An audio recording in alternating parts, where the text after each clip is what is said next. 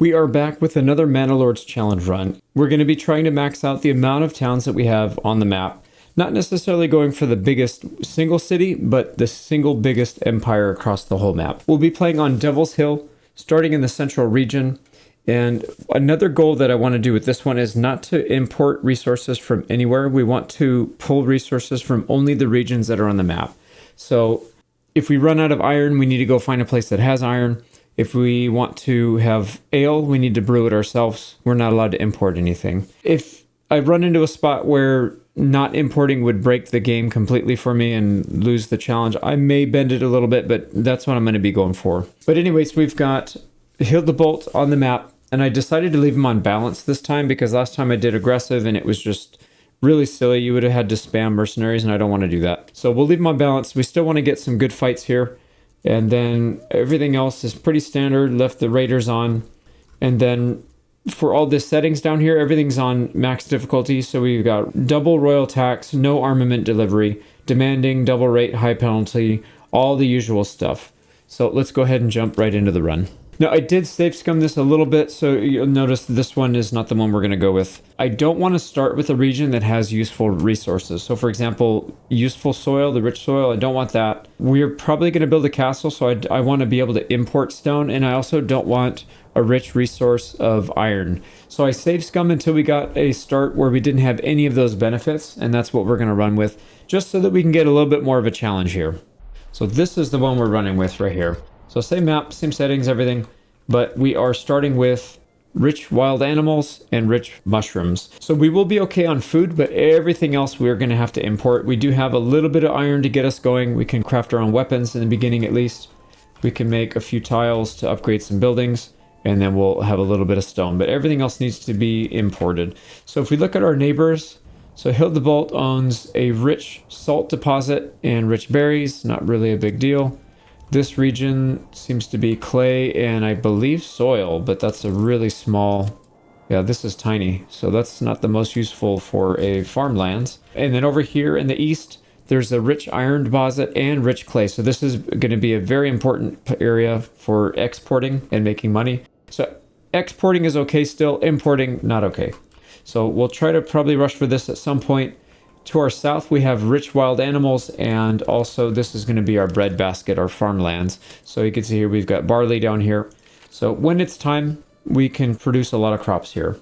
And then our next neighbor right here, we have mushrooms in the south and stone in the north. So this would be a good area to import the stone. And what I'd like to do is build a castle on top of the hill, which is pretty standard at this point. And then the final region, we've got rich stone and rich fish. So same thing. So 2 stone regions. And then the fish, I guess, whatever. It's not really that big of a deal. So most of what we are going to produce is going to start with probably around wood products and maybe food for our exports, just to get some money to be able to buy extensions and stuff. So we'll have to worry about that. In terms of what region we should start expanding into first, so I want to expand as fast as possible. So as soon as we have money and influence, we're going to be settling new regions, even if that's year 1, year 2, whatever. I'm going to have to be micromanaging like a madman here. Not a big deal, though. We'll deal with it. This would be the obvious first region, but I think this is actually a little bit of a mistake. So having barley and flax is nice, but it's not a requirement. I feel like this is probably the most important region, just because getting iron, a sustainable source of iron, is probably more important, just because we need to be able to defend ourselves. So I'm thinking that's the one that we'll go for. I also think it would be good to get the territories that are closest to Hildebolt, because if bandit camps spawn up here, he could easily attack it, take it, and then he'll get more influence and be able to claim more lands. We want him to have as few land as possible, so when we have to take it from him, it's not going to be quite as much of an uphill battle. So I'm thinking we'll probably take this region first, Himmelreich, and then Mistlitz will be second, I believe, and then whatever's left over here is what we'll take. And then at some point we will have to snag this. If he takes it, we'll have to fight over this land, because we are going to need some farmland. So that is kind of the game plan here, what we're going to go for in terms of expansion. Now let's talk about our home region. So there's not really a good place to do farming here. We could maybe get a little tiny bit of barley, and there's a little bit of flax. Well, not really. It's still 1 minus. Yeah, and then the hills, There might be stuff in there, but it's so hard to see. I guess you could just roam around. But barley, I think, would be more important than flax anyways, just so we can keep our people happy. But there's a tiny, tiny spot. So I'm not going to worry about barley or flax from this area. Let's just focus on maybe some emmer and some rye. So you can see here we've got a little bit of emmer. Some of it's blocked by this mushroom patch, so we'll have to make sure we don't cover up that. But we'll probably do some fields right here, and then another field down here. So typically the rye is going to follow the pattern of emmer. So you want to build your fields based on the emmer, and then the rye will follow anyways. Yeah, so you can see right here, it's basically the same thing. So these are going to be off limits for building. Same thing maybe up here. Is there rye up here? Yeah, so there's a big field of rye up here. So we can get plenty of bread from this region. We won't have to import it. Everything that we can produce here, we want to do so that we can have less reliance on the other regions. And then that way, when we get to a region, we can just rely on just that one product. So for example, we want to send only iron and just simplify our lives. So we'll produce all of our food from this region. We have 2 rich resources of food, so that should help. We'll have to do a little bit of veggies and a lot of fruit and a lot of burgage plot extensions for animals. And then we'll probably do some sheep farms here as well, and use that to help with some things. So actually, yeah, that's a good idea. I forgot we could do that for clothing. Anyways, I'm thinking a little bit too far ahead. So hopefully that kind of makes sense. Give me 1 minute. I'm going to outline these areas so that I don't accidentally build over the top of it. All right, so here's what I did. I mapped out a little bit of area in here for emmer, this central little, I don't know, phallus thing. That's going to be more emmer. And then up here, just the start. I didn't want to go into the trees because I can't tell where everything is. So what we'll probably do is build a bunch of logging camps right here and just clear cut all this stuff up until the point where we can get a very clear line where the emmer stops. We'll handle that. We got 3 big fields. I don't know if there's more up here. I didn't really spend too much time looking. Maybe I should. Yeah, there's a little bit on the top, but that's going to be wasted because I don't want to take up valuable castle space. There's a little bit of emmer up here, it looks like. But like I said, most of what we'll probably do here is logging. I don't know that we can even build on this area too much because it's so steep. Like if you look right here, anywhere we angle this, you can't put it. So big buildings you definitely can't put up here. So we'll have to work around that, but that'll be a fun challenge. I also connected some roads here just so in the future, if we start building here, we already have a road connected. I always forget to do that. So that will be good for that. I forgot to carry this line along. Let's make sure that we have a connection back here as well. There we go.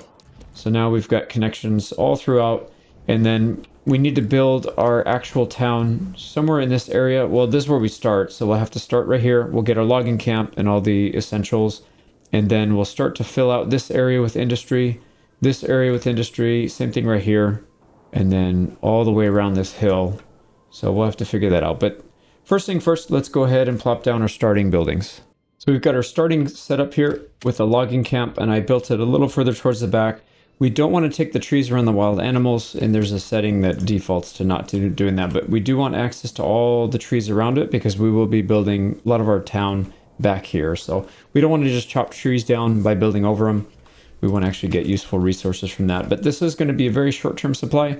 We'll have to build logging camps all along the outskirts right here so that we can very efficiently get wood from the mountaintop and then convert that into other stuff like planks and whatnot. So that's there. We've got our hitching post, and I already ordered another ox, so that'll be our second one. And then we've got the granary, storehouse, all the usual stuff, and then a marketplace behind it. So let's get all that stuff built, and then we need to start worrying about getting these people off the streets so they're not homeless. There we go, hitching post. Get a couple people in the logging camp so we can start getting some wood.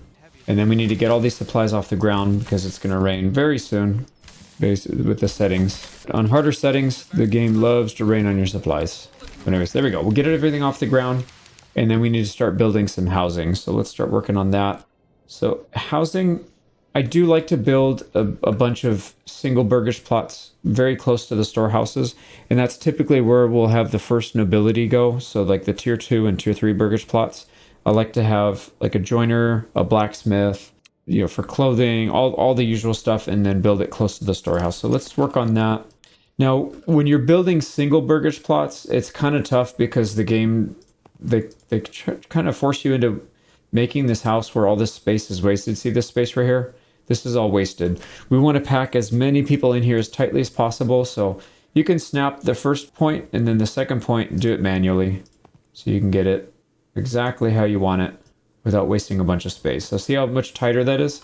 So if you do that, you can fit probably 1 or 2 more houses in this little tiny row, which may not seem like a lot, but it does help. So there we go. There's 1 house. We got to wait until we get more timber.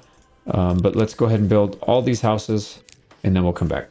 We're just finishing up our 5th house, and you notice our approvals going in the dumps. It's because people are homeless and they're missing stuff. So we need to get all that fixed up as soon as possible. We also need to build another house. So we want to have 5 so that we're not homeless, but we also want to have a 6th one right away so we can get some immigration and get more workers here. So there we go. And as soon as we reach that, we're going to pause the game, go to our origins, and this is going to be our largest region. So we'll go Regensburg Guildsmen. Now this one allows us to upgrade burgage plots for cheaper. Every single burgage plot gives you a +1 regional wealth per month, so you tax everybody right from the start, not just tier 2 and above, but all the tier 1s will get it. And then when you get to tier 2, you get an extra +1. So normally you would get +1 from your tier 2, but with this you get 2. And at tier 3, you would normally get 2. You actually get 3 per family because of this. So this basically just adds a +1 for every burgage plot. It also decreases the import value of salt and iron, but we're not importing. And even if we did, this thing is broken. So ore costs 1 to import, and it reduces that by 30%. So I don't know if there's rounding error or anything, but essentially the biggest cost for import is going to be your tariffs, and that's a 10. So if you import something for 1, you still pay a 10 tariff. So you're saving 30% of the tiny, tiny, tiny fraction of the cost of importing. It's basically negligible. Now, if it was 30% of the entire package, so tariff and the cost of the good, that would be a very, very good one to have. But as it is, you cannot reduce the tariff. So you're still paying 10 per product, and then you're paying a tiny fraction less. So maybe if you import like 20 of these things at once, you'll get a small discount on the actual good itself, but you're still paying massive tariffs. The only downside here is the land malice tax. So when we start to tax our people, we're going to pay a higher penalty to the approval, but that's not really a big deal. We can manage that, no problem. I prefer to tax a very small amount as it is anyways, and I just like to get the regional wealth up to a huge amount. Not the most efficient way to do it, but that's just how I like to do it. So anyways, we'll start earning money from these people, even though we don't have any kind of industry, but we'll start earning, 5-6 tax per month just by having these people in houses. So there we go. We can see our approval should start to shoot back up. Homelessness is not going to be a concern. And then we also need to worry about amenities. So they should have food and all that stuff. But now we need to get water access and a church. So water access is the easiest next one. So why don't we get that? We could fit another house right here, or we could try to put some amenities. I don't know. Still debating on this one. I usually like to put these things out of the way or in a spot where you wouldn't normally build anything anyways. So like right here, you can't really build next to this or it's going to scare the animals away. So I wouldn't mind building like a well access right here. So why don't we put it, we'll leave enough room to build a road around here. Not enough to where they get scared off though. So here, let's go ahead and put some roads around our logging camp and then we'll fix it later. But the next goal here is to get more labor, obviously, but we need to use that labor to collect mushrooms. I'm going to build a road like this just for now. I'll probably delete it when we start to build farmlands right here, but for now we'll use it. We want to get a mushroom collector, so forger hut right here, and we need to start collecting that because the problem with this stuff is if you don't get it right away, it will start to decay. Like right now it's at the max. We're 127 out of 127. Every, I think it's, 7 days or 10 days or whatever, you get a tick. So when you don't collect these and it's at the max, you're losing food for that year. So we're losing food right now. Same thing with this, the wild animals, it's just sitting at 26 out of 26. Not ideal. We need to start getting some more. So we'll also expand our burgage plots as well so that we can get as much population as fast as possible. So let's go ahead and increase the speed here. Let's get our forger hut down. We will also get the well. That should make people a bit happier. There we go. So now they're getting water access. We need to get church access at some point, but more importantly is getting the food going. So let's work on that. We can also set up a hunting camp, and the hunting camp can go right in front of the granary. We can relocate it later, but for now, this would be a good spot. Now, we want it to be kind of close to the storehouse as well because they will produce pelts, and then we need to sell the pelts. We'll make a trading post somewhere over here. So let's get that going. All right, our forger hut is done. I want to get an employee in there as soon as we can. We need at least one person available so that we can build stuff. You know what I could do is let's pull somebody off the logging camp because we can always do the logging camp during the wintertime when we can't collect forger hut stuff. So we'll do that. Let's get this burgage plot running. We're going to have somebody moving in here very soon. Fingers crossed, because we need all the labor we can get. We need another person on the hunting camp. And let's set the wild animals per herd. Let's set it down to 10, and then we'll have to micromanage this. We'll have somebody hunt down to 10, and then we'll pull them off, let them get back up to full, and then we'll just keep micromanaging our labor just for the first year or two, and then after that we'll leave somebody in there permanently because it's too much work to do that. So here we go. Another house. We got 2 houses ready to go. We just need people to move in, so let's start hunting. Actually, this one, they're still not full. That's okay. Let's get somebody in the hunting camp. We need to start. There we go. We got somebody moving in. Perfect. So every time we get a new family, we only have 1 burgage plot available. What we're going to do is set up for the next family, and then we'll use this labor once the house is up and running. Now, I noticed you can kind of cheese this system a little bit. You notice right here, if we go to the edge, it doesn't quite fit. But if we rotate it just a little bit past, it doesn't actually use up space, but it lets you do it. Oh, am I clicking on? Yeah, I was clicking on the UI. So you'll notice there's like a little tiny thumbnail that overhangs, and it lets you put it in there even though you wouldn't normally do it if you were to use the snapping tool. So that's kind of cool if you're trying to pick up a tiny bit more of a tighter fit, which I don't know why I'm obsessed with this, but I want to fit as many people into this area as we can because this, like I said, this is where we'll have all of our industry, or potentially, yeah, I guess we could. I was going to say we might end up moving this somewhere more central, but I guess it's okay. This could be a decent area permanently. But anyways, we got more stuff to do. We probably want to put a second person on this so we can get this down to 0 before growing season is up. So let's get this burgage plot done. And then we also, actually, we need fuel. We're going to run out of fuel soon. So why don't we do that? We could put the fuel collector over here just for now, and then we'll probably move it somewhere else. I don't like to cannibalize. When I say cannibalize, I don't like to draw from the same resource pool. So like this logging camp is pulling trees from here. Now, if we put our woodcutter's lodge, he's also going to be pulling from here, which means they're both going to be useless soon. But the problem is we need proximity right now because we don't really have a whole lot of time to have our storehouses go all the way up here to collect firewood and bring it back. So I'm just going to put it right here for now, and then we'll relocate it later. So yeah, we'll probably have to have him work first before we put another person on food. There we go. Perfect. So that's done. Go build the woodcutter. We'll make sure we don't freeze to death, and then we should be in good shape. So approval is heading back up. It's not perfect, but we'll get there. The big thing is we'll start getting food sorted. Yeah, they should start eating meat. This guy's not collecting meat just yet. So what's going on here? Yeah, once he collects meat, that'll satisfy that part of these guys' needs. Let's also overstock just a little bit. Okay, there we go. He just got the meat. The meat's going to go into the stall. There we go. Don't call me a liar, game. There we go. We got 6 meat. So these guys should all be getting meat. Perfect. And that should shoot up our approval. Perfect. We still have 2 burgage plot spaces, so we don't need to build another one until the next person moves in. So we're good right here. As long as we don't run out of fuel, we will be just fine. And this guy collects enough to supply like 100 family or like 40 or 50 families. So I'm not too worried about that either. Now, I think what we do is just wait a little bit longer for families to come in, and then we'll talk about what we're going to do for our next expansion. Okay, the other thing we're going to need soon are planks. So let's go ahead and build a saw pit. We have 16 or 15 planks in storage right now. So we could probably use this laborer, pull him off, allow him to build the saw pit, and then we can go from there. So why don't we build this right here? I'll probably relocate it later, just like we're going to relocate everything else. So I'll pull him off so that that family can go build this saw pit, and then we'll start making planks and then get a church. Once the church is up, we should be able to increase our immigration speed. There we go. We got another family that moved in as well. So let's go ahead and put them back on the logging camp because we do need somebody there. Also, before we use up that last family, let's go ahead and get another burgage plot. And for the saw pit, we set our limits up to 30 because I don't want them to overproduce and then blow through all of our timber. We still need timber to build a lot of stuff So let's get that running. Spare burgage plot will be ready soon. And our little town is looking very, very good so far. So we're at 97 out of 127. We're not losing. Actually, we can pull this person off of the hunting camp and relocate that family up here to the forager hut. Let's try and get that down to 0 as soon as we can.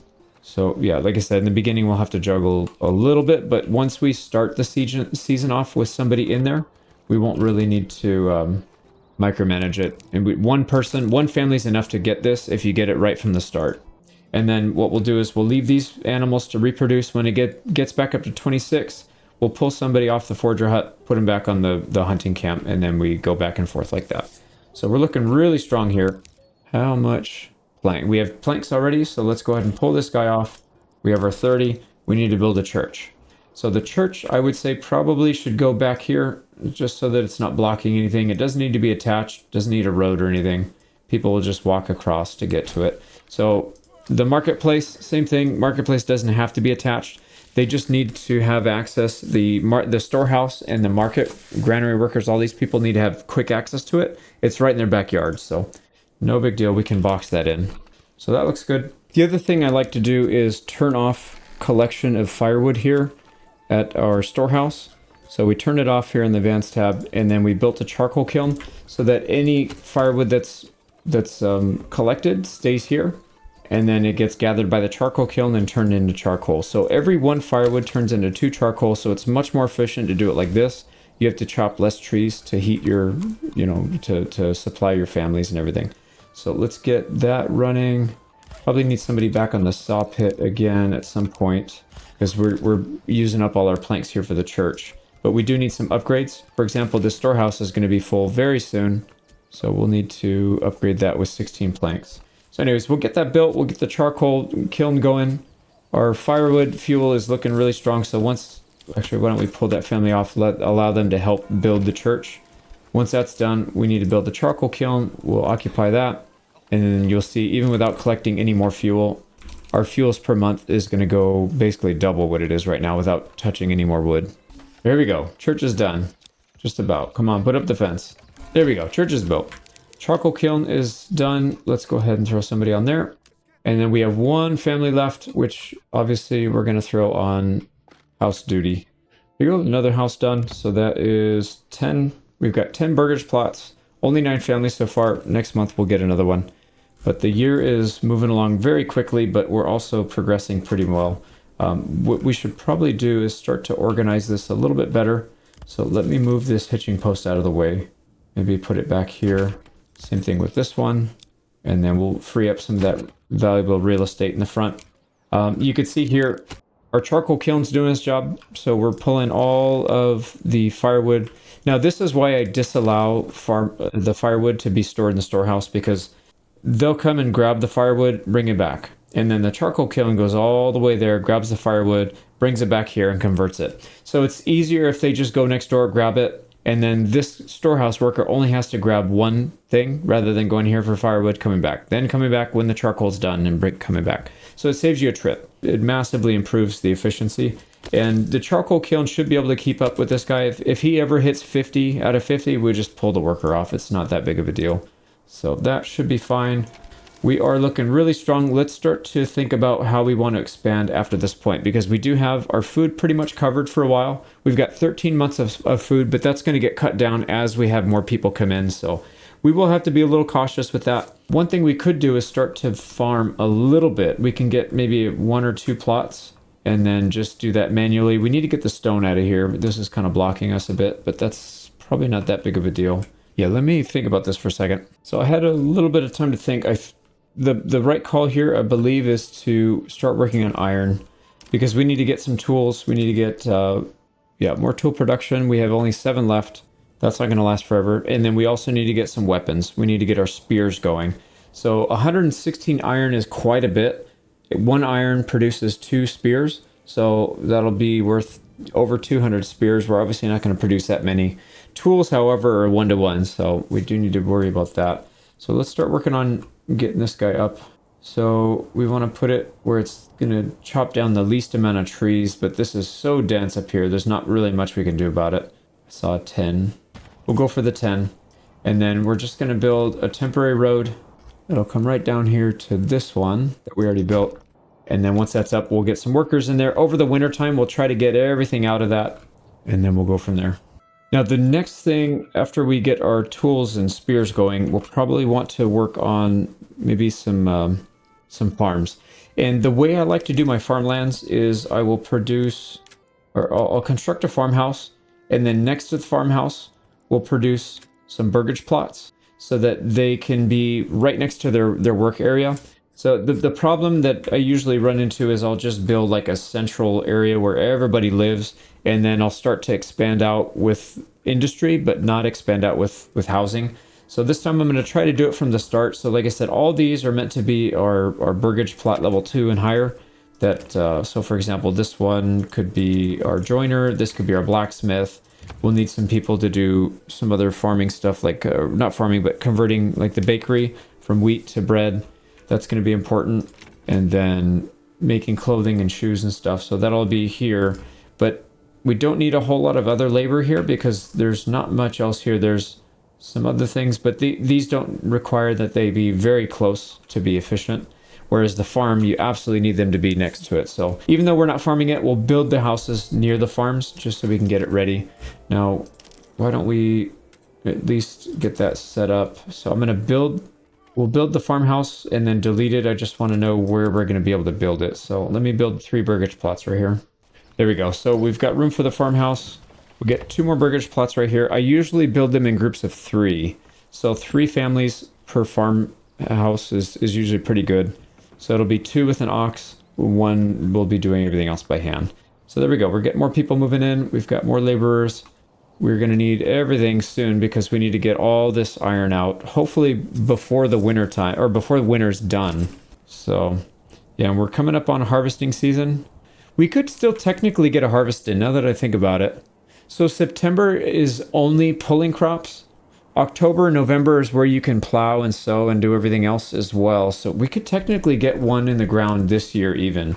So I'm tempted to do it because once it's planted and in the ground, we can't really do anything until next year and to harvesting season. Whereas this stuff, we can just throw as much labor over the winter time as we want. So I'm really tempted to do it, and I think we should. So let's go ahead and get a farmhouse. Man, those things are expensive though. 3 wood, or 3 logs, but that's okay. We'll do it. And then once we get all the crops in the ground, just for this little area, then we'll work on putting some people in that that mining pit. You can see here, they haven't even built it yet. Oh, yep, there we go. Bandit camp was sighted, and it's up here. We don't have anything to combat it with, so I really hope he doesn't hire mercenaries to take him out. Doesn't look like it yet, so we have time. More people moving in, so we'll have people to work the farms, work the fields and such. So that brings up another point. Let's go ahead and put some fields. So I typically like to do these in half Morgan burgage plot sizes. So we'll do half, and then we'll do them in groups of 3 so that we can crop rotate it properly. So there you go, half a Morgan. And I think we could just do this for the first year. I don't think we need to go more than this. I guess we could if we can just get it all in the ground, because that would be only 1 Morgan. You know what? One of them's going to have to be fallow. Well, no, that's not true. We can do it manually. Yeah, let's do it like this. You will typically crop rotate, but I'm going to do this manually, actually. Let's do it like that. And we'll produce wheat in all of these. And once we get our farmhouse up, we can put some laborers on it and start working on that. We could also put an ox. We can assign an ox once we upgrade it. So let's put some people on there first. Then we'll upgrade. So 2 families will start working here. 1 will work on the upgrade. Once we get the ox ready, then they'll help plow. So September, yeah, see, look at, we're going to have all of September just to plow, and then we'll seed in October and November. We should be able to get 4 fields, and then we can start doing a proper crop rotation next year once we get more laborers. Should we have, yeah, we only have 1 more family available, so here we go. Let's get 1 livestock there, and what we'll do is move this over here so that he can be close. And then we need to build another burgage plot. We're okay on food? Yeah, we're okay on food. It's just fuel. And actually, speaking of fuel, you probably ran through everything. Yeah, so we'll pull him. And in the winter time, this thing's going to get full. Yeah, let's go ahead and upgrade our storehouse. Once we get low again during the winter time, we'll put people back on the woodcutter lot and the charcoal kiln. But for now, I think we're okay. We don't necessarily need somebody right here. Let's get up to maybe 50 planks, and then we'll pull the labor off of that, or the family off of that, so we can have them do something else. And then let me build another burgage plot here. Now here we go. Looks like resources shrinking. We got everything out, so this was a perfect year for this. 315 is really good considering we didn't really get anything for the first month and a half. So once that is actually occupied, once this building is manned from the very beginning of the season, we'll be able to get even more with less labor. So that's good. This is down to 10 just about. We can pull that person off and just get a bunch of people here working on this. Also a bunch of people working in construction. And we can probably start pulling iron out of this if we can get somebody to actually build it. We need one more plank. Here we go. Our ox is out there doing his thing. Perfect. And our mining pit is done as well. Let's just get enough people to get everything in the ground right now. And then we'll start to put them on the iron. Here we go. It is October. We can actually seed the fields once they're all plowed. And then, like I said, we'll start working on that. We did get a family this month. Perfect. So we got that burgage plot done just in time. We're still at 12 months. So we just need enough, I would say about 6 months to survive until we get our next mushroom harvest. We will also get some wild animals once this builds back up. So it's not like the wintertime is going to be completely devoid of food. It's just going to be a lot less than we would normally get. Now, a couple things. We are starting to pile up these right here, these pelts. We need to sell them so that we can make money and use those for upgrades on burgage plot extensions. So let's go ahead and get our trading post going.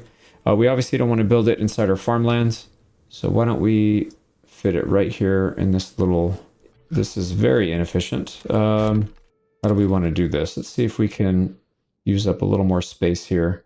And then we can just get another road right here. So that's fine. And we could still squeeze a road back here. Perfect. And then this, can we build something in the middle of that?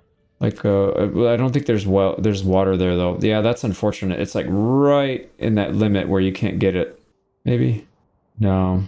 Yeah, that's really unfortunate positioning, but that's okay. I did this a little differently last time. I'm going to try something a little different this time. So I'm going to disallow honey from our granary and then wax from the storehouse. And I'm going to build 5 burgage plots right here that are going to be apiaries. So you want 5 so that you can get the full bonus. How do we want to do this? I want them close to the trade post so that they don't have to go far to collect, essentially. So maybe we can build them like back here, and then we can put some other kind of industry right here. I don't know what we would even build there. It's kind of small. Hitching posts would definitely fit there. A pack station would definitely fit there. I guess we could put the saw pit here if we really needed to. But some of these other big buildings, well, the hunting camp would go there too, but most of the other buildings would definitely not fit there. Yeah, no, we could fit some stuff there. We'll leave that open then. Yeah, why don't we do that? We'll build right here. So the reason I usually hold off on building the apiaries first is because they're so expensive. It's 50 each. But the thing that's nice is you get something you can sell every single month. So you either get honey or wax, and both of which can be sold without having to upgrade a trade route. So I think it's probably the sooner you build it, the more money you'll end up making and recouping that cost faster. We have 78 right now. We haven't started selling pelts yet. So once we sell the pelts, we'll probably be able to get all 5. And then those are going to be producing money each month, and it just compounds. The other thing that's nice is as we get the apiaries up, we're going to get more of a yield from these fields. So we'll end up getting more food for the same amount of labor. So that should be good. But anyways, let's get that running. And then after these 5 are built, we need to start working on double burgage plots, the duplexes that have backyard extensions that are huge. So we want some vegetables. Probably more importantly, though, is a lot of fruit. So we will get some veggies, but because we have a rich source of mushrooms, that does help quite a bit, satisfying this forage goods need. So we don't really need too many of those. When we upgrade this to tier 2, we will need a little bit more. We'll need 2 sources from this first group, but we'll also be getting bread. So that should help satisfy that as well. We'll see. We'll play it by ear. Oh boy, the bandits are stealing our stuff. So we got to worry about that. It looks like everything is in the ground. Yep. So all the fields are planted. So we can pull the labor back for this, which is basically more than half of our population here. So we've got 9 available laborers. We need to build a bunch of stuff. So let's put more people on here on our wood collection. Let's get as many people into the mining pit as we can. So we'll go all 3. Now, I usually reduce the maintenance so it doesn't chew up the tools, but I want to get the iron out as soon as we can. So I'm going to leave it at regular maintenance. If you reduce the maintenance, you use less tools, but then you also reduce the labor speed by 50%. So I don't really want to take that much time to do that. So we'll hold off on that. And then we need to keep building these houses. We'll get all 5 of them. So that's what we're going to be working on next. And then we'll probably just start collecting all the stuff that's close by, getting the stone out of here, collecting food as we need it. I don't think we're going to touch clay for a year or so. We don't need it for anything immediately. I think the most pressing matter is just getting some defense going. So some iron. You know what we could also do? Let's upgrade 2 of these right now while we have the opportunity. So I'm going to upgrade 1 for the joiner and 1 for the blacksmith. And as soon as we upgrade those, it does pull that labor out of the labor pool. So we can't use them for anything else. So we do have to be careful of that. Let's do that. And then stone gatherer camp. We'll get all this stuff out. And then we'll delete this so that we can start using this for farmland. Now our first burgage plot is done here. Let's go ahead and upgrade it with the apiary so we can start producing honey already. And then you can see that used up a lot of our regional wealth. We have only 28 left, but that should be okay. Also, let's get our livestock back for a little bit. There we go. So we're just going to do this until all of these things are done. We need to get some laborers for the trade post, laborers for the stone. We've already got people collecting iron. We do need a bloomery as well. Actually, why don't we build that? And that's going to be, I think, a temporary. I'll just throw it right here. I'll probably have to relocate it. Oh boy, we don't have stone, do we? Sorry, we don't have logs. I did put a second person on there, but we're blowing through our log supply here. We reached a medium village. Doesn't matter right now because it's not in the game, but eventually we'll be able to pick more of these options as we progress. There you go. You can see apiation current effect is 2%, and you can get up to 10% before you're saturated and you can't get any more. Let's go ahead and set up our trade post. So we want to sell a couple things here. Get rid of the pelts. We've got 38 in stock, so that'll be good for about 60, almost 70, so almost 80 gold for that.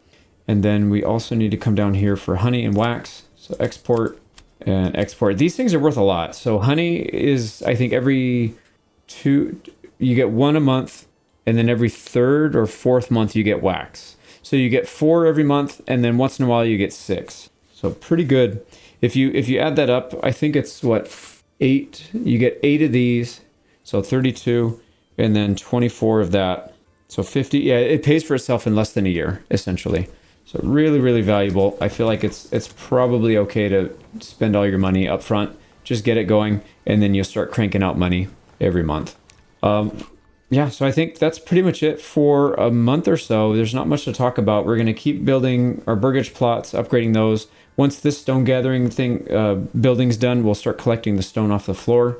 But there's not much else that we can do other than start producing weapons and stuff, but we'll do that soon. Now we don't want to upgrade too many burgage plots quickly because you can see here we don't have the stuff to make them happy. We have enough population to kind of dilute the effect from it, but from just having a couple of them. But if we upgrade a big chunk of our population to be unhappy, that's going to be a problem. So as long as we only have a handful of them, the other unwashed masses are going to be diluting that unhappiness with their happiness. So we should be good. And you can see here, we've got a bunch of pelts and our first honey. So that one will get sold soon. All right, new month. That means that we get our tick from regional wealth. So we're getting, if we look at this, we've got 13 level 1 families, that's 13 wealth, and then 2 level 2 families, that's 4 wealth. So we're getting, what, 15, 16, 17? We're getting 17 wealth passively just by having people here. So that's enough to upgrade another one of these apiaries. Not enough for another one after that, though. But once these sell, we should be able to upgrade most, if not all, of these by the end of the first year. And there you go. Our burgage plots are done.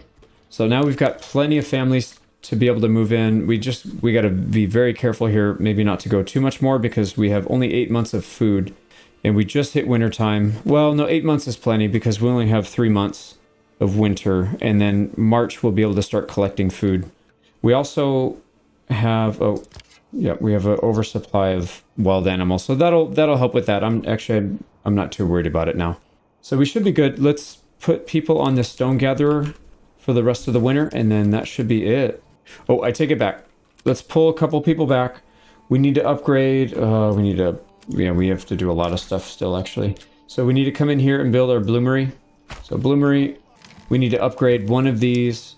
We need more regional wealth. Shoot. All right, we're going to wait another month. So we can get a joiner's workshop and a blacksmith's workshop. It's going to cost us 35 regional wealth. Totally forgot about that. But we should be able to do that pretty soon once we start selling these things.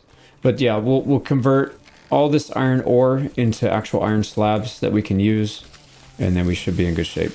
And the bandits are still stealing stuff. They took some of our meat. That's not really a big deal, though. All right, once we get December to roll over to January, we'll get our tick. There we go. And that's enough money to convert both of these. So let's go blacksmith's workshop, joiner's workshop, and then we'll set those up to produce the stuff we need to produce some troops. And then we can start fighting these guys off, these bandits that are stealing our stuff. It's very important that we get that done before the AI starts sending mercenary troops to clear them out. We need to use that money and influence. So when you fight a bandit group, you get money, but you also get influence, and you need influence to claim regions. You need 1,000 per region. So it's super important that we get it and that they don't, because if they get them, not only does it deprive us, but it means that they expand even faster. And I think it's more important to keep them from expanding than it is for us to expand as fast as possible. We want to keep them in their little corner. So that's what we're going to do. So here we go, Joiner's Workshop. It's producing large shields, which is what we want. Let's just produce maybe up to 10 at a time. And then we need to produce here, Spear Militia. And then anytime a weapon's built, it'll go straight into the militia. And then once we've filled out as many militia as we can, then this will go, we'll do the same thing for spears up to 10. Then anything oversupplied will go back into the storehouse. So if we lose people, then we'll do that. And you can see here, we need it pretty desperately. We have tools. Only 2 left, so we need a lot more tools. All right, this is looking good. Yeah, because everybody's chewing up tools now. This bloomery uses 3 per year. Our blacksmith also uses tools 4 per year, which is a lot. You know, we could probably cut this down. I don't really care if he is producing that fast because we don't have that much work for him anyways. So why don't we... I hadn't considered that before, actually. That's not a bad idea to cut down your usage. Does he spit the tools back out? I don't think he does. Yeah, so he's going to work at 50% speed. No, you know what? Just do it regular. That's fine. We need troops. So we got 4 ready. So once we have maybe 20 to 30, we'll go attack and take that thing out. We want to do that before March so that we can get our labor back on collecting food. There you go. You can see it jump up as soon as stuff is built. There's another 6. So I think by the end of the month or by the end of maybe in February, we'll be able to send people out. We finished collecting everything from the stone gathering camp, so this field is empty. We just need to get the rubble stone back into the large storehouse. Are we okay on supplies? Yeah, seems like this guy's having a tough time keeping up because he's really struggling. Interesting. I bet you it's because he has to come all the way up here to get the iron. That's probably what that is. So why don't we put an extra laborer on there just to help him out? And then we still have 2 more to spend. What do we need? We have plenty of fuel, so we don't really need that. I know what we need. We need to upgrade another apiary. So there's our 3rd one. All right, there comes February. How many do we have? 24. That's enough. Let's go. Yeah, let's go take it out. So they always come out sprinting. You want to make sure you don't allow them to sprint the whole time because then they're going to get exhausted and they fight really poorly when they're exhausted. So we'll head up here. This is a really long trip. So what we want to do is claim the regions, not only the ones that are going to be the most useful to us, for example, the iron, but also the ones that they will be the hardest for us to get to first. So yeah, we'll claim these 2 first. Probably Himmelreich and then Mistlitz next. I think I had mentioned it before, but super important to keep that in mind. So anyways, these guys are moving. Let's come back when it's battle time. All right, here we go. This is going to be kind of a weird fight because, number 1, we're in woods, and you get a debuff when you're fighting in woods, but so do they. And then we're also uphill. There they go. Oh, and they just stole some food from us as we were coming down here. You bastards. That's fine. So we're going to go 2 ranks deep. Let's make sure we're on defensive standard ground. And then as soon as they crash into us, we switch it to push forward, and hopefully we don't lose anybody here. All right, they're doing good? Perfect. Yep, we got it. Oh, yeah. Let's go collect our spoils. Whoops. And then now we can sprint because we don't really need to walk anymore. We're just going to disband these guys as soon as they get back home. Now, this one is going to go to our treasury. we give up the supplies that they stole. I know they stole some stuff, a little bit of food, some meat, and some pelts. If we send it to our town, we get those back, but I don't really care about the regional wealth. We have plenty right now. I think we have plenty of ways to gain it fast. We don't really have a good way of getting treasury, and we need that to be able to occupy these areas. So that's what we're doing. We're sending the regional wealth back. Now, if you look at our troops, we're up to 31 already. That's crazy. So I think I set it on 2 years before the first raid, but you can see here, if the raid came next month, which is usually the first year, we would be able to handle it no problem at all. Actually don't know why I put it on 2 years. I think I just forgot to change it. But yeah, usually on the hard setting, they come out a little faster, but that's not really that big of a deal. Our army is looking quite strong. So 36 troops can handle 2 raiders without losing too many people. So very easy to deal with. We do need to start producing tools though. Man. Or, you know what we could do is just let these things run inefficiently and then just get as many spears as we can, because that we might not be able to get iron for a while. I'm not sure, actually. I'm not entirely sure. Let me think about that. Oh, we just got another bandit camp that popped up, and it's in the same region. Oh, crap. That means we're going to have to run all the way over there and hopefully beat the AI to it. Please don't spawn mercenaries. If he does, we'll just sprint.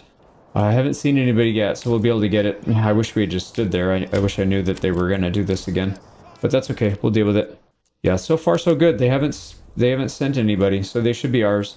Also, I'm going to pause it here. This marks the end of year 1, so I'm going to start a new recording here because I am taking notes on this. Essentially, what I'd like to do is maybe every year we'll do a recap at the start. So in March 1st, or I'll probably miss it, sometime in March, we'll do a quick recap. So we started with nothing. We built all the way up to, what do we have, 18 families? Yeah, we have 18 families. We could get more. I guess I should be building more burgage plots. So we'll probably do that right now.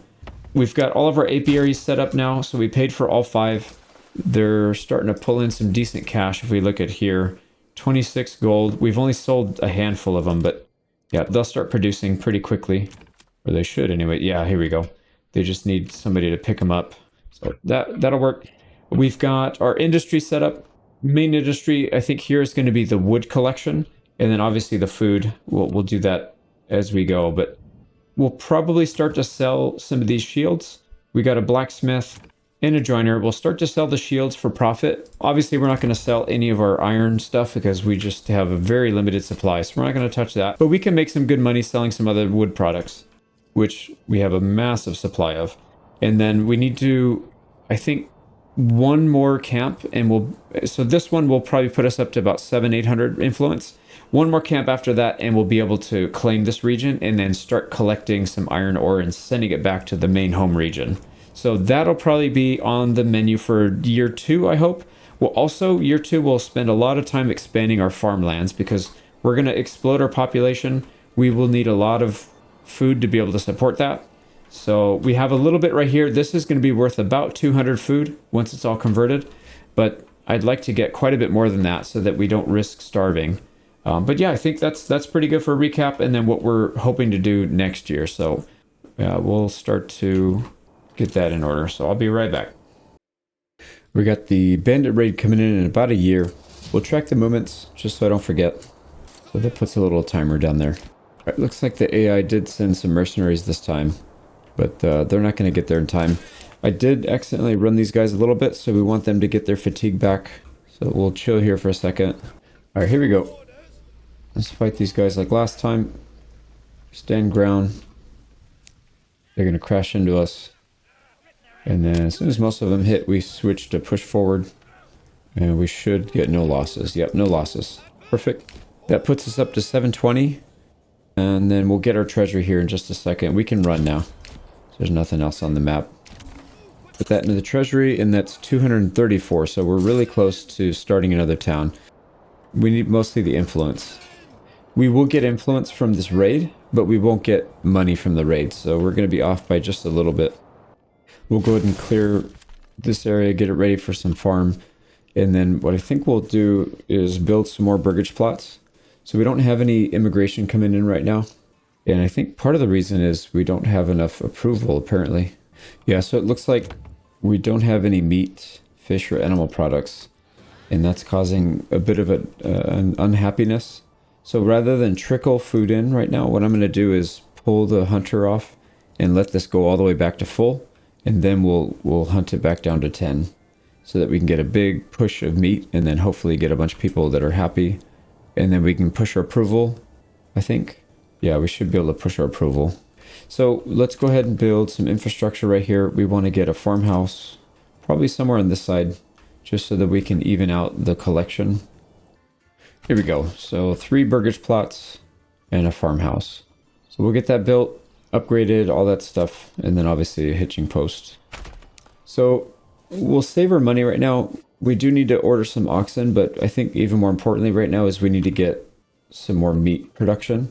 So why don't we start upgrading? Yeah, we need to start upgrading to animal plots. So this is animal pens in the backyard. We'll be able to either bring in pigs or sheep or goats. We're going to do pigs because you get more meat from that, and that's going to help satisfy that. So hopefully we'll be able to get a good push. And then as we're getting more people in, you can see here we're at 36 out of 36. Let's start another militia brigade. So as soon as we get more people come in, they'll start to fill those slots. So we still have 36. It's just split among 2 groups. But then as new people move in, we'll be able to fill that out. So that should help. And then as these new burgage plots are built, we're going to also put the animal pens in there. We don't have enough money for everything. These are 25 regional wealth each, so we can only get 2 for now. But as we start to get more money, there's our 3rd one right there. So there we go. We got 3 pigs. We'll have 6 pigs once these are all done, and then hopefully we'll get some people moving in here soon. Can put our hunter back on now that we have full animals. And we need to get some labor back here soon. Let's go ahead and pull one of these iron workers so we can at least have somebody doing construction. There we go. Deep mine is exhausted, so let's pull all our labor out. We need to wait for the iron to come out before we delete the building, but we should be good there.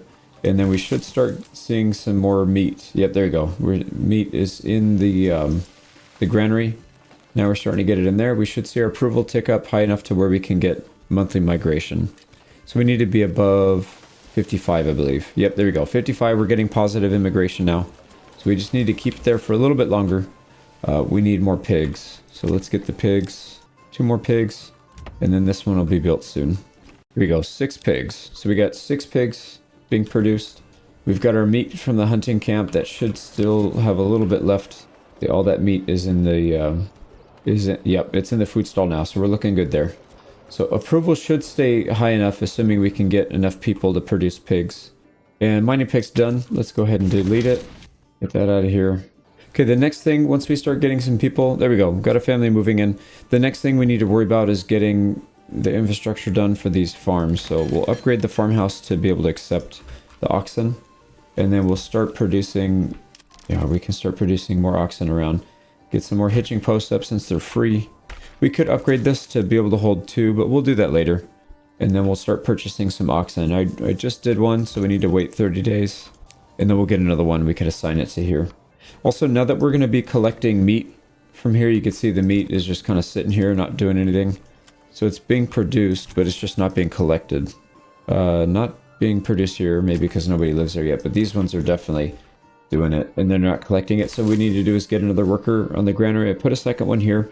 Let's also upgrade so that we can get more hand carts that they can use. So we'll upgrade that.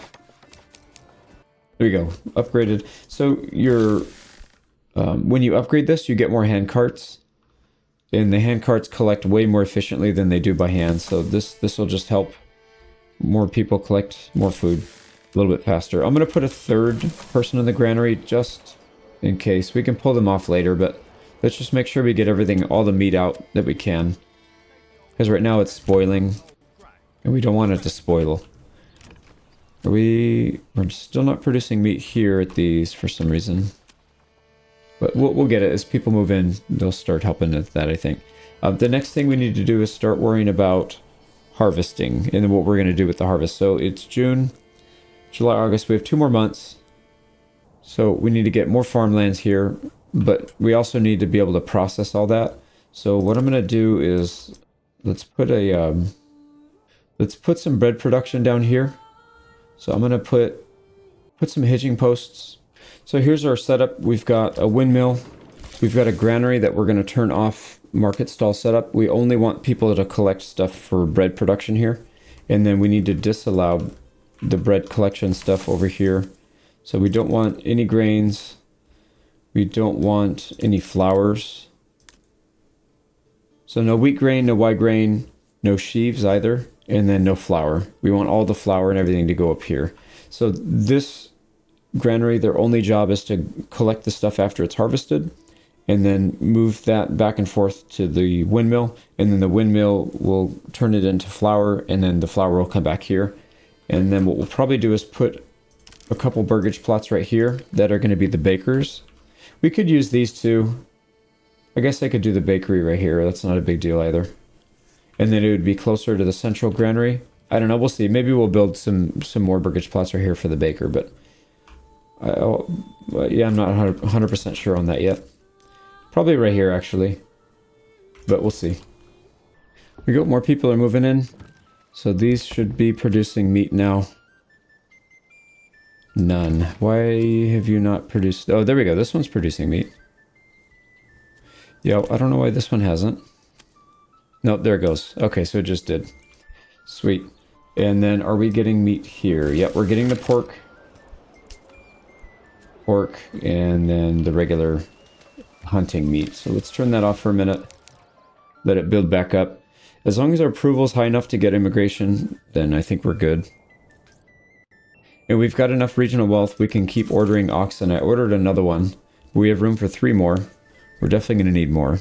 So again, at this granary right here, their only job is to collect... Well, we don't want to collect wheat sheaves or rice sheaves, because those need to be beaten at the farmhouse to get the grain out. So we're going to allow grain, flour, rye grain. So only these. We're not going to allow bread either. We want bread to go down here. So that'll be good. And we only need to staff this during the harvest season, and then we can pull the labor again. So that's why I don't want these guys doing it, because I want them to focus strictly on gathering all the meats and stuff that are needed. And then one thing we should also do fairly soon, maybe right now, we have the money.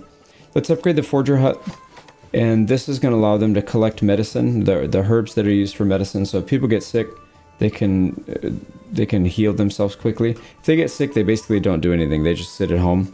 And it's just a completely wasted family for, I don't know, a month or however long it takes them to get back to normal. So we'll upgrade that. And it looks like our water access is starting to get restricted here. So this well is only good for 15 families. And I think, yeah, we have 20. So we definitely need to upgrade it. So that is going to cost us a little bit of stone and planks, but not a big deal. We could also build another one. We could build a second one. That could also be a solution, but that's okay. We'll just upgrade this one. As we expand our population, we'll expand those as well.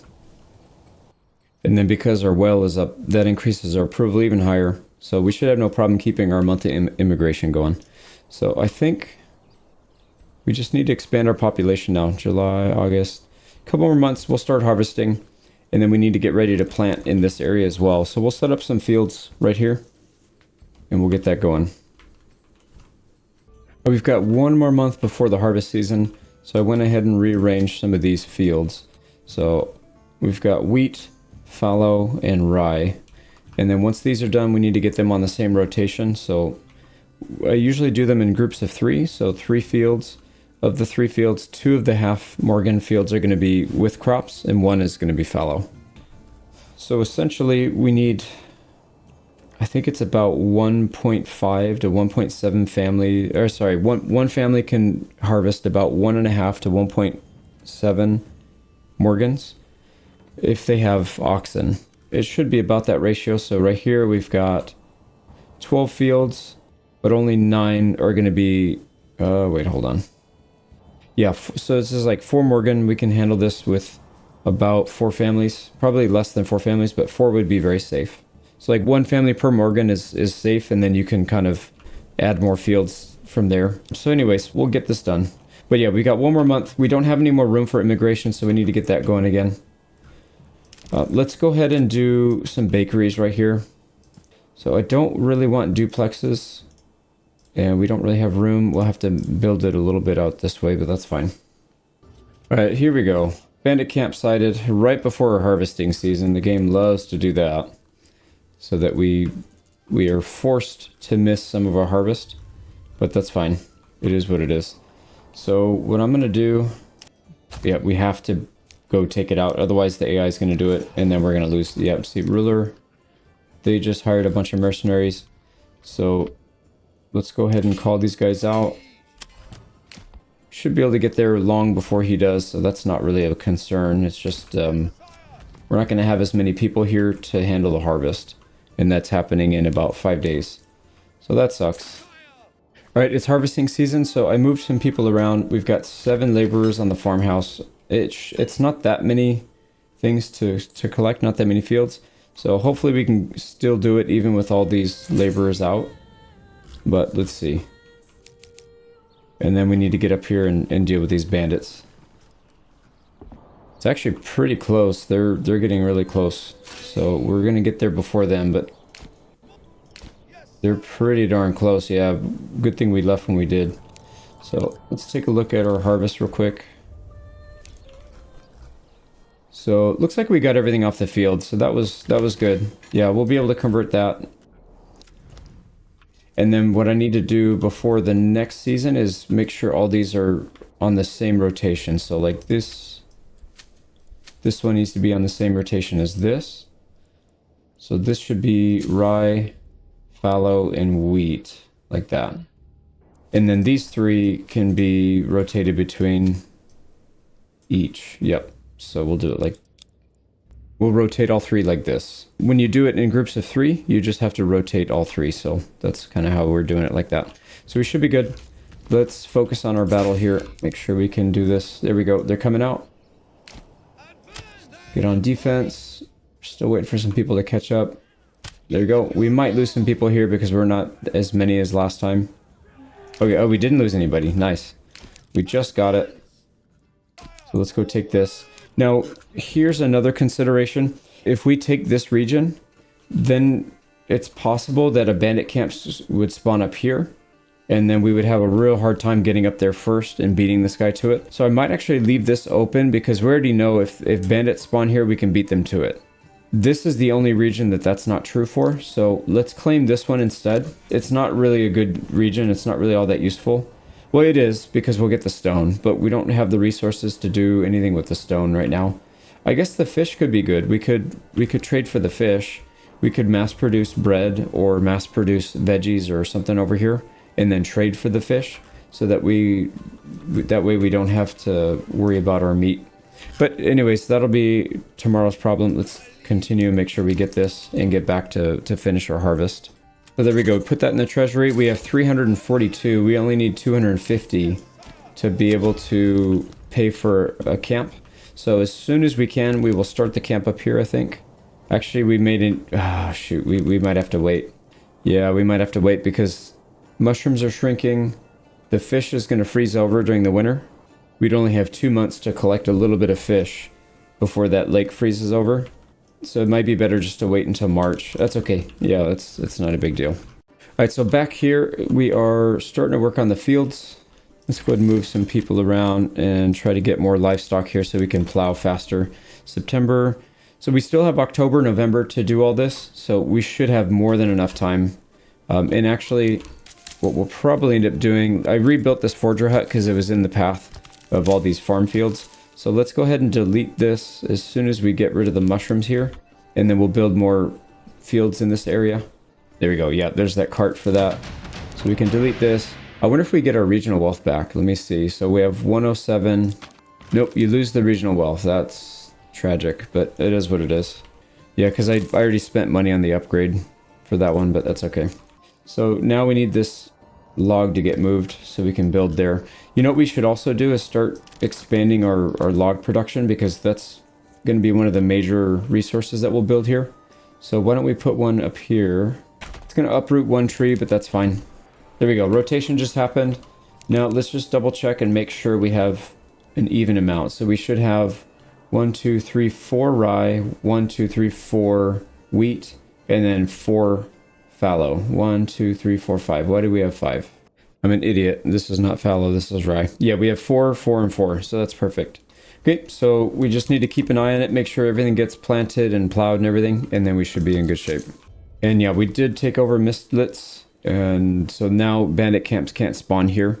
So you see that the mercenaries were spawning right here, and so if a bandit camp spawns anywhere up here, there's no chance that we can get there in time. So we need to make sure we cut him off. The downside here is he could claim this region soon. He gets a passive amount of influence each month, so he will start claiming stuff soon. I just hope it's not this one. He can claim the other two, I don't really care. We just need to have a steady source of iron. There's a little bit of iron here, and a little bit of iron here, so we can still get about 100 iron per region. But yeah, it's going to be bad if we lose this one. And I know I was going to save these burgage plots to do the artisan upgrades, but I think we're just at such a deficit for meat. Like we're pretty much out of meat again. We have a tiny bit in storage, but we don't have any in the granary right now. So that could be pretty bad. What I'm going to do is just upgrade these with animal pens, or you know, we could do the chickens too. The chickens are pretty good. So they produce both eggs and chicken, and animal produce and fruits. So we do need the animal produce, which would be the eggs. But you know what? No. Let's just stick to the pigs for now. And then as we expand, we can do chickens later. Chickens and the goats. Here we go. These are starting to come too. So we'll just spend all our money. We have plenty of money actually. Actually, that reminds me we need to order more oxen.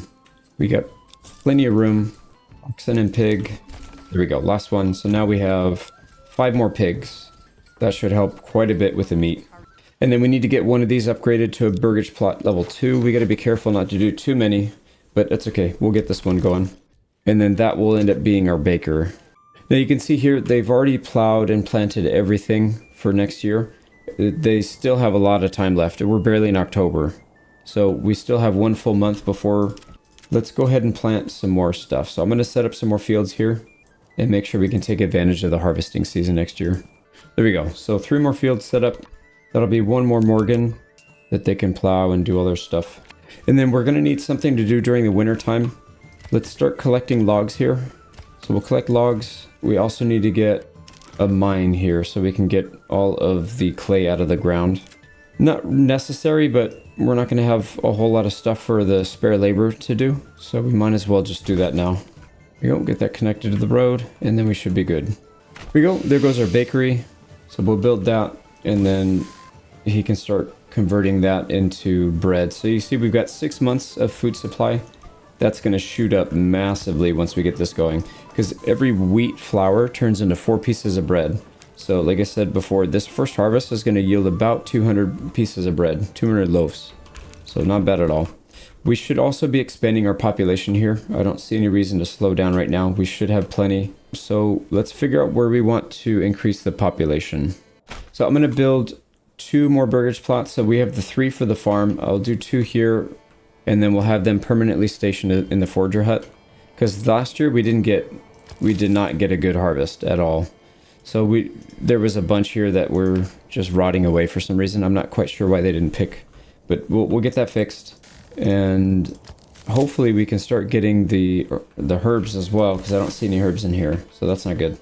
But we could expand our bread production to this area as well. We can get some more burgage plots. We could start working on our wood industry. So we have another logging camp here. We can get another one on this side. It's probably not a bad idea, actually. Why don't we do that? So another logging camp. And maybe we'll just put it over here so it's not blocking any of the trees and it's not blocking the prime real estate. And then we need to put some workers, actually, yeah, once these are done with the fields, let's redistribute our labor because we have way too much in the farms right now. So we'll pull everybody back out, pull the livestock back out. We'll get it organized here.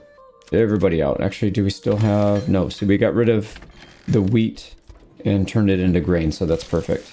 Right, yeah, we don't need to mess with that.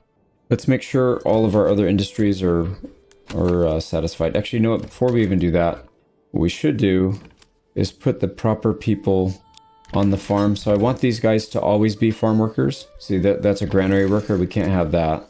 Granary worker, we can't have that. So we'll have to reassign more people to the granary. This same here, 1, 2, 3.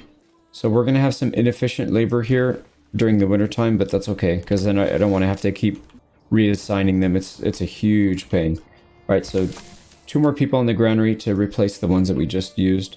We need 1 on the logger.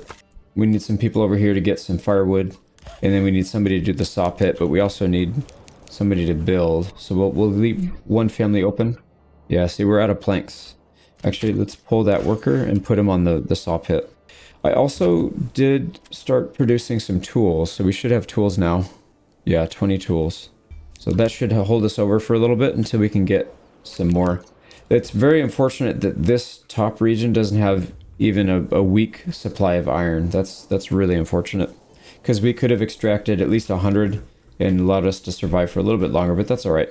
Well, we'll get there. All right, there's our baker. You can see here, we have to toggle between wheat and rye. We'll probably do that for maybe a year or 2, and then eventually we'll just build a second baker and leave 1 on bread and 1 on rye, because it's a huge pain to remember.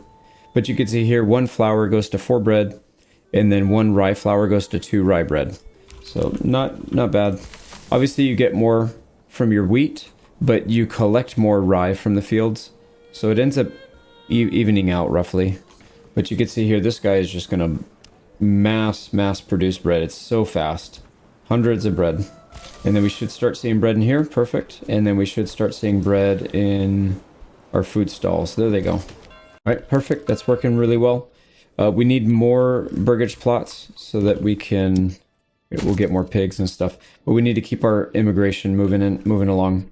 We could build some houses down here. I want to get some farming done down here, but it would be the sheep farming this time. So why don't we build a few burgage plots down here. There we go. So we'll get 3 more down here, and then we'll start to work on an industry down here of sheep. The sheep are going to help for clothing and meat. Actually, now that I think about it, they also help with shoes. So that'll be good. We can get some industry down here for that. We need burgage plots. We also need something to import the animals with. So we need an animal trader. So livestock trader, we can throw that right in here if it fits. And it does not. There we go. So we got 3 burgage plots back here. We got people to work both the farm and the storehouse, and then we'll probably need to do a couple more down here. So let's get a road down here, and that'll be for the weaver's workshop. And I don't know how many we're going to need, but probably at least 1 or 2. Well, maybe 2. Yeah, we'll start with 1. We'll squeeze it in there, and then we've got enough fields to have quite a few sheep. There we go. So we've got room for 259. It's probably more than we'll need between the sheep and the lambs. So that should be good. So we're going to start transitioning into more of a permanent economy. As I said already, we put the families here in the farmhouse, but I also put a permanent family in the forager hut, so we won't be micromanaging that. And it's the worker that's right here, so they live close. And then hopefully 1 family is enough to get all the mushrooms and continue, or at least start getting some of the herbs, because we didn't get any herbs last year. So that should be good. We're starting to collect more wood on the outside. All of this stuff down here is done.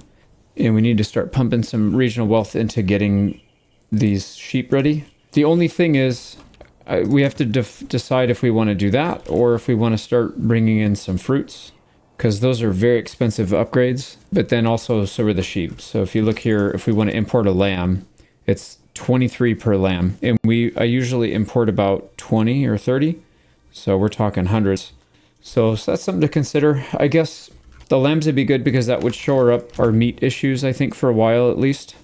But the lambs would do both garments and, yeah, so the fruit would only satisfy this. The lambs would satisfy both garments and animal produce, because we can turn the wool into linen, or not linen, but cloth or something like that. And then the weaver right here, the tailor workshop, they can turn it into clothes. So that's something to consider. I think it's probably better that we do the sheep. And the sooner we start the sheep, the better. Actually, that's true, though, for the fruit, because the fruit needs several years to mature before they start producing their full amount.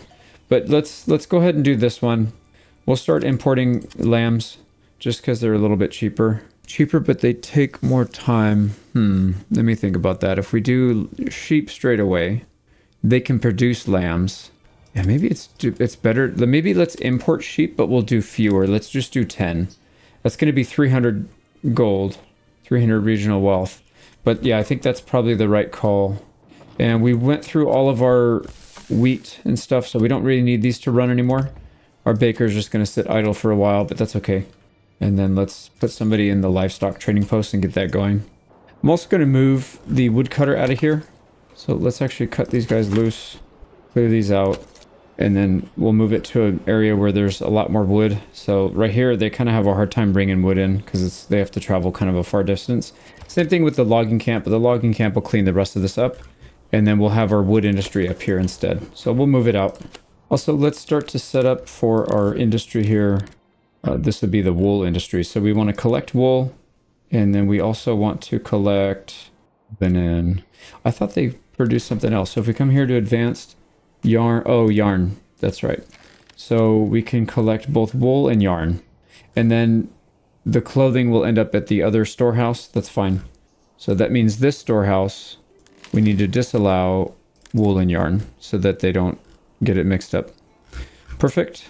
So that looks good. As time goes by, we start to specialize our storehouses and granaries, which is really the way you want to do it, because if you have a huge economy and you have only, one storehouse, you have 6 people most running it, they may not be able to get to everything and you're going to have a huge bottleneck. But if you have, say, 5 storehouses, you can get up to, 30 employees, which is probably too much. But, 2 or 3 in each one, but they're more centrally located is much more efficient. So we'll do that. As soon as we get sheep, we can start shearing them, which is actually a good idea. So we have 2 sheep. They're probably not quite here yet. That means we need to put somebody in the sheep farm at some point. You know what we should probably... Yeah, let's delete these. And then we can put more housing right here. Just so we can get more employees back here. And then also, we need to keep room for a tailor, but we can also produce more meat and stuff. Oh, here we go. So that guy's gone. Let's go ahead and delete that.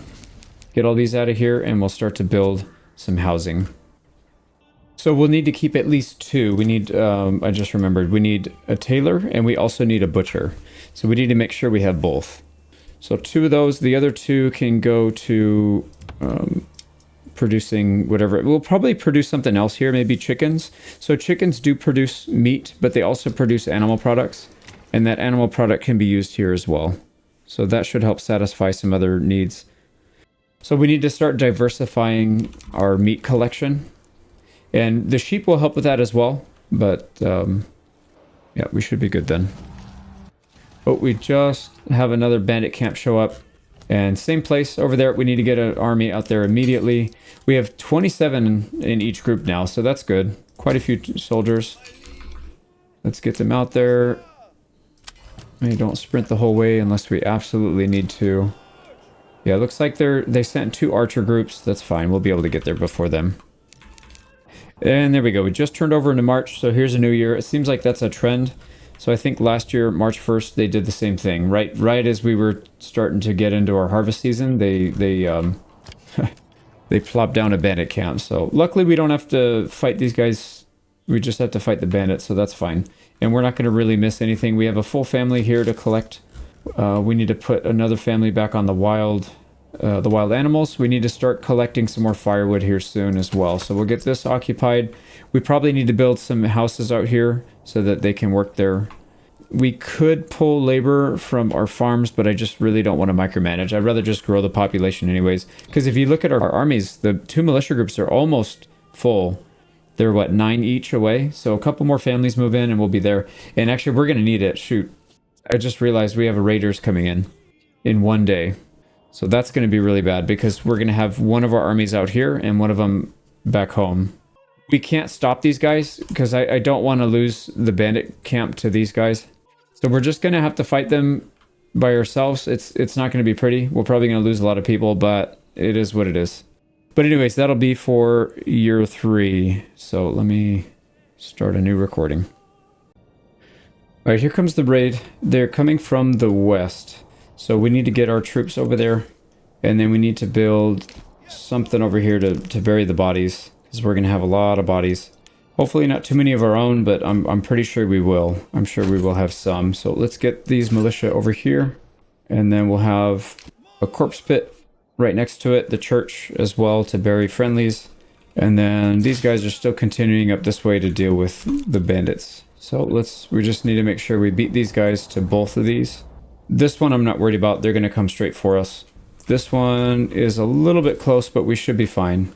Now it's just a matter of how many losses we're going to take, and I really hope it's not too many, but I guess we'll deal with it if that's what ends up happening. All right, here we go. One of them is breaking off to come down. The other one's going to try and flank. So we might go out to meet him if it means we fight like a 1v1 instead of a 2v1. And then these guys need to get bunched up because they're so separated. All right, here we go. We're going to have to manage both at once. So I'm going to slow it down a bit. And yeah, see, these guys are still way out there. So let's come off of our line a little bit and try and meet them in the field before their buddies show up. And then back over here. Okay, they're out. Perfect. They're out and coming. Let's get grouped up right here if we can. And then here we go. These guys are in position. Perfect. Yep, these guys are starting to come in. So we have at least half a minute or a minute or so before they all get here. Right, the lines have met. We're pushing. There's nothing else we could do there. We just need to... Okay, focus over here. How are we doing? I can't even see. Yep, they're starting to fall. Perfect. Okay, that one looks good. There we go. These guys are down to 4 before their other group showed up. 3, 2, perfect. Okay, that's perfect. What about this side? They broke. All right, we didn't lose anything there. Perfect. Let's get over here and claim this before they try. And please, please, please don't die. Oh, we just lost somebody. Right as I said that. Only one so far, though. Come on, hold. Oh, wow. We only lost one. That's crazy. That's crazy. Yeah, usually I feel like when I've done this before, I would have lost a lot more than that. So pretty happy about that. Very fortunate. Let's get as many people cleaning up bodies as we can. And then let's finish cleaning this up and make sure that the other guy doesn't go near it. Also, we need to claim Himmelreich. So we'll do that right now. And I know I was talking about starting a region up here, but now that we took this one and we're claiming it, I think let's just wait until April. April 1st, we can set down a colony here and we'll start building up in this area. So that's actually kind of fortunate that we got that. There we go. We got it. Let's send the money back to the treasury so we can get more towns started. And then these guys can sprint back. All right, how are we doing here? Cleaning up bodies. And they haven't started yet. Okay, sweet. So let me get this cleaned up. I've got a little bit more to clean up here. I need to build a few things, and then we'll talk about where we go next. But we need to wait for Himmelreich to finish, and then we'll start a town up here as well. There you can see they're cleaning the aftermath. So they'll grab all the bodies. Enemies go to the corpse pit. Friendlies come here, and they'll set up a little cross when they start to bury him. So I don't know when they're going to get to our buddy here.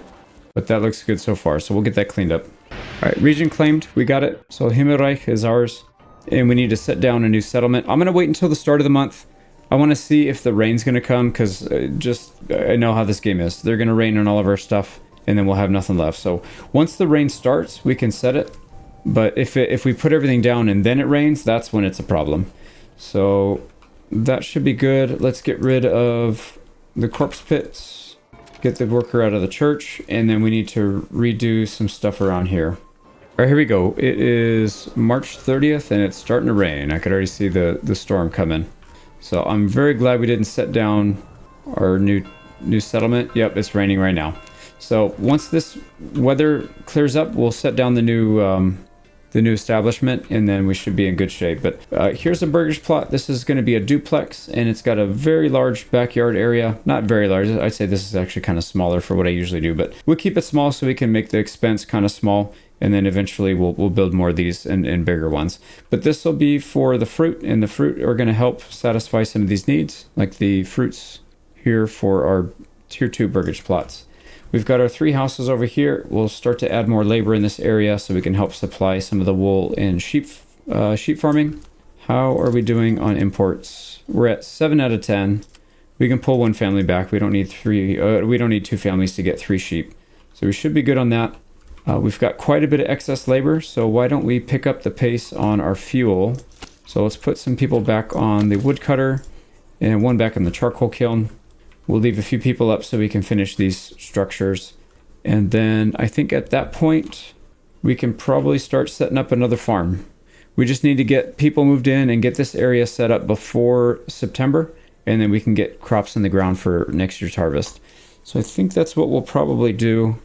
Oh, you know, also we need somebody permanently on the granary and on the windmill because I'm not going to remember to toggle that. We also should set this guy up as a tier 2 soon so we can do the baker. I will toggle it back and forth a couple times. It's kind of silly that you don't have the ability to do both.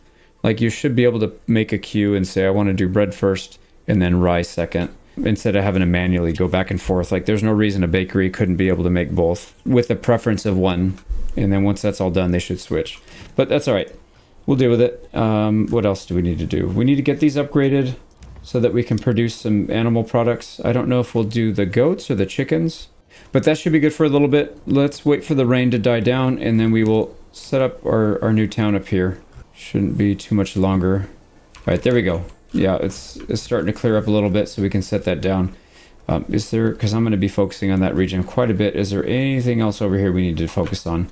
We do need to focus on sheep in a weaver's workshop, because we do have sheep and it's no longer winter, so he can shear and get wool, and then this can spin it into yarn. We'll get yarn in here, and then at some point we'll have to upgrade somebody here to be a tailor, but not yet. I want to keep our approval as high as we can for now so that we can get our immigration going. Okay, so I think we're good. Let's focus on the new region for a little bit, and then we'll have to start bouncing back and forth. So wait another day or two for the rain to stop. All right, it's April 9th. The rain finally broke. So it's been raining for like almost 2 weeks. But we're good. Let's go ahead and set up our settlers camp. So we're placing it right here in the center. I went ahead and mapped out some of our rye areas so we can produce some bread up here still. Not sure how much we'll do. I don't know that we'll do all 3 of these, but they're there and mapped out just in case, and we'll build around it. And then we want to build in this red area. And this is going to be pretty close to our berries. So we want to get down there. And it's, again, not too far from the rich resources that we need to get. So let's go ahead and place this right here in the middle. Maybe we'll do it on the back side here. So there we go. It's going to cost us 250 gold. We do get some supplies. So bread, wood, tools, a little bit of stone, all the goodies. And then what we need to do is set up our initial starting stuff, the usual. So we're going to get hitching post. Make that the highest priority and go ahead and order another ox. And then we need wood collection. Place that right there. And then we need to get some storage. Now this, I was hoping to put it on this side, but this homeless encampment is blocking us, unfortunately. So let me think about this. Yeah, I think that's okay. We can still build our granary and everything right here. There'll just be a little bit of a gap, which we can use to build something else later down the line. So that's fine. We'll leave a little bit of space.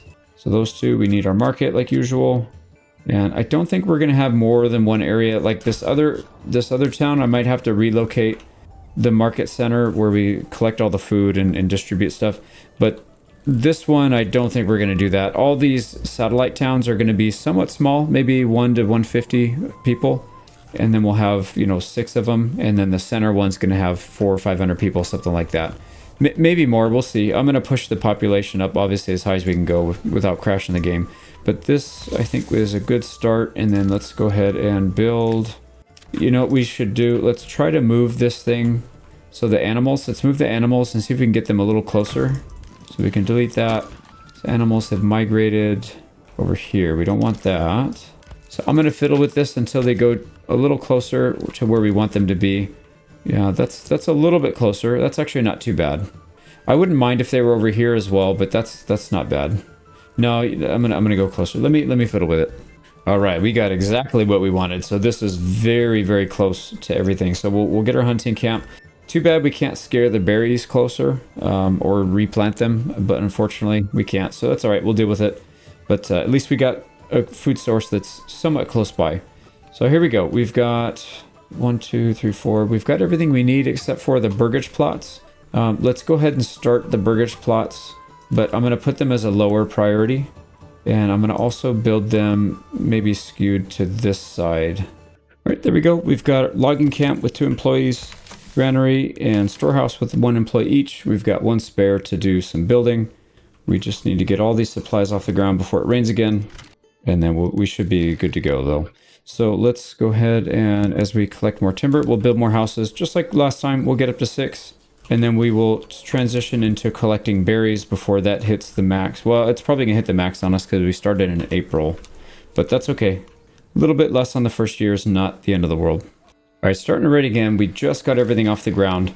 So perfect timing. Took us about a month to do it, but at least our supplies are safe. We just need to worry about getting our food up, but we still need a couple more burgage plots. So let's stay focused. There we go. We'll get our 5th one, and then we need a 6th one to be able to get some labor going. There we go. We just reached our first level for Himmelreich. I also added I added a designation to the name. So I plus C is what the best resources are here, the rich resource. So iron and clay. Now, this is something we got to figure out. I don't know if we really want to do this. So efficient farming plus 20% farming at elevation. I mean, we're literally just making wheat and rye. So that's not like the most important thing. Cheaper animal imports is kind of nice, but the problem is animals at this elevation die unless you have born of the Alps. So this is sheep are more resilient. So sheep no longer die at high elevation during the winter months. I'm curious if the other animals die at elevation. I don't remember seeing anything. I think maybe it's just for sheep. But this would be cheaper for a lot of things actually. The oxen, horse, lamb, well, pigs and chickens, so it would make the burgage extensions cheaper. We're not going to have a huge population here, so not taking Regensburg Guild isn't going to really lose us that much. If anything, the increased mining labor speed might help a bit, so that'll increase both of the rich deposits that we have here. Cheaper animal imports will help when we're trying to get our secondary food sources up. Yeah, I actually don't mind this too much. I think this might be a good idea. I try to find excuses not to take this one because this one is just so good. And I think this is a good excuse for it. We don't need it yet, but we'll take it now anyways. So artisan workshops, I don't think we're really building any artisans here anyways, so that doesn't really matter. Let's take it. So we're going Wieden Hinterlandes. Ja, sehr gut. I will be right back. Let me get the rest of this done, and then we will start working on our berry collection. And then we need to check on our other town here soon. Teufelsberg, we need to see how this one's doing. So we still have 3 families to move in. Immigration's a little slow here, but that's all right. We don't need it just yet. We were just able to squeeze a forger hut right here. There's literally nowhere else in this valley you can do it that I was able to anyways.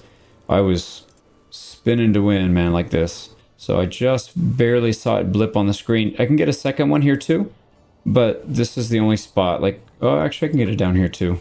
But yeah, we want to get it kind of close to this area so that the granary worker doesn't have quite as much room, much of a distance that they have to go. So we'll keep that there. We'll build a second one at some point if we don't, if we're not able to get the food out of it fast enough. The other thing we need is a hunting camp. So let's get that going as well. So we could put that pretty much anywhere we want. I guess we could just put it across from here. Or maybe right here would be good because it's not really blocking anything. There we go. Yeah, we can't really put much in there useful anyways because of the size. So there we go. We've got our food. Yeah, I guess it doesn't matter which one we build first. Let's go and take somebody off the logging camp. And that'll give us a little help with the construction. And then we need to continue building burgage plots as we can. We have room for 1 person to move in. But we do need to get... Oh, shoot, I forgot. We need to get... Oh my god, where is the water? There's like no water on this map. Yeah, there's a little bit down here actually. We can snag a little bit here at the edge of the road. So that's fine. Yeah, we need to get that going so that these people aren't pissed off. We still get +1... yeah, we still get +1 immigration even though our approval is not high. Just because the first year you get a +1 for the whole year. So... should be good there. Let's get somebody on the hunting camp. Start collecting our food so we can not starve. And then we should be good. At the berry deposit or forger hut's done. Let's get an employee in there. 56 out of 56. So let's go ahead and pull our hunter. Let's get the well done actually because, yeah, we need to get our approval up. So we'll leave somebody for construction. As soon as that's done, we'll put 2 people on the forger hut and see if that helps any. So we do need to get our food up. Oh, we're running out of fuel too, though. Shoot. Okay, well, we got to get everything. We need to, if we want to get rid of this missing amenities thing, we need to get some planks so we can get our church going as well. I don't really want to, but we kind of have to, so let's do the saw pit. There we go. We got another family here at least, so that will help some. Let's get another burgage plot set up so we can get some firewood going as well as the planks, and then we should be in a little bit better shape. Then looking over here back at Teufelsberg, our main town, we have been producing a little bit of wool. We've got 13 in here now, and that means we've also been producing some yarn, so that's good. And we don't have the yarn going anywhere necessarily. I think it's just staying here. And then I guess when it gets full, they can put it at the storehouse. It might not be a bad idea to upgrade, get one of these guys up so that we can start producing clothing. And then that would bring our approval up even higher. It's not necessary though, because we're actually doing pretty good. The one thing we need for sure is going to be the fruit. So let's go ahead and get, we'll get this burgage plot extension done for orchard. And then we'll start working on that. Yeah, I think we'll hold off. We can build up some stockpile of yarn. This stuff doesn't go bad, so it's not a big deal. And then I'm going to start laying out the infrastructure out here. The farmhouse, 3 burgage plots with a hitching post. And then we'll start to set up some farmlands here, hopefully by September. October at the latest, so that way we can start plowing this stuff, getting the crops in the ground. We got our woodcutter up here at Himmelreich. We got 1 month left before we run out of firewood. But that should be fine. And then we're still growing here. Forager hut is not full, so that one's still working at good efficiency. The wild animals will contribute a little bit. We probably need to slow down our population growth here until we can get some solid farmlands going, which honestly, I don't know when we're going to have the labor to do it. Maybe over the winter time we can get some stuff set up here, but right now we kind of need all hands on deck. So yeah, we'll wait on that. But I think by early next year, we can start extracting iron and shipping it off over to Teufelsberg. So I think we should be able to do that soon. Right, we've got our main fruit farm over here ready.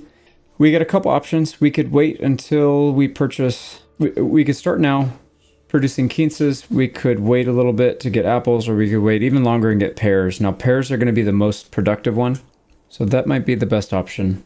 So I think the best option is to wait for pears. We're not that far behind, and we're making decent money here. So I think it's better just to go with the high yield one right off the bat. And it's not that big of a backyard, so I think it'd be all right. Let's go ahead and upgrade the duplex, get more labor here, and then we should be in good shape.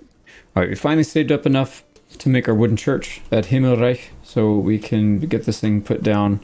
We want to get it out of the way, so I'm thinking maybe somewhere along this back road should be fine. There's not too many places I can put it actually, because it's pretty steep. Yeah, I mean you can get it at some funky angles rather, not ankles. Like back here, it looks like it'll fit just fine, so we can do this one. We'll put it back there. Let's also set up some new farmlands over here. We've got our 3. We just need people to move in, but it's okay. As soon as they're here, we'll be able to put some labor on it. These guys are still here doing nothing, so for like a month, they can come over here and do all this work. It's not a big deal. And then hopefully by next month, we can throw a few of our extra laborers in here and then start plowing this. And then when these families move in, we'll kick these out, replace them with the families that live here, and then we'll be in good shape. So there we go. We'll get more wheat and rye and all that stuff. Ooh, we almost have enough for pears already. 315 to 280. So maybe 1 more month. We've got a lot of supplies in here too. So yeah, I think 1 more month we should be able to do it. And you can see here, like I said, these other guys don't have anything to do, these other families. So they're going to come in, plow and sow and all that stuff. Now these are going to get rotated right away. So they're not going to really grow anything here, but at least it'll be plowed and ready for September. That should help quite a bit. All right, we got another bandit camp sighting, and it's right next to us. Perfect. So that right around harvesting season like usual, but this time doesn't really matter, because we'll probably have it cleared before it's even time to harvest anyways. So let's get over here, and we'll fight them on neutral territory so we don't have to clean up the bodies. So that is kind of a lot of work. There we go. And no losses. Perfect. Like I said, we'll be back just a little bit past. Yeah, we're going to miss the first day or two of harvesting season, but pretty much we'll be there. And there we go. We got it. All right, September harvesting season. Let's see, are they done? Yeah, see, they're done here just about. Well, they're still seeding or sowing this field, but like I said, they're not really going to collect anything. They didn't have any time. It didn't have time to grow. So hopefully they're not messing around with these fields.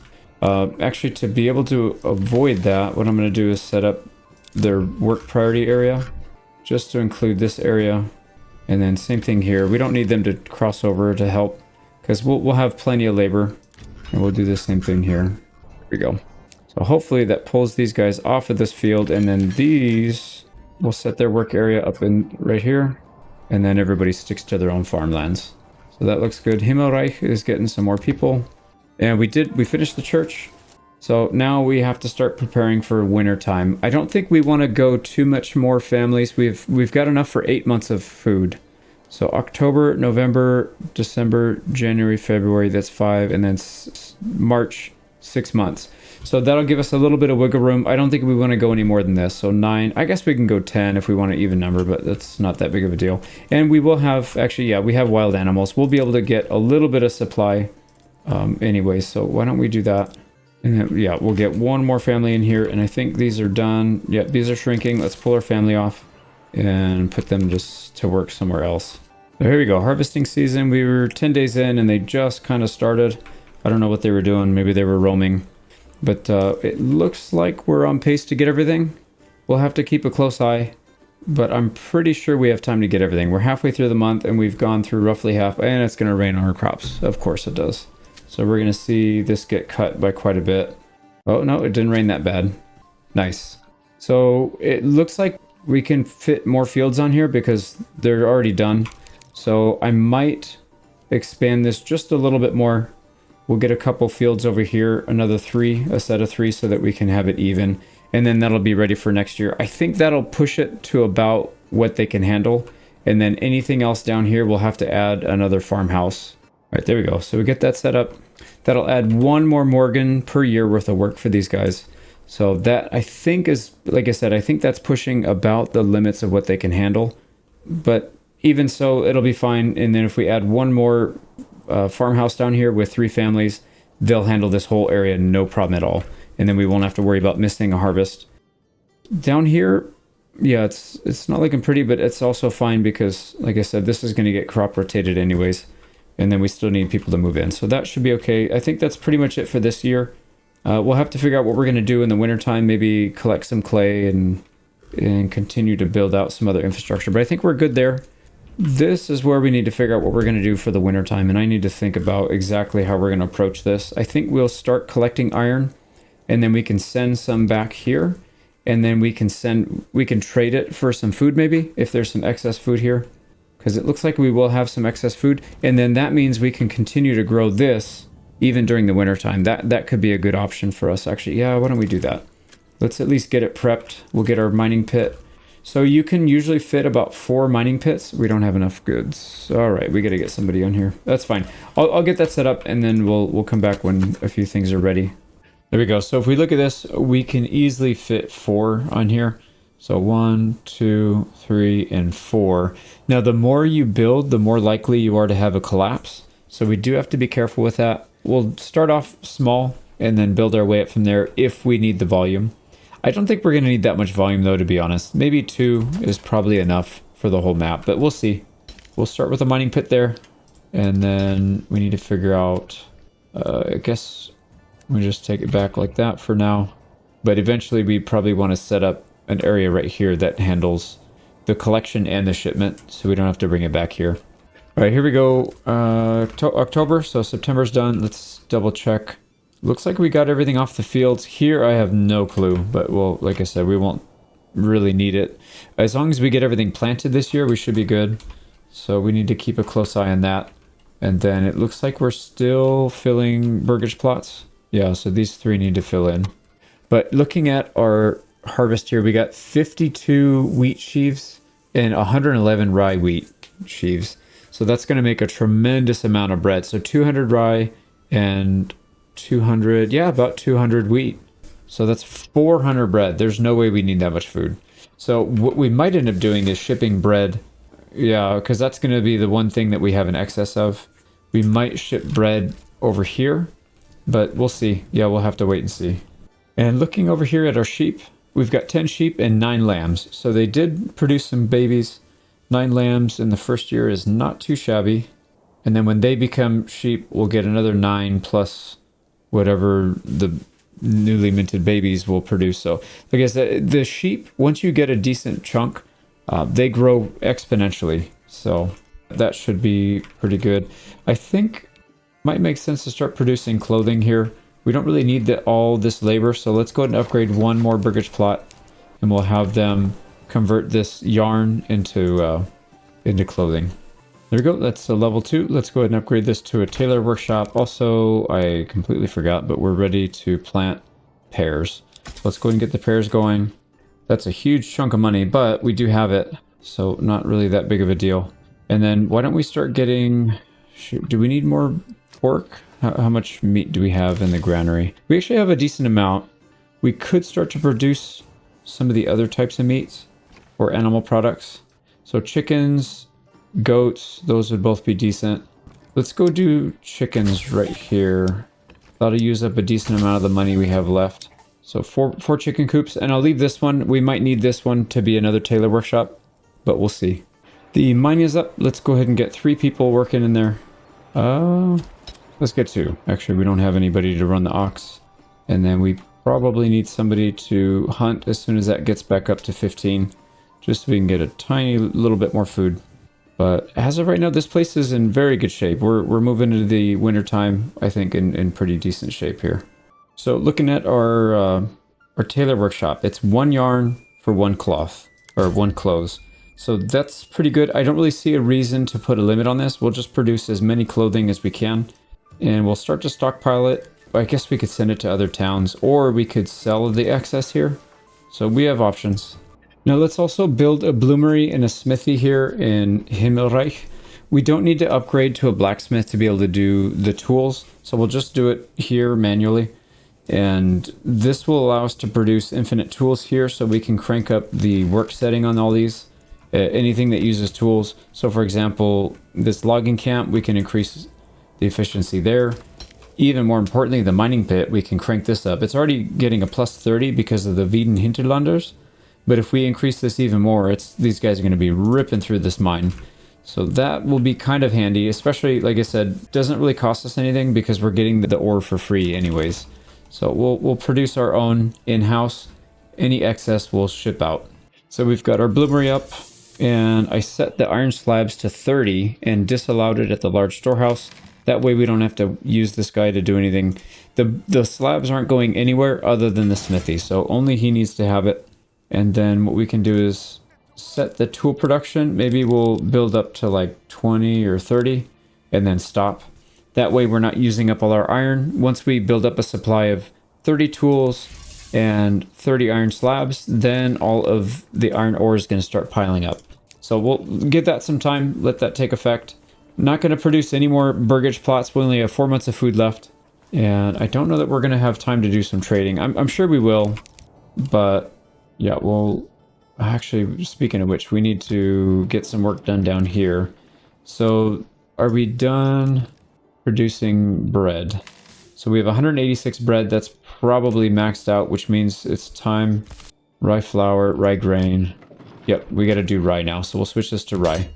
And then we'll process the rest of that. And like I said, we can upgrade this burgage plot any point in time so that we can have a second bakery without having to worry about toggling this back and forth. And we've already produced 45 clothing. That's a lot.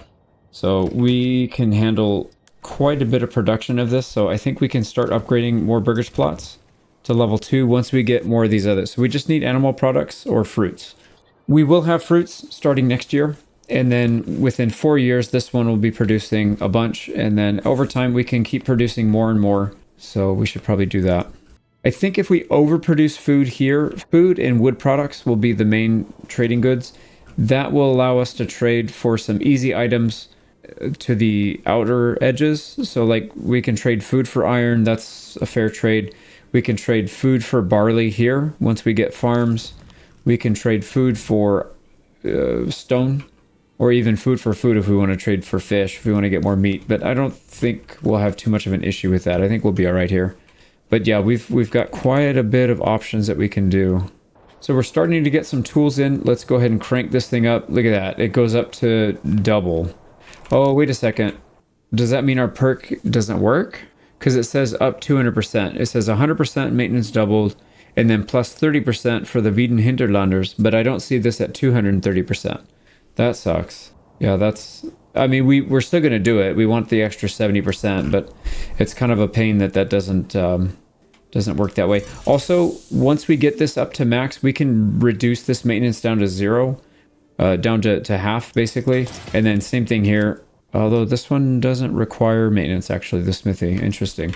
So this one we can go to half because we're just going to be needing iron slabs so few and so infrequently that we can probably reduce the maintenance and reduce the cost of that. This one we can probably go up as well, although it's not really needed. Our timber supply is in good shape right now. So there we go. If we reduce this down to minimum maintenance, it cuts our work speed in half. But like I said, we're going to be producing these so infrequently that it doesn't really matter. And then it's down to 0.8 per year instead of the 2 per year it was requiring before. And then up here, this goes from 2 to 8. So we will need to, we'll be chewing through a decent amount of tools for this. But if you look at the output, it's much, much faster. And we're starting to build up a decent amount of iron ore. So we've already done, yeah, we've already built this stockpile. We've built this up to 30. That's perfect. We've hit all of our limits. Now everything is just gravy in terms of iron. Now, what we should probably do is get a family over here with a pack station and start trading. Why don't we build some right here? Because I left this intentionally, fully expecting to need a massive amount of pack stations in this town. So let's try and squeeze in as many here as we can. Start with that one. And then we'll need to get some mules. I think in the beginning we'll just leave it. That's fine. They can just carry stuff by hand. But we'll at least get that going because we do have some spare labor here. And also, let's redo the farmers here. So these guys are going to be permanent farmers. Yeah, see, he's a miner. We don't want that. Unassigned. Perfect. And then we can just throw this guy back on. We've got 88 more clay to go, and then that one will be empty. Now, we started producing eggs and chicken meat over here. I think we should also do some more up here. I built these 4 plots so that we can get some permanent workforce nearby. This will be for the woodcutter and the charcoal kiln. So once these guys come in, there's only one family in here right now. But once more of them come in, we'll start to move these laborers up here so they don't have to commute too much. And then we probably need to get another farmhouse over here. Get these last ones filled in. Yep, that should be pretty good, I think. All right, and taking a look at our bread situation. 141 regular, 184 rye. So we have a lot of food. A lot of food here. 11-month supply. It's not actually as much as I thought it would have been, but it's still pretty good. Why don't we start trading some stuff? So if we come here to advanced, we want to barter partner with Himmelreich. That's iron and clay. We are going to send something, and then we want to get back iron ore. So what do we want to send? We want to send some of our food, I believe. Maybe the rye bread would be fine. I don't want to send too much of it, though. So how much is that going to cost? Or how many bread are we going to send if we do that? So rye bread is a 3-to-1 value. So we're not going to send nearly as much food, but we're going to get, like, we'll send 1 loaf and get back 3 iron ore. That's actually not bad. So that should be pretty slow because they're going to carry it by hand. So we'll get one person or one family working in there. Like I said, they'll carry it all by hand. They can carry maybe 5 by hand, something like that. So here we go. They're off and running. We'll trade a little bit of crappy rye bread. How much did we take out? Oh wow, we have a lot of rye bread. Yeah, we're still converting. Looks like we just got the last of it. Actually, yeah. We were busy still converting flour into that. So these guys should be good. Oh, you know what? I realized I just upgraded these to animal pens. Let's go with goats. The goats produces milk and a different type of meat. So it'll satisfy both of those, but it also gives hides. Hides are really important when you want to produce shoes, which is going to be tier 3. That'll be a need for tier 3. So we'll get a little bit of a head start on that. So goats. And then it's almost March. We can start planting either some more fruit, or we could do some veggies.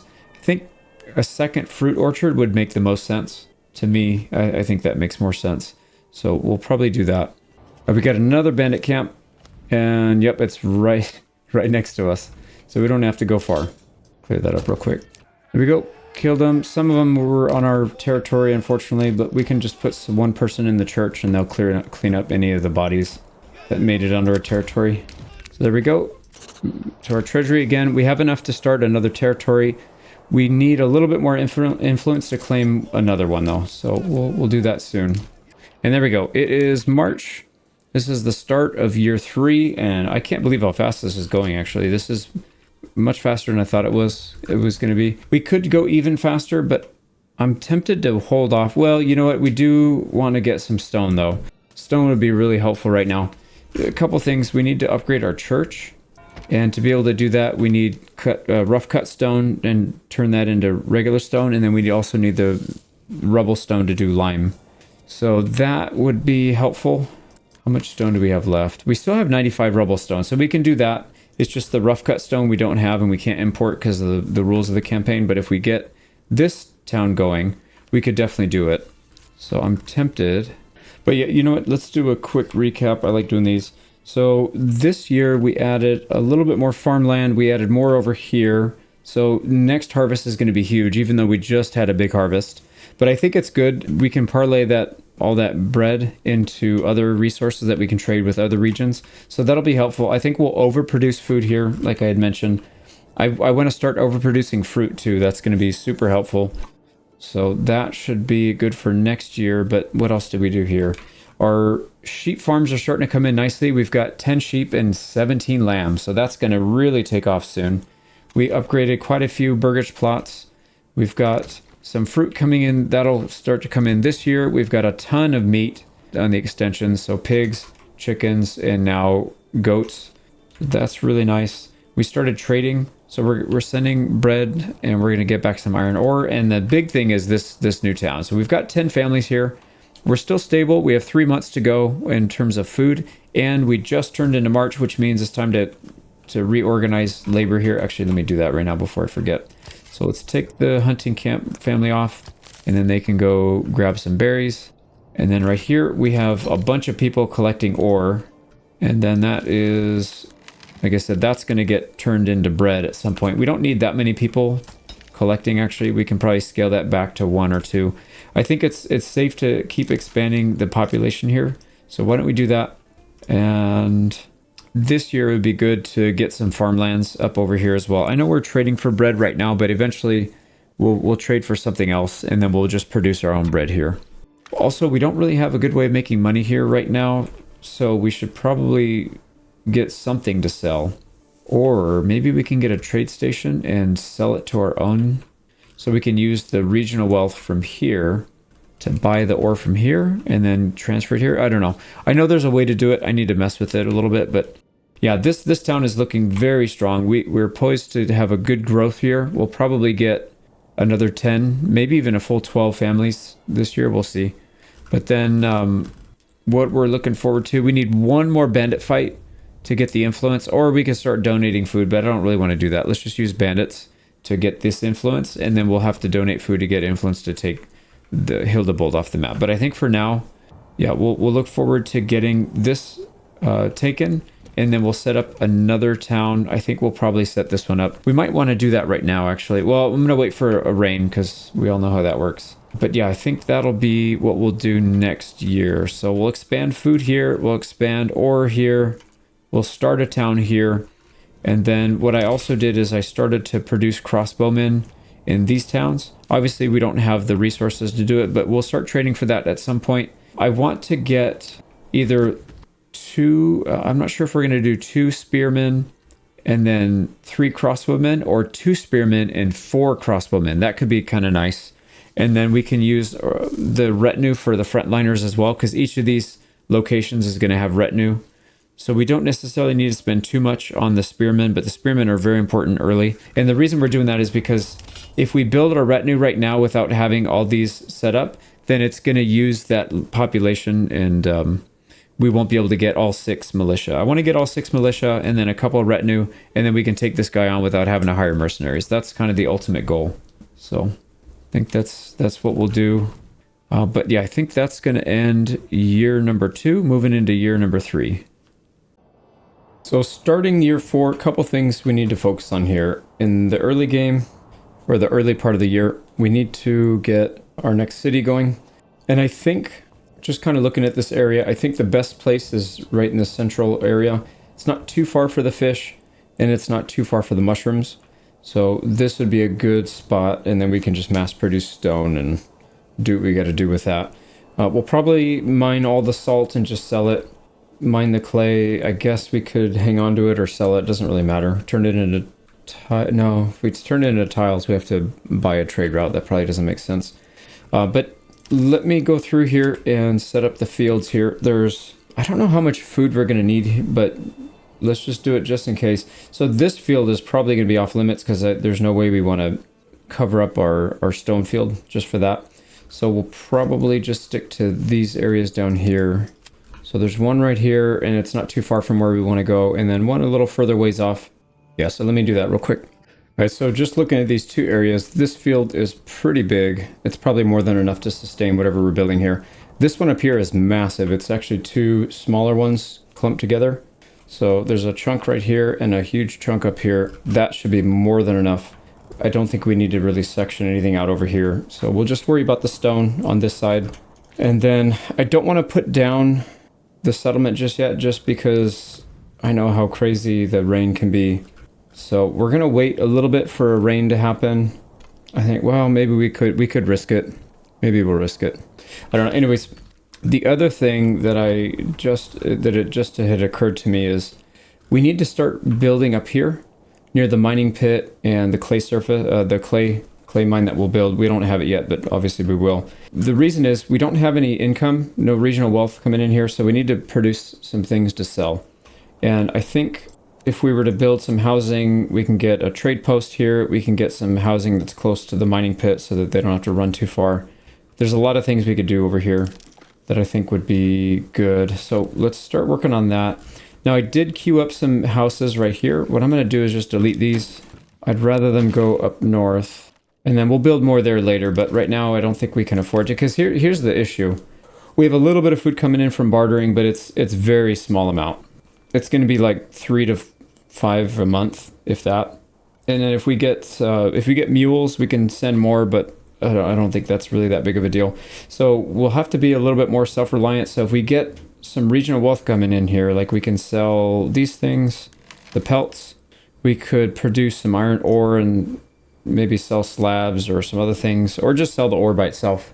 Since this is infinite, it doesn't really matter. So we got some options here, but we'll use that money to start producing some other things. Well, first thing, you'll notice we don't have any meat. So we could produce farms, but that's basically the same thing as what we're already producing with the berries. It fulfills the same need. So we need to get burgage plot extensions going so that we can actually satisfy that.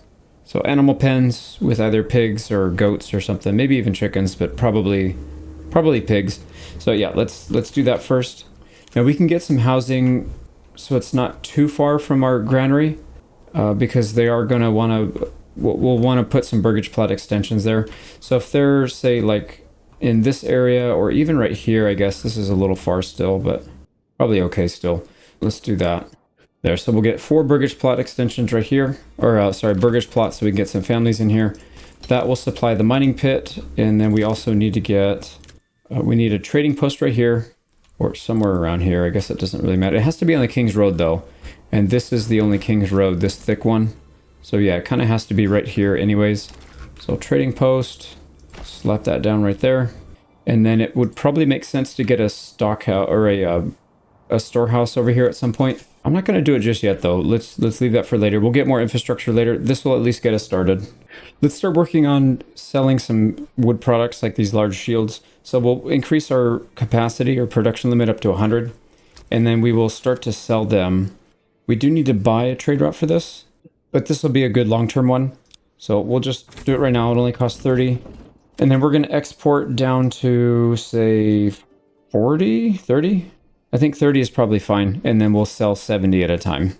So usually they cap around 50. That'll give us a little bit of extra wiggle room. So that should be good. We're getting a little bit of rain here in March 12th. So I'm glad we didn't build our settlement yet. We'll wait for that to go maybe in early to mid-April. And then hopefully that'll still leave us with some time to get some food out. With a rich source of fish, I don't think we're going to be struggling too much, but we'll have to wait and see. It seems like we got a little break in the weather, but I don't know if it's going to do it again, but I'm going to go for it. So middle of March, 2/3 through March, we'll go ahead and put this thing down, and we'll try to get everything snapped up quickly so it doesn't get rained on again. But let me place all this stuff. So there we go. Camp is down, supplies are down. Let's get all this stuff done. We go, all the usual stuff. Logging camp, hitching post, another ox, granary, storehouse, and a single breaker's plot. So we'll have to keep a very close eye on this. And then I think what I'm going to do is prioritize these first. Second, actually. We need to get our hitching post down. But yeah, these will go second, and then we will rush as quick as we can to get all this stuff off the ground. I got a feeling it's going to rain on us. So that should be a good start. And then, like I said, we're not too far from the fish. We're not too far from the mushrooms. We're not blocking any potential farming areas. So that should be okay. There we go. We've got our granary and our storehouse down. People are picking stuff up. I'm actually going to double occupy these just to make sure that we get everything down before... Yeah, because I see some clouds going over. Sometimes it's just cosmetic and sometimes it means there's a storm coming. So I don't know what that means this time, but we need to get all that bread off the floor. Yeah, it's going to start raining right now. Comes the wind, and looks like we got everything off the ground. Perfect. So we're good. We're good on that. We can start doing everything else. We need to get this logging camp done, and then we'll do our usual. So I think it probably makes sense to get fish first, since that's the most abundant. Although maybe not. I feel like fish is a little closer to... But I don't know. We probably need to get both if we're going to try to increase the population here fast. But we'll see. All right, our trading post is done here. We need to occupy it. We'll turn on trades for pelts. That'll be our first thing, and then we'll figure out what we're going to do. We could do iron ore, but at 1 each, that's not very good. Yeah, I feel like I'd rather just sell wood, like firewood. We can get that even easier. If we sell slabs, it's only 2, and if we sell tools, it's 3. But the problem, we do have to pay for a trade route here, and I don't really want to spend money on that stuff. Actually, slabs too. So yeah, slabs need a trade route as well. So probably won't be selling those. I don't know. We'll see. Let's start getting some animal pens over here and prepped, because we could afford like 1 or 2 of them right now. But I think it'd be a good idea if we get multiples ready. I went ahead and finished off the rest of this little piece of farming area. So not quite the full 3 sets that I usually do. It's just 2 sets of 3. And this one is even small. This is 0.3 Morgan each instead of 0.5. So it's even smaller. We're not going to staff the farmhouse with the full amount of people. Probably just do like 2 families and maybe 1 ox. We'll see. But yeah, we'll get that. So we'll get a little more food up here, because I don't really know what to do with this labor. Actually, we don't have anything for them to do. And then might start to expand over here and get this one filled in as well. Could put a farmhouse right here. And then that should be able to handle a lot of this. I might need, just like up here, I might need 3 for this, but I think maybe like 2.5. It's kind of like 2.5. This is probably similar, 2.5. This is skinny, but this is a bit wider. But we'll deal with that. It's not a big deal. The more bread we produce, the easier it is for us to trade for stuff. I think we can just use bread as like the main trading source, at least in the beginning. This place can easily, well, everybody here can produce their own bread, but at least in the beginning they can't, and so that'll give them a little bit of a help. We also, let's see, reducing tools up to 20. I think that's okay. Yep. All right, there we go. We've got our 5 burgage plots. Nobody's homeless. Now we'll start working on amenities. Oh, a light. That's really nice. There's literally water everywhere. So where do we plan on building most of our stuff so we can put it out of the way? I guess it doesn't really matter that much, and we can always move it again later. So why don't we put it over here, just out of the way. And then we can figure out what we want to do in terms of the origins. So there is one down here that helps with the stonemason.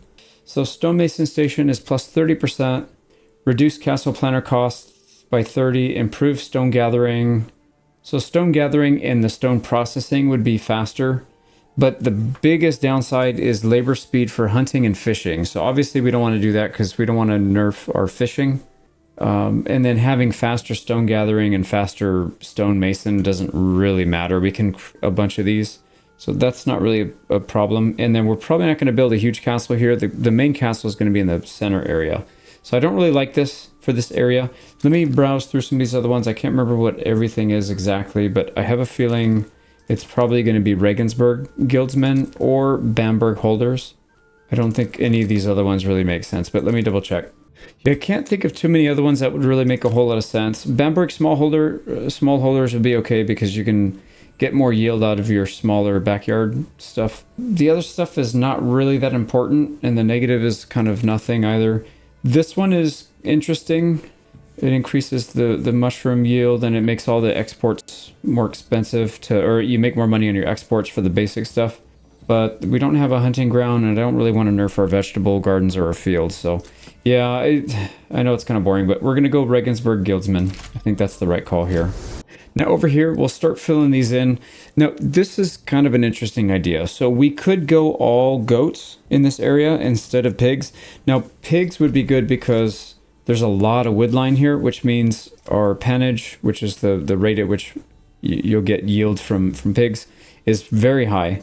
There's no such bonus for the goats. They're all the same no matter what settlement you're in or what region. So we would get more meat from here, but we would get more variety from here, and we would get hides, which we can ship back to the main area if we're short on shoes. I think in the beginning, let's just get pigs to start with, but I think once we get a decent amount established, I'd like to switch over to goats and just produce goats only. This is just going to be really helpful in the early stage because we don't have a whole lot of money. So if we can get an extra 2 or 3 meat per year with using this rather than the other one, I think it's going to make a big difference. So that's down. We need to start selling some things here. These people should be transporting. Yep, there they go. They're transporting stuff. Taking the long way back. Wow. But yeah, they're bringing pelts. So we'll be able to generate some revenue from here. And while we're waiting, let's get some other infrastructure set up. So I'm thinking maybe some farmlands. We can get that going. At least, even if we don't farm right now, we can at least get that started. Too steep to build. Okay, that could be a problem. We can build it over here though. There's a very specific angle that'll work here. Let's just go with that. And then we can put some of this other stuff in between that doesn't take up a whole lot of space. There we go. So we'll get the farmhouse, hitching post set up, and then we'll probably do some farm fields later. I don't know if we'll do it this year. Maybe we will. We might have enough labor for it, but I think for now, let's just get this going. We need to get more money, more meat, and then we'll figure out what to do from there. One thing we should start working on, especially in Teufelsberg, we need to do it very soon, is get another burgage plot up to level 2, and then maybe create a bowyer's workshop. So let's actually do that right now. And then what we will do, we have, how many iron slabs? We don't have a whole lot of iron. So we need to increase that, but that's okay. We can do this nice and slow. Let's start producing iron parts. And I don't know how many we need. It's 2 per 36, so we need 72 iron parts to get a full regiment of crossbows. So we're going to send crossbows over here so we can get at least some kind of defense going there. And then, yeah, that's going to take a while because we're only bringing back like 8 or 9 iron per trip that these guys have to go back and forth. But that's okay. We should be okay there. And I think for the iron parts, let's produce... yeah, maybe we'll go up to like 20 or something just to start with. And then this one, the bowyer's workshop. In the downtime, we'll produce war bows to sell. And once we have metal parts, we will switch to the crossbows and we will sell crossbows. So why don't we unlock war bows here? 40. They're only worth 2 though. That's terrible. But we kind of have to because we can't really sell anything else with this. We could sell the crossbows, but that's a lot of metal. And I don't think that's worth it to sell that. I'd rather, for 2 metal, I'd rather sell the helmets. Helmets are 2 metal each. So yeah, I think warbows will probably be the next one. We'll wait for a little bit though. Let's get some crossbows going.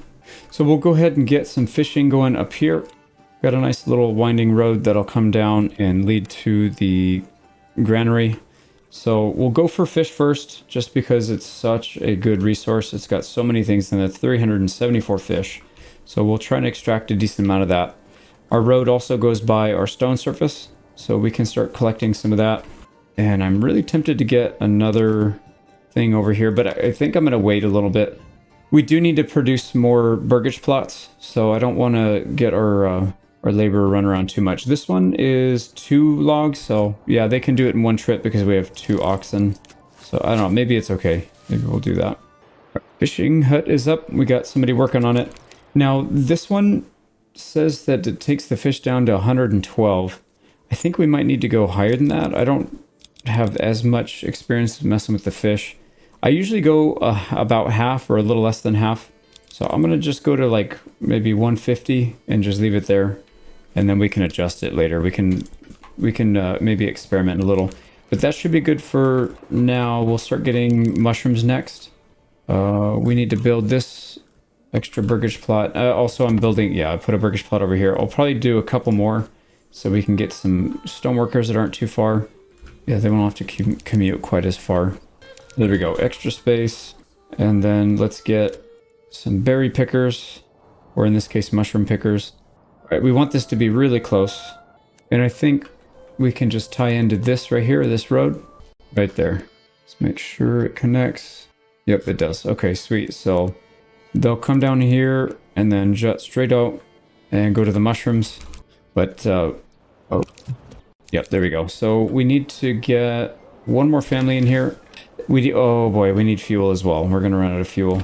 Jeez. Okay, so why don't we get some fuel collection out here? The problem is fuel is easy to get and we can get it during the wintertime. We can't do this stuff during the wintertime. This is going to be really hard. But anyways, we've got food coming in. That should help. And because I already know I'm going to forget, let's just get a second bakery here. We've got one more family to help with construction and labor and stuff. I think that should be good for a while. We can expand this town slowly after this. I just don't want to go too crazy here because we have a lot of stuff going on at 3 different towns. So I don't want to get overwhelmed with micromanaging. We've got more money, so that means we can get more food.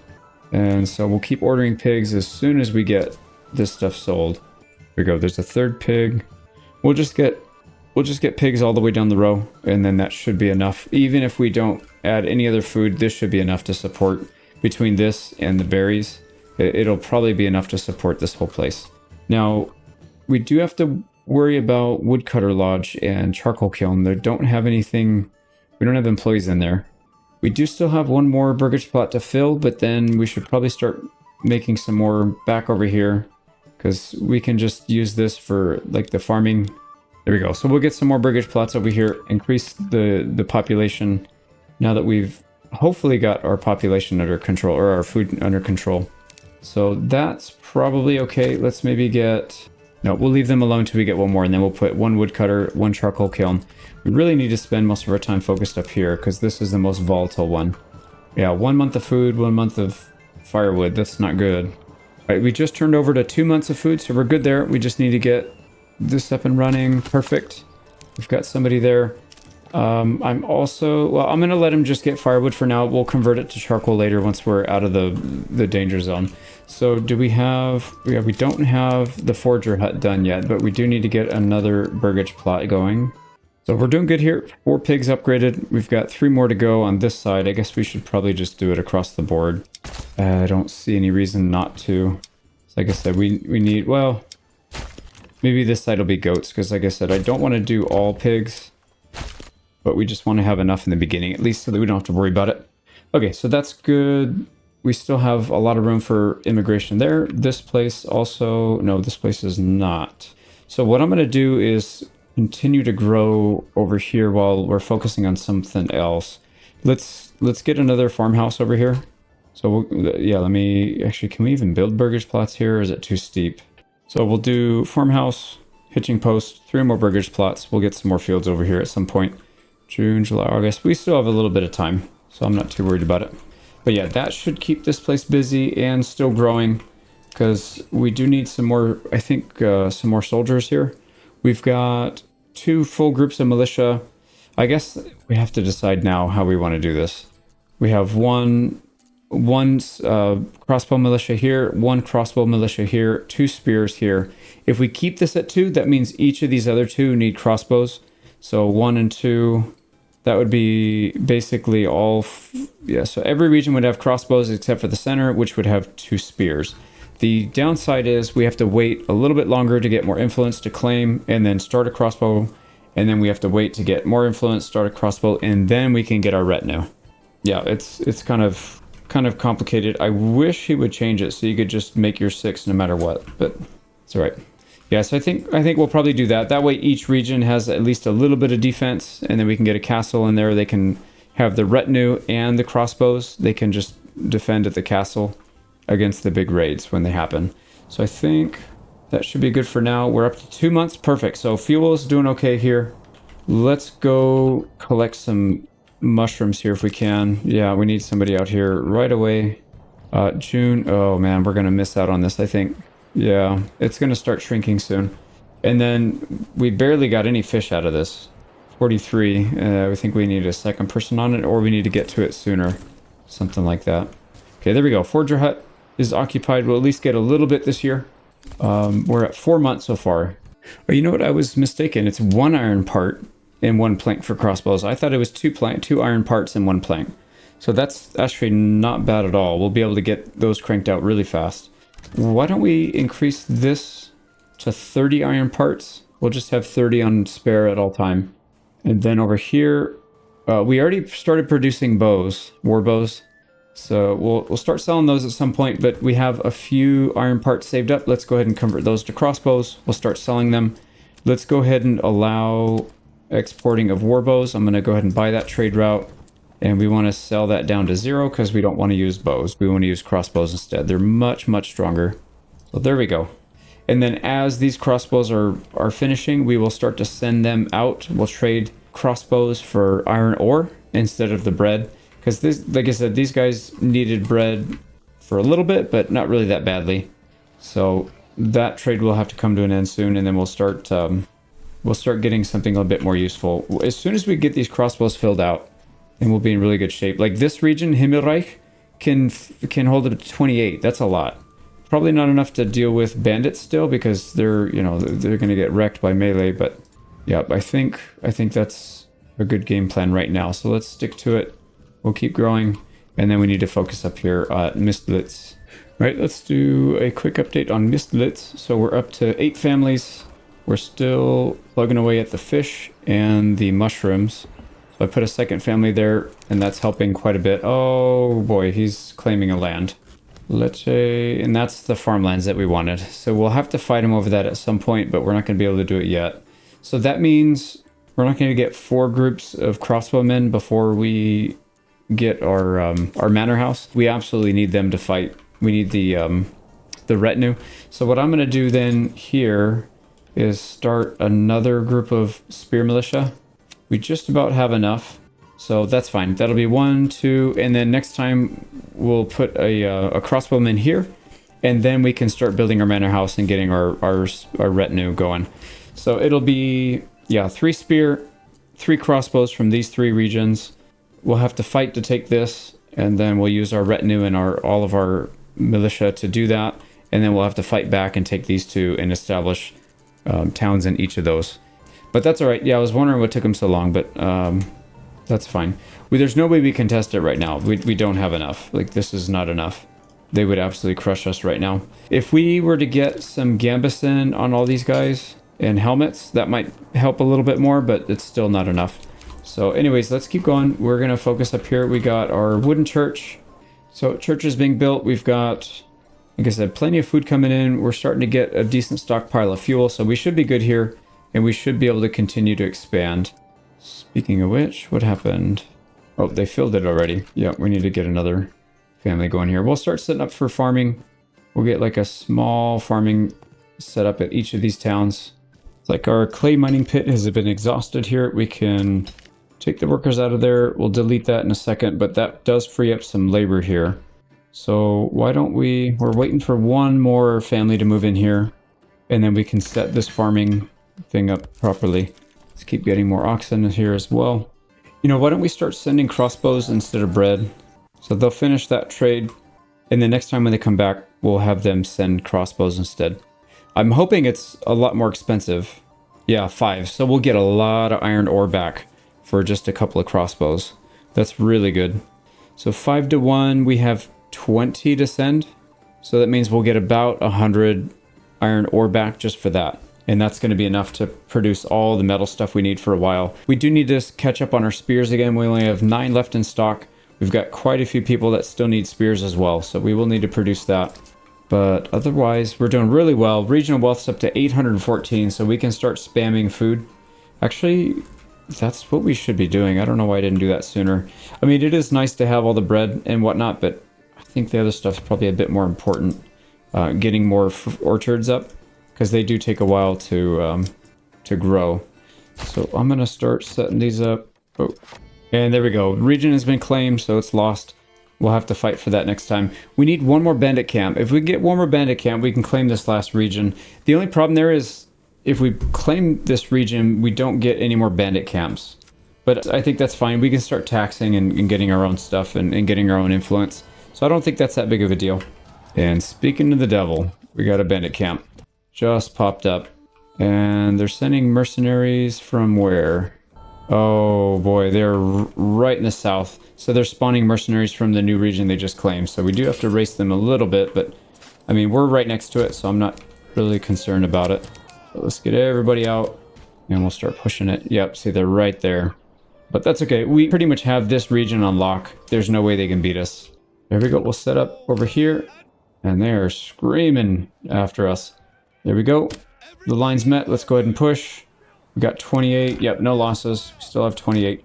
Let's go clear the bandit camp. And then I'm going to start claiming this right away so we can get a crossbow group. We won't even be building the town here just yet, but we'll at least reserve a crossbow group here. So when we do build the town, it'll be ready for it. Yeah, see, we don't have enough money. We need 250. So we're short by about 50. And that's fine. I don't even know that I have enough mental bandwidth to manage 4 towns right away. We still have, I mean, these towns are still very fresh. So they need a lot of babysitting. Yeah, like this one. Let's see, we need to start building more pigs. There we go. Almost done with pigs in this row. And then we'll start, the next row we'll do goats, I think. And then we'll start stashing up or stocking up on the hides. So as soon as that's done, yeah, we need to get that crossbow up. Wait, what are these guys doing? Come back. Yeah, we'll get that set up. And then how are we doing here? Are we getting crossbows yet? Not yet. So they haven't quite showed up here. Now, for the crossbows, they only need the weapon. They don't need armor. Like the spears, you do need 2 pieces of equipment. The, what is it? The sword and board, what do they call them? The light infantry, those guys also need 2 pieces of equipment. Everybody else just needs 1. But we can still give these guys armor, but I would much rather get armor on our spearmen because they're going to front line. The crossbowmen, if we play it right, they shouldn't ever really be attacked. I mean, we still want to get good equipment on them anyways, just so that they can, you know, they can survive longer if they do get attacked. But I think the priority next would be to get helmets here, which, like I said, we have a lot of iron coming our way soon. Oh, nice. We got hides starting to pile up as well. So that means we need an armor smith here. And then we also need a leather cobbler, right? Yeah, cobbler. So we'll need a cobbler's workshop, an armor smith. We have these 2 still saved up. We can do that. We could also cancel one of these pigs and just move it somewhere else, upgrade this, and then turn this into an artisan workshop. That's really not a big deal either. We've got 889 wealth there, so we could do that. But I think we'll wait for a little bit because I do... Before we get any armor going, I would much rather have all of these crossbows done so that we can send it and then get an actual regiment. Yeah, we've got 19 crossbows ready. What are you guys even doing? So they are trading, actually. They're trading crossbows for ore, crossbows for iron, crossbow for iron. Perfect. Yep, so they just left. So the first shipment of crossbows will come in, and then they'll start to slowly do that. So we'll get 15 per trip. We might want to get more labor doing this, or we can get some pack animals. The only thing that makes me hesitant to do the pack animals is sometimes if you don't really babysit it closely, you can get overwhelmed. Like you can drain all of your resources. So that one's I'm a little bit hesitant to do, but it's probably not a bad idea. But 35 a meal is expensive. I mean, we have money here, so it's not that big of a deal. But anyways, yeah, let's get some iron back in the region, and then I don't know. We'll figure it out. Once we see these guys start to fill in, then we know we'll be in good shape. So anyways, let's focus on Mistblitz and make sure this is getting handled properly. I will start farming up here in Himmelreich as well, so we can get our own bread production going. And I think we'll try to start that this year. So we do have a little bit of spare labor here. We can throw that out. We've got 2 oxen. We can spare 1, I think. Actually, do we even... Yeah, we just need 1 to be doing the log production. So why don't we do 1 here? 2 families. We'll leave 1 family as Yep, to kind of run back and forth with what's needed. We're doing really well on meat, though. We need one more pig, and then we'll be free to do the goats on the other side. We might start slowing down on money, though, because I noticed, yeah, we sold through all the stuff that we had. Now we could start selling maybe some of the iron ore if we wanted to, or I think maybe the right call would probably be to produce tools to sell. I think that's probably the right call. So maybe we'll start to set that up over there. Yeah, that's what we'll do. Let's relocate the iron industry down here. We'll start to produce some tools to sell over here. And then that should be good. Let's stop accepting iron in this area. We'll accept the iron slabs just so we can get stuff out of here. And then we're still accepting tools. That's fine. We need to get that out at some point. And then I think we'll probably do like a storehouse maybe right here at the center. So that way it's not too far from the construction or from the trade post, and it's right within reach of all these. Is that? No, that's our farm. That's supposed to be our farmland. We put it right at the end of the line. We got to keep an eye on our harvest here and make sure that everything's going nice and smooth. So we're 8 days in. Looks like some progress is being made. I didn't get a chance to reorganize this with the correct people because I had stupidly made some expansions instead of doing the right thing. But anyways, oh, and I did it again. Yep, I need to reorganize this guy soon. But there we go. Schwarzholz. Pardon my American pronunciation. It's supposed to be Schwarzholz, something like that. But anyways, let's get ourselves another crossbow group in here. So we have Mistlitz, Himmelreich, and Schwarzholz. Let's get these guys reorganized. Himmelreich is the first one because that's where we settled. We'll keep them in order. So that looks good. Oh my god, these guys have been sitting here for a while, haven't they? Forgot to disband. So now that that's done, we can officially put down a manor house. Oh boy, it's supposed to be all the way up here though, because I want to build a castle. Can you? I think you can demolish it though. Maybe we can just build one temporarily and move it up there. I don't know. It's probably not a good idea. Maybe I'll just build it up here to begin with. But yeah, that's definitely the next thing we need to be doing. So manor house. And it looks like you can build up here pretty nicely. There's some little bit of weird terrain. But I would like to get a decent sized castle up here. So I don't know, maybe we'll have it snake around this whole area. I don't even know how big you can make it, like the limits. But I would like to have a very healthy looking one up here. And then maybe some small ones at each of the other regions. So we'll have to trade around some stone to be able to do that. But I think we'll be in good shape. Oh man, yeah, let's just build it up here. Whatever, these people can just deal with it. So this, I think we'll probably just build it right smack in the center here, just in case that determines like how far stuff can be built. And then I'm not going to worry about building the outer tower or any of this other stuff. Let's just commit to building that for now. It's going to take a while for people to get up here. Actually, that reminds me, we need to get some road, a little bit of road network going. So I don't know exactly where we'll connect this stuff to, but let's go ahead and connect to this road, and then we'll connect to this road, which is going to our other regions. Yeah, this one connects right here. So that's fine. And then we need one that goes down the hill. And I think we could just offshoot from this King's Road one. So like this. And then we'll just have it connect down there. We'll wind it around a little bit, because why not? There we go. So now if we look, we've got a road from Himmelreich to our castle.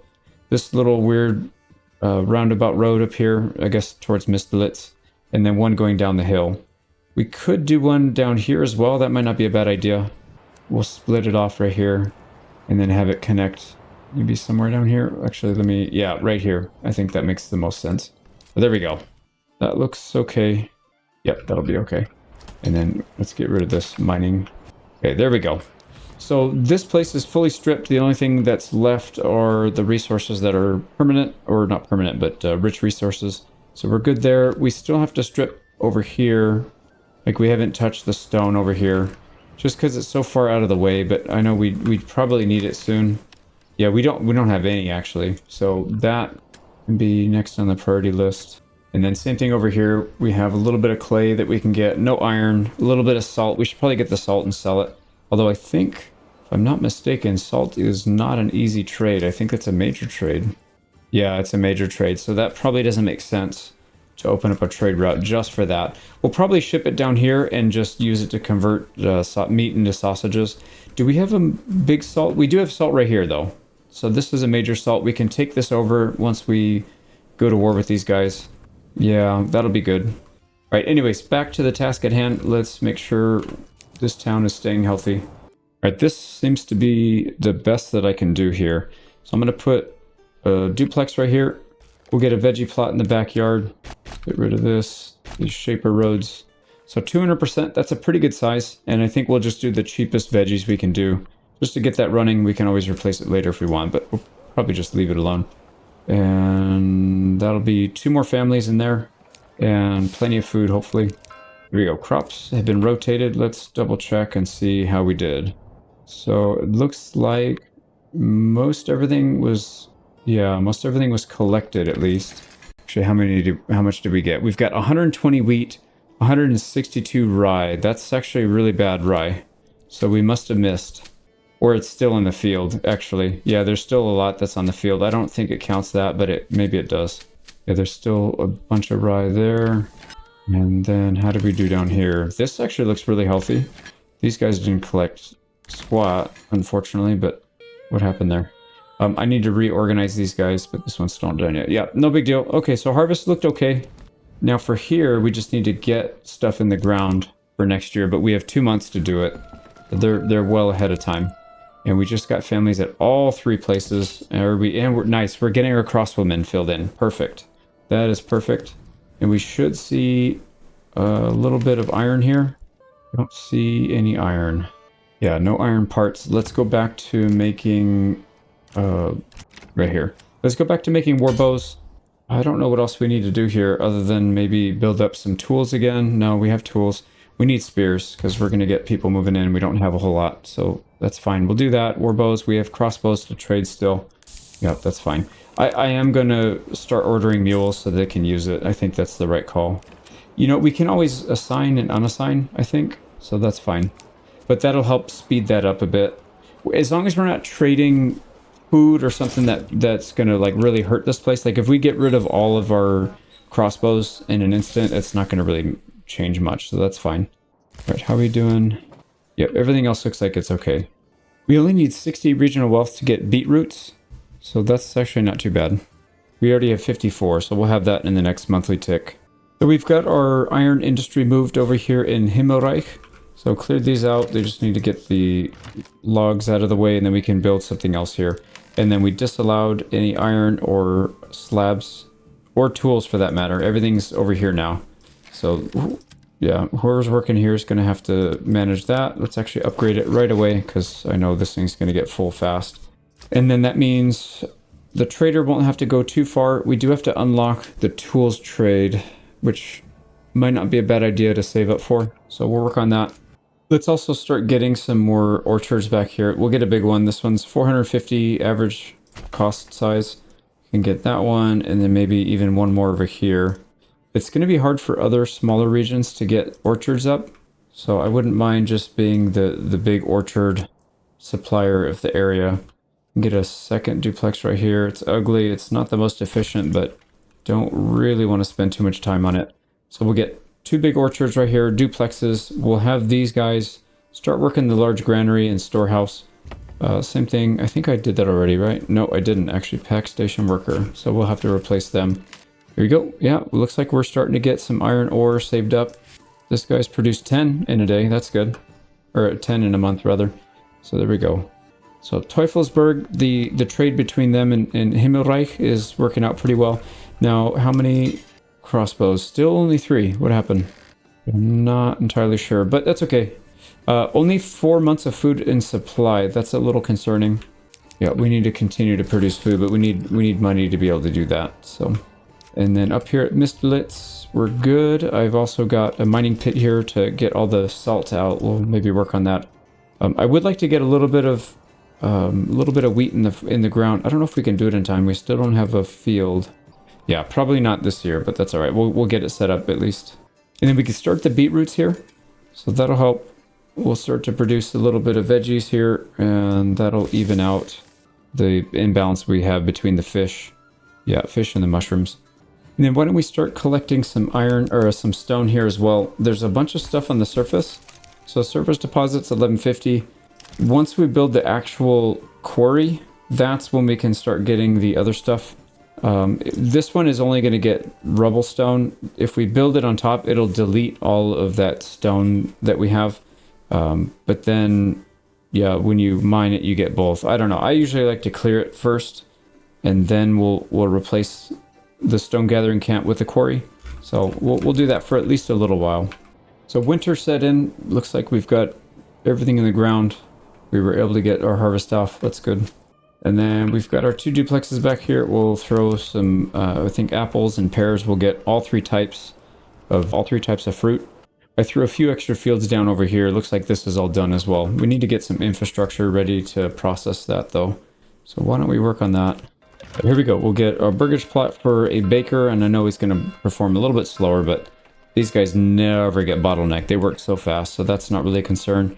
Windmill, we'll be able to process all that stuff. So we'll just get infrastructure set up, and we pretty much ran out of rubble stone. So I had stone gathering camp up here. We'll start collecting some of that. That'll take a while. And then back here at Mistlets, we're going to try and get as much stone out this year as we can.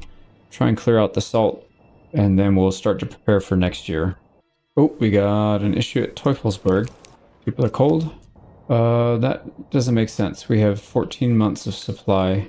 Why are these guys cold? They have access to fuel. I don't understand. Okay, it must be a bug. Yeah, it still says that they're cold. Where are they? Maybe they're up here building? That's what it is. They went way up there to try and build, and they got sick on the way. Or froze. Maybe that was a bad idea then. Well, I mean, we need to get it built, but yeah, it's taken forever. Interesting. So yeah, they might die on the way back, but oh well. Are we having the same issue here at Mistlets? I don't understand what's going on. They have fuel. Why are they cold?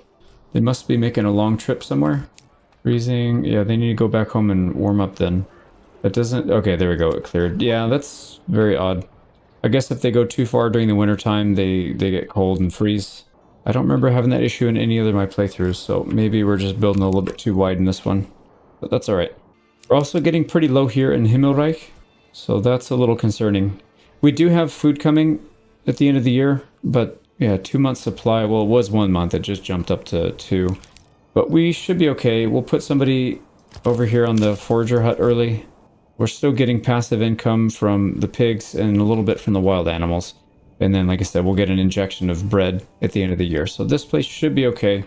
And we just need to save up a little bit so we can start to sell the tools. Yeah, we just need to get that going. But our crossbow militia is up to 12. That's not terrible.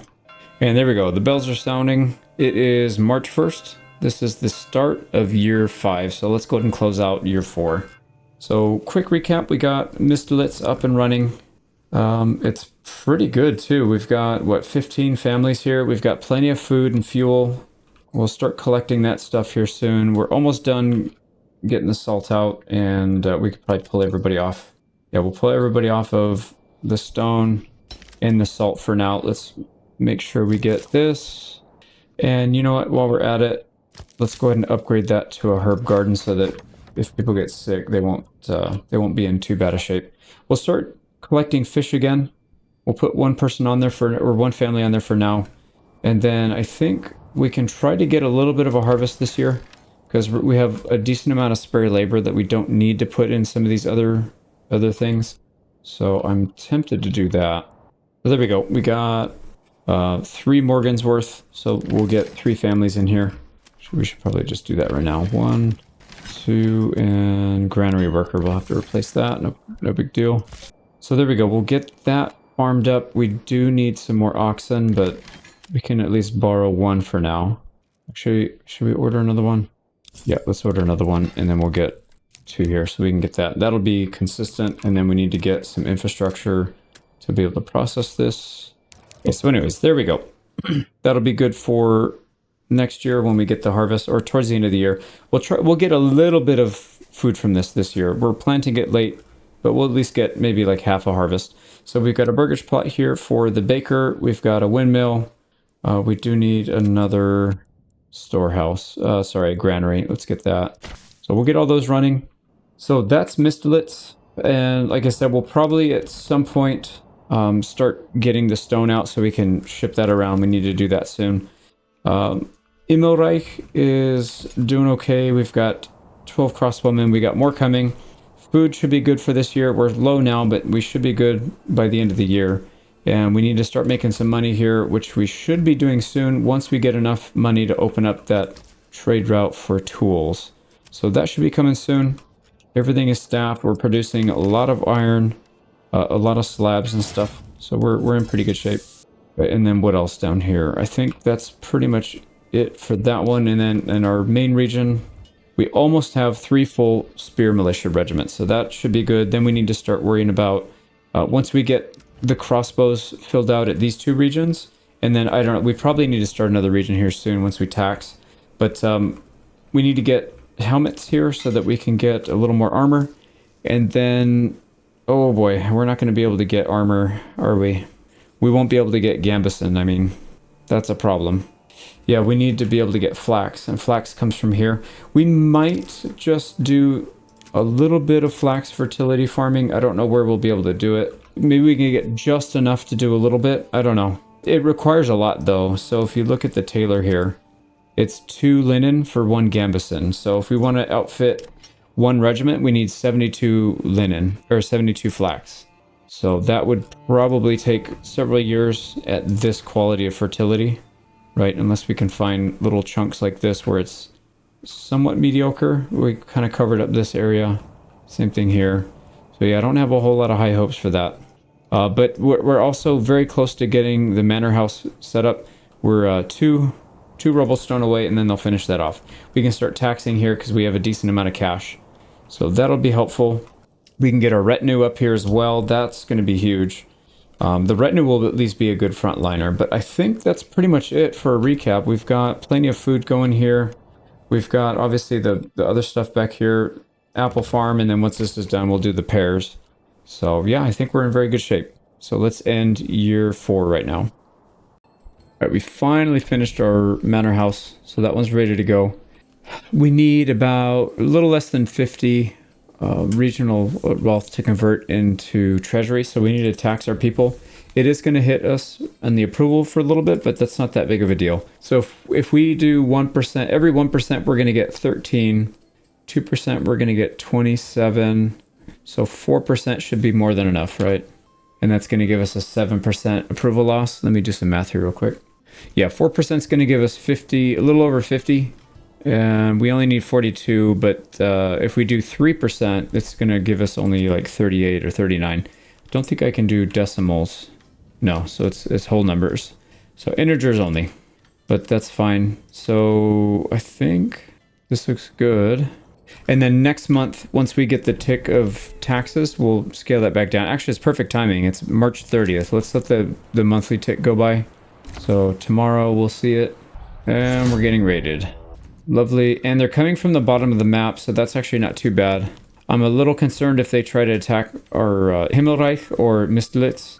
It's such a far trek to get up there, and I don't think we would get there in time. They would probably burn a bunch of stuff. But here we should be, I think, I don't think we'll have too much of an issue. Now, we do still need 2,000 influence, so these raids are actually helpful for us. Let's do 3 or 4. Let's do 4. Let's just do all 4. We don't need it necessarily, but I think the more people we put out, the better off we'll be. So here we go. We'll also get a corpse pit. Right, where are they? Yep, there they come. Should be 4 groups.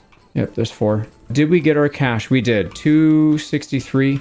And then we should see a big approval loss for taxation, minus 7%. We don't need that much. Let's just tone this back to maybe 1% for now. And then we can adjust it later if we need more or less. So that's fine. So now we can start Schwarzholz, and we probably should. I think what we're going to do is, I know a lot of resources are up here, especially the stone, but I think it's better to set up down here at the mushrooms, and it would be better if we forced the animals to migrate down here. So 2 reasons. Number 1, it's easier to control your food than it is to control the trade resource or whatever you're doing up here. This is going to be pretty easy for us to do. The second is it's really close to this area, so we can easily defend this. We'll have to do something similar, I think, when we start This one, maybe not though. Shoot, that's tough. That's tough because the food's over here. We can't move the mushrooms. We can move the wild animals, but we can't move the mushrooms. Yeah, I don't know. That's tomorrow's problem. I guess let's focus on this. So 30, 30, and 30. We've got 60 troops total. That's more than enough. We should be able to do this without losing anybody. So, or at least that's kind of the hope. So here they come. We also have some retinue that we could deploy, but I don't think it's worth it. They wouldn't even get here in time because they would spawn at the top of the hill. It's just really, really far away. So what are these guys doing? Yeah, I think they're going to probably do the same thing where they try to flank. So I'm going to set one group up here to avoid the flank. These two will probably pincher, hammer, and anvil, deal with these guys. Yeah, if they don't want to go, whatever group they don't go for, we'll have them charge in. Perfect. Oh, they went for a side flank. All right, perfect. So now we can hit you with all three. All right, there we go. They're dealt with. Let's regroup again. And now they're just going to be coming in straight. Here we go. There's one down the middle. Okay, that's two. Let's let them touch. And then we're going to push them out. They can go heavy. And then these guys, I guess they're just not going to be around to do anything. So let's charge all three in. Oh, we lost somebody. Crap. I thought we were going to get away with this. Oh, nice and clean, but we didn't. Okay, only one loss though. Okay, here we go. And they're chasing our trader. Let's just go after these guys. And there we go. No extra losses, just the initial one. So we should be fine. We'll put maybe one person in the corpse pit, one in the church to bury our friend. And then we should be good here. So that takes us up to 1.9k. Nice. A little bit more. You need 2,000 to claim something that's owned by the Baron. So it's going to be just a little bit more. But is it raining? I think it's going to start raining soon. I do want to get this down very soon. So we'll probably get that one set up in just a second. We need to start Schwarzholz. Yep, that's all right. We'll deal with it in a second. What's the other resource? The rich mushrooms. That'll help quite a bit, actually. So this region should be fine on food as well. We'll just have to focus on getting meat. So, all right, what else? Yeah, I think we're good for a little bit. Let's just clean up the bodies. We'll continue to expand everywhere. And then we'll come back for an update when something interesting happens. All right, it's raining now in mid-April, so we'll wait for this rain to clear, and then we'll probably set up our town. All right, looks like the rain has cleared, and it's April 20th, so there's a little bit of time here, I feel like, before the next rain comes. Now, we should probably set up our town somewhere in this area or this area. Let's take a look and see where we can get our farm fields. Okay, so this is not a good area, because that's going to be our primary farm. Yeah, there's not much here, actually. So a little bit further down, a little bit at the edge of the map. Actually, there's a pretty good chunk here in the woods. But yeah, this looks like this is probably going to be enough for a small town. So I don't know that we'll need to do much more. There's a huge patch over here too, actually. So yeah, we'll set it up here in between the river. And then if we can, I would love to get the hunt right in this area. And then we can just tear through the woods in this area. I guess if it's over here, that's fine too, but yeah, I'd rather set the town up maybe like right here and then kind of do some connecting. We'll have to do a little bridge over this area, but I think it's definitely doable. There we go. So that seems to be a good representation of where we'll be setting that farm at. And then we could also connect our lands here. So we can get a little connector road, maybe right here. So that'll be a little crossover. There's another road we could do right here. There we go. So that's connected, and then maybe another one down here. There we go. So these regions are connected fairly closely now. And let's go ahead and set up our town. There we go. We're setting the town up right here. So we'll set up on this side of this little creek. If we set up right here, we may not be able to cross this because a lot of times you have to have planks. Yeah, so you have to have planks to cross that. So that's not going to work. We'll try and get the maybe the hunt somewhere in this area or in this area. So let me mess with this, see if I can get it to move. All right, I got it positioned pretty close to the mushrooms, so I think that's fine. The woodcutters aren't going to be back there for quite a while, so they'll focus on this area up here. Yeah, I think this is fairly safe. The only downside here is we're starting to move closer to the edge of the map, which I'm not a huge fan of, just because, as you can see, if they spawn right next to you at the edge of the map and you don't have defenders, it's going to be a rough time. But that's all right. We'll figure it out. So I think at this point we can start setting this up then. So let me do that and we'll come back. So there we go. Got our starting stuff set up. the oxen's been ordered, etc. So we'll get this thing placed, and then we'll come back. Actually, you know what? We need to do what we did last time. Let's set a high priority on these, just because I don't want the rain to come. I feel like it's going to start raining very soon again. So there you go. Everything's placed. They're getting stuff off the ground.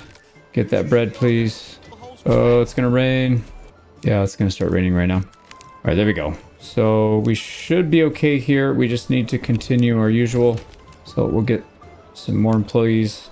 We need to get all our houses, and then we'll come back and start to talk about how we want to approach this in the early stage. There we go. We just finished Schwarzholz and the 5 burgage plots. We've got one more. That'll be our spare. There we go. So we got room for one family to move in, which they should do any day now. We're at the end of the month, so there's the monthly tick. Now we need to work on food. So do we do mushrooms first? Probably, because mushrooms are going to go bad. They're going to start going bad sooner. So let's get one of these bad boys up. It's not far at all from our main, or from our granary, so I don't think we need to do anything too crazy here. Just the one, have it right outside, and we'll tie that directly in. We'll probably start doing hunting a little bit later. I mean, we could do it right now just to get some extra food going and knock that population down so they can start breeding, which I might actually do. We'll take a person off the logging camp, and then we'll get 2 people on the forager hut once that's done. Right, yeah, there we go. June 1st, we should see another spare family here any minute. There we go. Is it? No, Mistblitz and Teufelsberg. Unfortunately, it skipped this one. Right, anyways, we got 2 people on the forager hut. We'll start collecting as many mushrooms as we can before wintertime and before this thing starts to go dormant for this season. And then next building will obviously be another burgage plot, and then after that, a hunting camp. And then this place should be good. Well, we need to get wood cutting.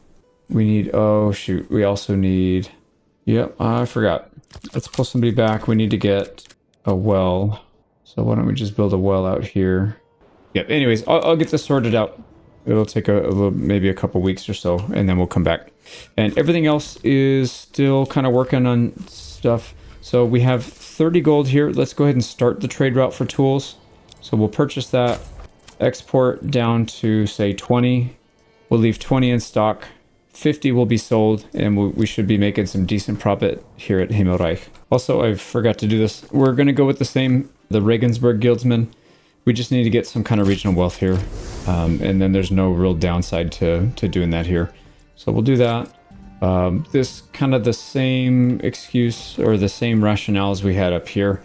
It's got stone, and the one that boosts stone is really not all that useful. Whereas that one is very useful here. So unfortunately, I mean, I kind of want to do a different one, but yeah, what can you do? So, but anyways, we got our first immigrant. We need to, or the first new family that settled.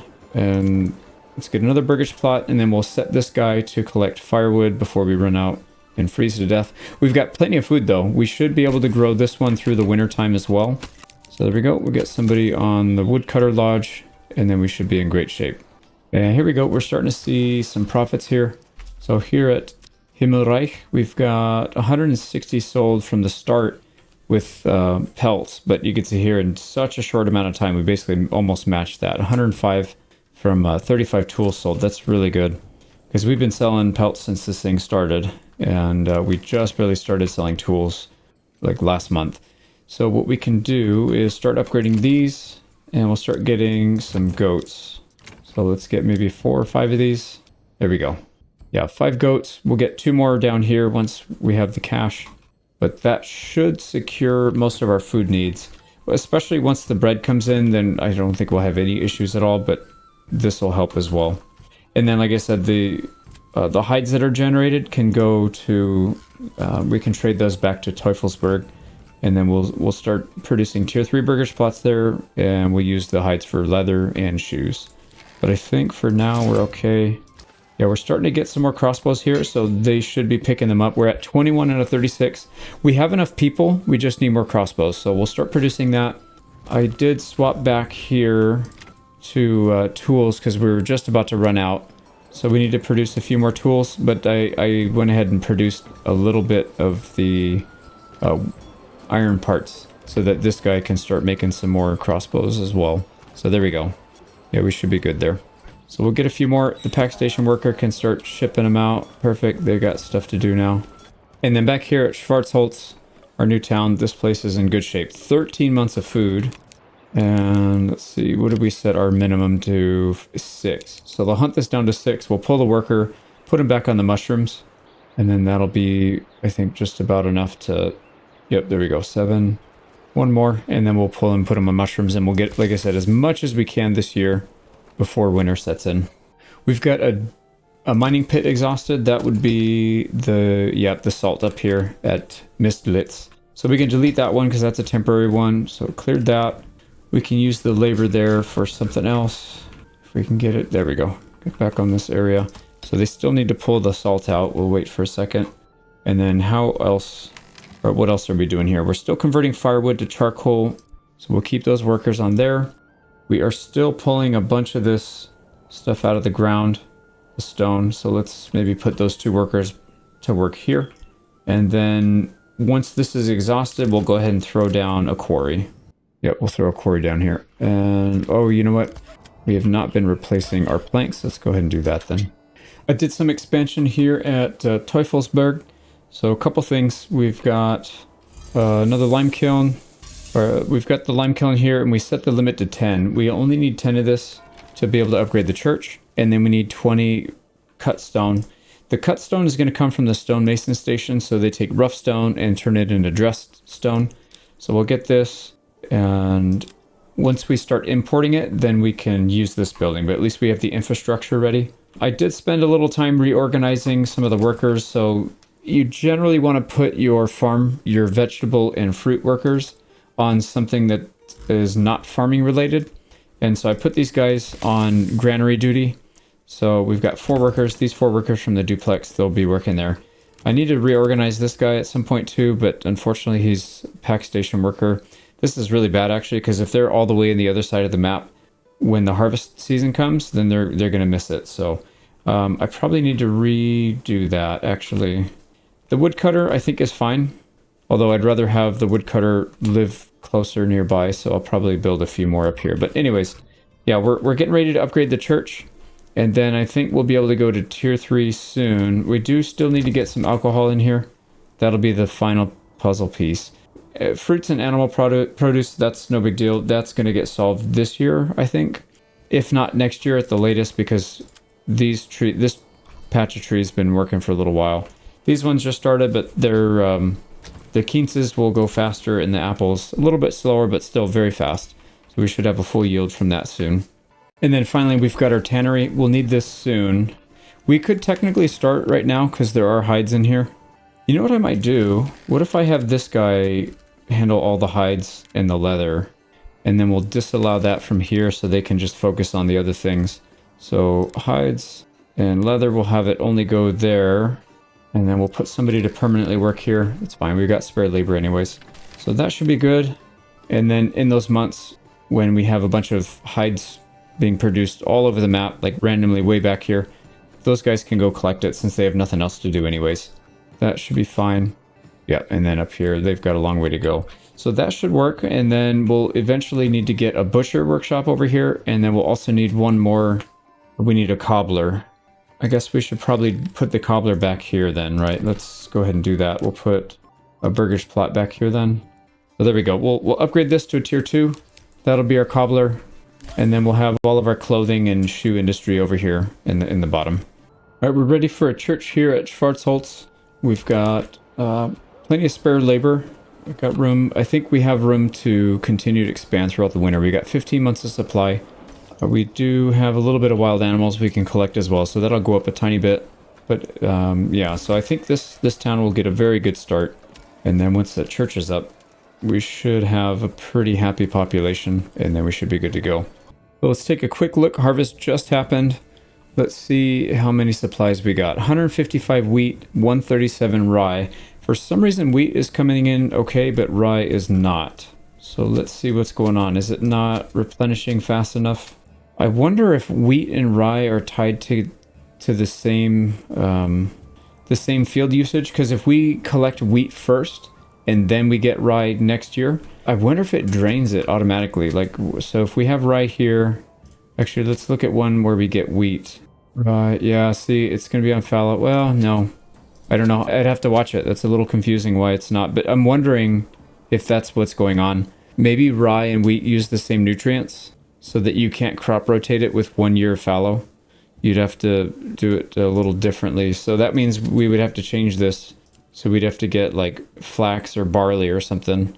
And then the other half we'd have to do rye instead of wheat if we want to get a full harvest. So that is unfortunate, but it looks like that might be the case. Let's see if we have the same issues at the other town. So Himmelreich, we got 55 wheat, 113 rye. See, that looks more accurate, but that's also our first year.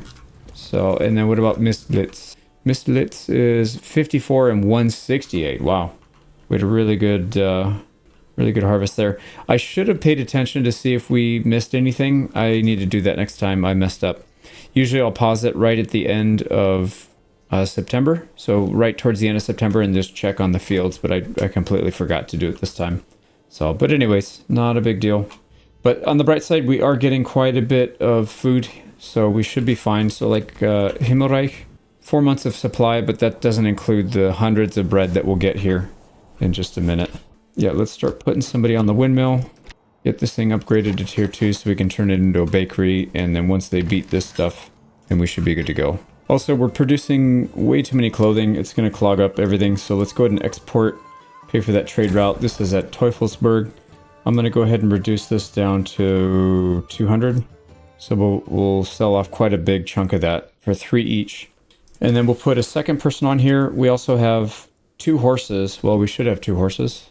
Yep, another one should be reserved there soon. So that will help them speed up the trade. So that looks pretty good there. Sheep have climbed up to 40 with 43 lambs. So that's actually quite good. We'll start slaughtering them soon, turning them into hides and chiffon. So that'll give us a little bit more meat, although I don't think meat is really that big of a concern.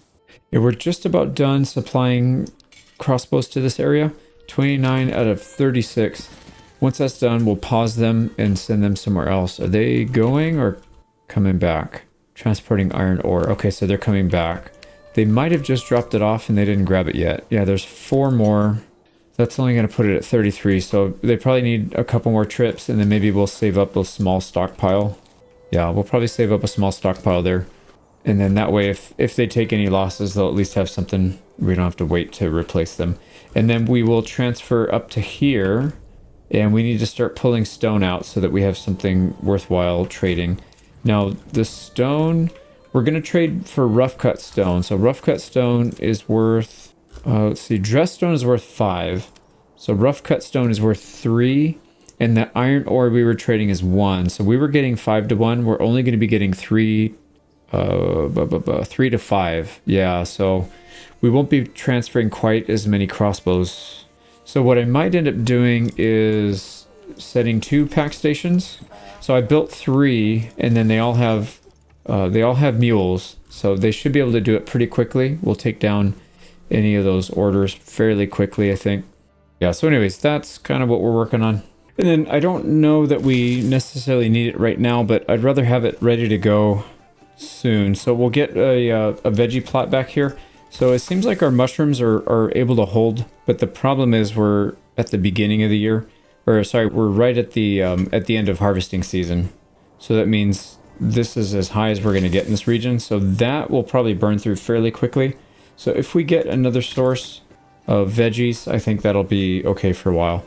And then we've got our 3 burgers plots in here. We'll probably do another one right here to even it out, but I don't want to grow the population too much bigger. So this will be 5 more families.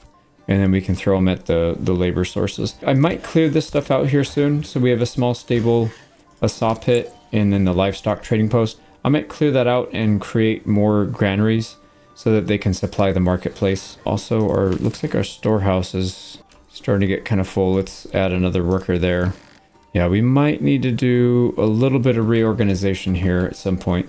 We could also kick this logging camp out too. This isn't necessary to be here, but yeah, we'll probably keep it, but yeah, we'll make some room for some other stuff. So that's good for Teufelsberg. All right, there we go. 36 out of 36 on the crossbow militia. Let's see how many extras we have. So we have no extras. Unless it's at this one. No, it's at this one. Okay, so we have 5 extras. That's fine. Let's pull these guys back. Or, you know what? Actually, no, we should allow them to continue, but we need to trade something else. So we need to trade for... Because we need to keep the iron ore coming in. So what can we send back that they would actually find useful? Okay, here's something we can do. Let's stop selling pelts here. So I'm going to disallow pelts as an export. And then as they build up, we will send that over and we'll get iron ore back. I'm really tempted to avoid sending anything that we need to survive. So if we start to send like our vegetables, fruit, bread, any of that stuff, we're going to burn through those supplies really quickly. And then we'll have a starvation event here, which is not good. So let's kind of temper that a little bit. I mean, we do have a rich resource of wild animals here, so they will get a decent amount in, but it won't be enough to where we'll just like immediately bankrupt ourselves. So what I'm going to do is get another group. Shoot, I don't have too many families to spare here. Yeah, we need people to move in here first, and then we can do it. Let's upgrade to goats. We go 3 more goats. We got our cabbages for the vegetables going there. We should be fine. So yeah, let me see here. Oh, you know what? We have a clay furnace worker that should definitely not be there. And also what I'm going to do is, let me pull these guys off. Pack station worker and also a woodcutter. Let's pull him off. And I think what we'll do is have him, these 2 families can work here. And then whoever's available can go there. And then one of you back on the pack station. Yep, that looks good. We still have a decent amount of spare labor. So let's put one person on here and we're going to barter with Mistlitz. So we want to send these guys, our crossbows, and let's go ahead and get some rubble stone for now, and then eventually we'll swap that out for rough cut stone when we can. But we at least want to get some crossbows going like right away if we can. So there we go, another family working. So we'll keep this one going at all times. We want to have some trickle of iron into this region. We have, yeah, see, we don't have a whole lot of iron here anymore. Well, we do. We have 16 actually. That's okay. Iron parts. We have 31 crossbows. We need 36 for a full regiment. So we almost have enough for a full regiment actually. So that should be okay. We need more for the 3rd region, but we're pretty much there if we can get a few more iron. So yeah, we're in very good shape here then. That's fine. We'll leave that alone. We don't want to get too many trades of this. We will need some rubble stone, but we don't want to flood ourselves here because we do have 67 still. It's not too bad. Yeah, if we can get that rough cut stone, the sooner the better. Why don't we go ahead and delete this actually, and then let's just get that going right now. So here we go, quarry. And like I said, that will delete whatever stuff we have on the surface, but that's fine. There's only 100 or so left, and then we should be okay with this one. We'll also start selling stuff here at Schwarzholz. So we do have a trickle of wealth coming in, but we need more. So if we start selling our pelts, that should help. And then we can start selling some other things eventually. We'll probably trade the iron ore for crossbows here at some point.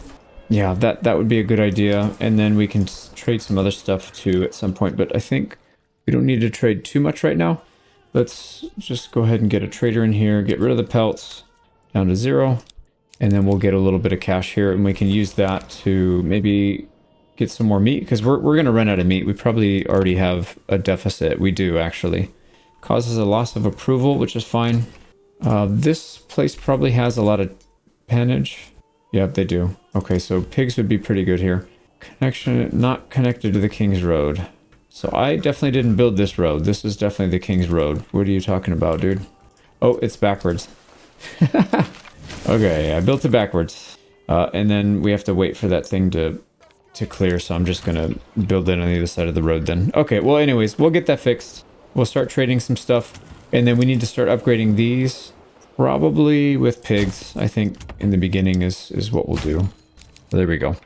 Now we can only afford 2 pigs here because they're pretty expensive. But once we get this going, we still have our pelt trade going. Yep, perfect. So we'll sell that, and then we'll use that to expand some more. So, man, we are expanding this place so fast. I keep just constantly having to build burgage plots. Let me get a few more built. We've got our quarry set up, so they will produce both rough rubble stone and rough cut stone. So they get both. I don't know what the ratio is. Maybe it's just 1-to-1. Yeah, it's 1-to-1. So 1 rough stone and 1 rubble stone for each worker that's in there. So that's good.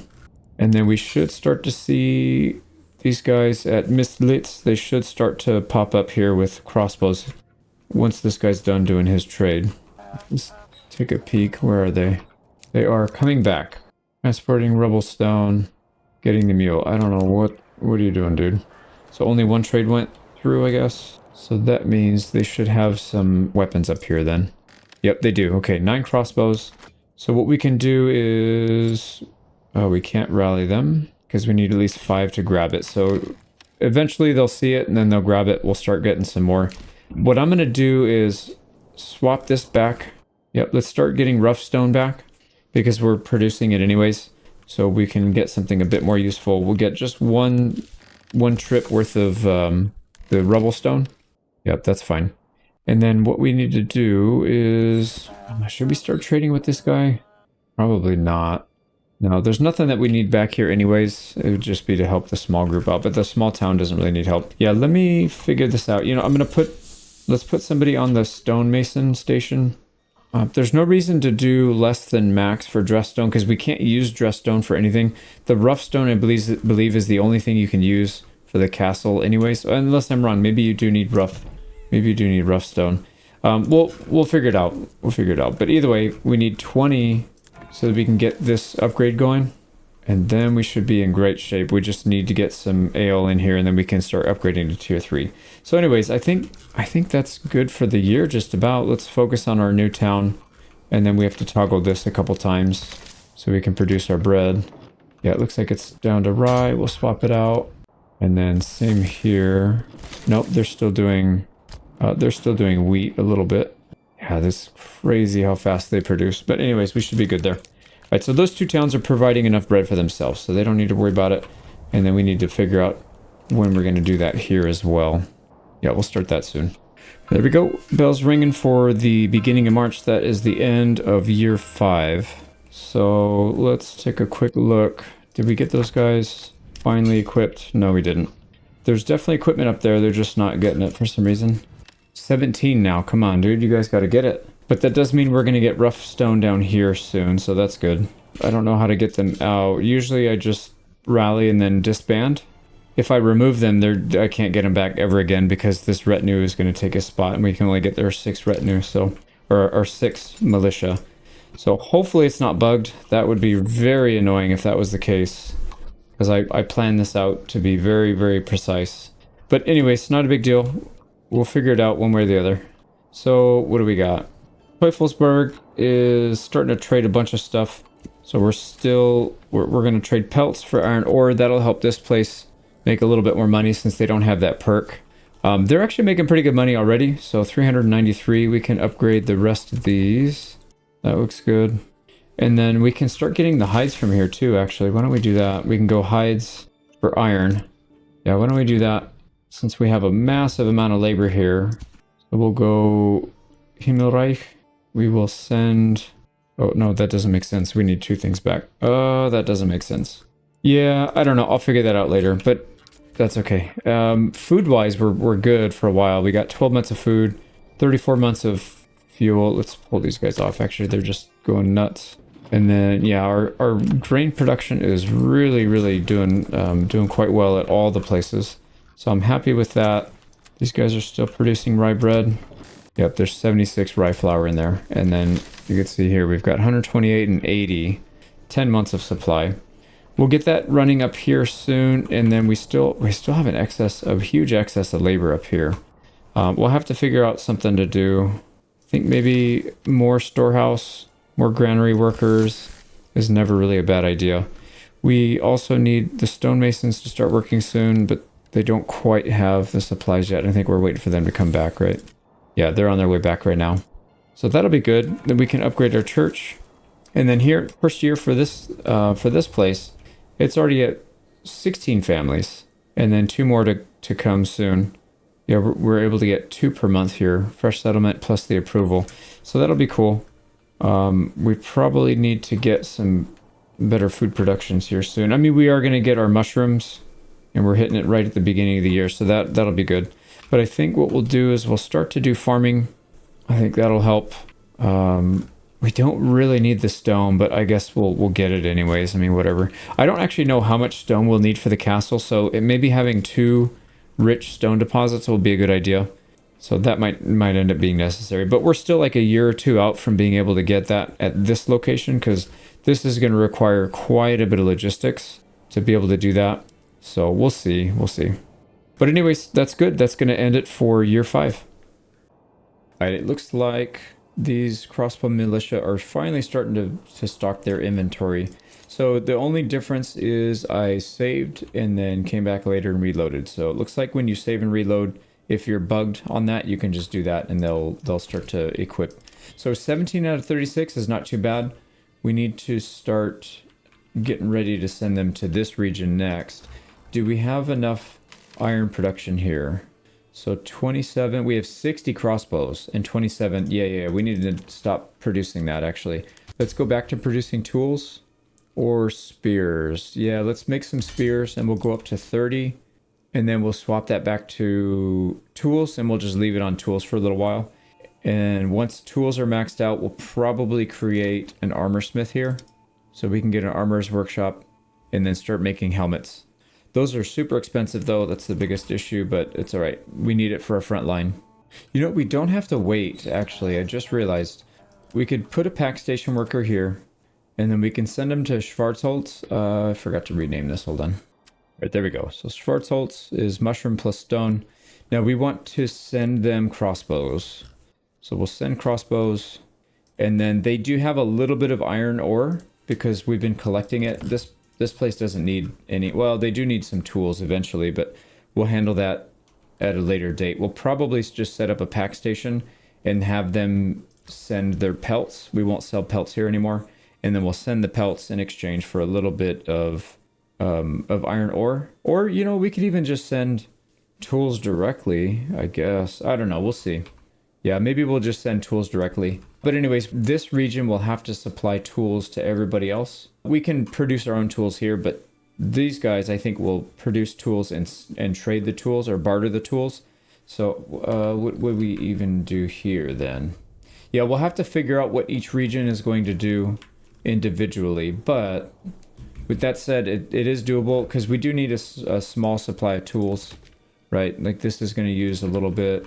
I believe that Quarry also uses tools, doesn't it? It does. Yeah, and we probably want to crank that up to 12 a year. Jeez. Okay, so we got to be careful with that. But yeah, that should still be okay in the long run. Okay, so that's going to be for this year then. That'll be good. This will help that region start. So we'll get both regions equipped with crossbows. This one's almost done. This one's halfway done. This one will be done in a little bit. So that'll be good. And then if you look at our spear militia, they're almost done. We need one more family to move in, and then we'll have that. And we already have room for 2 more, so we're pretty much capped there. We need to start working on increasing our retinue and getting them upgraded. Boy. We also need to build manor houses at all the other locations, because, yeah, if we get raided, we're going to need something to help defend. We could always just plug the gates of our... essentially, we'll build like a castle everywhere, just like we do here, but we'll use the entrance. The entrance would be plugged with the retinue, and then the crossbowmen will sit in the back and deal most of the damage. So we'll probably do something like that. That should be enough to fend off most of these raids, so we wouldn't have to pull anybody from Teufelsberg. But we'll see. Anyways, yeah, let's start working. All right, let's also start constructing a manor house over in Himmelreich. This is the most vulnerable settlement, so what I'm going to do is try to get the retinue built up here first. So that way our crossbows can defend while the retinue can frontline against the bandits. So we'll try that. I don't know if it would work. We probably still have to send reinforcements, but at least they'll be able to delay for a while. So the goal is to build the manor house with walls with an entrance on this side. So the raider bandits have to come through here and then all the way around through the gates and then attack from this side.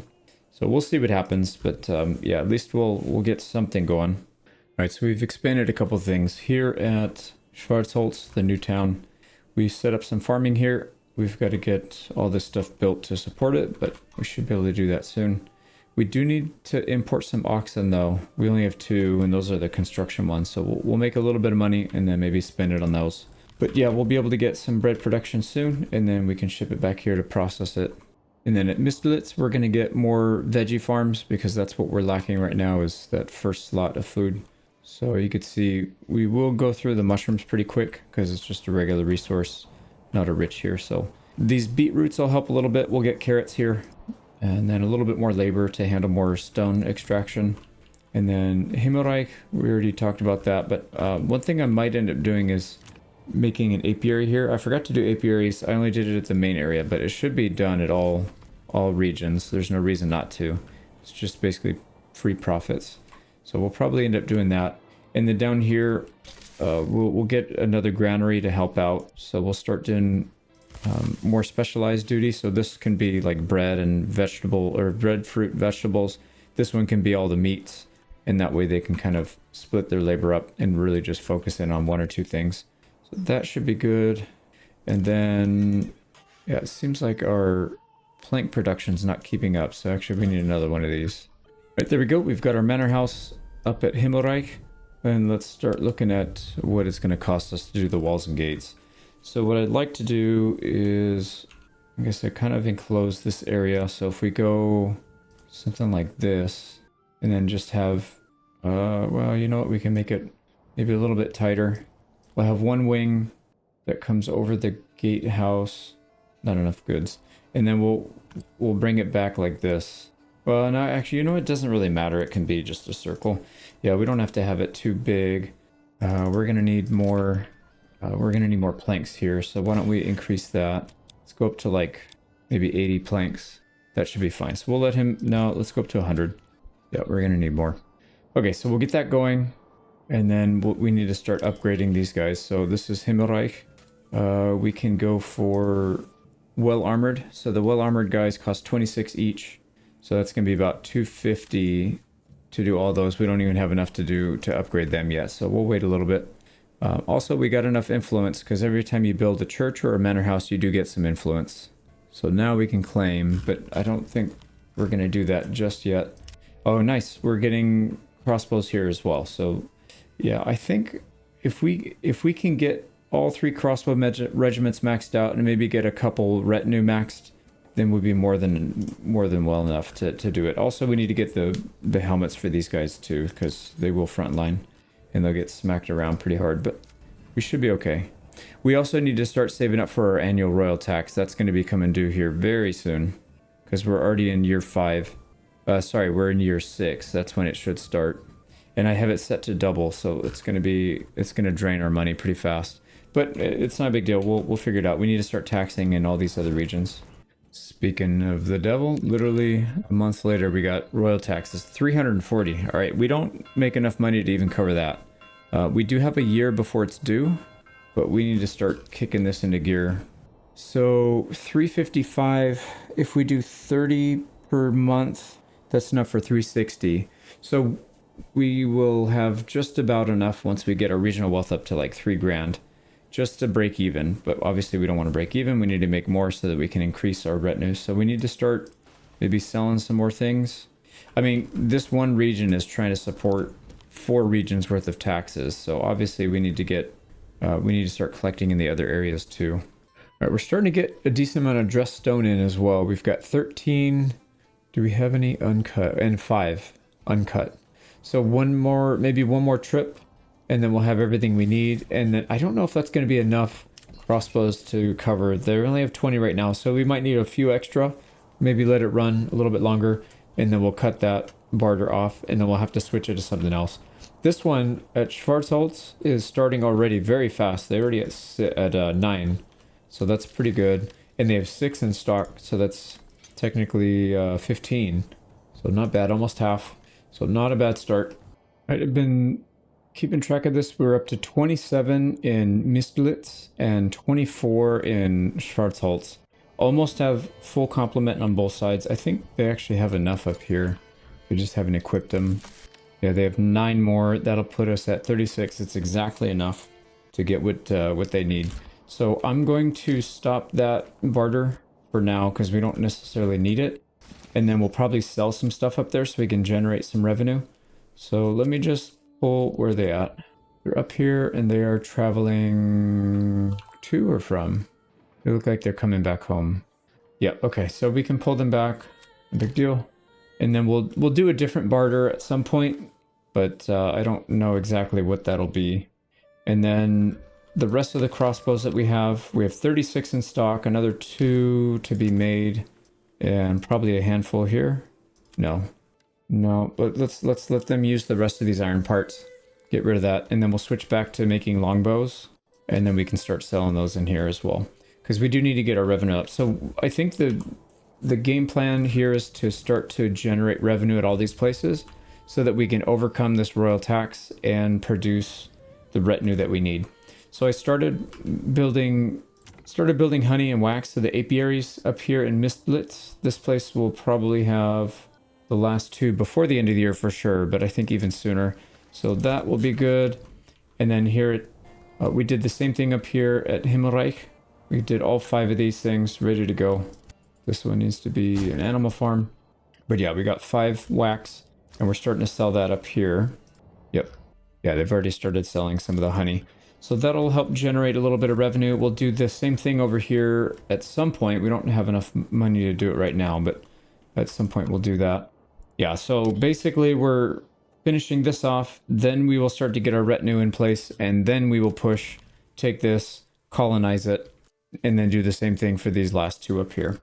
The other thing we need to focus on is getting our fortifications set up. So actually I should build a minor house in all these other places as well. I guess the question is where. I think up here would be a good spot for it, because if we get raided, it's most likely going to come from either the top of the map or the side. So maybe in this area right here would be okay. Yeah, so something like here is probably fine. And then here at Schwarzholz, we need the same thing, but this one, yeah, that's tough. Probably needs to be in this open field right here. Yeah, we wouldn't be covering up anything anyways, but yeah, so let's... Oh, we don't have enough goods.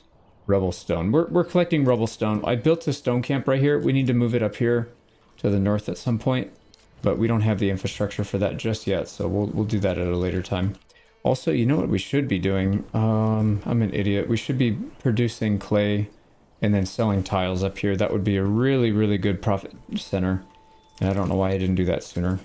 So we're going to go ahead and build 4 houses, 4 burgage plots right here. We've got a mining pit with a clay furnace. We will disallow, disallow clay everywhere. Yeah, we don't want this guy coming over and collecting clay, so let's not allow him, or the tiles actually. We don't want him to collect tiles. So clay and tiles need to stay up in the north. So it'll stay up here, and then these guys will work to convert it, and then the trading post will sell it off. So that should work out pretty well. Yeah, we'll probably scale this up bigger, but for now that'll get us started. And I think we still have enough food, and yeah, I think we have enough food and fuel to support that, so we should be good. We do need to start working on the castle, the fort, whatever you want to call it. Maybe we'll do it all at once when we get these other ones going as well. There we go. Mistlitz has all the crossbows they need, and they have some spares. So 14 spares. Now we need to worry about Schwarzholz. So these guys were sending back their iron ore, but they ran out of iron ore, so they don't have that to send back. Now we need to trade something else. We don't really have that much here, to be honest. There's nothing really worth trading from these guys just yet. At some point they will, but not right now. So how do we get the rest of these weapons over here then? Because that's going to be a tricky thing. We need only 12 more, and then we'll have a full... You know what we could do is grab the clay. We could grab the clay and send that back.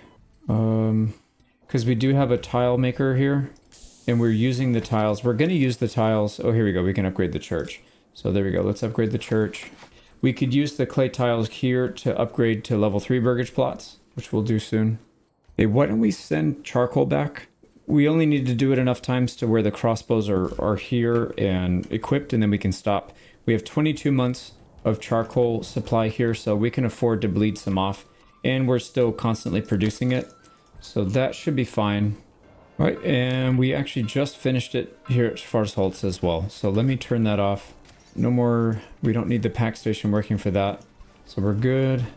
Everybody is fully equipped. We have 6 full militia regiments before the end of year 6. That was pretty good, actually. All right, the small stone church is fully upgraded. And you can see all of our tier 2 burgage plots have that need satisfied. So 2 types of church access. Now we just need to get more fruits, which we should get a decent harvest this year. This will be the 2nd year that these are all up. And this is like the 4th or 5th year this one's up. So this one might be producing at max. I think we might need more. Might need more of these because our population here is kind of big. But that's okay. We'll deal with it. Misterlitz Manor House is done. We need to get that set up. So we'll have an entrance on this side. We'll have a nice circle fort, or I don't know, maybe we'll do a different shape. Usually if you only have 1 unit, it doesn't really matter the shape, but if you have 2 range units, you would want to do flanks on both sides and have them come in a bit. Maybe we can still do that, but just do it on one side. So we'll have like a little finger that sticks out right here and comes back and then cuts off right here, something like that. We could put our range units right here and then our retinue to stuff the center. But if we look here, we've got 3 retinue so far. 1, 2, 3, we need our 4th one. This place is still collecting rubble stone, so we'll have that in just a few minutes. And then also this place at Mistlitz is starting to pile up rough stone to a decent degree, so we should probably start selling that. Let's get the rest. Actually, how much does the trade route cost? So one of our regions can sell dressed stone and the other region can sell rough stone since we have both. So this one's 3. This one sells for 5 and we need 50 gold, 50 regional wealth, whatever. So yeah, I still want to do this first. So we'll do that first. We'll get this last one. Let's just sell rough stone. We can sell rough stone here for now. We'll keep a small amount just in case we need to send some in an emergency. So 10. Everything on top of that will get sold. And then at some point we can turn this area into the dressed stone cell. And then this area can spam rough cut, and then we'll just sell it here. So that should work. Yeah, I think that'll work out pretty well. All right, we got our final apiary here. So Mistelitz, Himmelreich, and Teufelsberg all have apiaries. Hopefully that's not enough to tank the market. I don't think it will. I don't think it'll oversupply. It's still not that much, but yeah, it's possible. So we'll have to keep an eye on it. Right, and we're starting to do apiaries here at Schwarzholz. Let's make sure we sell these things, and that should generate a little bit more revenue. So we have enough for one. We'll have enough for another one next month for sure, even if we don't sell anything else. And we have enough rubble stone. Let's go ahead and start that manor house. So I still think this area is a good spot for it because it should catch anything coming from here or from the south. The only problem, I guess, if they come from up here, we'll have to bait them down into it, but that's, you know, you can't prevent every single contingency. So let's go ahead and put it maybe right here. So let's start enclosing our manor house here. So this is going to cost us 2 logs and 66 planks. So let's go ahead and get that going. Why is that flashing red? I don't know what that means. It doesn't want to build it. Well, let's see. They should do it anyways, whatever. And then over here, we still have plenty of planks. So let's come in here and do the same. So just a very simple design. We can make it fancy later. But in the early stages, we just want it to be functional. So there we go. Another 66. Good to go. And then this one's not even done yet. And then this area, August, September. Yeah, you know, we should probably start this one too. Not that they're going to use it, because this place is not ever going to get raided. It's always going to be raided on the outside, but this is more for looks. Yeah, we'll hold off. We'll do this one later. These ones are functional and they need to be done pretty quickly. All right, we've got most of our infrastructure set up here for the clay. Let's go ahead and open up the trade route for 80. A little expensive, but we have money to spare here. And then let's start exporting roof tiles.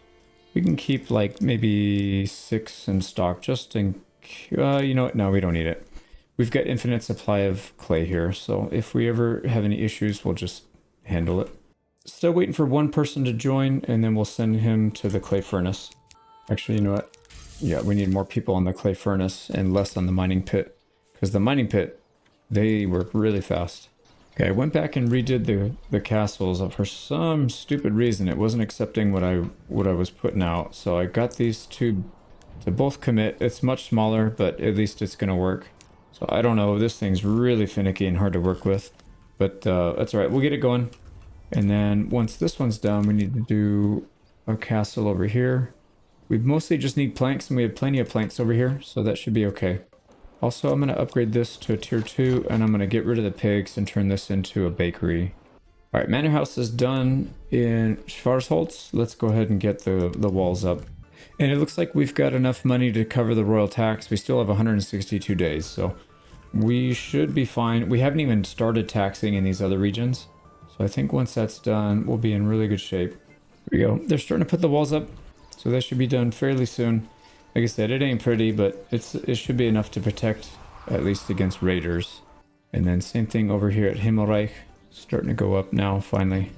Alright, we've got this manor house done in... This is Mistlitz.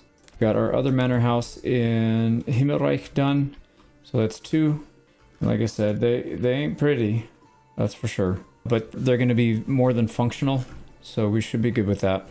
And then over here at Schwarzholz. This one's more than halfway done. And we're starting to produce bread for the first time at Schwarzholz.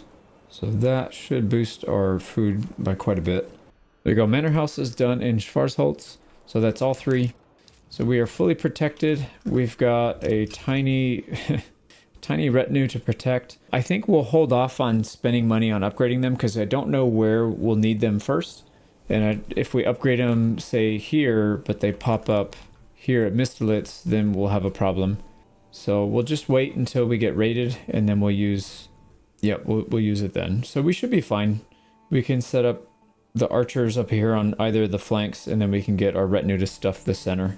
So I think if we get like a group of, I don't know, 8 to 10 fully upgraded retinue, they should be able to hold off the whole group as long as there's a choke point and the crossbowmen are allowed to shoot freely. So we should be good there. Now the biggest issue is, like I said before, making money so we can get all that done. How are we looking here? We have iron slabs. We actually have a lot of iron slabs. We don't need... And I bumped up the tools to 61 so that we can start to stockpile a little bit. Now what we need to do is get an armor. Yeah, let's get a blacksmith workshop. And then that'll allow us to produce some helmets for these guys. And then at some point, we'll take this and then we'll start shipping back some flax so we can produce gambeson. And then we'll be in good shape. We'll be in better shape. I don't know about good shape, but we'll be in better shape. Right, I also finished automating all the bread production in all 4 regions. So we have 2 bakers, one focused specifically on wheat bread, the other on rye bread. So I did that here at Schwarzholz, Mistlitz. Got 2 bakers there, and then again here at Himmelreich, I've got 2 bakers there as well. I also expanded the farmlands over here at Schwarzholz.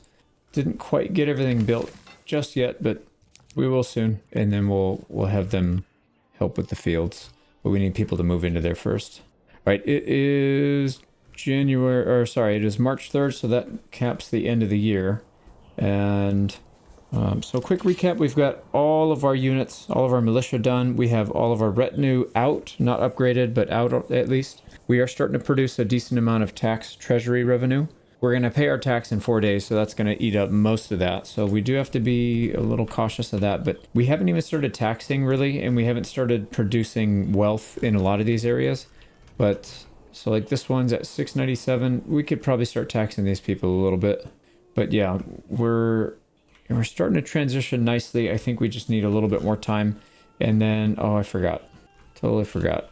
This guy needs to go to be an armorer.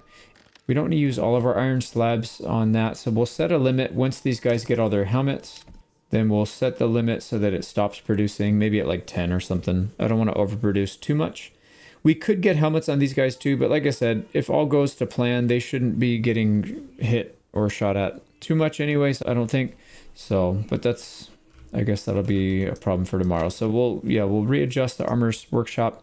We'll get that running, get a little bit of protection on our front line, and then I think the next stage, we just need to really kick our economy into high gear. This place is doing really well, Himmelreich, and I think that a lot of that has to do with the mining pit doing quite well. So we might need to increase our traders here because I've noticed roof tiles are in stock. These guys are not able to get it. Yeah, they're not able to grab it. They don't have enough time. They're running ragged here. So we'll put some more families over here, and then we'll increase our capacity. But yeah, I think that's pretty much it. I think the next thing we'll have to work on, besides getting our retinue up and our wealth up, we need to get some consistent pack station routes between all the regions. So if this place is producing tools, we could trade tools for something else. I'm real nervous about doing that though. You know what we could do? We could allow tool trade here, just turn it off for foreign trade and only allow internal trades, and we could let these guys do it. So they would sell tools at three regional wealth a pop, and then these guys can all spend some of their regional wealth to buy them. And then we're still keeping most of the iron ore going here, rather than having to send iron ore to all the areas and produce their own. That could actually be a good idea. Let me think about that, but that might be an option because we're not selling tools here. I don't think it'll clog up our trading post too much by doing that. But yeah, we'll have to see. I actually don't even know if these guys send it. I feel like the worker from the trade post in the receiving, the one that's buying is the one that's going to send the trader. So it shouldn't, the only thing these guys have to do is stock the tools in here, and then they'll do the rest. The other regions will do the rest. Yeah, I haven't messed with that too much. I usually use pack stations, but we'll see. Yeah, we'll have to see. Oh, and then we have way too many sheep and lamb, so we need to start cutting them up. That'll be another source of both leather and shoes and meat. So that'll be good. But anyways, yeah, I think that wraps up year 6. We are just about ready. I think next year we can attack these guys, I think. So yeah, let's get started on year 7. So we'll start the year off over here in Schwarzholz. We need to expand a couple things. First of all, up here we need to get closer to the stone deposits. So we'll get an area that's specifically trying to do that. You know what we should probably do? We might need to relocate where our trading post is, now that I think about it. Yeah, I might end up doing that. So what are we trading down here? Well, no, that's not true. I could have a trading post here and a trading post up there. This one needs to be here to get the wax and the honey and the pelts and stuff. So just the little things. And then we definitely should not be trading stone or anything at this long distance. That's just way too far. So we'll kind of have almost like 2 towns in one region and then not a whole lot in between. But that's just kind of how it is. It's not a big deal. So yeah, we'll figure it out. But first thing first is get all the infrastructure set up. So stone gathering camp right near there. And then actually let's get a storehouse. We'll get that set up somewhere over here. Actually, is that a bad spot? Yeah, that makes more sense. We'll get the storehouse directly across the street from these where we're going to have the quarry. And then we'll start pumping that out. We'll get the stone off the ground first. Actually, shoot, does that even matter? It kind of does because it uses more maintenance, right? This uses 3 tools, and I know the stone gathering... Oh, shoot, that doesn't really make sense, though. I think you can gather rubble stone a lot faster. So anyways, what I'm going to do is disallow down here. Let's disallow rubble stone, cut stone, and rough stone. And we'll keep all that up north. Yeah, that makes more sense to me. And then what we can do, there's 2 things that we can't get from down here. So food is transported automatically through thin air to Burgage so we don't need it to be close to the marketplace. That's fine. We do need to go get firewood to heat our areas. So what I might end up doing is getting some firewood up here. And if we do that, that means I need to limit the work area. Oh, I can't do that for this. That's kind of dumb. Yeah, I can't do that. Interesting. So what'll end up happening is I was going to put a woodcutter's lodge up here just in the middle of nowhere and not allow firewood to be collected anywhere. And then these people can just go there, get their firewood and come back home instead of having to travel all the way down here, get a charcoal or whatever and come all the way back and then heat their homes. They could just do it locally. It'll cost us 1 labor, but that's, I think, probably a good compromise considering it's going to take even more labor than that just to get these resources back to the main area. So I think this makes a lot of sense. The only downside here, if we get attacked, this whole thing's gone. Like there's no way we can get up here to defend it. We'd have to retreat down here and then bait them into our manor. Actually, no, that's not true. We can get our spears to defend that when they come south. So no big deal there. Yeah, I got some thinking to do. But anyways, we're going to start getting stone. We'll sell rough cut stone here. We need to start processing stone here into dressed stone. So we'll start working on that. I'm also getting a little bit more farmland set up right here. So we'll try and get the rest of this, and then we'll finish our farming setup. Added another person to the quarry so we can extract as much as we can. And then we need to start processing that though. So we'll end up selling that stuff. So we'll have this right across the street from our granary. Well, it's because the storehouse has got a saw pit, but that's fine. So that, and then the trading post will disallow this at some point, and then we'll start selling the dress stone instead. So that'll be this area handled for whatever economy they're doing. This one kind of handled. We need to figure a couple more things out, but that one's in good shape. At Himmelreich, pretty much in good shape here. The mining pit is producing. We just need more labor. So I built some burgage plots here. We'll get another person working in the trading post. We don't have any horses here. We need to get horses. So let's go ahead and order another horse. Yeah, we got plenty of cash here, 1,000. Actually, that reminds me, we need to turn on taxes. So let's go ahead and start taxing here. Just a small amount, just 1%. So it'll give us a -1. That's no big deal. We'll get 10 wealth turned into treasury per month here, and we'll allow that to pile up. These guys are broke. These guys are not broke. They're only at 646 though.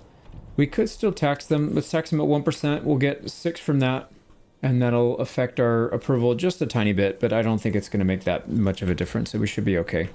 All right, so that is looking pretty good. And then back at the main at Teufelsberg, what did we do here? So we still have our blacksmith armor's workshop going. I'm adding another burgage plot here. So I upgraded this to the cobbler, and then we're going to upgrade this to a butcher's workshop so that we can get rid of our sheep. We're maxed out 100%, will not go any further. So 100 sheep and 64 lambs is the max you can get. And I believe you don't even need anywhere near that. So we'll probably cut them down to size a bit. That'll help produce more meat in this area, as well as some stuff to produce shoes. And then after that, all we need is ale. And then we're pretty much ready for tier 3. We'll already have everything they need for tier 3 even when they get there. So yeah, it's still the ale is the biggest issue, but we'll get there. So that is for this area. I also created another granary, and their only job is to collect meat. So I disallowed meat from this granary. They'll focus on all the non-meat stuff, and that should help ease the burden on that granary. Aside from that, this region's in pretty good shape. We don't need to change too much here, I don't think. So let's continue forward, and yeah, we got to get our industry set up on the periphery. Actually, yeah, that's okay. Let's let this stuff build. I don't want to take on too much. I'm sure I could do more than this, but this is kind of a lot already. All right, we just paid our taxes, 409. So we owed 409. We're down to 259. So that's not very much, but yeah, I think if we continue to pile up the cash, I mean, we just literally started taxing everybody. So I think that'll help a little bit. What did we make for income? Oh, we didn't actually, because it's more. Okay, so we get taxed on the 9th of March, and then we get paid on the 1st of the month. So that's fine. Okay, yeah, let's keep going. So for the armor's workshop, we want to produce helmets, but we don't want to overproduce helmets. So let's just build up to maybe a stockpile of, say, 15. I think that's fair. And then after that, we'll just leave it. So this is 2 iron slabs per helmet, and we have 36 times 3. So over 100 troops. That's basically 200 iron slabs. We only have 145. So we don't have enough quite yet, but we are still importing them. So that should help some. Also, we've got some more dressed stone. Oh, you know what? That's the thing. We need to keep it because I don't know how much it costs. So like if we come in here and we try and upgrade this. So upgrade the walls. It costs dressed stone. Yeah, okay, there you go. So it does cost dressed stone. Okay, so rough cut stone, we'll keep it. I was going to say let's send it back. We can barter back for something else that we need, but I think it's best that we just keep it here because we're going to end up using it for something else at some point anyways. You know what we should do? We should keep a stockpile up here. Like we can keep a storehouse directly up here that has the stuff that we need. So all the dressed stone can go up here and only up here. And then maybe some planks can go up here as well. Yeah, the planks are going to be tough though because they're going to split between here and there. I don't know how they would do that. Yeah, it's okay. I'm just going to leave it alone. All right, so that's fine. So that's done. Let's make sure when this is done that we set everything properly. So the cobbler, we don't need to set any production limits because the leather's not used for anything else and we're not selling it. So it's just going to get turned straight into shoes. It's a 1-to-1 if I'm not mistaken. Yeah, I wish it would tell me when I highlighted over it, but it does not. All right, we can watch it. Yeah, it's 1-to-1. Looks like 1-to-1. Okay, so we're producing shoes now, so we're good on that. All right, we got this other farmhouse operational with the farm workers here. Now we just need to get a few more people up here, and then we can get this area in working shape. So I'm not quite yet ready. We've got our butcher ready to upgrade. Let's go ahead and get him. Let's see, deep mine pit exhausted. Let's go ahead and upgrade that so we don't have to stop. Yeah, so we ran that one dry, no big deal. We've got plenty of cash, 1,500 here, and we have 336, so we can afford a delay. And let's see, I put another person here, or a second person on the clay pit, so that should help increase tiles. Looking good. How are we looking on sales? So tools, we sold 413, tiles 113, so that's looking pretty good. And then, yeah, like I said, the honey and the wax is just easy money. Doesn't really cost you anything extra other than the initial startup. So that helps you get going in the beginning. All right, we're waiting for people to move in there. And then up here, Mistlets, we're waiting for one more family. Then we can get this farmhouse going. All right, we've got our butcher shop set up here. We can turn 1 sheep or 1 lamb into 2 mutton and 1 hide. Now, what I'm going to do is set the limit. Oh, yeah, actually, that's not good. We want to set our limit for sheep really high just so that they don't touch them. I don't want them to cut the sheep up. We will eventually, but in the beginning, I want to just see how high we can get it. But we want to cut the lambs down pretty low. So right now we have 65 lambs. Let's just go down to 30, and then we'll slowly lower that down and lower it down. So you can't shear a lamb, right? So you can't get anything useful out of them in terms of like wool. So that's why we'll only do the lambs. And it doesn't make sense that they did it this way. Like a lamb shouldn't be giving as much mutton as a sheep, obviously, because it's tiny. And then also good, kind of an interesting thing, 1 salt and 1 pork turned into 2 sausages. So it's basically a good way of doubling your meat without having to add more meat sources. Although it only works for pork. So we would have to turn all this pork. Yeah, it's in here now. So that would be an interesting way to multiply our meat here. We do have salt in this location, so we could do that at some point. We also have some salt that we gathered from here, so we could swap that out for something. Right, we still have salt in here. Yeah, we have 114 salt. We could do a barter for something. I don't know what we would barter. What do these guys need anyways? I think they just need... No, they don't really need anything at this point. We could trade... Well, yeah, if we need more crossbows up here, we could do that. But I think we'll just leave it for now. How many crossbows do we have left anyways? 26. So we've got some replacements.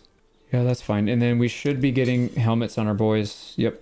Everybody's got 8 so far. And then we'll just continue to produce those. So how many did we get last month? 8. All right, so 8 a month, looks like. Yeah, so we'll adjust this. We don't need the meat. We don't need the hides just yet. I mean, we will use them for sure, but we don't need it just yet. But I guess it's good to be prepared for it. And then we are starting to stockpile shoes a little bit here. I might create another storehouse somewhere because this thing's starting to get kind of full. You know what we could do is disallow the clothing and the shoes, and then they can just come here to get it. That would relieve a bit of pressure. The only thing is it's farther for the trade post to stock. So I don't really like that too much. At least maybe the shoes can go here then. Yeah, why don't we do that? No more shoes here. And we'll allow you to go in your spare time, go pick up the shoes. So that's fine. All right, we're getting raided here from up in the north. We just got the spotting. Yep, there they go. Right there. So unfortunately, they're going to get to this stuff most likely. But we should be able to defend it. So we've got 2 spear regiments coming out, 1 crossbow, and we should be able to hold. So we'll defend from here. I guess they'll just raid this, destroy it, and we'll have to rebuild it again, but that's not the end of the world. So here we go.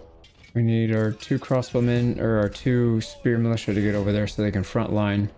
Oh, they're actually coming down here. Okay, sweet. So all 4? Yeah, I think all 4 are coming down here. So that's a good start. And then we'll come meet them on the field. Now we are going to need a corpse pit here. Probably somewhere back here is fine. I think we'll try and draw them into the fields if we can. All right, here they come. Yeah, let's maybe get a couple shots in. We'll try and draw them back this way. Right, so we will get shots on them before they reach... Oh, crap, there's one over here. All right, we need to get one group over here this way. Let's pull them back, and then these guys can intercept here. Oh, we already got... We got a kill, at least. It's a good start. And we'll go on defense. Why are they so slow, dude? Move! Holy crap. And then these guys need to get back here. Great. They're ignoring that unit. Okay, so we have to charge then. That's silly. Okay, well, they're going to get sandwiched, and then these guys are going to get shots off. There's two. Where's the other?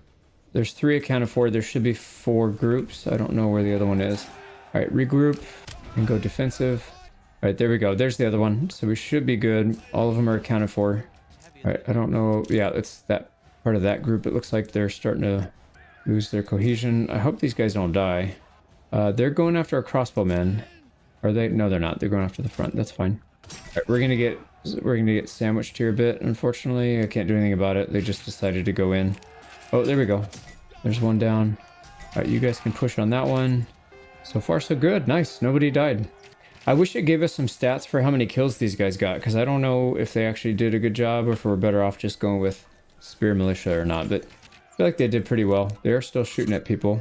All right, let's get these boys back, and then these need to go home, and then we need to get that corpse pit up and running, because there's a lot of bodies out here now.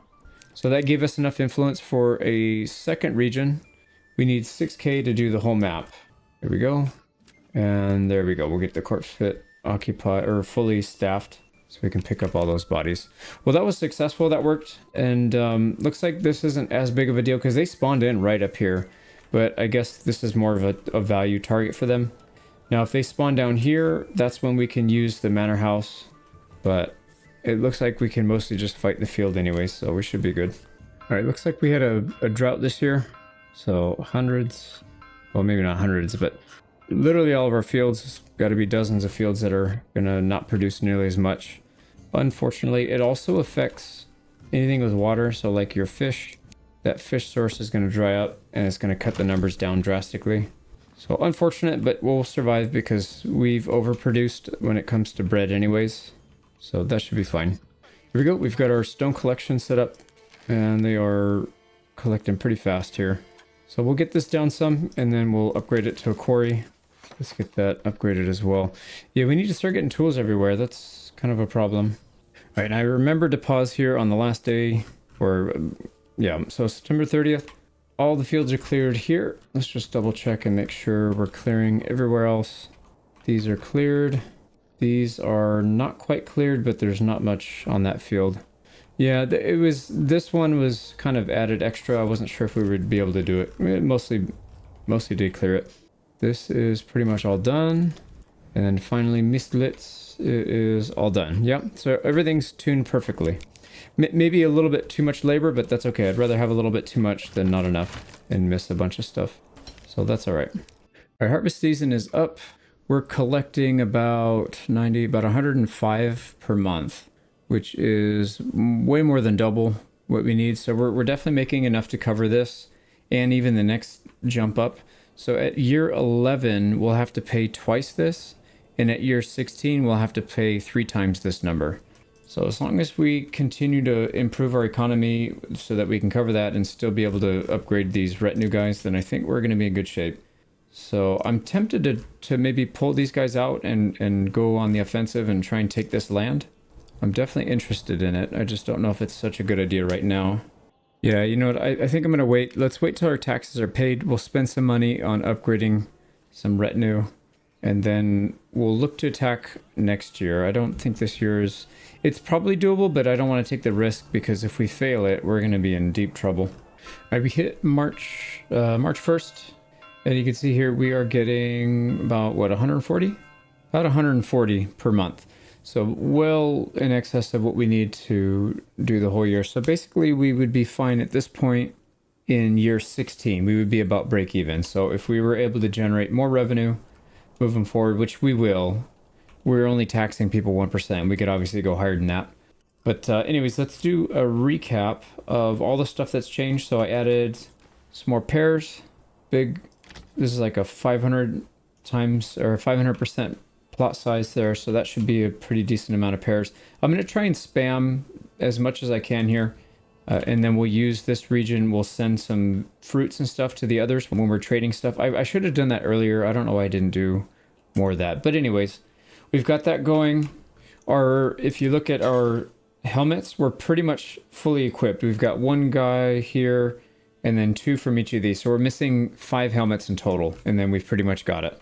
So that should be good there. I've also adjusted some things. So if you look at our sheep, we're at 135 sheep and 30 lambs. So what I'm going to do here, if I go to this, I can turn off allowing foreign trade. And what that'll do is we'll trade internally. So instead of, we can like export these guys, and instead of paying that price of 30 per animal, we're only going to pay 20, and we're basically paying ourselves. So we basically cut out the middlemen and save 10 regional wealth for trading. So we'll basically, like if we trade sheep here to here, the money will just transfer from here to here, and then that 10 that we would pay as an import tax or the tariff would just basically doesn't exist. So that's what we'll end up doing. We'll just trade internally, and then I've already got a bunch of sheep farm set up right here. We just need to build it out. So it'll be the same thing: livestock trading post, storehouse, sheep farm, 1 burgage plot to be a tailor, and then a weaver's workshop so we can turn the yarn, the wool into yarn. So that is being built. We've got more burgage plots to be able to supply the labor. I didn't quite build one up here yet because we only had 1 spare family. So what I did is I just put 5 more houses down, and then we already have 1 available. So it'll be 6 more laborers, 1 for the stonemason, and then we'll put down some sheep farming stuff over here. I've also got a sheep farming set up right down here, so more sheep, and then same thing: storehouse, burgage plot, weaver, livestock trader, and a sheep farm, etc. So that should be plenty to get everybody cranking all this stuff out. And then I think what I'm going to do is we'll trade away some of the sheep so we can generate revenue from that. And then we'll also do some butchering so we can get some extra stuff from here. That'll produce meat, but it'll also produce more hides. And then the hides we can just ship to this central region, which we're using to produce shoes. And then we can start selling the shoes. Actually, I'm going to start doing that right now because we have way too many shoes. So let's go ahead and open that trade route for 280. We're going to export down to maybe 100. That's probably even way too much, but whatever. But shoes are worth a lot. 7. That's going to be very, very nice to have extra in excess of that. We also need to, at some point, get rid of some of this yarn and wool. It's just way too much. Way, way, way too much. Actually, I have 2 people on here. We don't need that many people. We're getting 1,000 per year. That's just way too much. We could sell it as well, but I think between the 4 regions that we have, if we're having to sell it everywhere, we're just going to not get much money for it because we're going to saturate the market. So yarn and wool, where are you? So wool sells for 1, that's not much. And then yarn sells for 2. I guess if we spam the yarn or the wool, it's not a big deal because it's 1. It can't go any lower than 1 anyways. So that might be an interesting one. I'll think about it. I'll consider it. But for now, let's just get rid of some of the shoes because it's a high value. And then we'll pull 1 worker off of this so we're not collecting quite so much wool. But aside from that, we're just doing the same thing. We're just trying to increase our revenue, which we're kind of starting to do. This is the only region that's lacking, but this is the most recent one. And this one's actually growing incredibly fast. So we'll be there soon. This storehouse is almost done with the rubble stone, and then we'll swap it out for a quarry very shortly. Yeah, I think everywhere else is doing quite well. So I don't think we need to adjust anything. So yeah, like this one's up to 3. We're basically making enough money to cover whatever we need, like I said, by year 16. So we can easily just put that money towards retinue, and then we can go attack. So I think year 8 is where we're going to attack and take this. And then I don't know how long it'll take to take these, but we'll at least get this leche so we can get some farmlands going for flax and barley, because that's what we're very severely lacking. But anyways, I'm going to end this year off. I don't think there's anything else that I didn't cover. Everything else is in very good shape. So end of year 7. So I built a few more burgage plots down here, some pretty good sized ones, like 400 or 500%. So we'll get 2 more pairs. And then, like I said, I think we'll try to trade off some of the pairs in barters. So we'll use that. So this year, main focus, I know I probably did this in the recap, but main focus here is to make as much money as we can, as fast as we can. We've got taxes due in 7 days. We're going to use whatever's left over to build up our retinue. And then I would like to try to take the Barons region. However, we're not going to be using mercenaries. I think I mentioned it in the beginning, but we're not going to be doing any imports and we're not using any mercenaries. But the problem is that means we have to fight all of these mercenaries. So I guess we could hire them and then fire them so that it deprives the Baron of doing that. I don't know. I don't know if I want to do that. We might just make it a fair and clean fight. Just let them hire all of them and we'll just have to fight them as one massive group. So what we'll probably do is get a retinue upgraded to max. We should have our helmets pretty much done by then. And then we can come down and attack. We'll probably save Teufelsberg as the last one, because I'd like to have a retinue from each of these areas maxed out first, just in case they need them for raids. Like, we don't need Teufelsberg retinue to help with anything, essentially, just the final fight. So we'll figure out where we pull them from. I feel like this is probably the most dangerous one, because they're literally right on the edge of the map. So we'll probably upgrade this guy first. So Himmelreich. Let's pay for our royal tax first, and then we'll do that. There we go. Taxes paid, 461 treasury, which is not too bad. I mean, it's a lot for sure, but we're also making a lot. So, yeah, it doesn't show what we pulled in last year, but I think we're making about 140 to 150 now, and that's only going to go up with time. And we could increase our tax percentage if we really need to.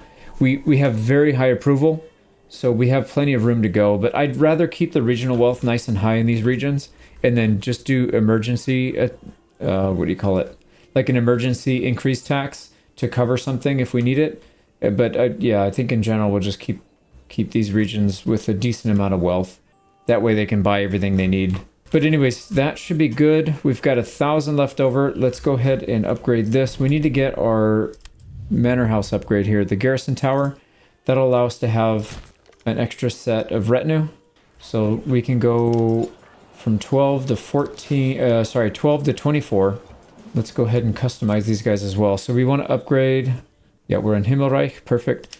So all these guys get upgraded. 26 each upgrade. And you can see they have really strong armor.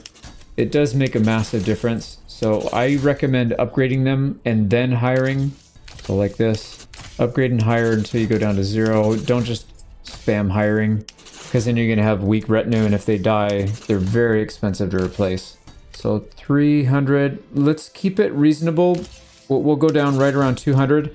That way, as soon as we take Lecha, as soon as we take this region, we can settle it. So that's kind of the game plan here. So these guys have a retinue, fully upgraded retinue of 14 so far. We can get up to 24. I think once we get them up to 24, we'll just send them an attack. We might wait a little bit longer. I'm not 100% sure. If we lose a bad battle, that's going to set us back a lot. And so it's like, is it better to wait an extra year and miss that, or have to wait 5 years trying to recover from a bad battle? So that's kind of the calculus going on in my head. But anyways, let's keep this playthrough going. There's not much we can do other than just wait for all this infrastructure to finish, and then we'll come back. So we're going to start setting up our sheep imports, and that'll allow them to just start multiplying as fast as possible.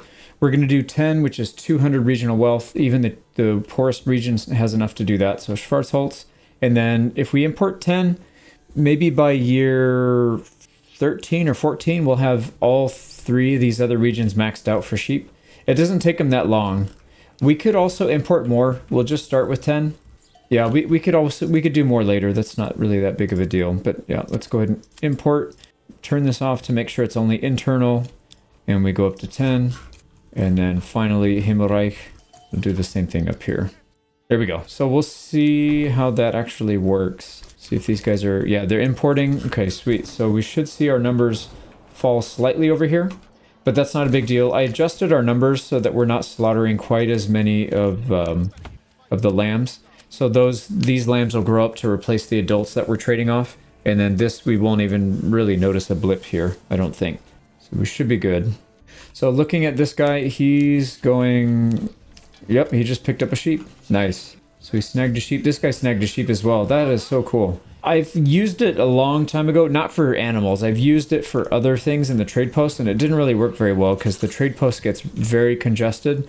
But this is super easy to use, actually, because what I've been telling the dev for, and this is a little side tangent, but I've been telling the dev for such a long time, we need a button to be able to toggle on and off either regular trade or regional trade. Like, I want to have a trading post where they ignore everything and they only deal with internal trades. Because what happens is, if you try and do internal trades, look, we're already trading 5 different items here, and that's not even including everything. There's some stuff in here that I'm sure that we're selling that we're just not represented here right now. If you add in all the internal trades you want to do, that adds to the pile. And then what happens is they only take one thing at a time, and then the other requests get pushed to the back, and a lot of times they never get fulfilled. So if you can separate your trading posts, one to do internal and one to do external, it would make life so much better. But I don't know, maybe it's not possible to do that on the back end, or they just don't know how to do it, or who knows. But yeah, hopefully that ends up being a thing at some point. But for now, the animal livestock trading is going to be very profitable. And then eventually what we could do is we could also sell some of these animals. So if we want to make some profit, we could always sell off some sheep, because we are making quite a few. So even if we're trading some of these out, so like in these other regions, maybe we don't need to make too much clothing and meat from that. So we could always sell the excess off and then make some profit that way. Because if every region is making clothing and wool and yarn, then nobody's going to be making money, because we'll flood the market and we'll tank the price. But if we sell sheep, those are worth 20 each. They're very expensive. So that should be pretty good. But anyways, that is good to see. We'll see some sheep start to populate here. And then also, I haven't really talked about this much since the start, but this should add to the amount of stuff that's going on the map. And hopefully we can get to a point where we break the game, because we're going to have all the regions filled with people and sheep and everything. And that's kind of the goal, is to just break the game. See at what point, how many people we can get on this map to break the game. So this will help contribute to that. But anyways, let's get back to it. You know what I realized is we're just not producing enough clothing. I'm going to get rid of these chickens, swap this to a tailor, because this one is not able to keep up with the output. If you look at how much we have here, 637 yarn, 238 wool. So we could use another person in the wool weavery, the weaver's workshop. Oh, shoot, we have 3 out of 3. And I kind of built myself, yeah, left myself no space to build over here. So we're kind of stuck with that. It's probably okay though. Yeah, we definitely need more processing power for clothing though, because the clothing can be sold and we'll make decent money on it. Yeah, so we'll at least do that. All right, we've got a little bit more money saved up. Let's go ahead and spend it. Pretty close to, yeah, we don't have enough to do everybody. 20 out of 24. Maybe it'd be wise, because I'm looking at the amount of mercenaries that they have. Oh god, this is a big one too. They just got that one in. That was not here last time. So the problem is we'll have to fight all this plus the 5 that they spawn in with. So 5, 8, 9, 10, 11, 12. There's 12 units here. We're going to have 6. We're going to have 7. 7 versus 12 is not really a good idea. Now, if we get all these retinue filled out, then we might have a better chance. I think we'd have a pretty good chance actually against them. But these crossbowmen are pretty rough to fight against. Same thing with these shielded, the light infantry. These guys are pretty tough. So I don't know. Yeah, we might unfortunately have to wait another year. We're in June, so we're halfway through the year. Well, not quite, because we're doing years starting in March. In June, July. Yeah, I don't know. We'll see. Let's keep going. I also upped the amount of sheep that we're getting. So I upped it to 20. And I put extra families on here to help speed that up, because these guys are so far. It just takes them forever to get there. So we'll do that. These guys are almost... Right, how many did you get? They only have 5, so they need another family as well. I put 2. Let's just do 3. These guys are pretty much full, because they're literally, 10 steps away. So they're right next to them. They've got 20, just about, so we can probably cut these guys off soon. And they're already starting to get some lambs. I see 4 lambs here, so that's a good start. Yeah, we'll have them maxed out in no time. And then that's, of course, is transferring more wealth to this region, which is good, because we just spent like over 1,000 to upgrade both of these burgage plots to pairs. So there went a good chunk of our money, but we'll be all right. So yeah, I think we'll keep going. We need more money for sure. So, all right, let's finish this off if we can. There we go. We're down to 0 cash. We need 515 in 240 days, which is fine. We'll be able to get that in 5 months. 5 months is what? 150 days? So we'll have time to be able to do that. And I think we'll still be able to fight these guys. Let's see if the mercenaries change. Sometimes they rotate. Oh, dude, they got rid... Yep, they got rid of the crossbowmen and the 3 light infantry. It's July 12th, so they will respawn again at the end of the month. But now might be the time to try. If we're going to go now, or I guess otherwise we have to wait. Yeah, otherwise we gotta wait until we fill more of these out. But I don't know that we need it. I think we can probably handle it here. These guys all have helmets. Crossbows are ready to go. Yeah, let me think about that. I decided it's time to go. August, September. We've got 1 month to get this battle done and then get back in time for a harvest. So we've assembled everybody. Let's go ahead and make sure we're in defense. Keep the retinue in reserve. Yeah, retinue in reserve since they get tired really fast. And then I want to keep the crossbows bunched up as tightly as possible, so if they try to flank, it'll be easier to defend. Let's go ahead and zoom out and start claiming the region. And then they're going to contest it almost immediately. And if you look at the mercenaries, they did update. They have a local thug, which is basically useless. Battle Brothers, not the best, but it's 2 extra units. And then Flock of Crazy Geese. These guys are pretty well armored. So this is a little bit of a concern, but not as bad as the crossbowmen and the 3 light infantry. So I think we should be able to smoke these guys. So let's try it. When are they going to climb? There they go. All right, so we are... Yep, we're fighting. We're in the circle, and we got to see where they're coming from. They're coming from straight at the bottom of the map. Let's take a quick look. Yeah, dude, this is stupid. They hire all the mercenaries all at once, and their standard... they have a retinue, 2 archers, and 2 melee troops. So they get 5 units plus whatever whatever mercenaries were available. So let's go ahead and get set up here. We are on a slight hill. Yeah, we're on a slight hill right here. So I think we need to make sure we hold that. So let's go ahead and line these guys up. I think we'll try and stay 2 ranks deep or close to it. And then we'll keep the retinue over here on the left flank. Crossbowmen can be dead center, and then hopefully we can get some decent shots off on them. So I don't know what they're going to end up doing here, but hopefully we can get some decent action from our crossbowmen before... Right, he's trying to get out of it. We don't want to get out of it. We just want to fight this. So here we go. We need our crossbowmen to take out their ranged troops. So let's go ahead and turn to face. Keep the retinue in the back, and then they will deal with any flanking units that they have. Okay, are we in range? Yeah, we should be in range. Okay, I want to focus down the archers first, if we can, because they will definitely target our ranged, and we don't want to really lose our ranged units. They're taking shots at these guys in the front. These guys are charging the Flock of Crazy Geese. Oh no, these are Battle Brothers. All right, let's go ahead and move into shield wall. Oh, shield wall here as well. They're taking quite a beating so far. There is a unit coming out here to flank, but that's why we kept these guys in reserve. Dude, that's so many people. How? Yeah, that's a lot of people. Oh man, they got destroyed. All right, so we want to come off our line, get the retinue back over there. That's fine. Okay, take the next available unit if you can. Let's move up a little bit. They are going really wide. Let's just keep these guys shooting. I don't know what they're trying to do here, but let's go defensive with our retinue. We'll keep a nice line over here. Those archers are probably trying to line up for a flank, so let's go ahead and counter them. Okay, these guys are done. They wiped out whatever unit that was. That was the brigands. I guess they had some brigands. Yeah, the local thugs. So we should be able to cover our rear now. Yeah, we're getting some meaningful damage in on these archers. This is really good. So we're maintaining defensive position. They do have the high ground now, which is not perfect, but it's also not that big of a deal. All right, these guys need to all get off of defensive position and start pushing. Clear those guys out. If they're not going to push in right away... Yep, they're broken. Okay, yeah, it's okay. Let's just leave them to do their thing. That's fine. I'm okay losing spearmen because they're much easier to replace. I don't want to lose any of my crossbowmen because we have to trade for all that, and it's just a nightmare. We're, what, August 10th? So we still have 2/3 of the month left.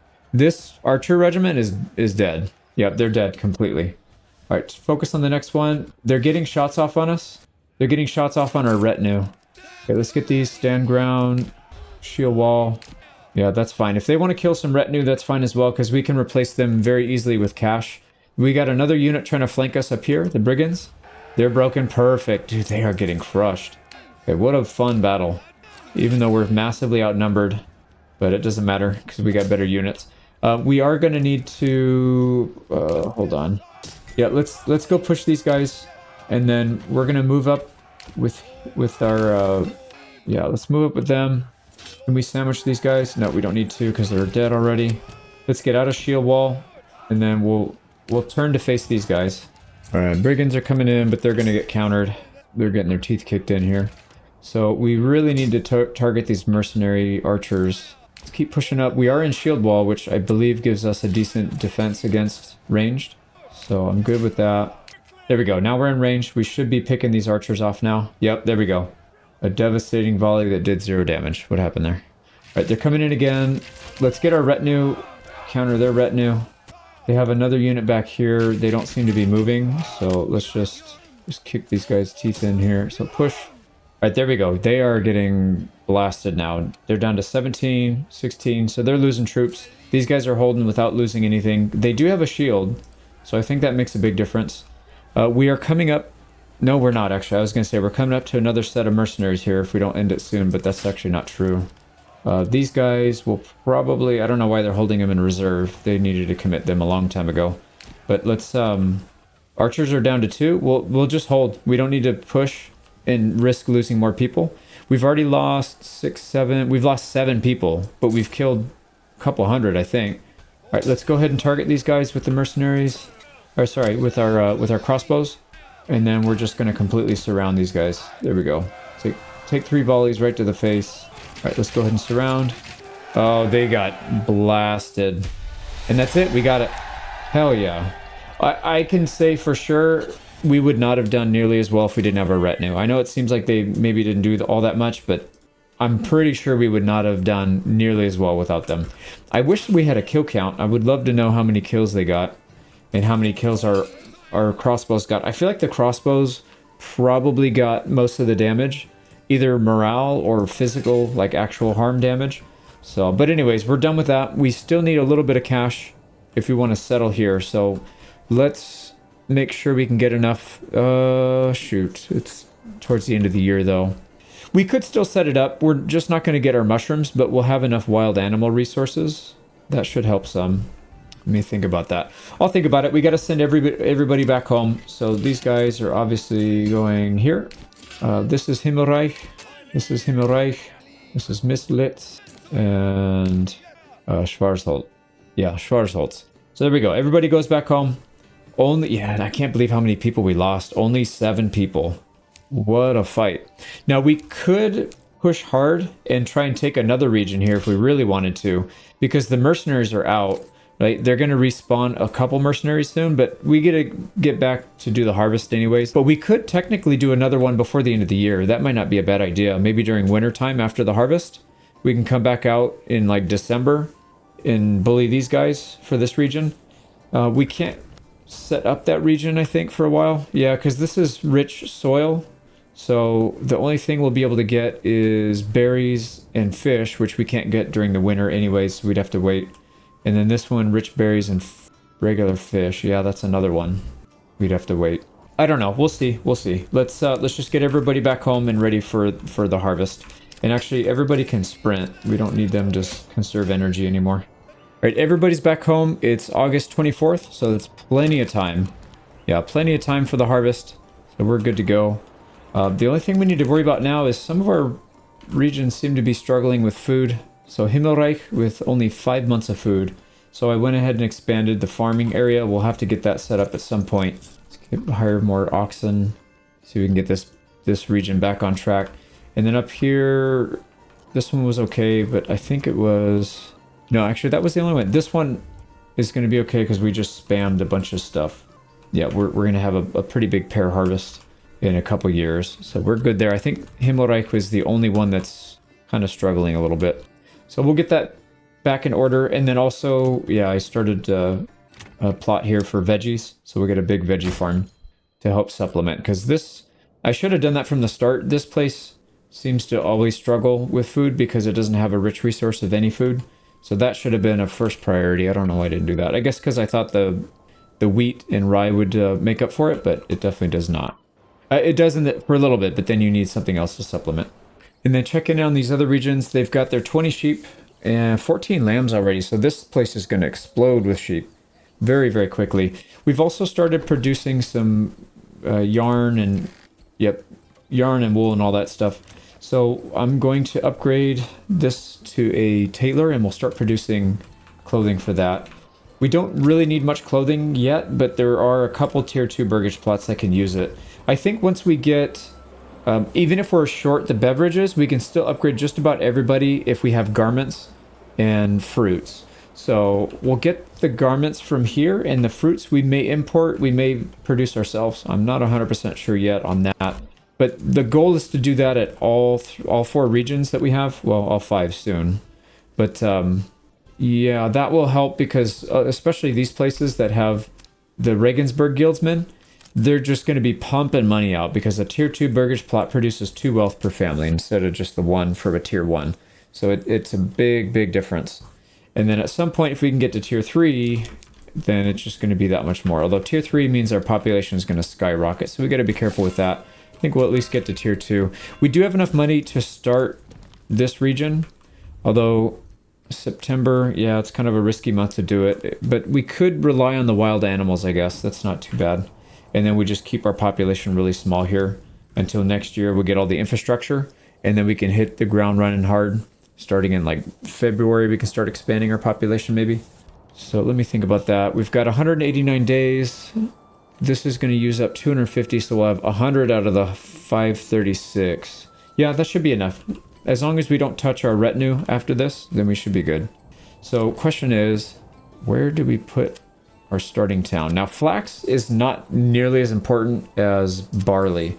So barley is going to be the main resource that we produce. We will produce some flax, but I don't think it's that big of a deal. We need a massive amount of barley because we got to supply the entire region. Well, that's not true. There's another farm region up here that could also produce barley.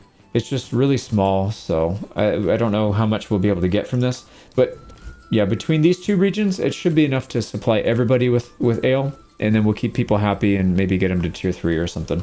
So I'm not going to worry as much about the flax. Yeah, so like this whole area seems okay.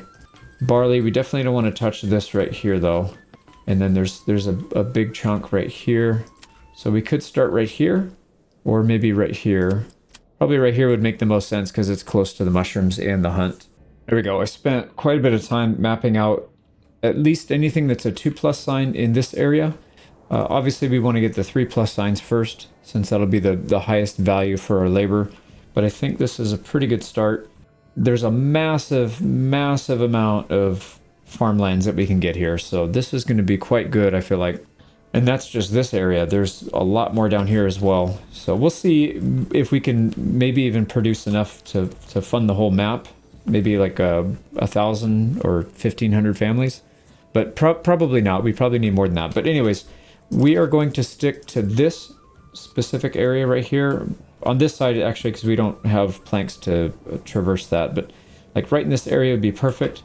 We can snuggle up against this forest line so we can get our logging camp there. We've got food close by. I think we'll be in good shape. So let me go ahead and place this down. All right, we've got our starting stuff built in the region. It did rain, but we were able to get all the bread off the floor. I think we lost a little bit of firewood, but everything else was ticking up, so no big deal there.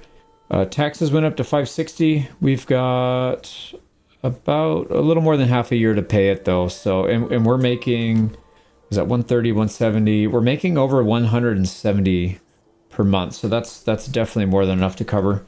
No big deal there. I'm going to keep nursing this thing, getting it off the ground here. Hopefully we don't get hit too hard.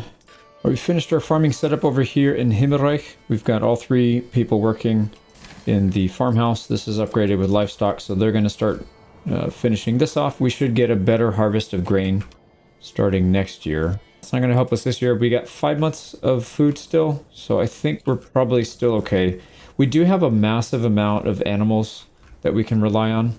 So, and I also upgraded all these recently to pigs, so that should help some. Let's go ahead and upgrade these to goats. And then we'll just get a little bit more. And then once this starts running, yeah, we got 15 sheep. We need another couple more trades, and then we'll have it up to 20, and then we can stop. Once that gets up, we can upgrade a butcher to help as well. And then, like I said, oh, here we go. This one's ready. So we need to get probably cabbages here. We'll get the best yield. So we'll do cabbages, upgrade that to a duplex, and then we'll have even more food coming in. So we should be good next year, assuming we don't starve this winter, which we should not. But if we don't starve this winter, then we should be in good shape. I gotta make my rounds because I'm going to be focusing on Lech, the new region. So we just need to make sure we're not going awry too far here. But I think we're doing it pretty good here, pretty decent shape. I would like to finish off the farmlands here, and then we'll get this region fully. You know what? This one only has 2. Probably should get a 3rd one here as well. There's a big chunk right here that we could farm. And it's not too far from our central area anyway, so that's not a bad idea. Let's let this get established first, because I don't want to increase the amount of people that we have to feed too much more than we're already at. So yeah, I think I'm just going to leave that. And then here, Miss Blitz, this is looking pretty good. We're getting our wool and stuff going. Yep. Why are we collecting firewood here? Okay, let's not collect firewood there. Yep, there we go. Yarn, and then we'll have to upgrade somebody. That's fine. We'll start producing clothing in these areas soon, but not yet. Not yet. Okay, back to... Oh, you know what? What about this area? Yeah, this area is fine. And I'm kind of curious, how much did we get this year for the harvest? 20? 16? Probably none. Yeah, this one we planted kind of late. That's no big deal, though. Okay, and then these trees are pretty much mature. I believe this one's mature. Yeah, 116. That's probably about as much as they'll produce per year. The quinces, this one is mature at 88. These apples are mature at 110. I'm pretty sure that's a fully matured tree. So that's not too bad, but obviously we need these 3 to start pumping out before we start trading that stuff off. But with that said, we should have enough to cover the animal produce and fruit for tier 2 burgage plots at least. So what I might end up doing is spamming tier 2 burgage plots here. We are getting some negatives for the missing amenities, but it's not that big of a deal yet. We're still at 71%. And we actually have quite a few families already. Oh, 4 homeless families. What is going on?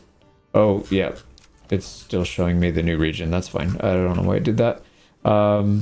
Yeah, 35 tier 2 families and 27 tier 1. So we could go around and finish upgrading. Let's just do a little bit at a time. I want to make sure that we still have room to immigrate. So if we get our approval down to like 55, then we'll stop. We'll actually lose that. So as long as we're above that, we should be fine. Also, regional wealth up to 9,000. So every 1%, we're getting 90 basically each month. And that's going to continue to go up because this will probably balance out around, I don't know, 20 or 30K when what we're transferring to treasury equals what we're taxing each month, or what we're collecting each month. So that should be good. Let's go focus on the new region then. Oh, I forgot. I completely forgot. So we have high elevation up here, and we just lost a sheep due to high elevation. So we need to actually move that sheep farm down where it's not in high elevation. So you can tell where elevation is if you click on your overlays, click on the elevation tab, and this entire area is high elevation. So we'd have to come down here. It looks like this is the edge, somewhere down here. So we'll have to relocate it for sure. There's no way we could afford to do that. There is a perk you can get that allows sheep to be in high elevation, but we took the one that increased farming instead. So not that big of a deal. It's going to be annoying for the first year, but we'll spend some time relocating the sheep down here. Yeah, we need to be able to get a road.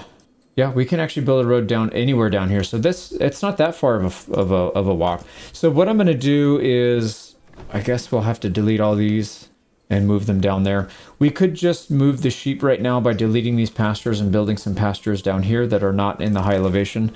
But I might as well do that just to save the poor little sheep. I don't want them to die. So why don't we build some pastures down here then? So what is the closest that we can get? So if we zoom in, it's literally right here. The other question is, can we even get a sheep farm up here, or is it too steep? Because that's a concern. We can get a sheep farm down here, Yeah, we can get down there. All right, it's not that far from here. We'll have to build a sheep industry down here then. Yeah, that's unfortunate. I mentioned it earlier too. I'm pretty sure I mentioned it earlier in the playthrough and I just completely forgot.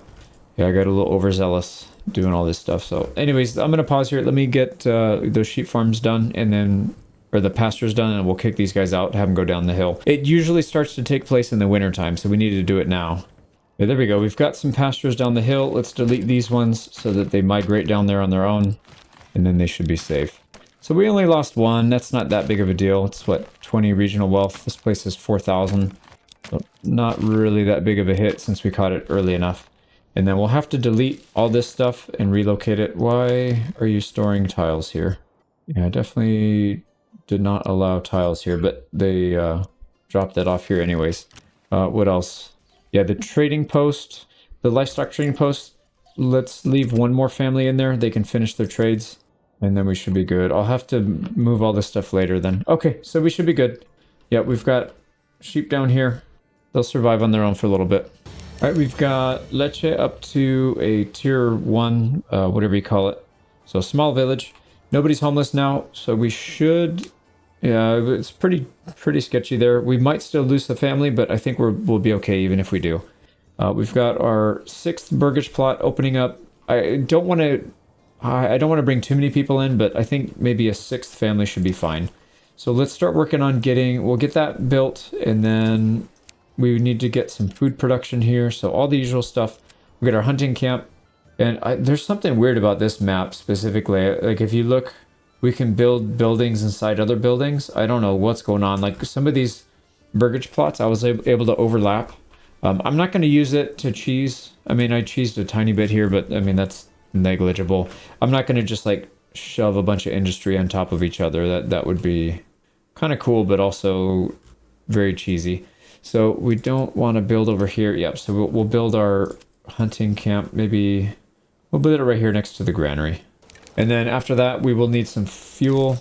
We'll get a firewood collector somewhere. Actually, we don't need 2 people getting logs, do we? No, we do for a little bit. Yeah, that's fine. Oh, I'm going to get this sorted. We'll get this town off to a decent start, and then we'll come back later when there's interesting stuff going on. All right, we've got our everything set up. We've got waters.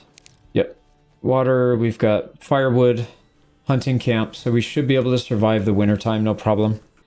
If we can start piling up a little bit of food, I might bring one more family in, but like I said, we need to wait till the mushrooms come back so we can get a pretty healthy amount and be able to survive with a higher population. So I think we'll just kind of hold for now. Maybe we'll get some of the basic infrastructure set up, but I would like to start farming very quickly. Probably by next year, we'll get like half a harvest is what my plan is. So we should probably build one. This one looks very strong. The 3+, and it's really close. This one would be good too. We have to clear off the stone first though. That's the biggest issue. So if we get some farming done right here, I think we can do it right away. Yeah, we got to watch out for covering up the mushrooms, but this whole area right here looks like it could be farmed. And then a decent chunk of this, although a lot of it's covered. Yeah, we might relocate these wild animals somewhere else. Although I say that, but where would they even go? There's not really much. Yeah, there's not really many places they can go. So yeah, I'll probably just leave them alone. Anyways, yeah, let's keep going. Let's get through the year. Right, I'm a little embarrassed to admit how much time it took me to figure this out, but I tried so hard to get this area down here to work. I could put all the support stuff, all the buildings, but I could not get a burgage plot down here. I was going to process all of the stuff, but it's just easier to keep the sheep down here, the sheep farm. Everything else gets transported up here. Oh crap, I just remembered the butcher. Dude, the butcher's gonna have to go down the hill to grab it. That's gonna really slow it down. That's gonna be horrible. I'll have to figure out how to get a burgage plot down here. I tried so many different ways. It's really steep, and I have no clue how to get it to work. Especially with a backyard burgage plot. I feel like you're just not going to be able to do it. I've noticed when the lines are a certain thickness apart, it seems like it blocks it. So like if I look up here, I wasn't even able to build burgage plots right here. So see how close these are? It's like about the width of the circle. If I come up here, this is a little bit wider. this seems to let you build a burgage plot right here. And then right there, it's a little wider. Up here is okay. Up here is okay. I was able to get them up here. I tried to build it right here, and you can see there's a bunch of bald patches where I killed the trees because I was putting stuff down. So I don't know. I'll look down here. Maybe there's a spot where we can find... Yeah, see, it's not even one circle. It's within the circle, so that's way too steep. We'll have to find maybe a spot. We'll get lucky where we can throw our butcher down, but I don't think so. I think he's just going to have to travel down the hill to get his sheep. So, yeah, and it gets really bad right here. So it's it's like 2.3 lines within one circle. So it's extremely steep right there. Yeah, right here would be the closest, but it's still too steep. So that's not going to work. Anyways, we'll let the sheep move around. Yeah, go back home. Go. We'll get all that relocated. I had to build more housing over here. I don't know what we'll do with these guys. I guess they can help with logistics. So we do still have a lot of need for logistics. This guy, yeah, whatever. I'm just going to leave everything for now. Let's put another person... we'll put 2 families, one in storehouse and one in the granary. That'll help. And then we could use up some of that labor, but ideally we still have more coming right here for the veggie plot that we put. So yeah, this place is kind of a mess, but we'll get it sorted. We'll get it situated. Now let's go through over here in the origins and see if there's anything else we want to take. I'm pretty sure we're going to take Regensburg Guildsmen for the farmlands, but I want to double check just to make sure. The only thing that I can think of that increases yield in farms is the elevation one. Those fields are not at elevation, so that's not going to help. I don't really think there's anything else. It's the only thing we could do is this hunting, yeah, of the Vogtland, but the problem is it decreases field output, so having rich hunt and rich soil in the same region is not really ideal. You'd probably want to separate the two, but that's all right. So this one would allow our hunting camp to hunt 50% more efficiently, so we'd get a small uptick in that. It would also reduce the consumption of clothing by 50%, so that would help a little bit when we get to higher tier, but this is just nonsense compared to the bonus we get with Regensburg's Guildsmen. There's literally nothing that comes close to this one. It's the best one in the game, without a doubt. You could maybe justify Bamberg if you're going to be spamming these burgage plot backyard extensions. You can get a little better yield from those, but honestly, it just doesn't even come close to this. So I'm going to have to go Regensburg again. As boring as that is, but it is what it is. There's like no downside to taking it, and it's all upside from day one. Like we're in our 2nd month and we could already start gathering some regional wealth from it. So that's fine. We'll take advantage of it. So I've laid out quite a few things for this, for Lecce to work on. So we'll get our farmhouse going, some hitching posts. We've got a saw pit, the stone gathering camp over here, and then the forger hut over here. So as soon as we hit next year, like I said, I think we'll start to upgrade really fast. Well, we only have 3 months of food. That's a little dangerous. December. Yeah, we should be fine though, because these animals will reproduce and we'll get a little bit of, we'll get a trickle of food, but we definitely can't increase our population right now. We'll keep it at 6. And just during the winter time, we'll just get all our infrastructure set up and prepare. Once we get mushrooms next year, we should be in good shape. Right, March 1st, we have completed another year. Let's go ahead and throw somebody on the forger hut right from the start. You can see it's already starting to grow, so we'll get food. We're getting low. We've got 1 month of food supply. Obviously not ideal, but we were able to get a lot of infrastructure built. So we've got charcoal kiln, saw pit. We've got our farmhouse with 2 hitching posts with 2 oxen already too, so we can assign that automatically. We've got our wooden church built. Obviously I showed you the mushroom pickers and then a stone gathering camp here, so we'll be able to gather a little bit more stone. And what I'd like to do is get a manor house built here ASAP, because if we get raided, we're just going to have a very, very rough time. So I think what we'll do is we'll get a manor house here. We'll upgrade the retinue here next. This will be the next region. We've got taxes due in 8 days, but we've got a lot of cash on hand, so I think we can afford to do it. And then we don't have the ability to add more militia here. Look right here, it's capped. So we capped everything. The only thing we can do is hire mercenaries, which is not in the rule set here. We're not allowed to hire them. So like I said, It's a good thing that we waited before we did the retinue because we needed all 6, as you saw in that last battle. But yeah, I think if we get another retinue here, we should be able to hold off most of them, or at least until we can get some reinforcements, because we can hire some, the retinue here and send them, or we can hire, no, they were right here, Himmelreich. Yeah, these retinue can come down, or we can get the crossbows to come, or I guess some spears. And if they're held up inside the keep, that would probably delay it enough. But anyways, yeah, this town's off to a good start. We're positive slightly. Oh, we're cold. What happened? Anyways, we'll get this one sorted. I think everything else we've kind of already covered recently. This was a very light year, aside from that big battle. But yeah, Lecce is under our control, so we've got most of the map now. We just need to get some barley going, and then we can get these guys upgraded. What I might end up doing is skipping tier 2 gambesons and just going straight to tier 3 with chainmail, because we do have iron here that we can produce some stuff with. Yeah, we've got some helmets left over. Only 2 iron slabs though, so we're not really getting a whole lot of iron here. I thought we would have more. Yeah, we're still producing enough tools though, so that's good. We're able to get enough to produce tools and some spare helmets. Yeah, whatever, that's fine. Okay, I think that is going to do it for year number 8. Yeah, that was year 8. Looks like the quarry here at Schwarzholz is knocked out, so let's go ahead and build a new one. We'll just start with 1. If we want to increase capacity, we can do that later. But we'll throw the 3 workers on there. We'll start collecting more here, and then, yeah, we want to get that clay out at some point, but that's not really the priority. I think the priority should be to get a trade post active.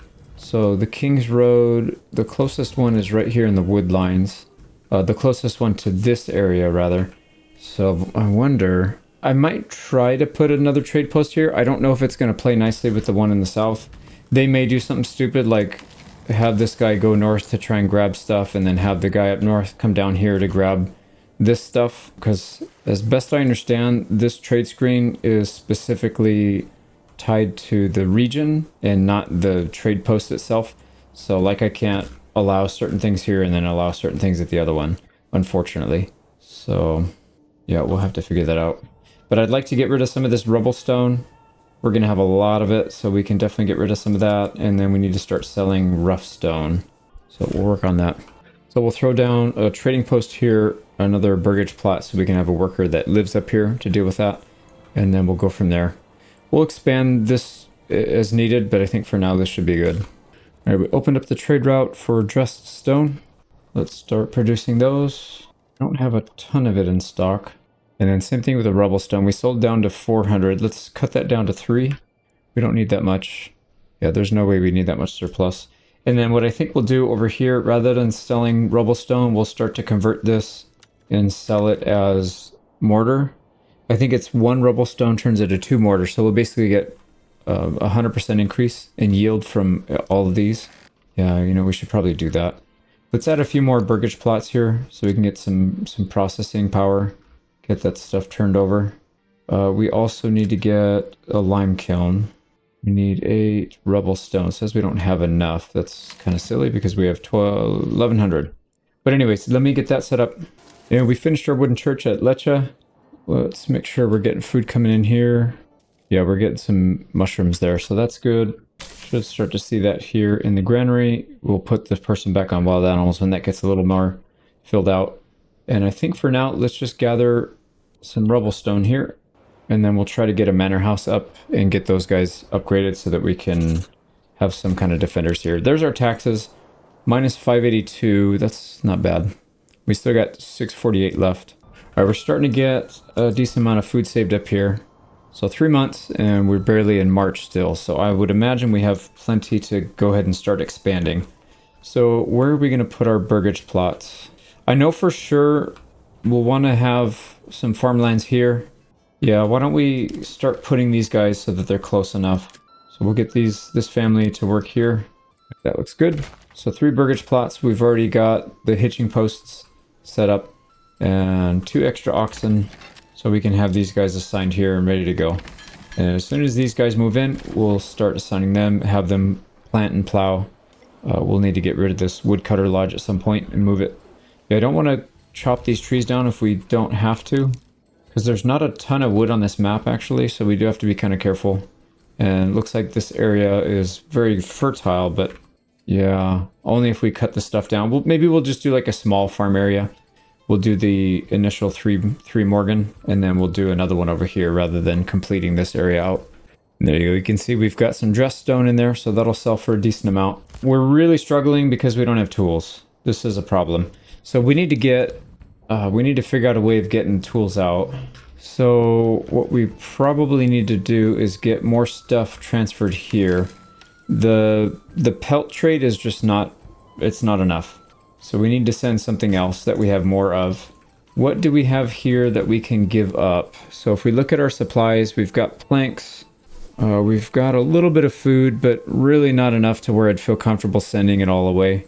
We've got 14 months of supply. Actually, yeah, we kind of do have a lot of food here. A decent amount of wheat bread. Why don't we send a couple shipments of wheat bread? Where are these guys? Are they coming or going? They're going, so we'll have to wait till they come back. What about these? One's coming back.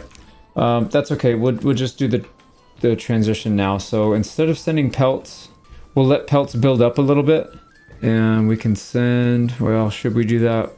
Yeah, let's send wheat bread. That'll give us a 5-to-1. I think that's pretty good. We'll get a nice healthy chunk of ore. And then what we'll do is we'll mass produce tools in this region, and we'll have everybody else buy from this region rather than having to barter. I don't want to send barter from here, or we could send barter from here. Shoot, that's not a terrible idea either. We'd have to find something to send back from each region. And yeah, there's nothing too crazy. We could send some more rubble stone here, but I'd like to get something that's permanent so I don't have to micromanage it so much. Same thing here, the rubble stone, we have quite a bit we can get rid of, but not a whole lot else. Oh, the salt. No, salt is here. We need to get rid of, we want to, no, we could trade, yeah, tools for salt, actually, that's fine. And then we can use that to turn some pork into sausages. Okay, so that's what we'll do here. Let's send, from here, we'll send tools. We don't have a lot of families to spare, but that's all right. So this one is going mistolets. We are going to send tools, and we're going to get back some salt. And then that means they won't be botching all of their stuff. So we don't have a ton of tools. Actually, I'm going to increase the amount of tools that we produce here. Let's get that up to like 100 or 150, maybe 150. We'll just keep a nice, healthy stockpile. Yeah, we need to get rid of our clothes again. Are we not able to keep up? Yeah, we produce way too many clothes. Even this place can't keep up. And we have 751 yarn still to convert. So that, I don't know, that probably needs to be scaled back by the dev. That's a lot. Not that it's a bad thing, but it is definitely not balanced. So let's see, what else do we want to do? Yeah, I think that'll be good for a couple. Well, once the salt runs out, we'll stop getting tools, and this place only has like 100 salt, so that's fine. Hopefully it doesn't drain our tools down to 0. Yeah, we should be okay though. And then this place, what were we doing? Wheat bread, yeah, we should get a very big shipment of ore once that's done. So we'll keep an eye on the food here, and then we can ship out, once we get some healthy harvests of pears, we can ship out pears and get back. Oh no, we're supposed to ship out tools though. Yeah, we'll use pears when we want to get more of the stone. So we want to get some dressed stone in here. We can use pears for that. Okay, so that'll work. Yep, I think that's good for now. We'll give it a few months, and then we'll go back and check on it. We need to focus on Lecha here. Make sure everything's going nicely here. Yep, there we go. We got a new family move in. Perfect. All right, we've got our first set of barley farms set up. We're going to rotate it with just wheat and fallow. In other guides, I've done rye. So I did wheat, barley, rye, and I didn't have any fallow, and it seemed to work okay. I think in this case, I'm going to leave a fallow just in case, and then maybe we'll do another field maybe over here, and then we'll rotate all three and just kind of compare the fields after, I don't know, 3 or 4 rotations, 3 or 4 years, and just see how they're performing. I have a feeling that you actually need fallow now. You never used to need to do that. You just had to rotate 3 different types of crops, and then you'd be okay. Like if I put flax in here, so wheat, barley, flax, you'd be okay. That may not be the case anymore, but I'm not really 100% sure on that. So we'll have to wait and find out. Now, we are planting starting in April, but we only have one family on it so far. We'll get a second one soon, but I don't think we're going to get a very good harvest this year because we're starting kind of late. But we'll get maybe half. If we can get half, I think I'd be happy with that. So we got a little bit of work to do, but looking good so far. All right, looking at our tool trade, it drained our tools here down to 15. That's a lot of tools. And then we just dropped off some tools here. We're up to 55. So that should last us for at least a year. Probably more than that, to be honest. So I'm going to turn that barter trade off because we need to build our tools back up. So once we send this bread, right, are they coming back? They're coming back. They're still going. I don't know why some people take one route and other people take a different route. It's kind of weird. Oh, here we go. Are we getting transporting water? What are you talking about? Why would we transport water? Oh, they're probably getting water for their house. Okay, that's fine. We're just waiting for some more ore to come in. Yep, and then we can produce some more tools. So that should be fine. This guy's coming back. Yep, transporting iron ore. Perfect. What about this guy? Why are you so far behind? Wheat for bread. So he hasn't even gotten there yet. That's fine. We'll get some ore. We'll get it in eventually. Let's go ahead and turn this one off. This is the salt for tools. I want to do that trade again at some point, but we don't need it right now. I'd rather turn them off, get them back here, stop taking our tools, because we do need tools here as well. So we'll start to build that supply up. And then we'll send a shipment here for something. I don't know what, but we'll send it for something. I guess we could do rubble stone. Do that a couple times. We don't really need a lot of rubble stone here either, though. Yeah, we have 52. Yeah, that's not a lot. We could do a shipment or two of that, and then we toggle it on and off. That's fine. So I'm kind of curious to see how much more efficient we are here. So 3 per year, 3 tools per year. And then there's a lot of stuff that uses tools. This uses 2 tools per year. Yeah, the sawmill uses 2 tools per year. There's quite a bit. So we will churn through the tools, but I think if we can get like 15 or 20 a year, I think that's going to be more than enough. It might be easier just to do it through the trade route. So we could always do the trading post, come here and then just disable this and then trade it internally. That could be an option as well. So we'll see. Anyways, we're good to go outside of there for a little bit. Let's wait a little longer and get that iron ore back. We're producing another set of farmhouse burgage plots and the whole setup here. So we'll get some more on this side. Oh, you know, first thing we should be doing here is upgrading these to have the apiaries. So we need to save up 50 regional wealth. We'll have that in a little bit. Well, you know what? We could, and we should definitely get somebody back on the hunting camp. So we'll have some pelts to sell. We just need to get more people living here. Oh, shoot. Yeah, we can get up to 2 families per month. But I think I put one of these guys on the wrong thing. Farmer. This should be farmer. He's unassigned. That's the one we're using to build these houses. You know what? That's fine.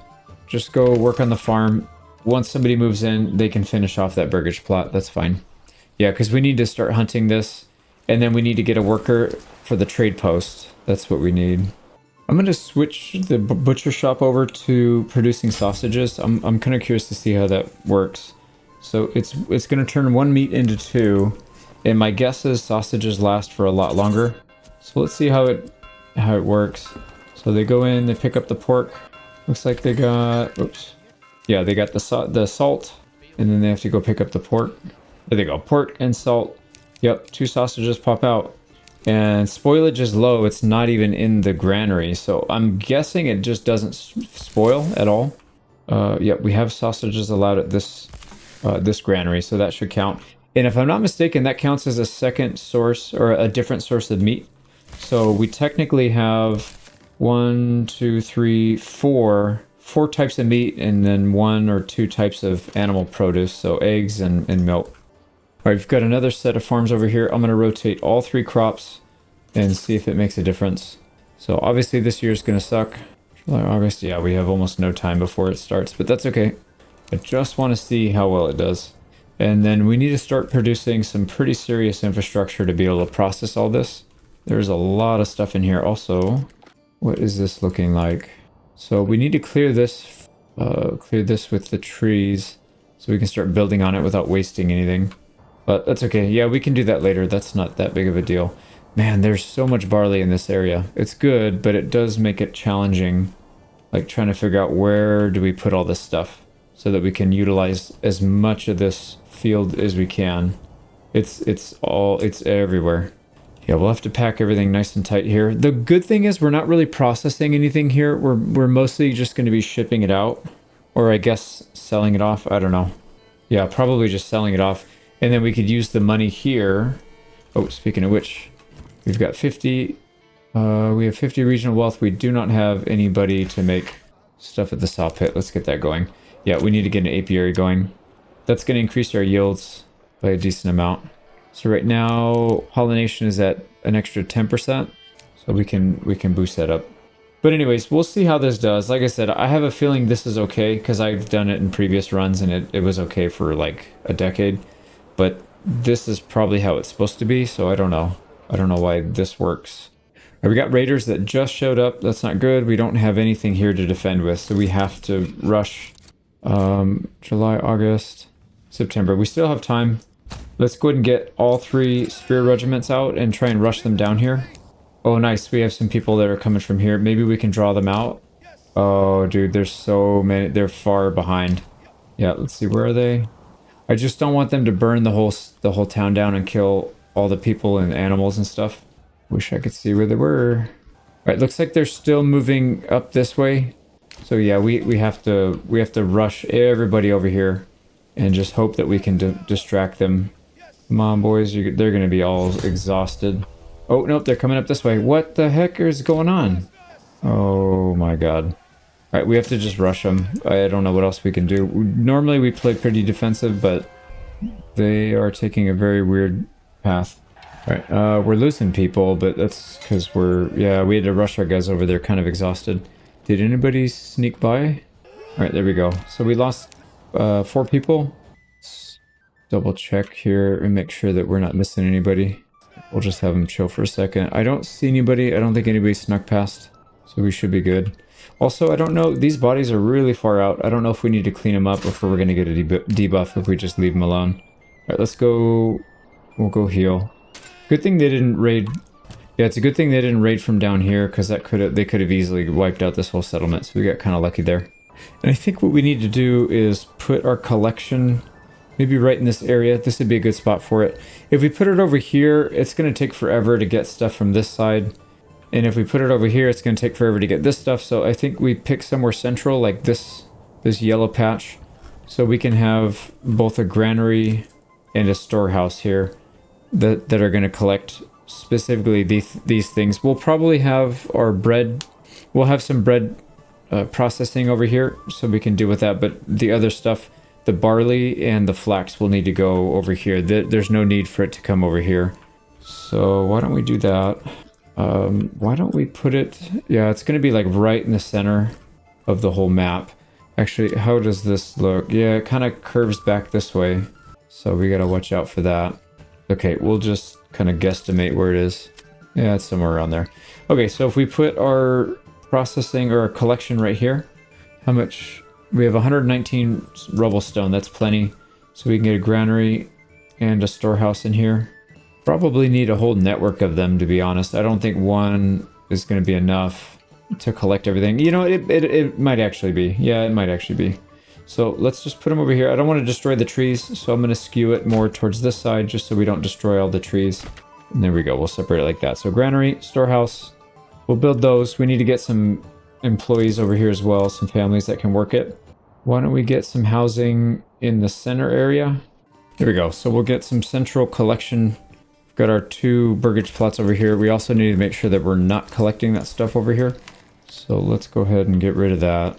So no flax. And then we don't want any barley in the granary. So there we go. No barley. And for now, we'll allow flour and wheat flour and all that stuff. But eventually we do want to get rid of that. We also need to get some processing. Let's just get... Yeah, I didn't plan this out very well, did I?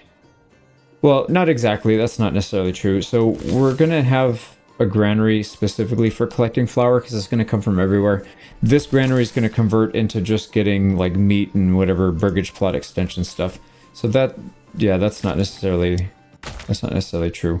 But for now, let's just build one here just so we can get some bread for the next year. We'll be able to process it from here. Well, there we go. But anyways, that should be good for a little bit. And we do need more housing down here too. Let me set some more up. We're doing okay still on food, 4 months. Yeah, we're still getting a decent amount of that. We will have a small harvest of food this year. We'll have about, oh yeah, if we get a baker, we'll get about 200 wheat, 200 bread, I mean. So quite a bit more than what we're currently sitting on. So yeah, I think we should be fine. We just need to get more housing here. And then look at back here at Teufelsberg, we've got 46 iron ore, 43 tools. Tools are coming back up. That's looking very good. So did we run out of bread? We didn't. Yeah, so trading away bread, not really that big of a deal here. We can continue that trade. And then this region doesn't really need the bread either. Yeah, maybe they can use it actually. They're only sitting on 63. So that's all right. And then eventually we'll swap it out for something else. Probably pears or something. But that should be good for now. We are still sitting on 55 tools, so that hasn't changed. I got our first harvest season in Lecce. Let's see how well they do. I haven't separated these guys by work area. I think they should be able to handle it though. Yeah, we're mostly done with this side. Only 10 days in, so they'll rotate over here and get all this stuff. But yeah, I think we'll be all right. So we got our granary, our storehouse. These are all set. Once these are occupied, we'll start putting some people in. We're down to 1 family per year now, or per month. So we lost our first the first year bonus, but that's all right. Our first harvest is done. We got pretty much everything off the field, so that's good. And then we can start putting some people in here to collect that stuff. So let's put 1 in this granary, 1 in the storehouse. We'll start collecting the flax and the barley here, and then we'll try to start trading that up here. I might try to use the trade post for that though, because I think doing it with some other kind of item. Well, you know, we could trade for food. Actually, this place is not doing too well on food, and we're going to keep growing our population fairly quickly here. So I don't think it's such a bad idea. Yeah, let's get more housing up here as well. So looking at our total harvest, we picked up 40 flax, 73 barley, and 29 wheat. The wheat sounds kind of low. I thought we were supposed to be getting around 50 wheat. What happened? Did we miss a harvest? That's not even including what we got here. We should have more than 50 then, because I had counted. It was 11, 11, and 8. Oh no, that's definitely not 50. I'm an idiot. 11, 11, and 8 should be around 30, so it's about right. And then whatever was not collected here. I mean, this one was planted like 2 months before harvest, so there's almost nothing there. So yeah, this is probably accurate and fine. Let's get 2 more of these, 2 more apiaries. So that will continue to push up the yield. All right, what we can do is trade. Let's go ahead and do pack station down here. We don't have, oh wait, I got some of these set up. Yeah, I want to leave some of these alone so I can just put a person on and not have to fiddle with it. So this one was crossbow for charcoal. We don't need that one. Lecce, however you pronounce it. Let me rename this. So Lecce is the farm. So this one we want to send, I think, pears. We just collected a ton of pears, and then we want to get back flax. There's only a little bit of flax down there, so it's not going to really do too much. Let's go ahead and put someone in charge.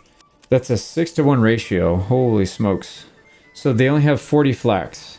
So if it was 5-to-1, we'd be getting back like what, 10, like 8 back.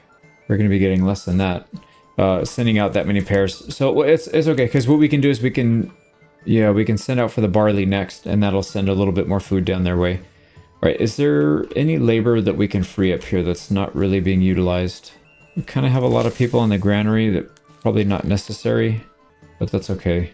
I don't really want to disrupt that. We might have to build some more brigage plots here, which wouldn't be necessarily a bad thing. We need to get more families if we're going to flood the whole map. So why don't we do that? Let's turn this area, either this area or this area, into a barley and ale production. So why don't we do that?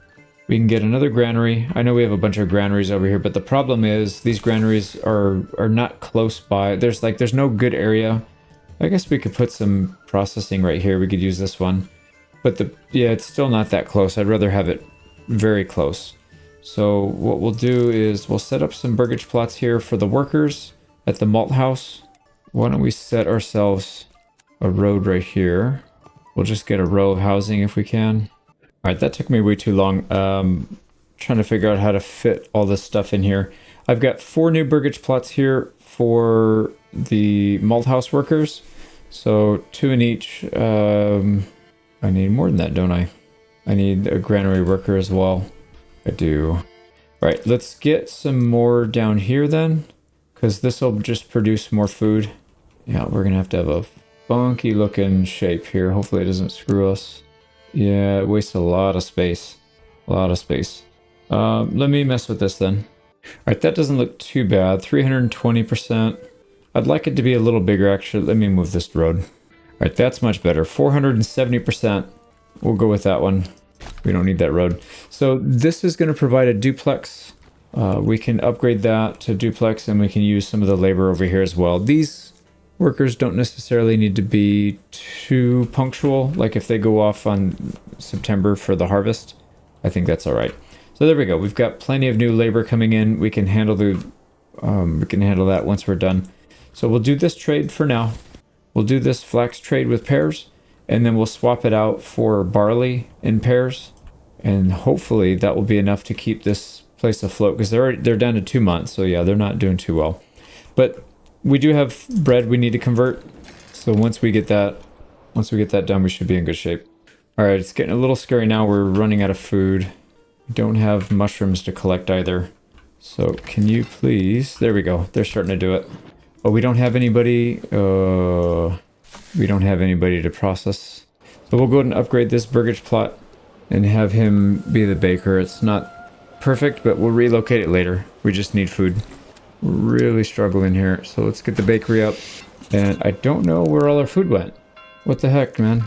We had quite a bit of wheat sheaves. I guess it's kind of coming in. Okay, there we go. Producing bread. Yep, there we go. All right, that should shoot our months. Yep, we're up to 2 now, off of 1. And then we also need to send...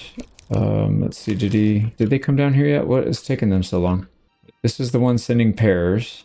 These guys are leaving. These guys are leaving. Yeah, they're finally coming down. I don't know what took them so long. Oh, we don't have a road connecting it, actually. We do, actually, right here. Why didn't they go down? Seems like this one's faster, but is that going to cut through? No, that's okay. All right, this is not good barley area. So we can drop a road right here. Yeah, we can just drop a road from here straight through, and I guess that wouldn't really make that much of a difference. Okay, here comes the barter. Let's see, they're going to drop off the pears.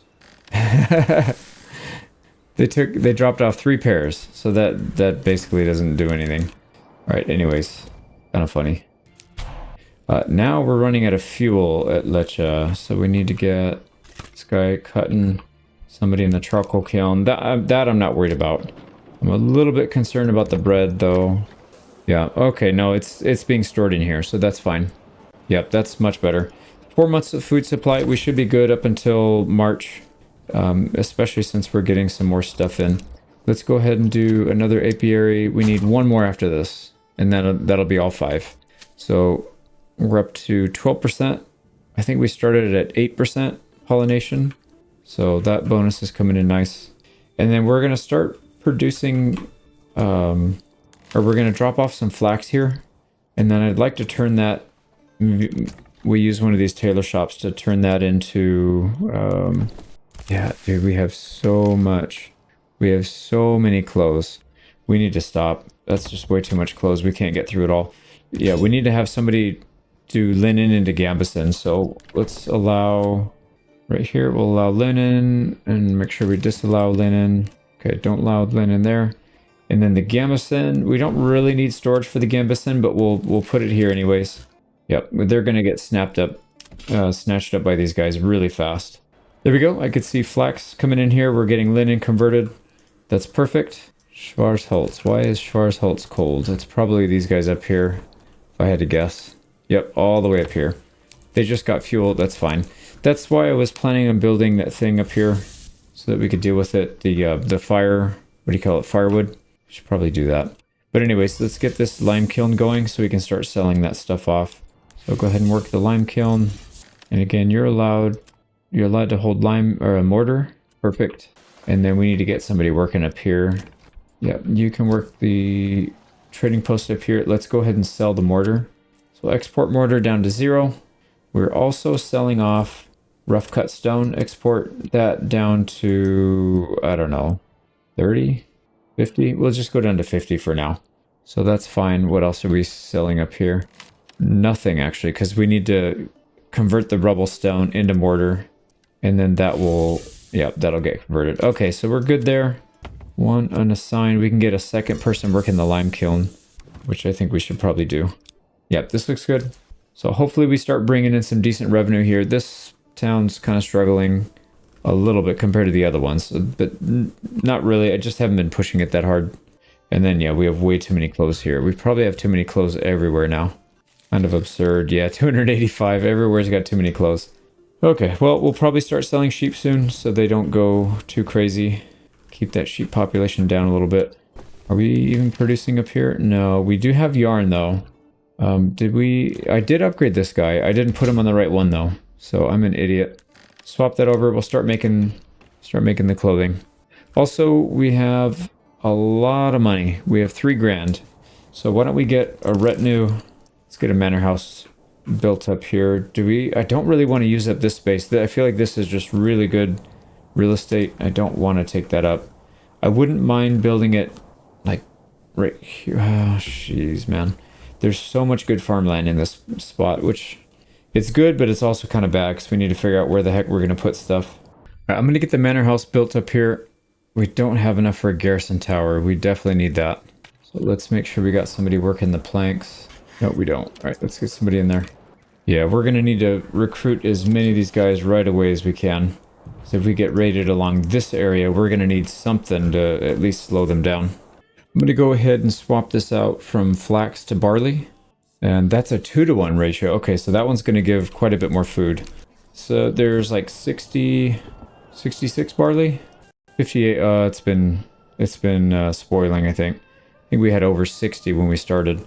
So that, yeah, that's going to produce about 25, 27, 28, about 28 or 29 pairs here. So that'll help a little bit. And then if you look at this next harvest, we should be getting a massive amount of supplies. So quite a bit, over 100 barley. And then over here, we get about 80 again, about 80 flax. So that should be, yeah, about double what we did last year. So not bad at all. Now, one thing, as I mentioned, we need to keep an eye on is how these levels are going. So on fallow, it does go back up. And then if we look at this, so that's a good sign. Wheat is at 100%. So that is, it's not discharged at least. So yeah, I think doing a 3-crop rotation, as long as you don't do wheat and rye together, you're fine. Yeah, if you have wheat and rye back to back, that seems to be draining the soil a bit, but it's all right. Anyways, we're almost done with the year. Let me get to March. And there we go. There's March. What happened to our bell anyways? Our church bell. So looking at March, we've got Leche up to a pretty healthy amount. We've got 21 families here. So that's, what, second year? Yeah, we haven't been on this one for too long. We are going to get our taxes increased here pretty soon. So we're going to go from 672 to like 1300. So that'll be fun. But we are collecting quite a bit of money. So 1300, we have enough with just Teufelsberg to pay that off. And then the other 2 are pure profit. But yeah, that's going to cut into our profit quite a bit. And then it'll jump up again in 1 more year, but we haven't really been taxing this area. We haven't been taxing Schwarzholz, and Leche hasn't been taxed at all yet. So once we get that up and running, we should be able to generate some decent tax revenue from those 2. And also, we haven't been selling sheep yet. Once we sell the sheep, that's going to make a big difference, I think, as well. Can I get on Teufelsberg? There we go. Yeah, 110 sheep, and then the lambs have been going back up as well. It's because we have this thing on... we have our butcher shop set to produce sausages, and we don't really have any salt left. But yeah, looking at this, we got 150 tools saved up, 65 iron slabs, 22 Yeah, we're looking very healthy. Let's go ahead and make sure we get some replacement spears so we don't have to worry about that too much. We do still have a decent amount of crossbows, but it might make sense to get a couple more. I think for now we're probably okay. And then the armor shop, we will need to switch this out eventually to get some mail armor, and that's going to make a huge difference. I mean, we will produce Gambison. Actually, we might already have some. Yep, we do. Look at that. We've got some Gambison already. So once we produce all the Gambison, I probably will switch off of selling flax, or we'll produce flax and just sell it there. Yeah, because there's really no need to have flax. We produce enough clothing. Usually you would use flax to produce clothing, but we already have enough clothing from the sheep, so that is not necessary at all. But yeah, I think we're good here. So Schwarzholz didn't have that much of a change this year, but we are starting to sell. Let's see, is it actually going up here? It's not. And he's selling pelts up here. Like, come on, dude. Please tell me you don't have... Yeah, they don't have it down here at least. What are you doing? You should be selling lime. We have plenty of lime here. Oh, this is infuriating, man. Yeah, you should be able to decide what trading post sells what. That's just such a bonehead move, in my opinion, that you can't do that. Yeah, because we haven't sold... Have we sold any rough stone here? Actually, maybe we did. Okay, we sold a little bit of rough stone. We haven't sold any mortar yet, though. So I'm curious where that stone went. If it went to this trade post or it went to the one south. But we'll have to keep an eye on it. I mean, this is a big storehouse and it's already getting full. That's not a good sign. It means it's not efficient at all. So if, worst case scenario, if we have to, we'll just, we'll spam some storehouses down here next to the trading post and just increase the population and just have a glut of workers come up here and grab it and then come back. If we do that, it would probably make sense to rebuild the lime kiln back south because this produces 2 to 1, I'm pretty sure. I believe you put 1 rubble stone in, you get 2 mortar out.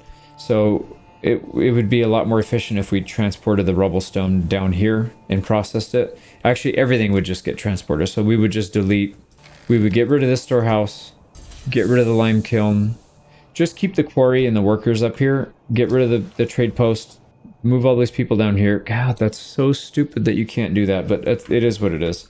Yeah, we could relocate the workers down here and just make a bunch of storehouses, and they'll just have to keep making trips up north to grab everything. So that's probably what we'll end up having to do. Okay, I'm pretty sure I've made that mistake in another campaign, but, you know, fool me once, and then they keep fooling me, so... Anyways, so up here, this is starting to look pretty good. So we were piling up the rough stone, but we weren't really making enough dressed stone. So now we have another stonemason that can do that.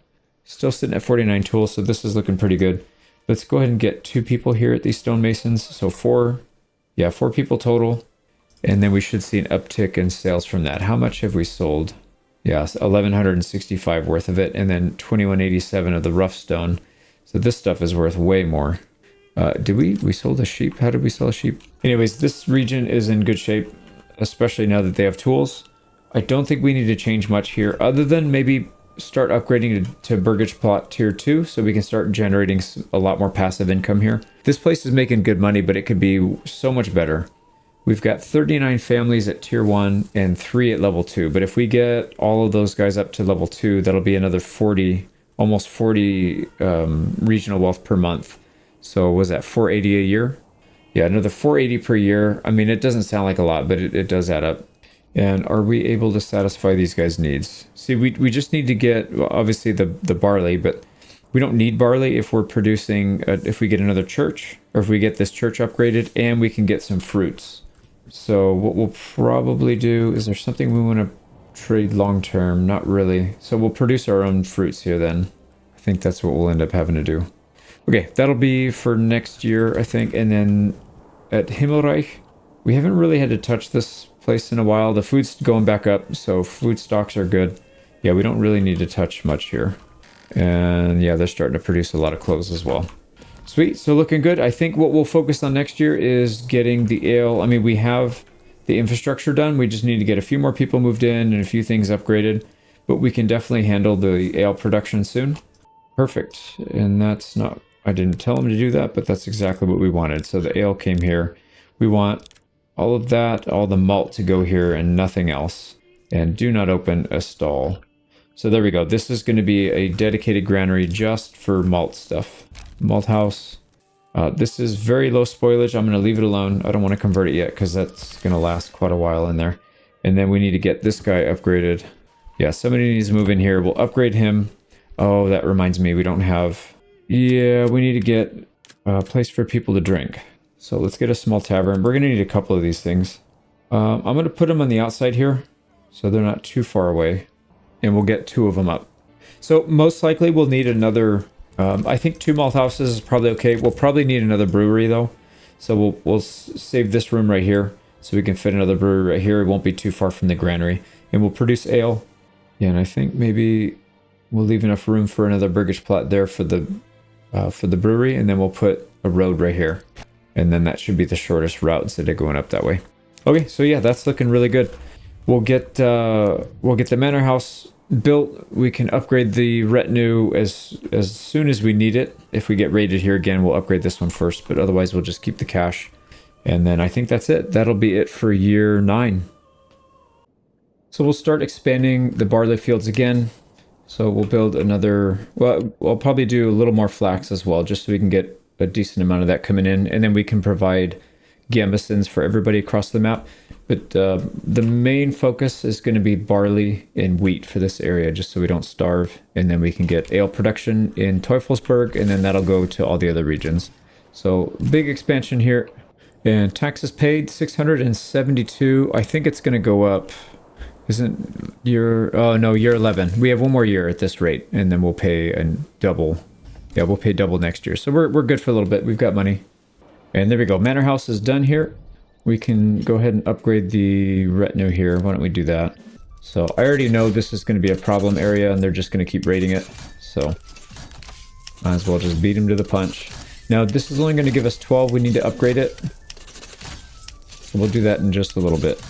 Once we get some of the housing done, because we have approval for immigration, but we don't have housing. So we'll get that done first.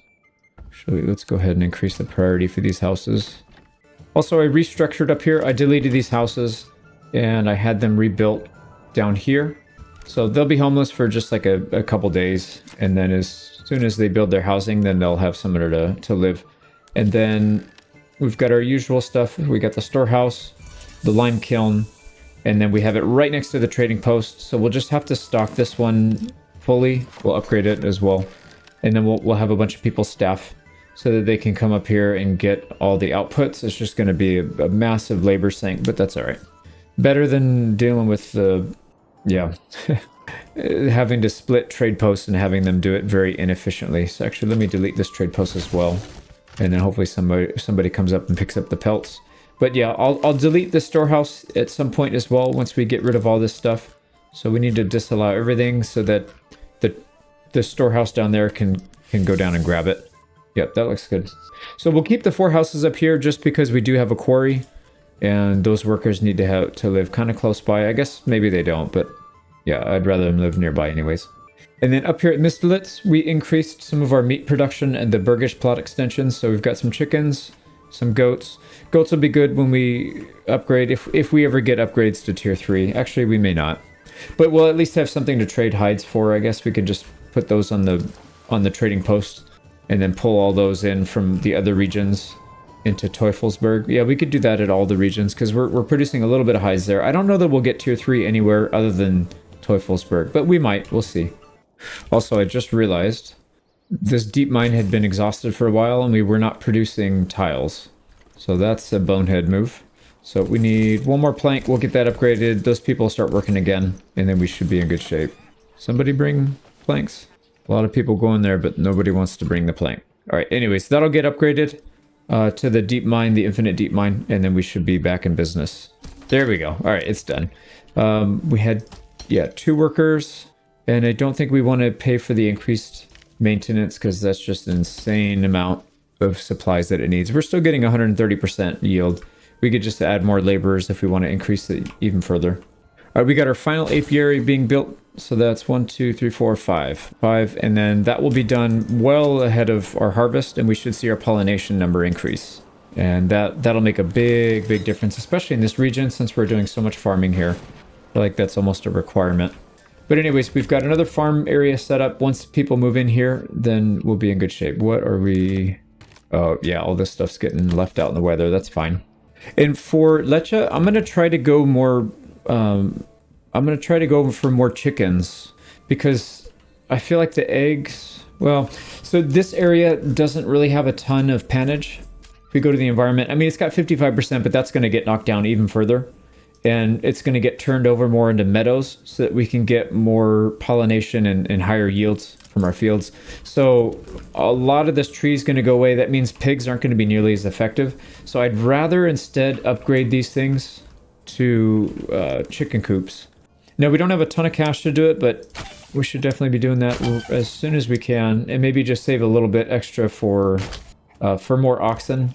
They're 20 each. So yeah, we have plenty. Let's just do one more.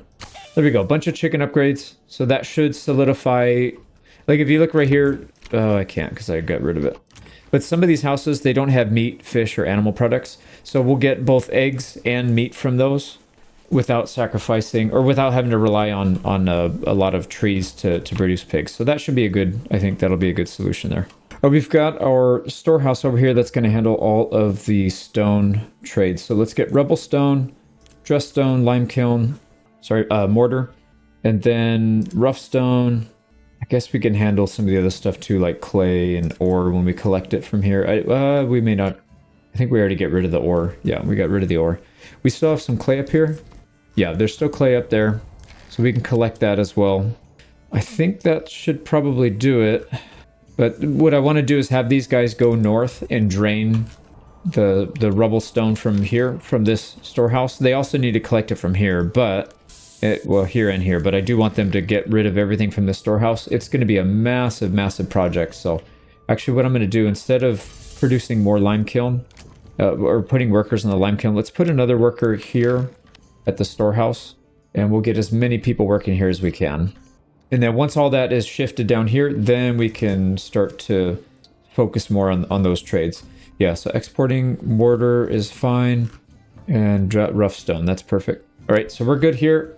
We'll come back and check it at the end of the year, maybe. All right, looks like our storehouse workers are doing their job. So they're coming up here, grabbing stuff, and then heading back.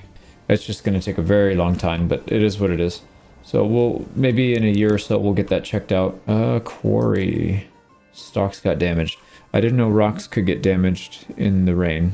Okay, so this stuff's not getting collected, but that's not really a surprise. What I'm going to do is actually pull these guys off. Let's pull that whole family off, and then we'll put more people here. Let's just get that maxed out, and then we'll see if we can get that done a little faster, and then we'll reorganize all that labor at some point. And then looking back here at Himmelreich, we are producing tiles once again. So that, yep, it's showing up in there. That's good. All right, we are finally starting our brewery. So ale production, Teufelsberg.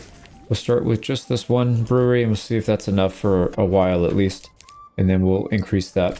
We've got 2 malt houses working, and we've got 1 person in the granary to be able to move the malt and the barley back and forth. So that should help. And then we're going to get these guys to work the ale house. So there we go. And the small tavern. We could probably upgrade this soon. Maybe not a bad idea, so we can get up to 50 burgage plots, because we have a lot of people here. So yeah, actually, why don't we just proactively do that? And then once we get a second family here, we'll have them work a tavern. We may not need 2 people. I don't know. We'll see. Yeah, because the granary's not that far where the ale is going to be stored. Right, okay, yeah, everything looks good. So ale production should start here as soon as the 6 planks are delivered. And then now we just need to worry about getting more barley and more flax there. So why don't we do that?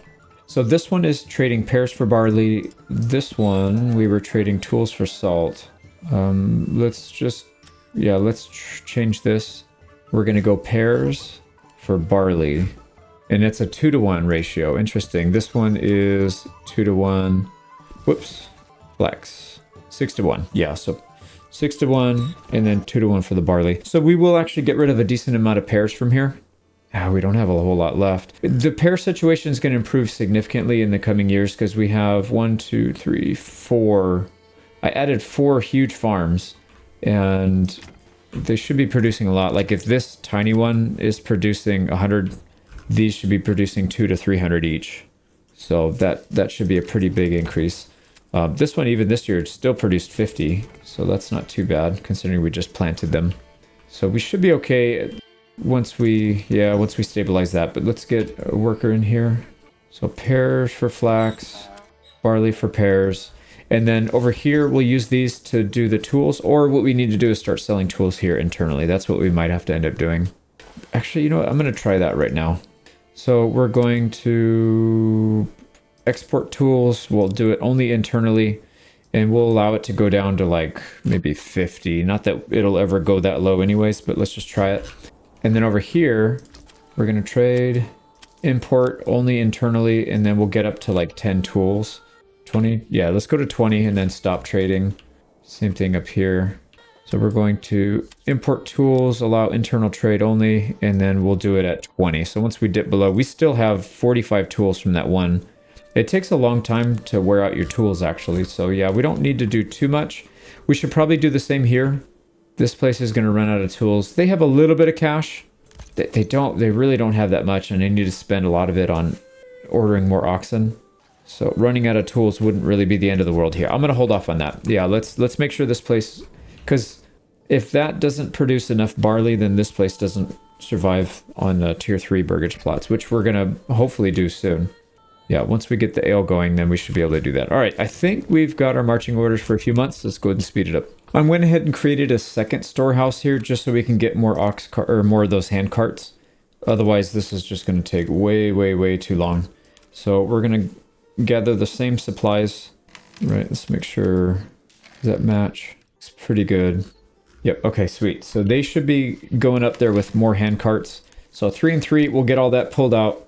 And then eventually we'll be able to actually use this quarry. Yeah, we're still draining.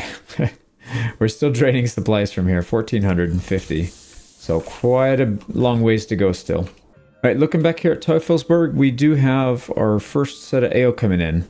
So that's good. A lot of people should be happy now. They're not quite getting it yet. Who's getting it? This guy's getting it. And not this one. Yeah, so as we start to stock that up full, then we should be able to supply for all those people. Now, we are going to need to do both of these. Both of these taverns will need to... Oh, shoot, we're out of rubble stone, so we do need to trade that out. All right, let me do one quick trade here. So we're going to do this with Schwarzholz. We're going to send them some tools, and we'll get back some rubble stone. And we got to keep an eye on that, make sure that they're not trading all the tools away, but we'll at least get a little bit of tool production there. But so right now we have 51 families. This will supply 50. We need at least 2 of these things working to get the others. So, and then the other level 1 families, once they upgrade, we'll need to supply them as well. So we'll need room for 70.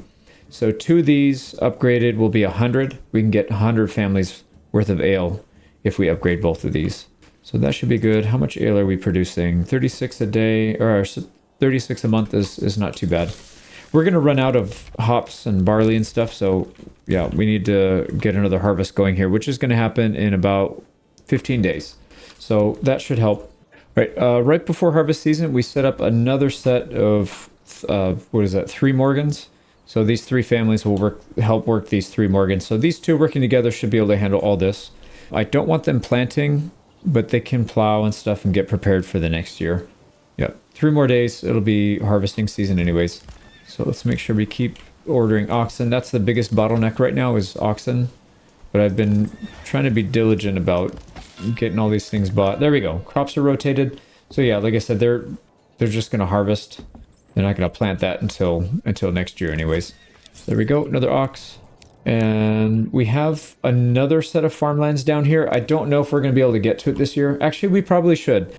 If this is all planted in time, then I'm going to set another field up down here and have these people help down here and plant it. And then as these groups move in during the winter time, they can take over for next year. So we'll get that running. All right, looks like there's tools here at Schwarzholz. Let's go ahead and turn off that one barter. Yeah, we'll turn them off. And that also gave us enough rubble stone to be able to upgrade this tavern. So we'll get that tavern running. We probably need a little bit more labor, but you know what we'll do? I want to upgrade some places to tier 3. The only problem with tier 3 is you limit how many backyard extensions you get because you have so many families in those things. What we could do, I guess if we want to do that, we could just do a single and then upgrade it to a tier 3 to get double the families rather than here. So these duplexes are going to get 4 families if we upgrade them to tier 3. So that's just going to explode the population, maybe a bit too much. We got, oh, and we're in the wrong region. There we go. Yeah, that'll explode the population a bit too much, up to 400 just for this one region. But we'll see. I think the goal for this year is just to, like I said, get all the ale production established and get like a consistent trade happening that we don't really have to micromanage too much. So you can see here we are starting to get flax and barley in. That's perfect. Actually, how much did we collect this year? 214 barley. That's a lot. And then 89 flax, 117 wheat. So we'll get about 400 food from that. So this place should be just fine on food. We do need to kick it into gear for other types of food though, like the eggs and chicken. So we'll start upgrading that once we get a little bit more cash here. But anyways, I'm going to get through this harvest season and then we'll figure out what we're going to do over the winter. We pretty much have all the farm fields set up. So you can see here, we've got a massive amount of crops that are going to come in next year. So this field's new. A lot of these fields are new. And then these are, we basically are doubling our farming output in just 1 year. And I think next year we can probably do about the same, maybe double it again. We can get a lot more farms out in this area right here. We may not need to go quite that far or that fast, but we'll see. And there you go. You can see our food production is shooting up. We were at like 4 months of supply. Now, not even a month later, we're at almost double that. So the bread's coming in nice. That is perfect. Eggs are starting to stockpile a little bit as well. And we should maybe use some of this cash to do more. I know we're trying to import more oxen. Actually, let's get one more before I start chatting and forgetting about it. All right, sweet. We'll do that. Let's also start upgrading some of these others that aren't too far. We want to upgrade whatever's closest to this granary. Actually, this granary might need an upgrade as well. And some more workers, actually. But yeah, let's get these chickens. 2, 3 more. Actually, 4 more. Yeah, we still got plenty of cash too. All right, so that should solve a lot of the food issues that we're having with not having animal and oh, you know what? I know what it is. We don't have enough. We only have 1 family in here. That's just not enough. We need more families. So we'll get another family here, work in the granary, and then we should be in good shape. And let's take a quick look at our pear harvest. So this year we did 4, not very good. 33, not all that great. 66 and 72, that's not too bad there. And then this one's usually doing about 100 and something, 116, so that's fine. That seems to be what it's going to be every year. 89, 100 and something, yeah, 121. Okay, so not too bad. But I do think we might still need a few more pairs if we're going to be trading that primarily or using that primarily as our barter. Although we're going to be disseminating ale here as well. You know, are we actually trading tools? I don't want to look at Lecce. I want to look at Teufelsberg. There we go. So tools have not been sold. Are they even getting stocked? Because that's the internal trade stuff. Yep, they're there. They're definitely there. But they're not. Oh, I know why. They're not picking them up because they're above the limit. They don't need it. Yeah, they don't need it. And then same thing here. These guys don't need it. So that's fine. It's just like an emergency.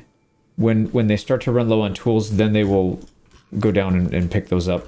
Why don't we do it here? We do it. I think we have plenty of cash to be able to handle it. So let's do that. We'll import tools internally up to 10. We don't need that much. And I don't want to spend too much money stocking up. I'm curious to see if these guys are the ones that get it. I'll keep an eye on it and let you know if I figure it out. I'm just not sure if the buying region is the one that sends the trader or the selling region. I'm not entirely sure on that. But if we see tools here, then we'll know for sure that it's working. Also, let's take a quick look at Schwarzholz and see, did we get everything stocked up here? Not even close. Not even close, dude. What are you guys doing? It's just, there's so much stuff. It's taking that long. It's going to take years to unpack all this stuff. That's so crazy. All right, are they still working? Yep, they're still going up there. What a crazy, crazy thing that they don't let you optimize better than this. But that's okay. It is what it is. Yeah, let's focus back on our farming. Also, we do need to get this tower built and upgraded, so let's do that. Get that going so we can get more retinue here. A full 24 with a choke point, I think, would be enough to hold on their own, but we do have crossbows here that can probably get there in a reasonable amount of time. There we go. We've got that done. Let's upgrade our retinue to max. Yeah, we still have plenty of money. And last one. There we go. So we got a full 24. Double check. I'm pretty sure everybody got upgraded. Yeah, we're good. Now we just need a little bit of protection here in terms of like a gate, walls and gate and stuff. I don't want to build it too big because we don't have a whole lot of space here. So we're going to keep it very small and tight, hopefully. The only downside is I don't want to block this road in the back because we will probably need to use that. So let's literally keep it as small and tight as we can. And then we'll have a little gate here, house in the front. And of course it doesn't like it because that's what this game does. Let's go ahead and move this stuff around. All right, I finally got a setup that'll work. I tried not to make it too big. If you make it, try not to make it too big. If you make it too small, there will be some collision issues. So this will use up 35 or 36 planks, but that's fine. We have 62 in stock, so we can definitely make that happen. And then that means our retinue will have a decent place to fight from. All right, and you can see here, we are starting to get pairs in this granary. We got 37 here. And in this granary, we've got 30. I think they just took some too. There was like 50 in here when I looked just a second ago. So there we go. We're getting everything coming in nicely. So if we look at this one producing Gambison, they should be producing, 16 this month. So far, we've got 21, 22, and 12. So these guys need to up their game a little bit, but these guys are mostly protected. Just a few more, and then they'll be in great shape. And then, like I said, at some point we can swap that over. We have 272 iron slabs. I wouldn't mind actually sending some more. You know what we could do is, let's increase our helmets up to maybe 40. So 40 helmets, we can start shipping those out and trading them to other regions that have crossbows. And then the crossbowmen can start to equip helmets as well. They'll have a little bit of a protection in case they get shot at by archers or something. So that'd be kind of cool. And then at some point, we'll need to upgrade these guys to tier 3 so that they can get chainmail, and then we'll get them with chainmail. All right, I'm going to start upgrading our first tier 3 burgage plots here, and I think it's going to have to be some of these guys so that we can get double the families in. We need more laborers. Actually, we should be careful with that. Do we want to upgrade that many families that quickly? May not be such a good idea. And then also, they don't seem to have any issues with the harvest, so I don't think they need the extra labor necessarily. Seems like they're doing just fine with 2. So yeah, why don't we upgrade some of these then? So our first 2 tier 3 burgage plots, we'll get 2 more families from that. And then I'd like to use them to staff maybe this other tavern. Yeah, we don't have a ton of ale just yet. Actually, is there a lot still here? No. Okay, so the granary is doing a great job collecting everything, so they don't need to worry too much. 32 ale here, that's good. And then, like I said, we need to get another, once we get these upgraded, we'll start making more money and we'll get an extra family in these 2. And then also, we should probably upgrade the rest of our tier 2 burgage plots because that's going to give us more money. It won't give us more labor, but it'll give us more money. So let's do that. Never go wrong with having more money. Yeah, we're at 16K right now, so we're getting about 160 per month. Yeah, that should be enough to handle the taxes when it increases as well. Now, if we look at the needs of all of our tier 3 burgage plot, well, all 2 of them, they need ale, church, we have all that, water, we've got 2 types of garments, we have that, fuel, we have that, animal produce and fruits, meats and fish, 2 different types of bread, and then forageable goods or veggies. We have everything. We have everything we need for that, actually. So why don't we upgrade a few more? Yeah, let's just get this row right here. Since this is kind of central, I don't know where their labor will be needed, but we can use them in this area. Probably for like the pack stations and stuff. So they'll live kind of close by to where their jobs will be. What happened here to this farmhouse? I'm confused why this farmhouse is empty. I don't remember emptying it. I must have, obviously, but I just don't remember doing it. Why do we not have these laborers working here? So there's a weaver, charcoal burner, trader. Yeah, we'll have to reorganize some stuff. I don't think we have enough labor here to collect it with just these 2. It's just 5 families for all these fields. So, yeah, I'll get that sorted. All right, we're gonna upgrade all these to tier 3, so that'll be six more laborers that we can utilize, and then also more money that we're gonna be making from those families. So each tier 3 family, oh, we're getting claimed, and he's trying to claim our main area, Teufelsberg. Oh, I kind of wish I had the castle set up. That'd be kind of cool to fight there, but I don't know. I don't think he would fight there anyways. The circle's probably going to be some random spot. So we need to get everybody assembled. It's March, which means we'll have to wait until next year to do it. But yeah, that'll be interesting. We need to assemble everybody. And I think that also means we'll probably get a few more of these retinue. Well, shoot, we only have 2 towers. We got to build more towers everywhere, so that's fine. Teufelsberg, we'll have to defend. But anyways, quick recap. We've got ale production going on in Teufelsberg. We've got our first tier 3 burgage plots going. No imports, only trading internally. And then we fixed our tool problems here at Schwarzholz, and we are trying to unwind this disaster we had up here. Actually, looks like we're starting to get some rough stone. That's good. Yeah, we're starting to get some of that out. Started to touch that. That's fine. Once we get that sorted, we'll put those people back to work. But that looks pretty good there. Also, we need to keep an eye on the animals. So 104 sheep. That means we should probably put somebody on duty to start selling animals. So where is livestock trader? Now, do we want to sell the sheep or the lambs? Probably the sheep. And the reason we want to sell the sheep is because the lambs are like half a year from being sheep anyways. And you're going to get 7 more. So let's go ahead and export these guys down to like, I don't know, 50. That should be fine. So we'll try to sell about 50 of these at a time. We're at 100. So anyways, however many lambs get converted into actual sheep, we'll end up selling. Let's do the same thing at the other areas too, because I'm sure the population is just as good. Yep, it is. So we need our livestock trader. And then we're going to do external export down to 50. And the good thing is you don't need a trade route for these. I didn't even realize that. That's such a good resource to have. And then this place was the last. But yeah, they're actually in pretty good shape as well. Did I build? I did build a livestock trader. Perfect. So we'll have this family work across the street. Export down to 50. So we should be good there. And should probably do the same here. Although we were slaughtering them for meat, but maybe that's okay. Yeah, maybe it doesn't really matter too much. I'm going to do it anyways. Let's go ahead and trade some from here. So export, and then we will export. Oh, we've already been selling these things. Have we actually been selling them? Yeah, we have 39. We sold 39. I don't know if that includes internal as well, or if that's just... Yeah, I'm kind of curious if that is internal as well, or if that just counts. So transfer 1 sheep to trade post. Okay, so yeah, there's a trade right there. There's sheep trades right there. So it is working. We can adjust that number downward. Then let's go ahead and put that sheep number down to... We are slaughtering them too here, so I don't want to go too low. Let's go down to like 80.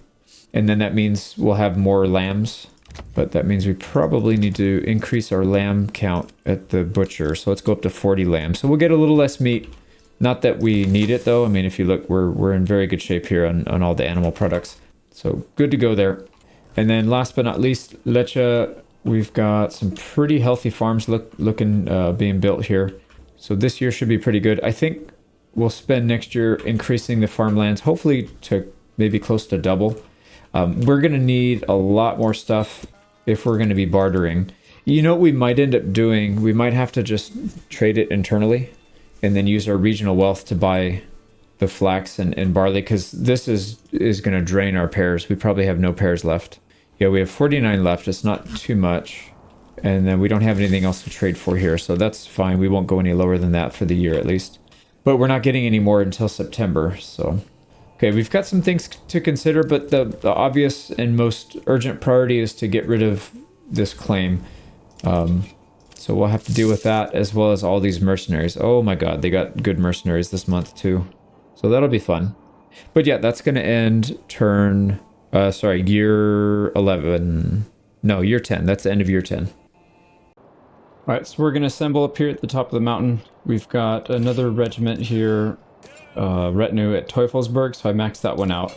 Well, without building we got to build the extension to get the other 12, but 12 fully upgraded should be enough to handle like a small group of brigands. So we'll meet up at the top of the hill, And then we'll see where they want to fight. I'm assuming it's going to be around here. All right, we're pretty much there. Let's go ahead and contest. And yep, it's at the top of the hill. I should have built the castle, man. That would have been so cool. We could get out of it. I know there's a way to cheese it. Let's just fight this one. So they're going to call in all those mercenaries as reinforcement, unfortunately. But we can't really do much about it. So what I'm going to do is try to fight back here. We'll set up at the top of the hill. We'll have group 1, 2 front line, and then 3 for the back line. So we'll have something like this. There we go. All right, so what are we dealing with? We've got our mercenaries here. There's 8 regiments in there. And I'm pretty sure they spawn some other stuff, right? Yeah, I'm pretty sure they spawn another army. They have their standard 5. It's got to be in here somewhere. So we'll see where they show up. But so far, we're winning the battle because we're inside the location. That's fine. But I think for this battle, yeah, we got to be kind of careful here. Okay, here we go. Spotted. All right, so they are actually pushing from this right side. That's the Hildebolt's personal units. But how many range? They have 1 archer unit there. They're going to have 1, 2, 3 there. So 4 archer units. We are outgunned if we just sit back. Unless we can get them to do some pretty stupid things, which I don't really have a lot of confidence that they will. I think they'll probably fight reasonably well this time. So we might have to come off our line. But let's at least start. Yeah, we'll start off. You know what? No, let's get down here. Let's get down here. And then we'll get our crossbows down here. We can shoot at these guys while they're coming up, I guess. Also, wouldn't even mind just going out and just starting a fight with these guys if they want to try and come up. Yeah, here we go. Let's just fight. They're just gonna come in, mosey on in like that. That's fine. Let's get our crossbows up a little closer, and then these guys can stay back in reserve. Our spearmen. All right, so we've got a couple units engaging us. Let's go ahead and push forward. Lean on these guys a bit. They only have 2. It's a 2 versus 3, and we severely out armor them. We did lose 1 unit, but that's okay. Like I said, we can replace these guys. They only cost money.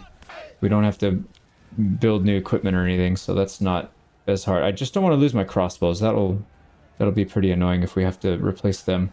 Brigands are coming. There we go. Another unit down. We lost another unit ourselves. Another one broken. Perfect. Take out these guys, and then there's the mercenary units coming. So we'll have to deal with that. Where's those archers? I can't see the archers. All right, they broke. Let's get back up the hill. Get back into defensive stance. Who are they shooting at? Okay, I don't think we're getting flanked. So what I'm going to do is push these guys down the hill. I'm going to keep this group of 12 in reserve. And then these other 2 units will push out so that we can go attack. I really don't think it's a good idea to play super defense when they have so many ranged. Let's go after their ranged. All right, there we go. We'll just start attacking anything that's out here. These guys, let's get back up the hill a little bit. Actually, here comes some archers. Let's go engage. What is that in front of us? Spearmen? Okay, no, take out the spearmen first then. Just route them and then we can go after whatever. Let's get these guys back a little bit. Doesn't seem like they're pushing behind us, so that's good news. All right, they're taking losses. Yeah, they're engaged with our ranged or their melee are engaged with our their spearmen, so they should be doing pretty well. I think we're getting shot at. Let's fall back. Yep, those archers are taking shots at our crossbows. We don't want to take too many of those. All right, these guys are done. Let's help them push. There's more back there. They might be trying to flank. All right, where did those archers go? There were archers right here that were trying to do something. All right, broken. Nice. That's another unit down. I really don't know where they are. I see 2 infantry, but that's not it. They have... I'm pretty sure they have a lot more than that. Make sure we're not running so we can conserve our stamina here. Yeah, everybody's in good shape. Perfect. You guys should all be set to defense. Let's get to the edge and see if we can get some shots on these guys as they rotate around. I really don't know what they're doing. All right, they're coming back. Oh, wow. These guys are down to 15? They must be getting shot. Are there arrows on the floor? I don't know how they lost so many people. We didn't lose anything. I didn't see... Oh, yeah, no. Okay, so there's some archers. Let's push down the hill and go after these guys. So we'll chase them with 2 units. No, we'll get all 3 out there. Actually, let's just do that. All right, are we getting chased from the back? No. It's so hard in the woods because I just can't see anything. All right, there's 2 archer units. That's perfect. Yeah, engage those. These guys are going to push out on the flanks. Let's get these guys back. Okay, they're shooting at our spearmen. These guys are getting sandwiched, so they're just dead. They're just flat out dead. There's another month go by, so there's probably some more mercenaries. Holy crap. A full three more that we're going to have to fight. I guarantee you he's going to hire them. Yep, they just hired another group. That is so dumb, man. Fix your game, dude. Fix your freaking game. That should not be a thing. Alright, I don't want to chase these guys infinitely because they're going to get smashed by these guys when they come in. I think if we route all their units, then and they're outside of the circle, then we just by default win the battle. But these, I don't know what these guys are doing. They're still kind of in the circle, so yeah, we have to go after them. Okay, get closer and get shots on them, please. All right, back up the hill. Let's go ahead and rest for a little bit, get our stamina back. Here we go. We're getting shots on these guys. Let's go down the hill and try and push them. I hope that's the last one. There we go. Broken. Nope, there's still somebody in the circle. Top down view. Oh, okay, there's another one right there. They're gonna just shoot at us, and no, they're not even in the circle though. Okay, we might be able to finish this before those guys get here, but I don't know. All right, can you guys just sprint? Yeah, just sprint after them. Hopefully we can get them before taking too many casualties. Oh, nice. We got a charge off. We got a charge on him. Okay, we took only one loss. Nice, we got it. We got it. Okay, that was pretty reasonable, actually. Now, we could continue to press forward because they just hired mercenaries. They won't be able to do it until next month. So it would be a very easy fight, and we already have our units mustered. So I'm pretty tempted to do it. I did say we have to conquer everything and get a town on each region, so probably makes sense to do that. How much... We took a lot of casualties with this retinue, which is fine. We can replace them, but I'm a little shocked. 2 here and 7 here. No. 9 here. Wow. I think they probably had an archer unit that was just shooting at us and I didn't even notice it. But on our main force, it looks like we only lost 3. That's very reasonable. And nothing on the crossbowmen. So that's very important. Let's let these guys despawn. Yep, there they go. And then let's get our army over there. I'm gonna take this Gabelbachau instead of Imgraben. So this one could be another farm area, but I don't think we need more farmland right now. Let's get this one next. So we'll come down here and start to contest this one. There we go. Claim Gabelbachau. So they will probably contest, but like I said, they're going to send maybe just that one force, and then we're just going to stomp them. All right, we're in the circle, so we're good. Yeah, this feels like an actual campaign. That'd be kind of cool if you could take your army off map to a totally different region for like half a year, just go on campaign. That would be really fun if they added that. All right, so 83 days remaining. They need to send some units here. And then once we defeat them in battle, it'll just default to us as the winner. So let's get these guys set up. I'm going to pause it here real quick and just check all the towns, just make sure everything's good. All right, I think it's about time that Schwarzholz started paying their dues. So let's increase our tax to 1%. That'll give us an extra 30 per month because we got 3K in the bank. And we have plenty of approval to afford it. So there we go. Another region is going to start paying. All right, everything looks pretty good. I'm going to fast forward this until we can get them to either fight or just give up on the claim. It looks like they might wait until May, so we'll probably have to fight another group of mercenaries with it. But it is what it is. That's just how this game mode is if you don't hire them yourself. It does make it more fun if you have an actual army like this, though. So I will admit that. All right, new month just crossed over. Yep, there we go. Mercenaries, and they're coming from straight ahead. What do they have? Did they hire all of them? Yeah, there's another set of brigand they can hire. They got Wayward Sun archers. Yeah, they've got a pretty decent army here, but nothing we can't handle. So let's go ahead and go with the shield wall. We'll shield wall 2 ranks deep. We'll get retinue on the flanks, and then crossbows can make up the center. Just like that. All right, are we going to get surprised? I don't see anything else. Yeah, I think it's just these guys. I don't know where the regular Hildebolt troops are. Maybe because we just destroyed them. All right, so yeah, we'll play defense. What are we shooting at? We need to make sure we take out those archers when they get into range.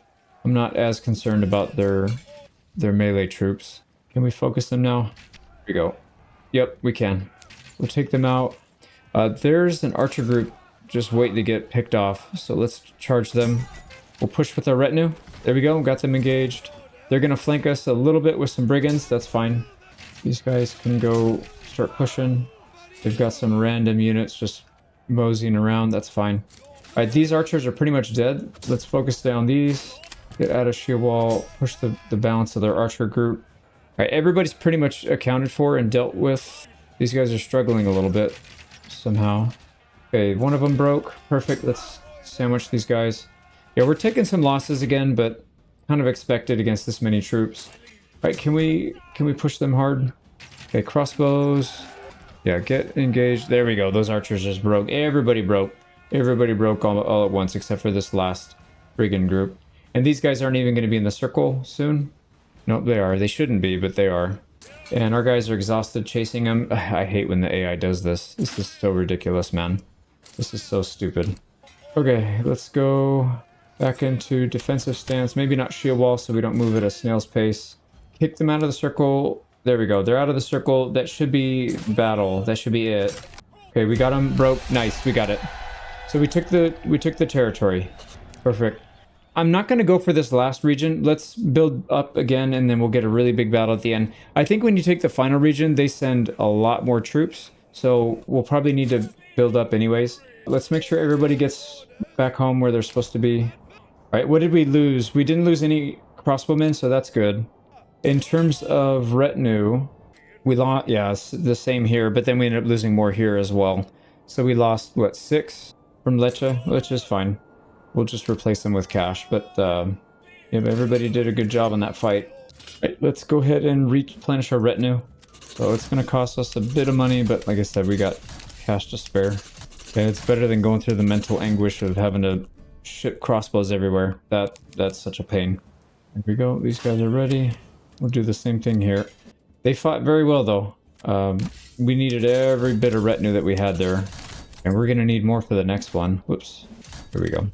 We're going to do a very big farming expansion here in Lecha. So this little... There's like a little island right here that doesn't have good barley. Literally everything around it has good barley, so we can't really afford to put the housing over there, but what we can do is put the housing right here, and it's just a fairly short trip to get there. So I think this is going to be okay. And then all the collection happens not too far away here, and then the collection for the wheat happens over here, so that'll work pretty well. We need to relieve the burden of having to collect wheat with this granary at some point, so we'll probably save some room here to do some wheat processing. But yeah, that's fine. So we got wood for 2 houses. We need more timber, so we'll start collecting that. Also, while we have some spare labor here, let's go ahead and upgrade this so we can get a full retinue. Okay, there's that. And then eventually we'll start to work on building a castle up here, and if they try and take it again, we'll fight inside the castle. We should probably upgrade these as well. Just preemptively get everything done. Got plenty of materials. 1, 2, I don't think I did this one yet though. No. Alright, so we'll get this one as well. So everybody's going to have full set of retinue. Get ready for that final battle. And then when do we want to start working this area? So it's June. I think we might have to wait till next year because June, July, August, there's like 2 or 3 months where we could potentially collect food. Well, the first month kind of not because we're spending all that time building. And then after that, we'd have to rush. So I think we'll wait a little bit. But the town, I think the town's going to be mostly in this little corridor area right here. Yeah, that's pretty isolated because it's the other side of the mountain. So this one for sure needs some good early protection. I think maybe instead of building a church early, we'll get a manor house with some walls and stuff. So I think that's what we'll end up doing there. Pretty good location though. We could make good use of this area. All right, we finished a manor house upgrade in Mistelitz. Let's go ahead and get them going. There we go. There's another one fully upgraded to 24. That took most of our money. We have almost a full year before we have to pay taxes again, so I mean, I'm not too worried about that, but I don't think we'll be able to upgrade everybody this year. I think we might need to save up some more cash. All right, quick update before we get to our harvest season. I went ahead and built quite a few houses over here. We still need a few more, so this is, what, 4, 8, 9, 10. We need 2 more. We need 12. So 3 for each, and then we need to get oxen into each of these as well. No, we have enough. Yeah, if we take 6 out of the supply, we'll still have 3 to move logs around and stuff. So we'll get these upgraded at some point. Still need to get... Oh, what happened? I still need to get the ox cart or the plowing station upgraded here. but these other 3 are doing it right now. So I think we'll be able to harvest, and then I think we'll have some people to throw on these fields to plow and get some stuff ready for next year. Now, I think what we'll probably do is back off on the flax. I don't think that's such a good idea, so we'll probably just do fallow. We'll do barley, wheat, fallow, and just leave it like that. All right, good news. We finally got this storehouse sorted out. So let's go ahead and delete it. Delete the kiln. We will keep the quarry. Let's see. These guys are probably all unassigned, aren't they? No, that's a trader. That's a trader. That's fine. We'll reassign everybody later. So we want all these people to work up here. And then these people that were working up here, we probably just need 1. Don't need all 4 on there now. Maybe 1 or 2 on the lime kiln. We took a couple people off of the trader. We should be able to put at least 1 back. I guess we could put 2 back. No, let's go with 2. That's probably more than enough.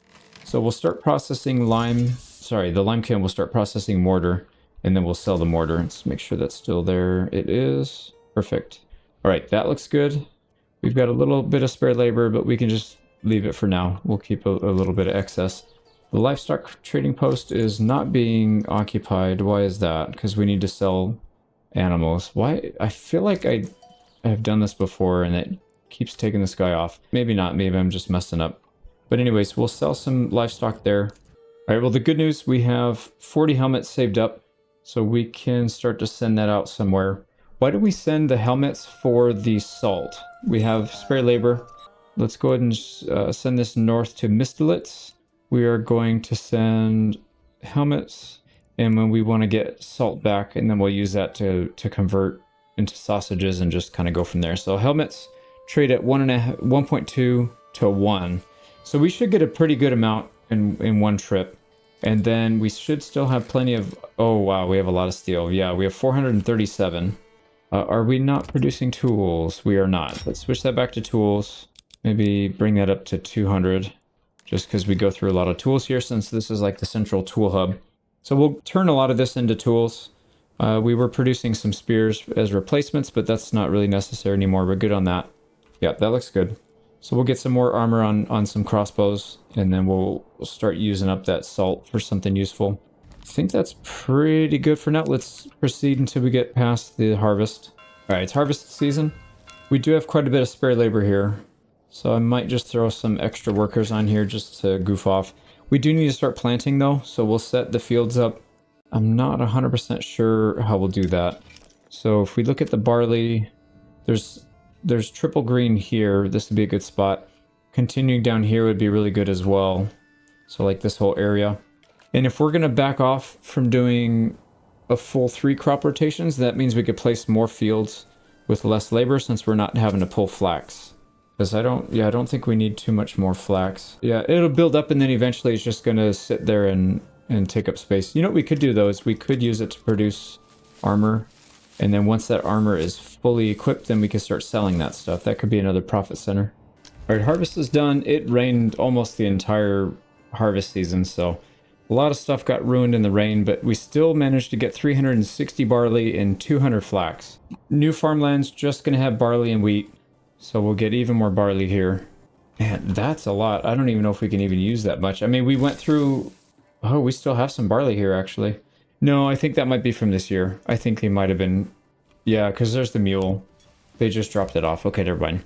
Yeah, if we go through that in a year and we don't have enough labor to process it all, then maybe we can scale it back. But I think right now we still have some capacity. And then these... Yep, these fruits are coming in nice, where they're up to about 100. That one, not so good. 60 and about 60. All right, so we got about 300 from here, and then another 100. Yeah, 115. So we got about 400. 400 pairs, 328 are there, but I think it's because we traded some of it away. We might need to create some more. We might need more burgage plots, but that's a good thing. It means we should be getting some decent pairs here. Yeah, 46 pairs. And it's still raining on the fields and ruining all the stuff that we haven't collected yet. That sucks. Yeah, very, very rainy harvest season this year. But anyways, yeah, this is expanding nicely. We've got taxes due in 150 days. We've got another group we can upgrade. So we should probably do that. We'll wait until after the next tax payment. And looking at Schwarzholz, we are starting to sell some stone, so rough stone and mortar. That's perfect. That means our setup is working, but holy crap, we need to produce a lot more. Lime, yeah, we still, I guess we could put another employee in there. Produce more lime.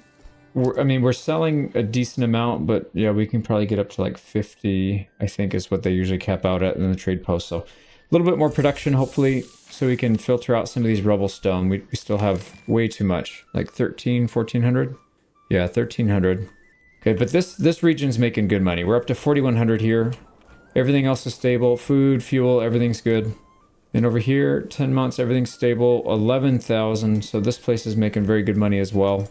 Selling all the usual stuff. Yeah, the dress stone. Selling a decent amount of sheeps as well. So the sheep, pretty profitable. Yeah, I like that. I like that business a lot. We might want to sell more. What are we going down to? We go down to 50. Yeah, we're not even getting close to that because I think they're breeding so fast. The lambs are multiplying, but that's okay. Or it could be that we just don't have enough employees here to take them to the edge of the map. But that's okay. We're good on money. I don't think we want to get too greedy and try and min-max every little penny out of this area.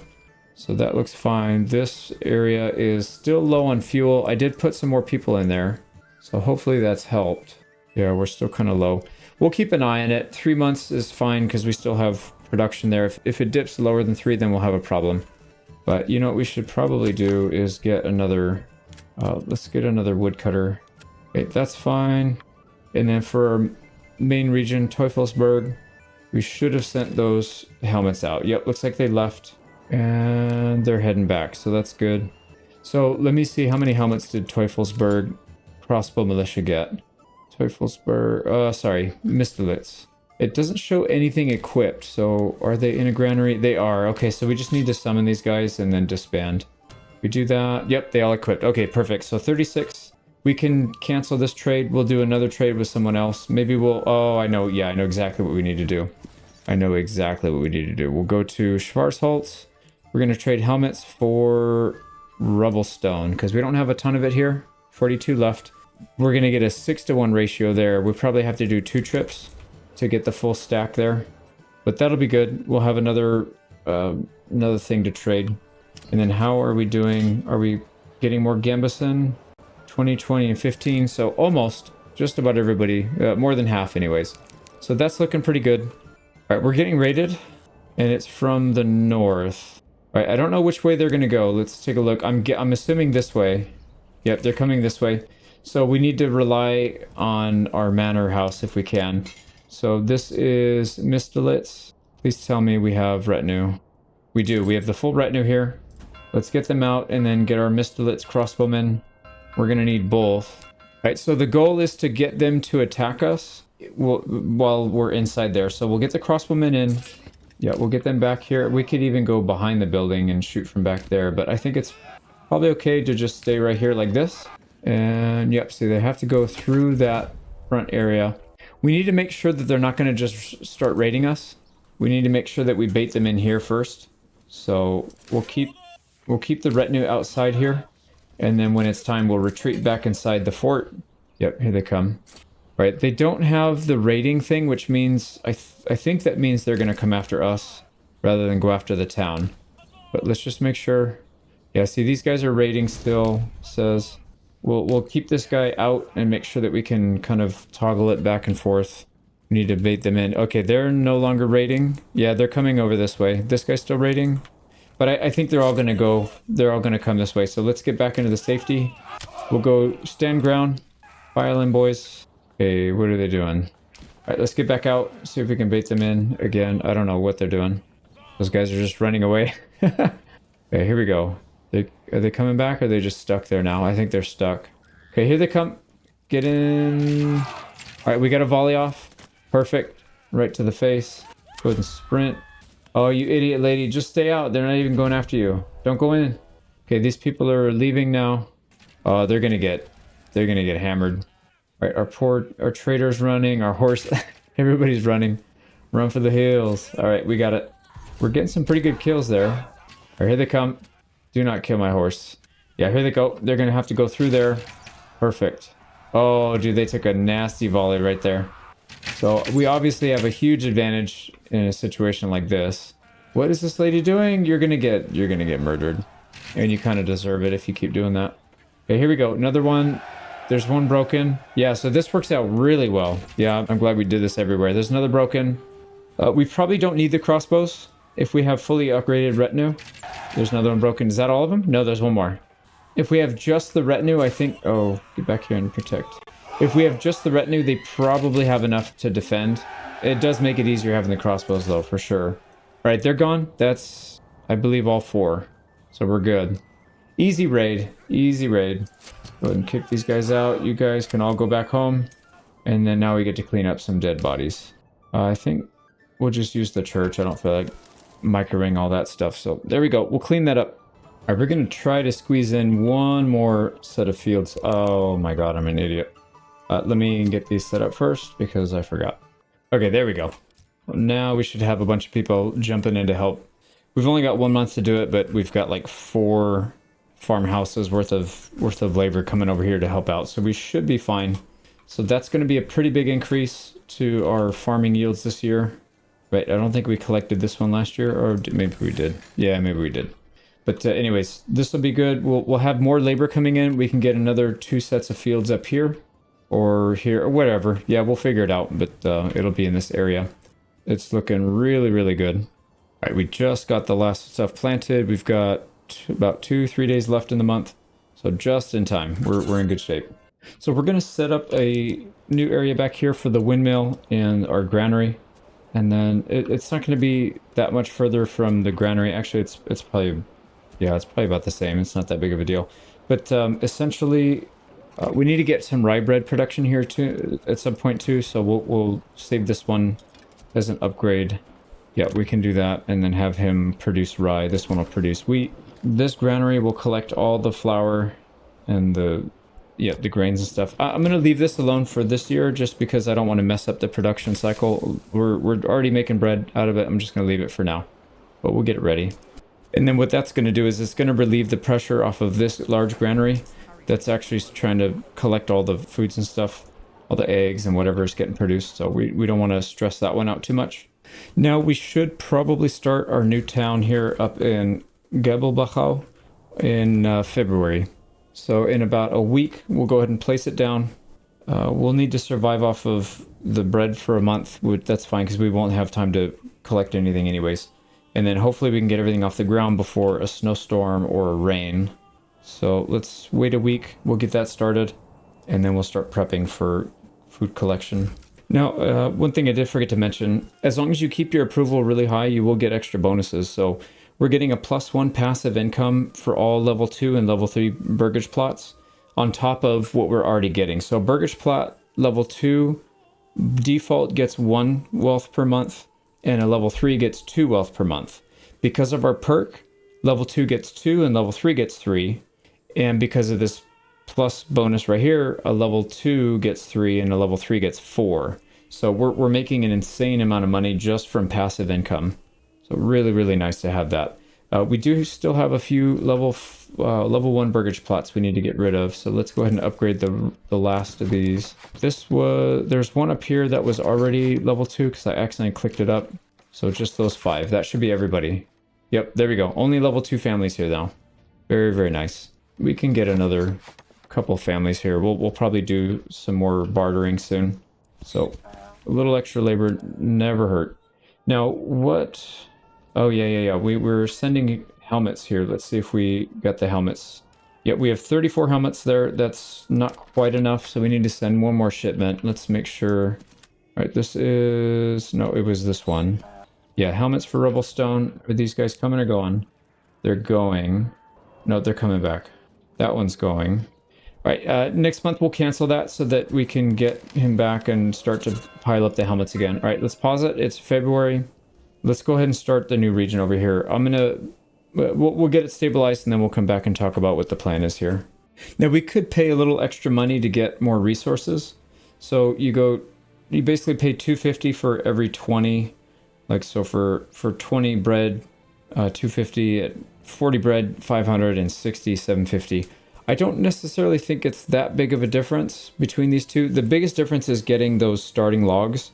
So you would get more logs if you did the higher starting supplies. It's not like we need it, but we also have so much money and not really anything to spend it on. Let's just go with an average supply. So we'll spend 500 on this one. And you can see here the logs, we get 16. So more than enough to get a good start. All right, looks like we're going to get everything off the floor in time. Perfect. So we can scale that back. I always put 2 laborers on to get it off quick if we're worried about a snowstorm or a rainstorm or whatever. So there we go. We got all our houses. So like I said, we don't have to get the logs quite as fast. You're not really constrained to that as much as you would be if you were doing the regular start. So approval is critically low. How is it critically low? We should be immune to homelessness. Oh, we are, but I guess we're dealing with being cold and all that. All right, no big deal. We'll get it fixed. All right, there we go. Nobody's homeless. Everybody's happy now. Yeah, we're admired at 0. Something's funky here, but that's okay. We'll get it fixed. We need to get the logging camp done. What do we want to do for a perk here? So there is a salt deposit and then berries. Yeah, it probably doesn't make sense to do anything else. Also, I forgot to check where the best rye and emmer bread was on this map, and turns out it's literally the only spot that we've decided to build on that's remotely close. There's some area over here, but it's really far. So that'll be fun. Or we could just ignore it. We don't have to make bread here. We could always just do burgage plot stuff like fruits and veggies and all that. So not that big of a deal. But yeah, I think we're just going to keep it the same. Let's go with Regensburg Guildsmen because all these other ones are just not that good. They need to be tweaked. Or this one needs to be nerfed. I hope they don't nerf it though, because this is a good perk. So there we go. Regensburg Guildsmen. I'm gonna get this sorted. Well, we're about to hit the end of the year anyways, so we'll do a quick recap. There we go. That is March 1st, so end of year 11.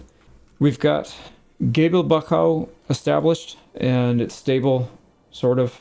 I don't know, something was weird there, but we'll get that fixed. We at least have supplies, so we won't starve or freeze to death. We just need to get a few things fixed, but that should be off to a decent start. We'll get that going next year. All the other regions are doing really well, making a lot of money, doing all the usual stuff. We had a big battle up here at Teufelsberg. This was a very successful fight, and then we pushed forward and then took that one. Aside from that, the main thing we've been focusing on is getting the farmlands set up here, and I think that's going incredibly well. See, did we still? Yeah, see, we're still doing a few trades. If that is done, that means we should have enough gambus in here. 36, 36, and 36. Perfect. And that means we have some leftovers, which we do. We have 15. Perfect. So we don't have a limit, I'm pretty sure. Did we put a limit on our tailor? We did not. Okay, so we can produce as many gambusin as we have flax for. And I think what we'll end up doing is, just like what we're doing right now with the helmets, we'll ship that out. Oh boy, we got a lot of rubble stone back for sending those helmets. So let's go ahead and turn this one off. Holy cow, that's a lot. So we're good on rubble stone to the end of the game. 318. There's no way we need that much. But yeah, what did we get in return here? Right, it was the helmets. These guys should be using it then. So Schwarzholz, they're not. Let's just get them to put that on real quick.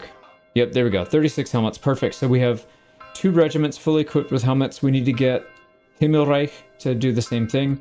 And then what I'd like to do is start getting Gambeson built up and then sending it to these regions. We do need to get a few people upgraded to tier 2 though. We don't have enough. And if we look at what we're missing, we're still missing fruits, the church access, but the church access here should be very easy, right? We just need to get a little bit, and same thing here, we just need to get some clay tiles and then we can upgrade that easy because they have everything they need. So yeah, maybe we'll do that, get these upgraded to tier 2 burgage plots. And then we need to start preparing for this last battle. This thing is going to be a beast. Should be pretty fun though. Yep, so that looks good. How was our ale? We still have 84 malt in the pipeline, and then what do we have here? 43 and 20, perfect. So we want to keep these as supplied as possible. So what I'm going to do, just crank this bad boy up. Yeah, just oversupply everything, that's fine.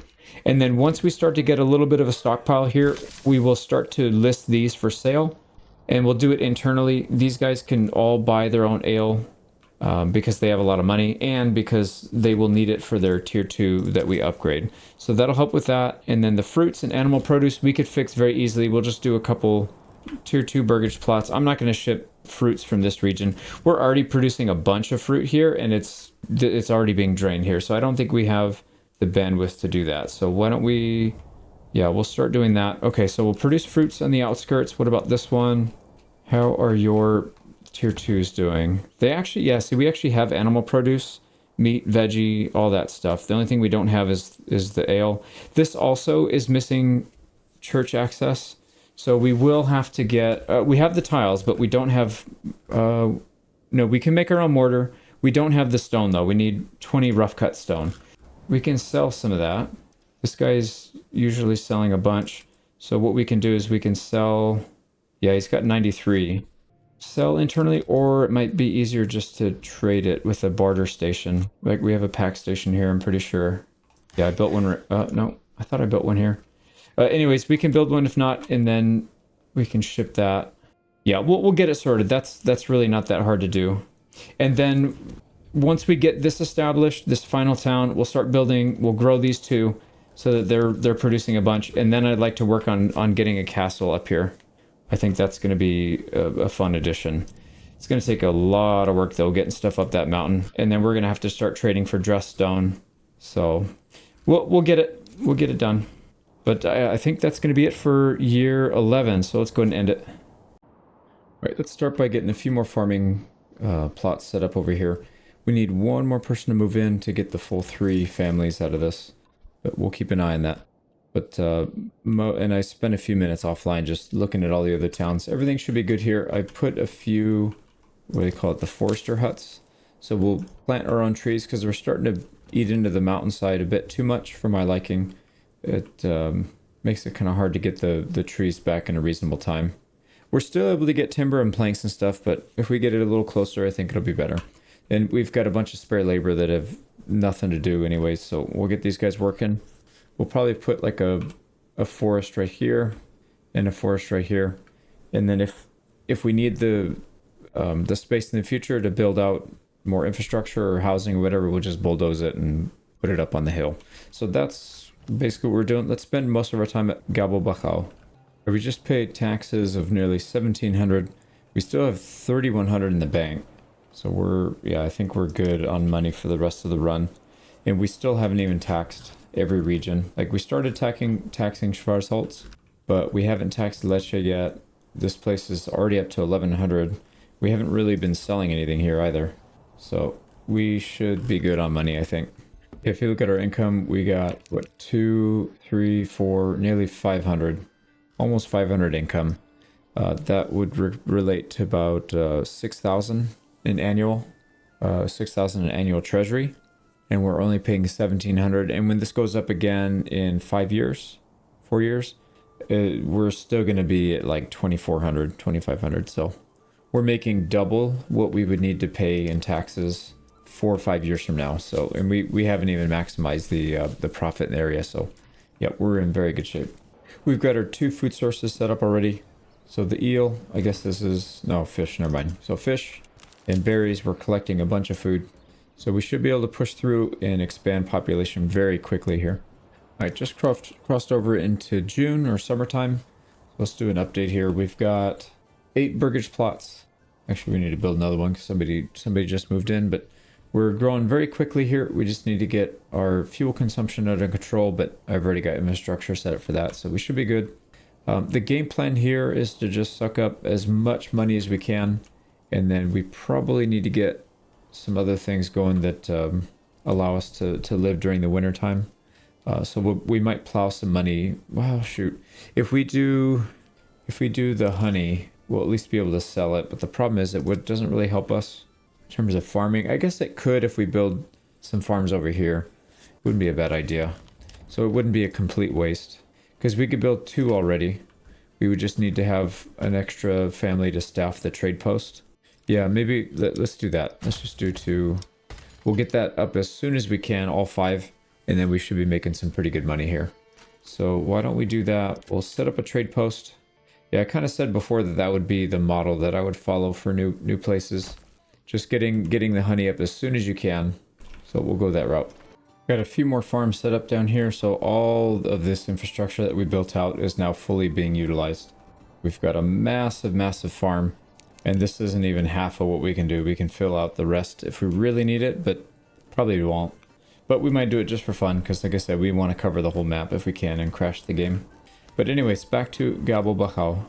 Alright, harvest season. We'll see how well this farming plot does. We'll keep an eye on it. Also, I set up some sheep farming over here at Lesha, because we've got some spare labor over here. And I also don't want... Oh, you know what? Yeah, let's make sure we don't produce any linen. We only want to produce yarn. So we'll keep production limit at 0 for linen. And I guess we could put this at like 999. They let you go into 4 digits now. So that's fine. We'll make sure we don't ever use this stuff. Yeah, because we want to make clothing from wool only. And then the flax will be used for gambeson only. So anyways, we need to get this stuff staffed. So livestock trading post, let's get an importer. Only do internal. And we'll go up to, say, 20. We have plenty of money to do that. And then over here, we need to switch this guy back from selling on the open market to just doing internal. Yeah, he's got plenty. So we should be good there. All right, so that will start in maybe a year or so. We'll have all the sheep we need there, and we'll start producing clothing. And then once we do that, we can start upgrading to tier 2. And we could produce our own ale here. So we'll have garments filled. Church access, we need to get that upgraded, but that should be pretty easy. We just need to trade for some stone and tiles, but we have clay. We can make our own tiles, so that's not a big deal.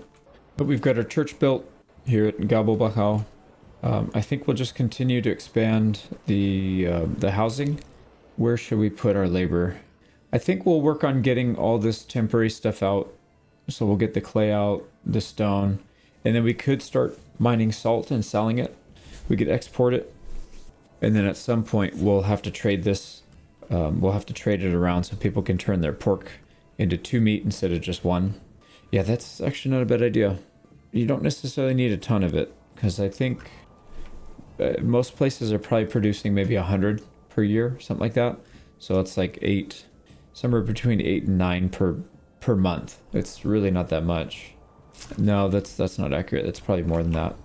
Well, yeah, it should be around 1. No, because I think these things are, yeah, they're getting 16 a year, and we have probably 15 or 20 of these things. So yeah, but probably closer to like 200 a month, a year. So that'd be like, what, 15, 16 a month? 15, 16 a month is a pretty reasonable amount to trade, I think. But then you multiply that times every region. Except for here, we've been producing chickens here instead of the meat. Well, we'll have to figure out a better meat solution in this area. I know we could definitely cut up the sheep. That could be a good one. Well, anyways, that's tomorrow's problem. Let's keep going on Gabo Bacau. Right, the month just turned over. Harvest is done, and it looks like everything was pretty much picked up. What are we sitting on? 552 barley. I actually thought it'd be a bit more than that. 226 flax. That's a very fair amount. So we could probably scale back that, or we could continue to trade it and just trade gambeson. Not a big deal either way. How many pairs did we get? 420. That's not too bad at all. So if we look at here, 88, we're getting, 88, 109, and 121. And again, those are going to continue to go up. They're still not quite mature trees. Pretty sure, well, no, these might be. Yeah, these might be. This is definitely not. So this still has a little bit of room to grow. 16. Now, I think this is still 1 or 2 years off from being full, because this is much bigger than this, and it's producing about the same. So I think we still have a little room to grow. I don't know if it's enough to trade, if we trade all the pairs away for all this stuff, because that's a lot of supplies. And then also down here, are we even using the pairs? 78 pairs left. Yeah, we still have some. It'll start to pile up though, for sure. But I guess as we increase our population, it may not matter as much. They'll expand into that supply. So maybe that's okay. So over the winter time, let's try and get all the stone out of Gabo Bacau and just get rid of this.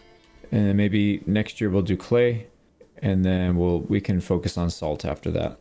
We probably should focus on salt now so we can sell it. Actually, that would be an even smarter idea, because then we could just immediately start selling it. So salt is worth quite a bit, if I recall. So we come over here, salt is worth 5. Yeah, it's okay. Let's finish cleaning up the stone because we do want to get a. Oh, we have enough actually. I was gonna say we need to get a manor house so we can get some defense.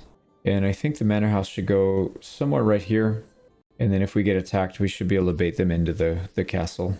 Could do it on this side so it doesn't block. This area is kind of a nice. This is kind of a nice area.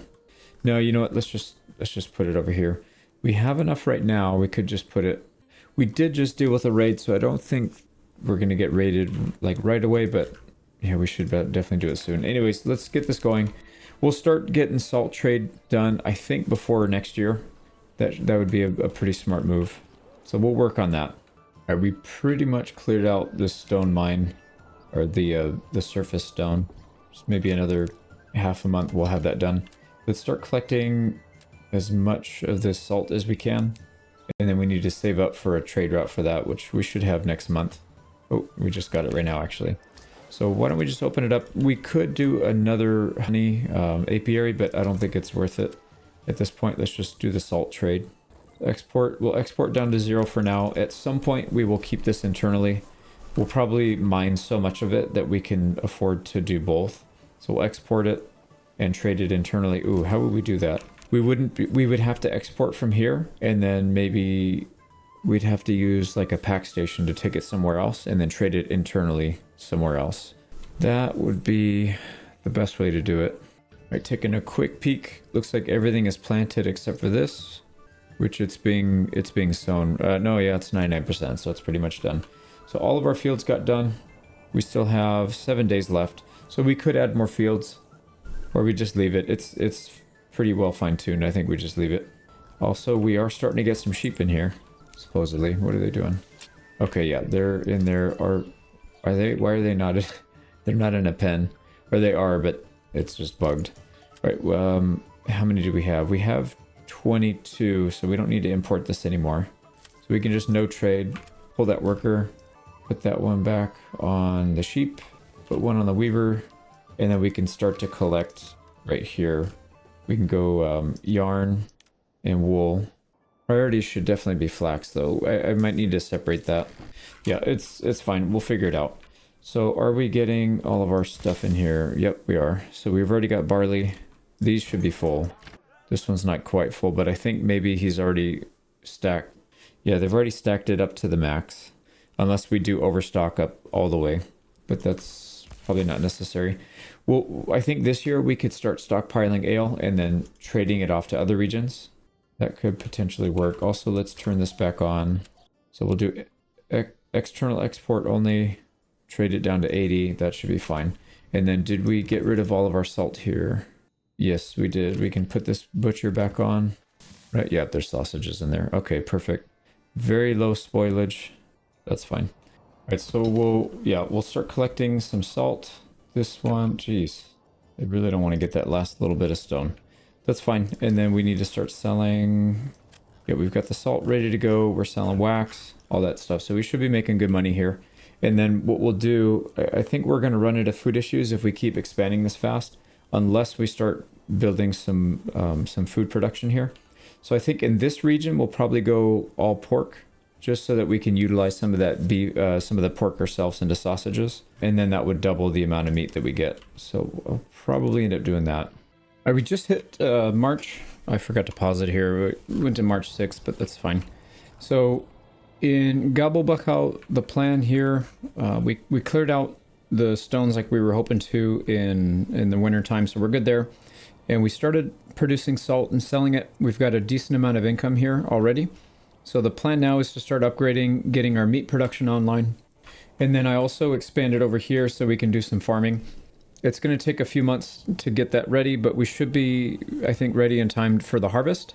We just got to be careful because we only have 4 months of food, but we do have people that can work. Yeah, so we can still collect fish and berries. I'm pretty sure we'll be fine.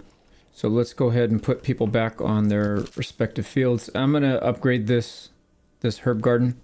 Yep, we'll collect some fish. I think we stopped collecting firewood for a while. We can maybe put somebody back on that, get that back up to a few more months. And then at that point, I think we're in pretty good shape. So once we get 3 people over here, we'll start upgrading and planting some stuff. But aside from that, I think let's start upgrading these to pigs.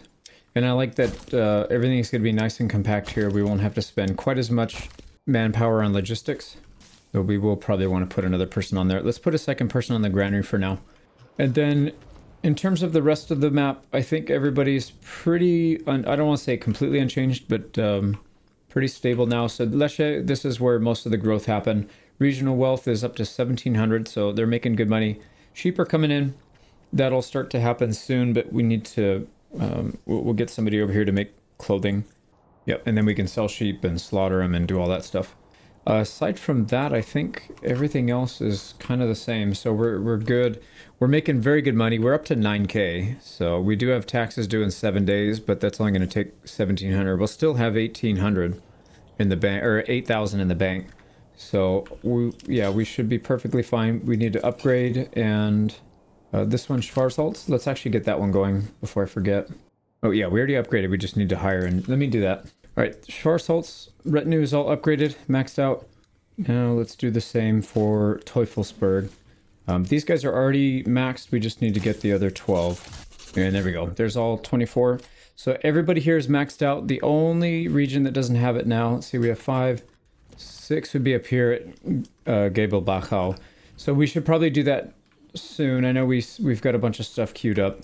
Let's also queue up a manor house. Do we want to... Man... That's tough. Which side of the river do we want to do it on?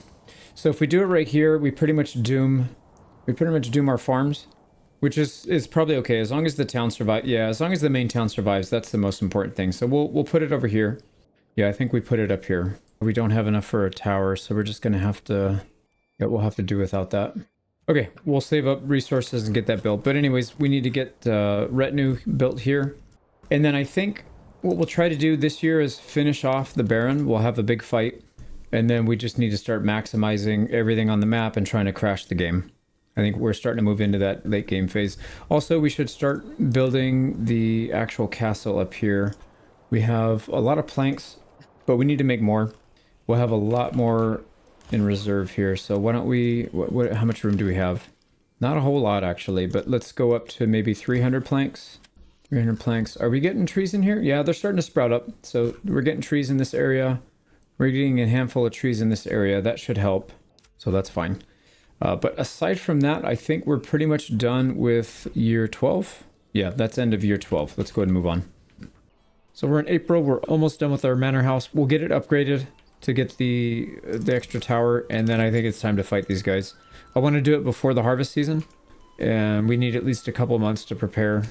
We got to rally everybody together, see who we're up against. So if it stays like this, we're going to have to fight against the huntsmen, which I really don't want to do. These crossbow guys are very tough to fight.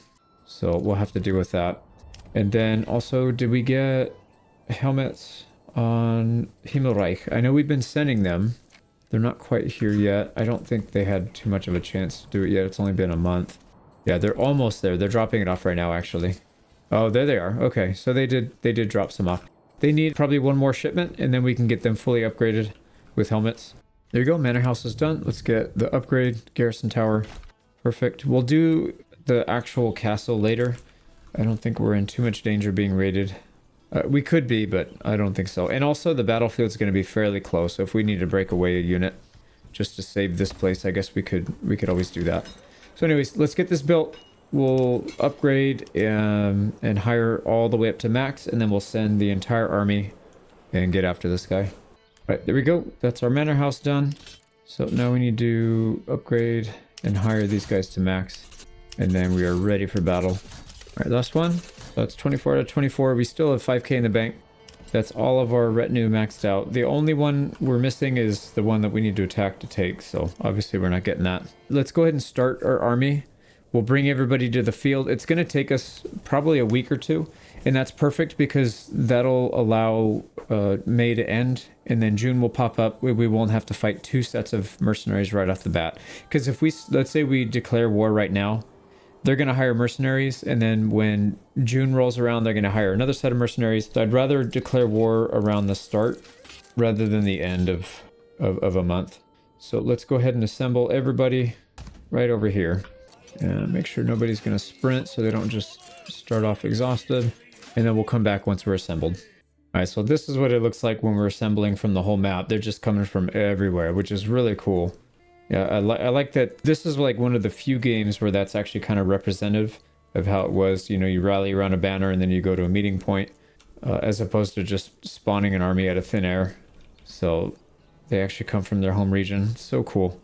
Anyways, a couple more days, we'll get the new month, and then we'll start fighting these guys. All right, new month rolled around. We're gonna miss a few days of this month, but I think it's okay. I think it'll be all right if we do that.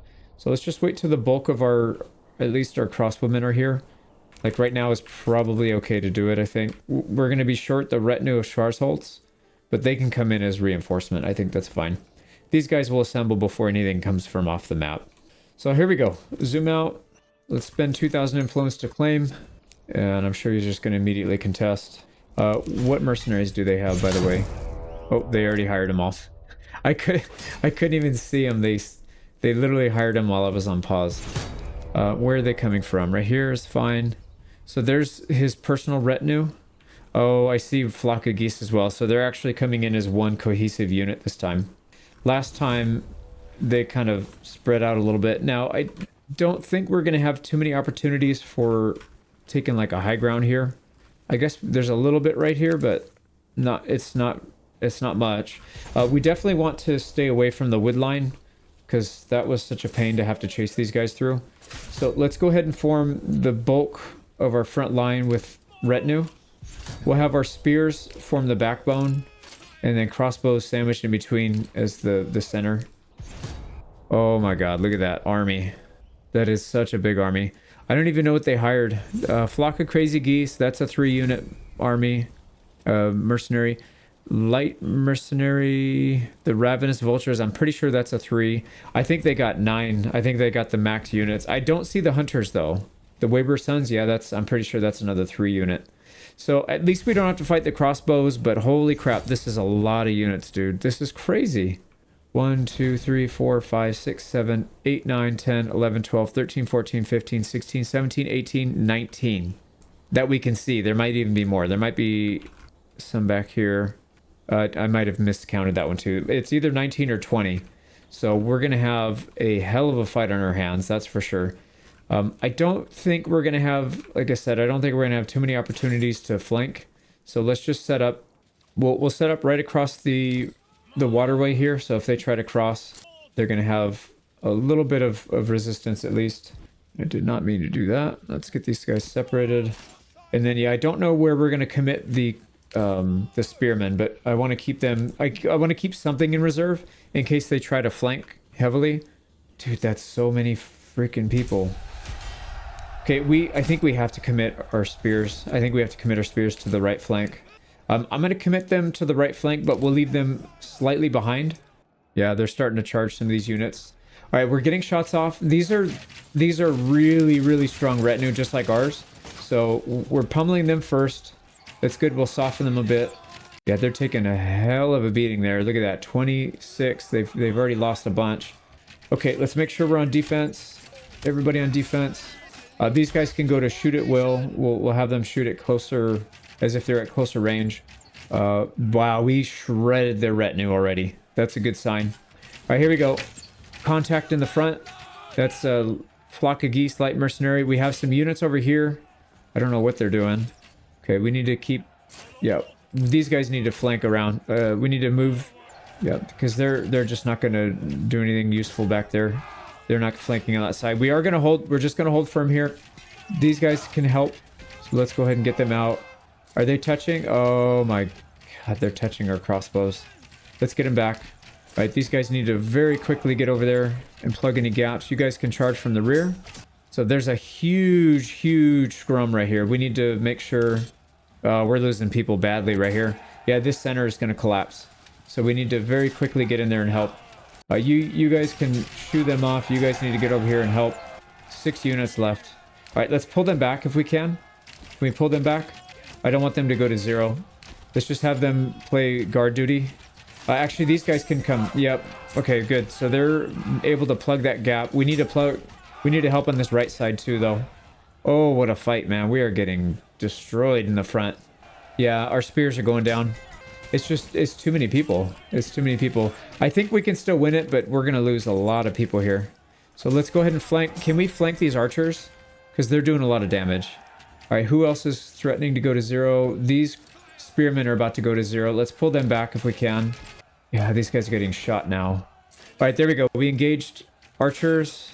The other archers are shooting at us. Oh, man. This is bad. This spear militia is about to go down as well. All right, we have to commit. We have to commit. I know these guys are about to die, but we have to commit. We don't have much left. All right, come on. Clear these. How are you guys are like the strongest melee units in the game? How are you struggling against archers? Come on, dude. Make it happen, please.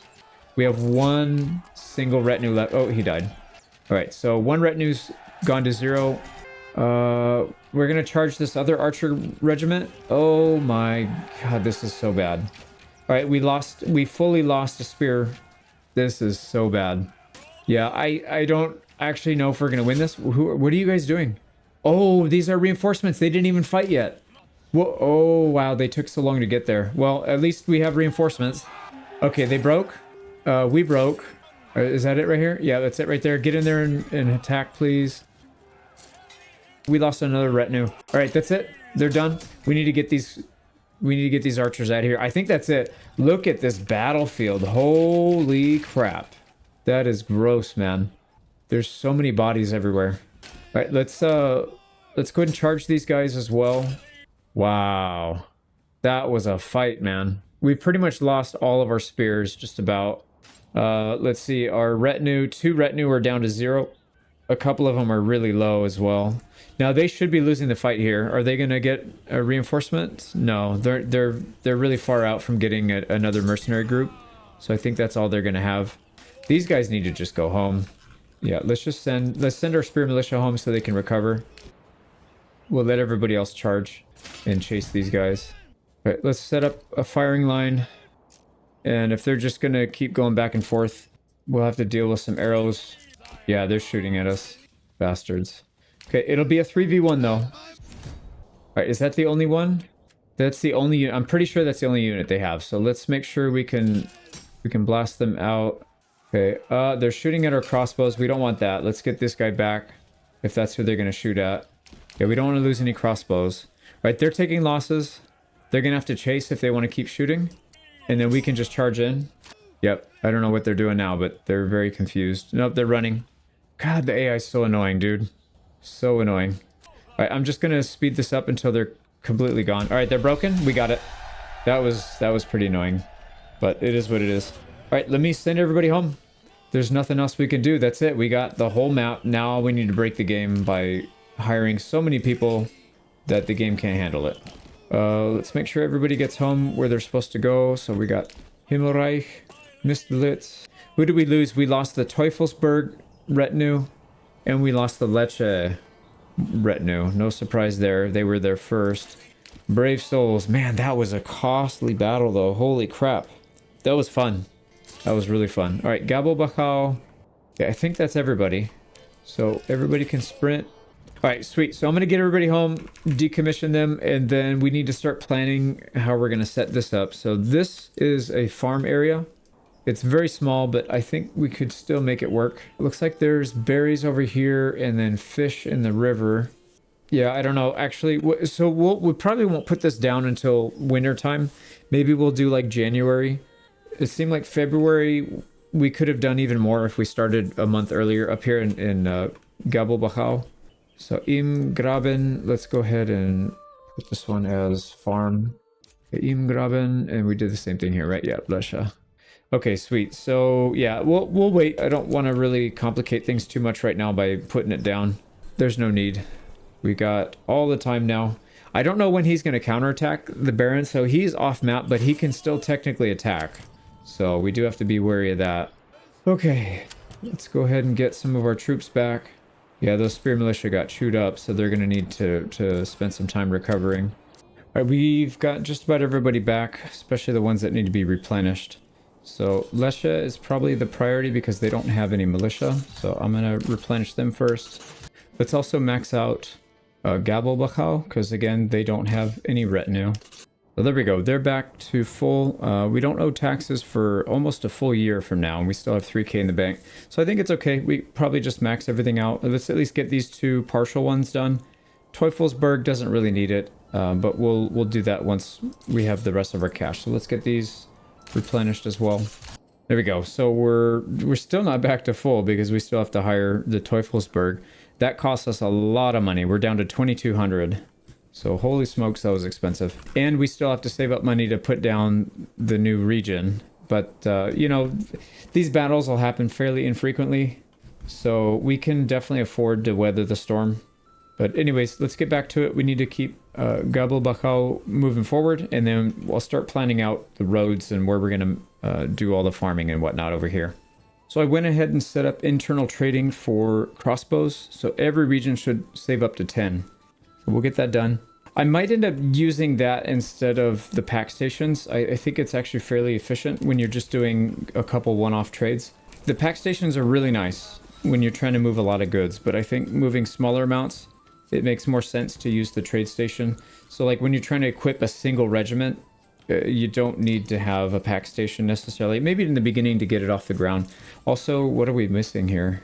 Troops and equipment possibly? Oh yeah. We need to get that kicked into high gear. What am I doing? Let's go ahead and put this back on spears. We'll save up to 60 next time. And then the joiner's workshop. Yeah, I did this earlier to try to save on some planks, but that's fine. We'll let the joiner's workshop start producing. So that should be fine. We'll have plenty. Yep, that looks good. So we should be able to start re-equipping all of these spear militia. We've got pigs installed in all these other burgage plots that are not apiaries. So we should get a pretty healthy amount. And then at some point, we'll install a butcher. And then his only job will be to convert salt and the pork. And that'll double that food source. So we should be good there. Yeah, we'll probably put him like right here or something. Okay, that looks pretty healthy. And then what else do we need to do? We'll set up our farming. This one has one more person to move in. And then we'll get that set up. We probably need to get more oxen. Yep. So there we go. So we could set these 2 up and still have 2 oxen free to do construction and whatnot. So let me get these fields set up. I'm going to do these a little differently though. So I was doing all the other ones with wheat and rye. I think I'm going to do just one type of bread this time. Yeah, let me see how I can get this to work. All right, there we go. So 3 Morgans per year worth of farming for 3 families should be able to handle that without any issues. But we're going to try to get some barley out of this area. I'm curious if it's enough to just support like a small amount of tier 2 burgage plots. Or if it's better just to mass produce it and then sell it from one region to everybody else.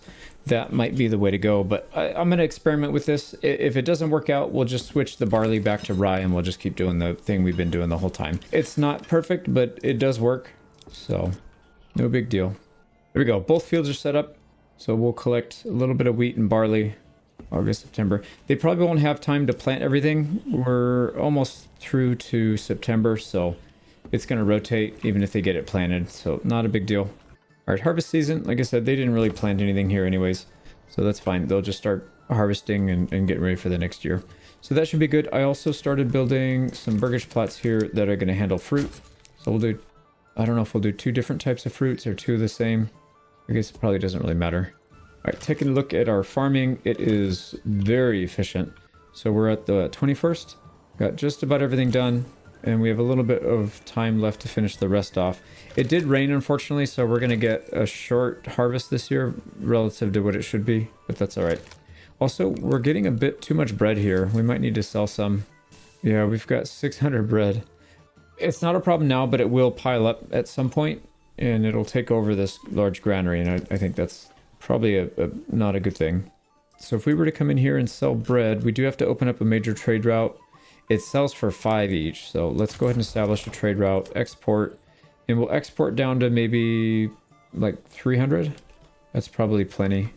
Maybe not even, yeah, maybe we don't even need to go that high, but yeah, we're going to get a massive influx right now. Let's keep it at 400 just to be safe, but I'm sure we probably will produce more than we can sell, so I think it's going to be a problem for later though. So let's just keep focusing up here. Here we go. So we could do pears for 400. That's going to drain almost all the money here. We could do quince. No, let's do pears. Yeah, pears and apples. We'll do 2 different types, so we don't have to spend all of our cash, and also we'll cover 2 different food types. So animal produce, and then when we go up, we'll need 2 different types of animal, or 2 different types of fruits. So that should help with that. All right, harvest is done. We collected 584 barley. That might not actually be true. Did we already start trading some? No, I don't think we traded some yet, so that is probably accurate then. So 584 is a pretty good number. 184 flax, that's solid, and then 300, just about 300 wheat. So good there. We've already got 120 yarn saved up from just a handful of animals. We can't, unfortunately, limit how much we're shearing the sheep, so I actually had to pull people off because we're just producing so much wool. We could try to sell it, but then it's going to clog our trading post, and that's just not a good thing. Yeah, we have 1,500 clothes. That's a little bit too much. But anyways, yeah, I did the same for everywhere. So we'll have to figure that out. But I think maybe clothing here soon. We only have 1 level 2 family, so it's not going to really be used. But in the near future, I would like to start upgrading these. I'm going to try to do the same thing. So instead of having to use these pack stations to disseminate some of these items, actually, the armor's workshop? No, we still are allowing helmets to be produced. Where are they? We're not shipping it anymore. I was going to say we could do the same thing with our Gambison, but oh yeah, some of it's getting used up because we just lost a bunch of troops, so that makes sense. Also, we don't even have helmets for our boys here. 40 helmets. What are you guys even doing? Transporting and waiting. We don't have any helmets. They should be producing. We have 402 iron slabs. So I don't know what they're doing. Let me keep an eye on that and see. Oh man, did the game break? We might have hit that limit already.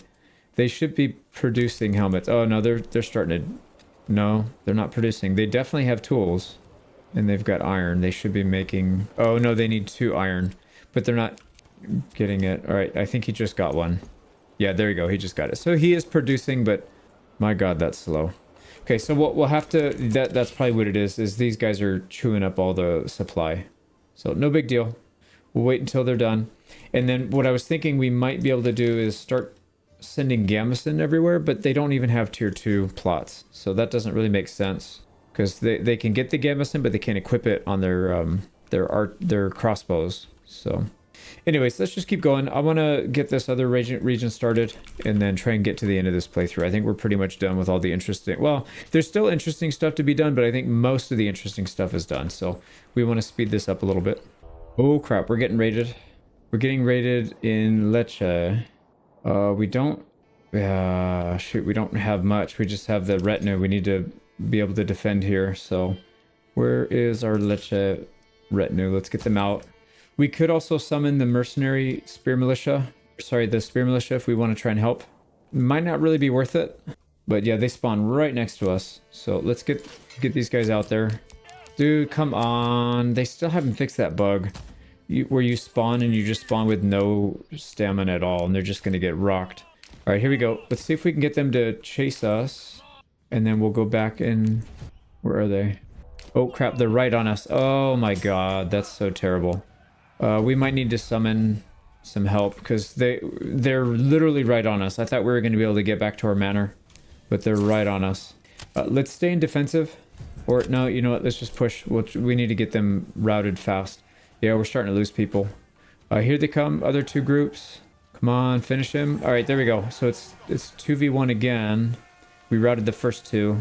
Okay, it looks like they can handle it. Oh man, they're falling fast now though. 18. Yeah, it's super expensive. Okay, they won, but that was not pretty. We lost 6 people. Oh man. Okay, well, at least we didn't lose our town. Yeah, let me go ahead and hire these guys back. It's definitely better to have some militia that you can call upon so you can have at least more than 1 group. You can get some flanks, especially with the crossbowmen behind, but we're spread so thin because we own so much territory. But that's all right. Part of the challenge. So I think we need to clean up these bodies. So let's go ahead and get corpse pit over there. All right, I'm looking at the farms over here. This is actually quite good. So 23 barley, 24 barley. We're gonna get more than 60 barley just from that one. That's a lot.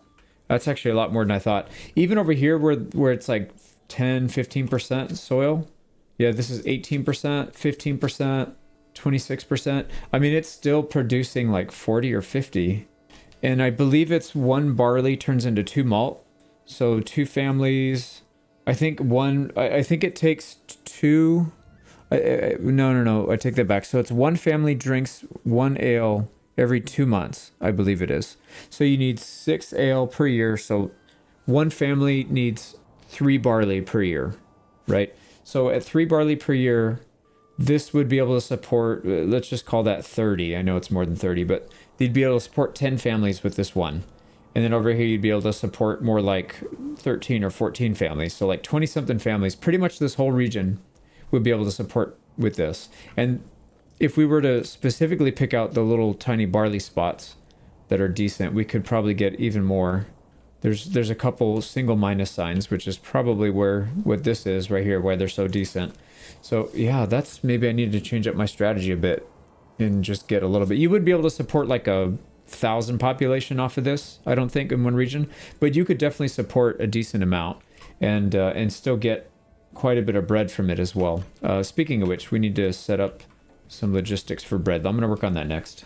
All right, we've got quite a bit of setup going here. We've got a granary that's going to handle grain and ale, or grain and barley.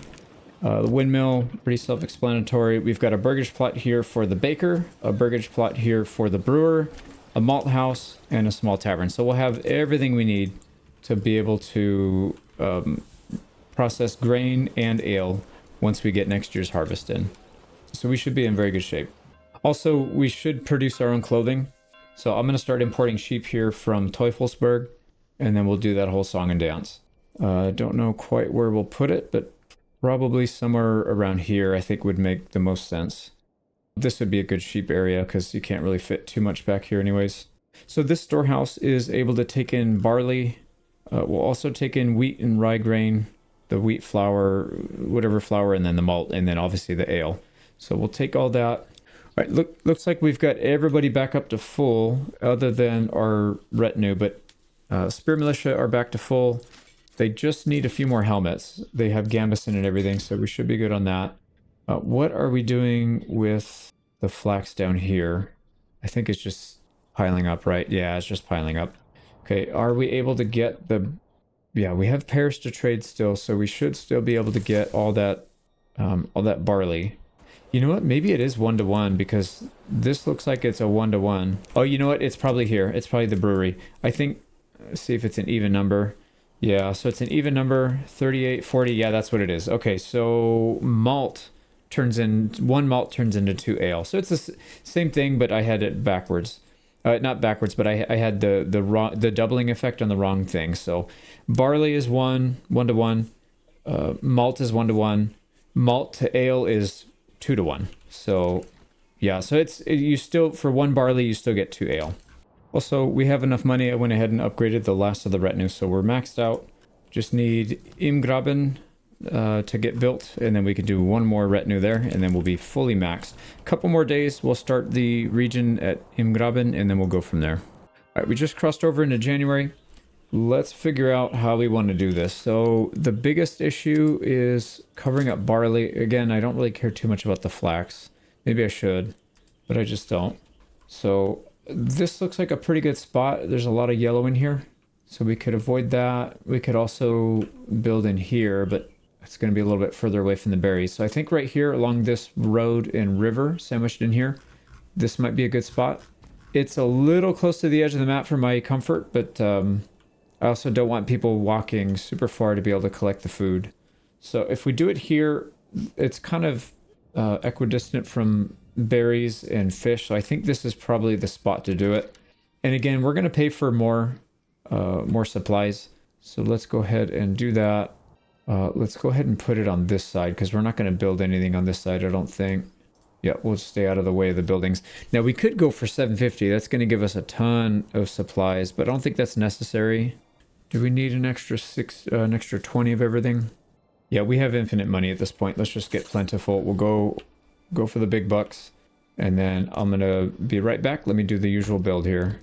All right, we've actually got a pretty good amount of space to work with here. The only problem is it's all covered in trees. So if we want to get to it, we're going to have to cover it up. Or, sorry, yeah, cover up the trees, cut them down. So, but yeah, we've got this little boot-looking shape here. So we can get a big town set up in this area, no problem. So we'll start working on that. I don't know where we're going to start our farming because it's such a small area. Yeah, it's such a small map, but that's all right. We probably need to get a retinue going soon. You know what the thing that's nice here, though, at least, is they're kind of close. So these two towns, Imgraben and Galbachau, they'll be able to support each other.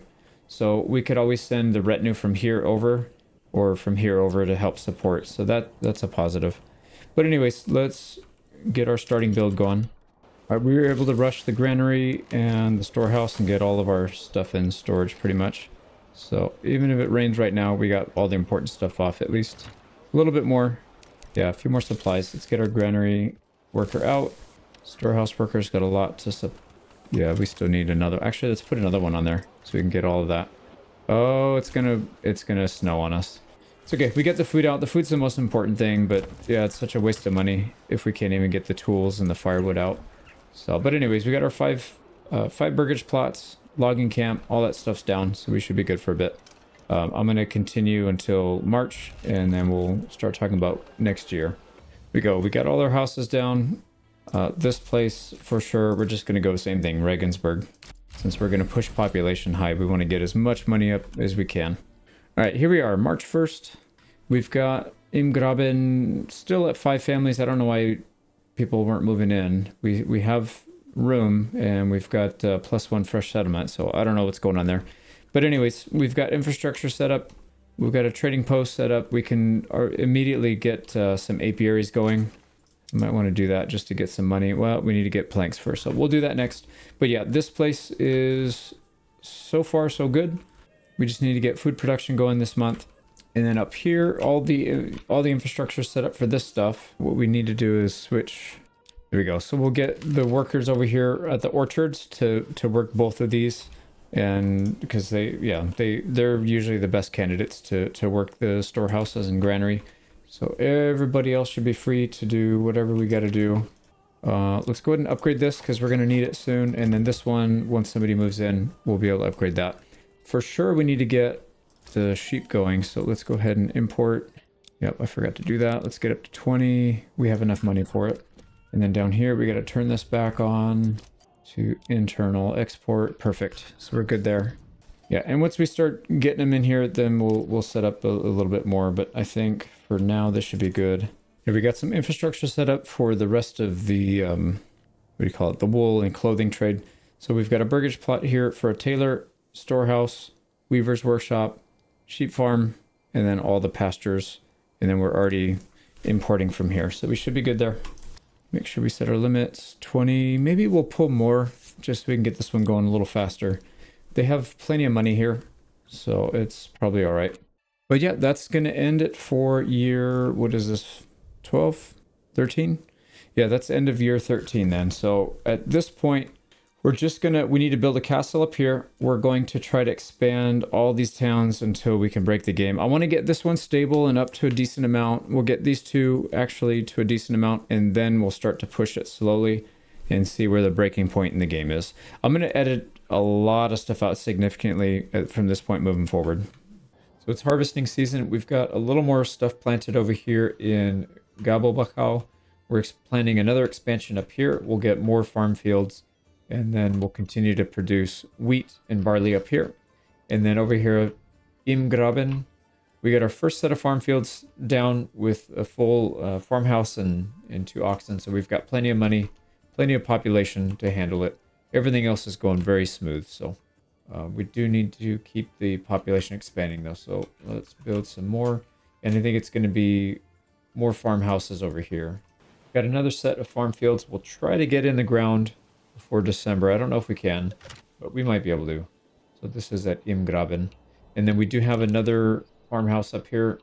We got more houses for people to move into. So we could get some help there, but like I said, we might not be able to get to it this year.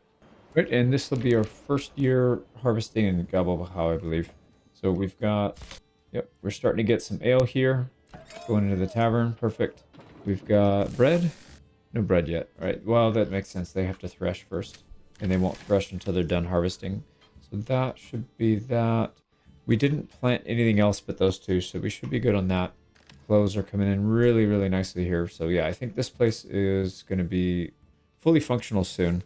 And yeah, you can see here the sausages are starting to pile up as well.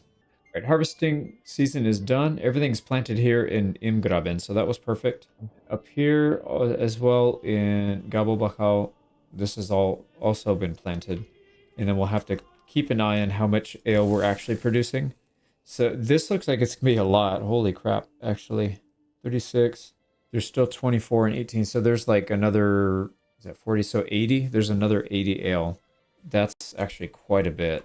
So we didn't really need to wait until we get a rich resource of soil. We could have just done it anywhere. So yeah, that is good to know. All right, here we go. March 1st. So that's the end of the year. I went ahead and expanded more farming here. And this is at Imgraben. Expanded more farming here at Gabelbachau. And then it's mostly the same everywhere else. I want to get these first two regions fully stabilized, and then we will start to push everything hard in the other regions and try to get our population up to a max. So, but yeah, everything else is good. And then since we're starting to get a decent amount of this ale back, we're trading the barley for ale now only. We're not trading away pears because we were starting to run out of food here. So you can see we've got 295 pears saved up now. So that should be plenty.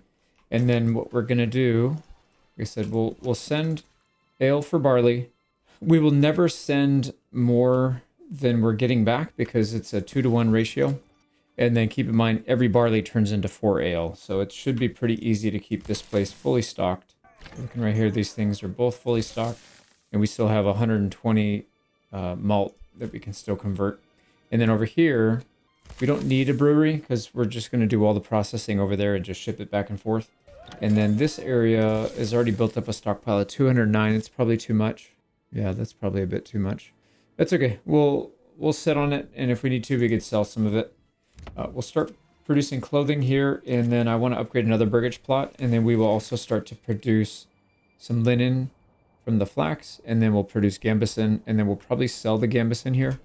I don't really want to trade it away to sell it. I'd rather just sell it where it's being produced, because this, as nice as it is to do these pack stations, it is a huge pain in the butt when you have to micromanage it. So yeah, it's better if we just get it done. What else? I think that's pretty much it. We haven't really changed too much else in the other areas. So let's take a closer look at Imgraben, because this is where most of the action is going to happen here. We've got all our basic stuff set up. We do need to start trading some things. I was waiting until we get all of our oxen ordered. So we're up to 8. And that's because 6 of them are being used for the farm field. So you can see these guys are starting to go out there. That's good. And then over here, we need to process all of this stuff.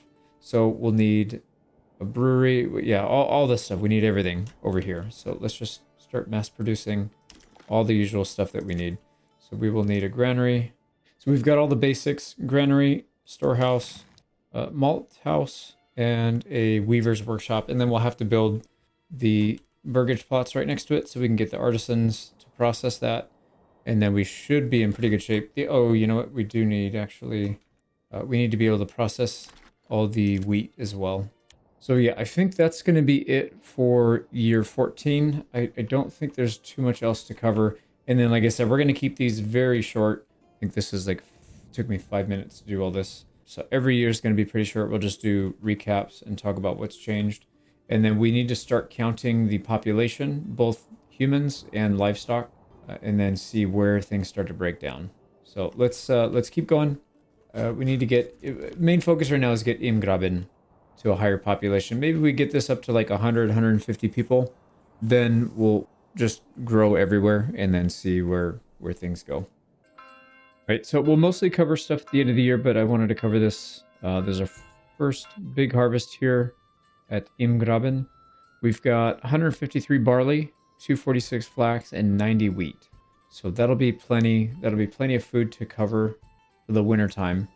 The barley, that's way more than we can use. We'll probably end up selling most of it. And then the flax, we will probably use to turn into gambeson and then sell that. Well, not too bad. I added more fields and another farmhouse. So we'll get a ton of farming going on here. But we're getting raided up here at Mistolitz. Got crossbows out. Retinue in the front line. They're mostly leaving our crossbows alone, so I think we're good. Get these guys back. Make sure they don't get starting to get chased, but that's alright. Alright, yeah, we're good. Alright, so far so good. No losses. Hold it, boys. There we go. Yep, no losses. Perfect. Alright, we hit March 1st. Had a couple issues here. Gabo Bakao almost froze to death. I'm not quite sure what happened. I think I accidentally turned off collection of charcoal and firewood. And then these things were getting full, and it's just not enough to cover the whole town. So anyways, we got that mostly sorted. Almost ran out of food here in Imgraben, if I can get the region targeting to work. There we go. So I had to build an emergency bakery over here. This was the only settlement in the whole freaking area that would go up to tier 2. And so we rushed a bunch of, like our wheat processing's down here, but I couldn't get this thing to upgrade to tier 2 to build the burgage plot. So it is what it is. We'll leave it up there for now, and then we'll get it fixed in the future. We'll just delete this and then move it back down. And then now we're starting to put chickens everywhere so we don't run out of food. We don't have enough meat to cover everything. So this should be good for meat and animal products. But let's take a look at our population totals. So Imgraben is up to 100, so that's good. And then we've got about close to 150. I'm just going to round up to the nearest 50. So there's another 150. There's what, 250, 300. Sorry, 350. Yeah, let me do this offline. All right, so adding it all together, we're just shy of 1,200. It's about 11, somewhere between 1150 and 1175, if my rough math is accurate. So most towns in the outskirts have between 150 and 200, and then Teufelsberg is the most populous with just shy of 300. So Imgraben needs to get a few more population, but this is going to be a farm area. This one needs a lot of population. So we're going to continue to push and just see, like I said, how far can we take it. I'll start expanding population here everywhere once. Maybe towards the end of the year we'll do it. So yeah, I'm gonna keep going. Oh, also the other thing is we're using internal trade to get items moved around so that we can upgrade all the churches. So we basically we're exporting mortar from here and doing it internally, and then we're exporting dressed stone from here from Mistlitz. Yep, export internal, and then that way we can get all these churches upgraded, and then eventually maybe even get tier 3 burgage plots everywhere. At least tier 2. I think we can probably handle tier 2 everywhere, but maybe tier 3 if we're lucky. All right, start of year 16, we just got our tax increase. It was about 2,300 or something like that before, and now it's 3,500. We are making well over that per year for sure. We're making enough just in the main region, Teufelsberg, and the other stuff's just profit. So we are definitely beating the double tax rate from the hardest difficulty, so that's not really a big deal. Got another small church upgrade. This is going to be at Himmelreich. We no longer need those supplies. Let's turn those trades off. So we've pretty much fixed our food situation here in Imgraben. I moved. There we go. We can finally rebuild that house. So I was able to get another burgage plot upgraded to a bakery down there. Everything here's got chickens. Oh crap, it's not going to let me build here. I just had a house here. I literally just had a house here that I deleted. All right, whatever. Let me figure this out. Okay, there we go. If we cheese it in the corner, looks like it lets me build it again. Thank goodness. Otherwise, we're going to have like a gap tooth in here. But anyways, I've got, like I said, got this mostly fixed. We've got our bakery down here.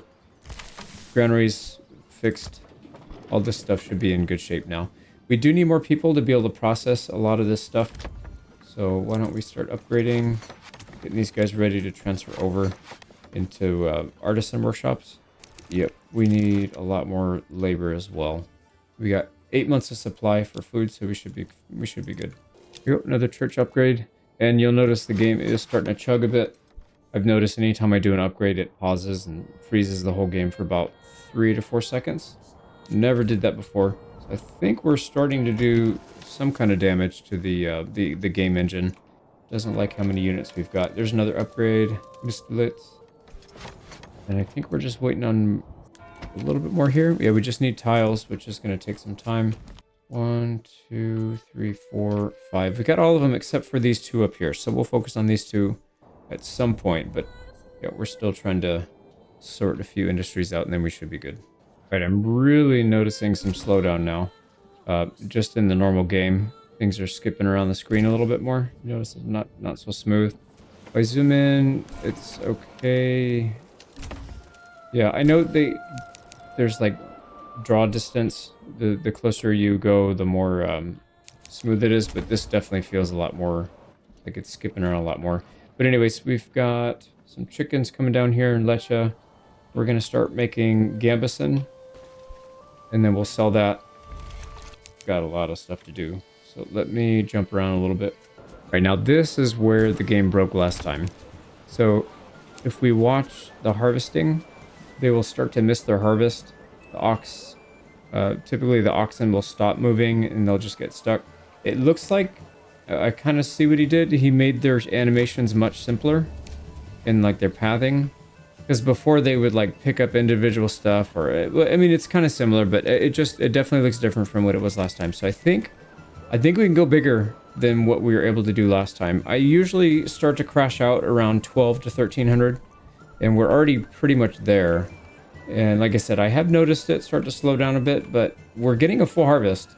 This would not have happened in a different build. The game would have for sure not gotten the full harvest with this many units on the map, especially with this much farming. If you look at how much farming we have, every single region has farming, and a fairly significant amount of farming as well. So they should be able to get to everything everywhere. We'll pause it right before September just to see. So looking at the farming, yeah, see there's stuff out here that's not getting farmed. We definitely have enough labor to do it. This is a small field. We have 4 farmhouses to cover this area. It's not that much. Let's see if other stuff that would previously, yeah, see, look at this is not getting harvested. This is all done. What about Lecha? Lecha is mostly done. There's a little bit here that's not quite getting done, so we're gonna miss out on that. This looks done. This could just be me not optimizing properly rather than something else. Did I set... Yeah, I set limited work area, and it should be... Oh, that's too big. Unless I set it up here. I don't remember. I wish it would show you where your work area that you set is. I think it's probably this top half, but I'm not entirely sure.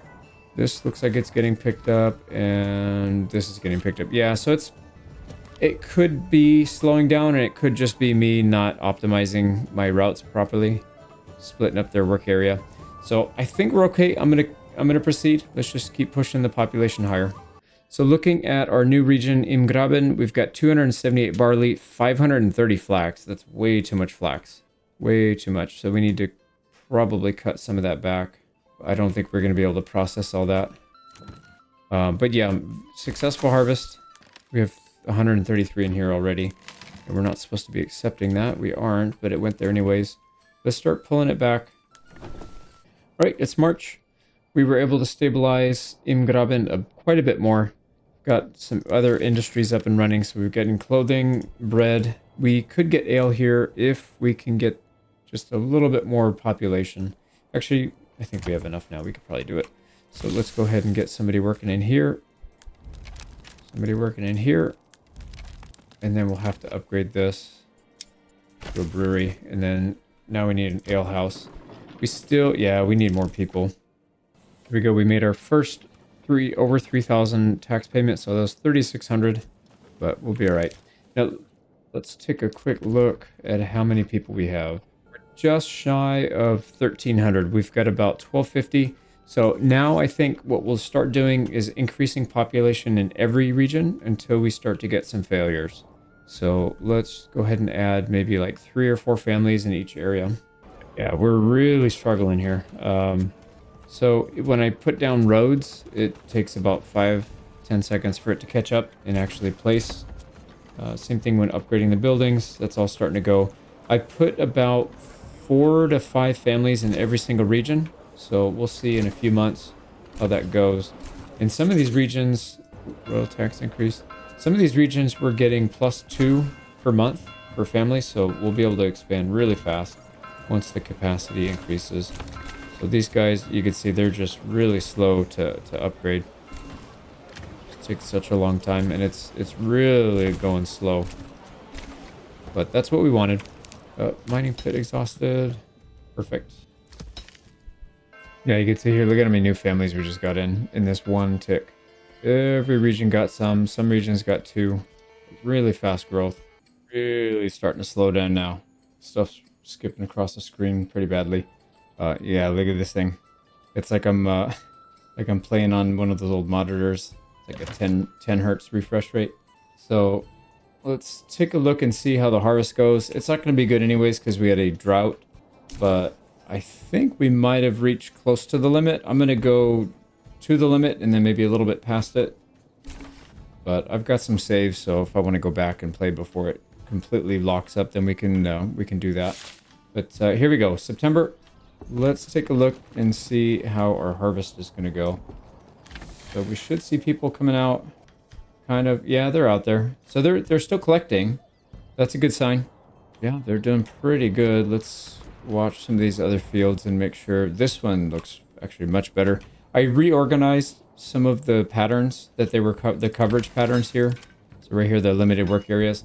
So they should be getting more efficient loads. What ends up happening is if you have too much overlap or you don't have any set fields, then they will just have the whole group go on like one field and then the next field. And then when they have to spread out, they have a really long time to travel. It's much better if you have like 3 or 4 people on each field rather than 20 people on one field and then eventually spreading out. So you can see here, September 18th, and we still have plenty of time to go. So yeah, I'm confident that we have not reached the limit, and we're going to have to continue pushing. Whoa, these guys are not doing good. Yeah, I might need to put another farmhouse up here at some point, because that doesn't look good at all. This looks good. Down here looks pretty good. But this, for some reason, this little area... they still got a few days, though. They might be able to get to it. But anyways... I think we'll just keep going until something breaks, but so far nothing's happened. So I've added about 15, yeah, I've added about 100 and something people to the map. You can see our tax went up to 3,900. We were at 3,500 before, so it definitely went up by a lot because of the extra families. So anyways, I'm gonna pause it here. We should be good. Let's keep going. And the other thing I forgot we should have been doing a long time ago is build up the castle. So it went ahead and started. Oh, it's doing this thing again. Okay, there we go. Oh, the game did not like that. That like screeched to a halt. But anyways, we're going to spend 200 planks at the top of the hill, and then we are exchanging pears. So we had a pretty good harvest of pears. We're going to exchange pears for dressed stone, and then we're going to upgrade all that. Oh, we're getting attacked. Seriously, dude? How are we going to fight in this thing? They've got access to a couple things, but not that much. And it just turned over to November. I don't know if we have our like everything in the ground yet. So I'm not entirely sure. Let me get this sorted. We'll get this guy up the hill. We'll start fighting him, I guess. I don't know. I don't really want to fight anymore, to be honest. Maybe we'll just pay him off. All right, there we go. I don't know. I think if you have enough troops that he thinks he can't win, he'll just give up the fight, and then he pays you a little bit of cash. Treasury registered 430. Yeah, I think he paid us a bunch of cash. And then we still get the claim. Alright, things are starting not to render in when we zoom in. See, these roads weren't there, so we zoomed in a bit. So yeah, we're starting to see the game degrade to the point where it's probably not going to be playable for that much longer. So I think we're pretty close. I think we're close. We still have to keep pushing, though. There's still a little bit more to do. I've got quite a few more brigade plots set up. They don't seem to be getting built too fast, though.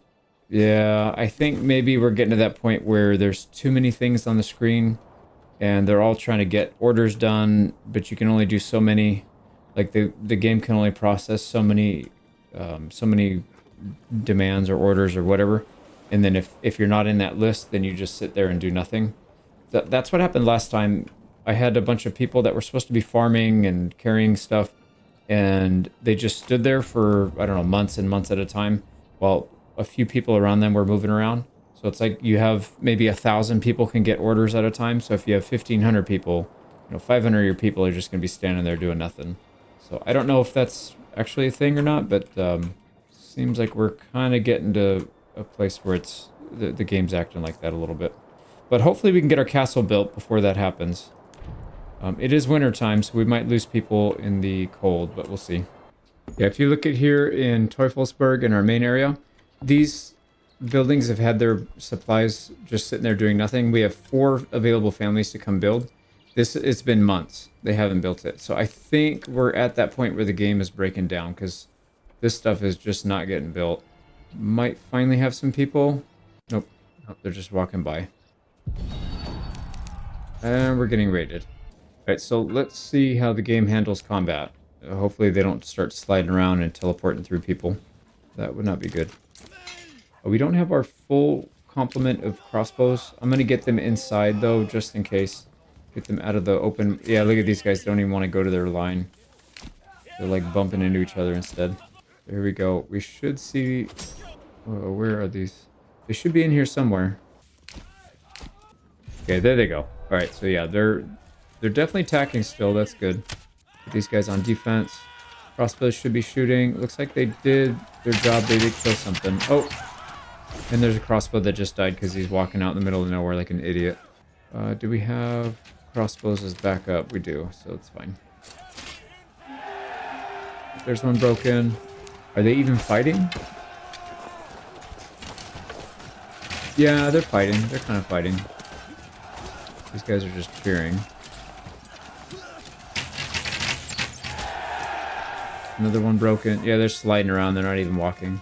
Okay, that might be it. I don't know. I feel like there was more. Yep, there they go. Okay, that's what I thought. 2 more units. Down.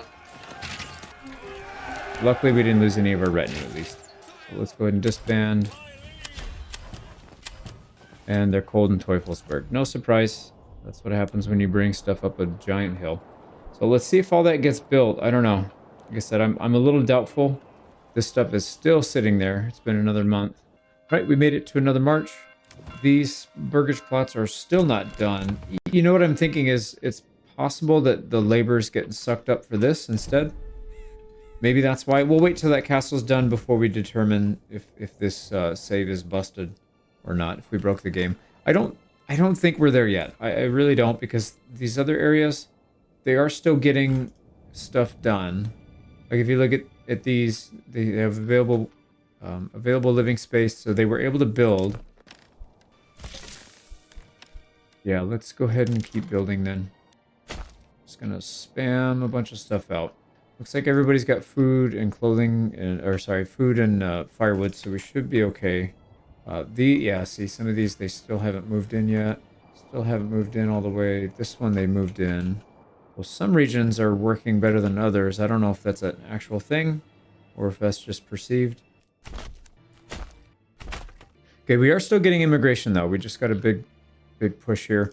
Before we end the year, let's go ahead and count our population. I went ahead and got the calculator out. We're at just shy of 1,400 people. So yeah, if it's going to break, I feel like it's going to be pretty soon.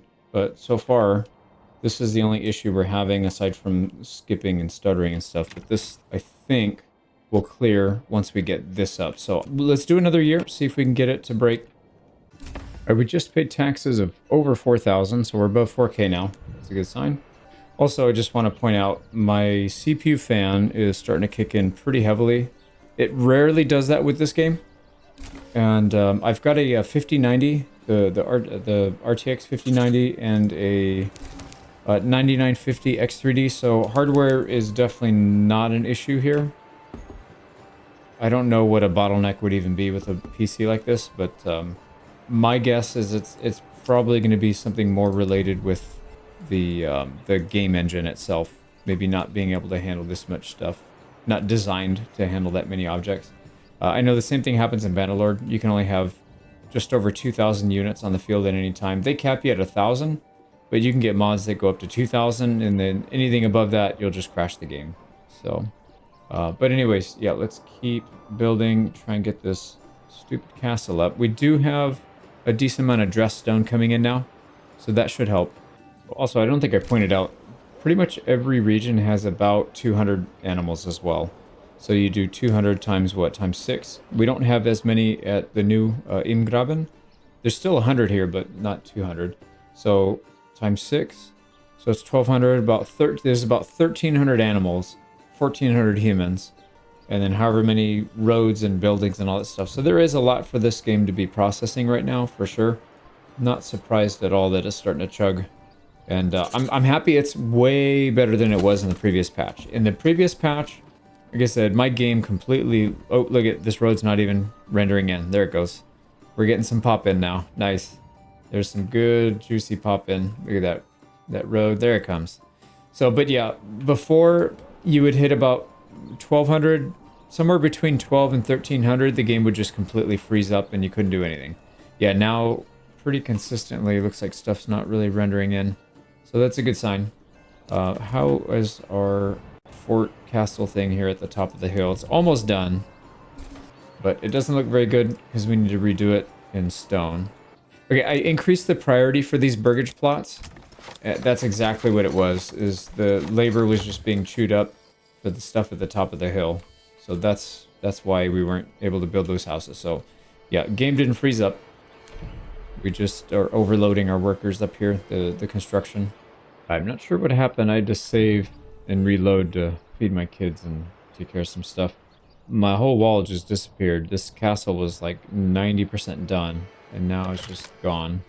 Definitely some strange stuff. Also, anytime I want to try to save or load, it takes a very long time. Closing the game down also took like 5 minutes. So we're getting close to that limit. Not entirely sure what happened here, but our church disappeared. Maybe it got struck by lightning. Kind of odd that this church got struck, but nothing around it got touched. So kind of interesting. But we'll try to get some resources to rebuild it. It's slow going. All right, we just finished our fort up here, castle. So it looks pretty cool. I guess I could have built it bigger. I could have included a little area over here, and then what I should have done is maybe made a road come out through here, and that'll be another entrance. So 1, 2, 3 entrances. Pretty reasonable, but that's all right. Let's get in here and go to the castle planner. So if we were to upgrade this, so looking over here, if we upgrade that, it's going to cost us 80. Oh, interesting. It's going to cost a bunch of materials. I don't even know what this is supposed to be. 10 mortar, 427 stone, I think. The graphics don't line up, so I can't tell if that's accurate or not. I think this says it's going to cost 4 logs. We have 80, 427. The good looking stone, we only have 208, and then 10 mortar. We can definitely get the mortar, but yeah, we don't have enough. We don't have enough stuff to do that right now. But what we could level up is this. Well, it's going to be kind of hard to get that much stone in 1 year. We might need to do it in a couple years. Yeah, the problem is we don't really have much to trade right now because we're using all of our food. We were trading pears, but because we increased our population so much, they're eating all the food now. So we don't really have much to trade. We could get the rubble stone and turn it into mortar. That's not really a big deal. And people are getting cold. All right, what's going on here? Oh, it's, yeah, the people up in the north. We knew that was going to happen. All right, so that takes us to year 19. So beginning of year 19, that was 18 years. The game is actually not breaking. I don't know what else to do other than keep adding, but then I'm going to have to rebalance everything, and it's actually fairly stable. There are some things that are going on that are quite a bit slower, but it's definitely not game breaking. I think I could push this farther, but here's my concern, or my biggest issue is I would have to rebalance a lot of stuff to be able to do it properly, and I don't really feel like going through and doing that. I've spent probably about 50 or 60 hours on this run. No, more than that. Yeah, I've spent almost 2 weeks on this.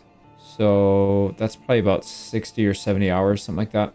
I think I'm gonna have to call it. We pretty much accomplished everything we wanted to. I was really expecting the game to break down and fall apart a lot sooner than this, but it's really held together quite well. Let me get a final count of how many people, and I don't know if the animals really matter. The animals matter in the sense that they have to render and move around, but they don't really have AI like the villagers do, the families. So these guys have to go through a process of figuring out what the next task is, and that takes a lot of compute when you have 1,500 of them running at once. So whereas the animals, they just kind of roam around randomly. So I don't think they have as much strain as the families do. So let me see how much population we have. All right, so we're just over 1,500, just barely over 1,500. And then if you add in the animals, like I said, it's not really the same thing, but we pretty much have more animals than we have anything else. So most towns have around 100 and something, close to 200, whereas the animals are well over 200 for every town. So there's probably what 1,500 people, and then maybe 18 to 1,900 animals, something like that, on the map. So that's pretty cool. Let me just, for giggles here, let's summon everybody. See if that affects anything. Does not cause any issues. It looks like everybody's summoning just fine. So, yeah. I thought maybe if we did everything at once, it would cause a crash, but nope. The game is still good. So I went back in to an earlier save. I've been working on this for about 6 years. I finally got the castle fully upgraded, and fortunately it stalled at the construction phase. I got everything up the hill that I needed. I had to trade for all these materials and about 500 or 600 planks for the previous stage. So that's why it took so long to get all this stuff up the hill. Now I did officially crash the game now. So it's too big of a castle with all the other stuff in the map going on for it to handle. So when I saved and reloaded, all these materials went into the storage.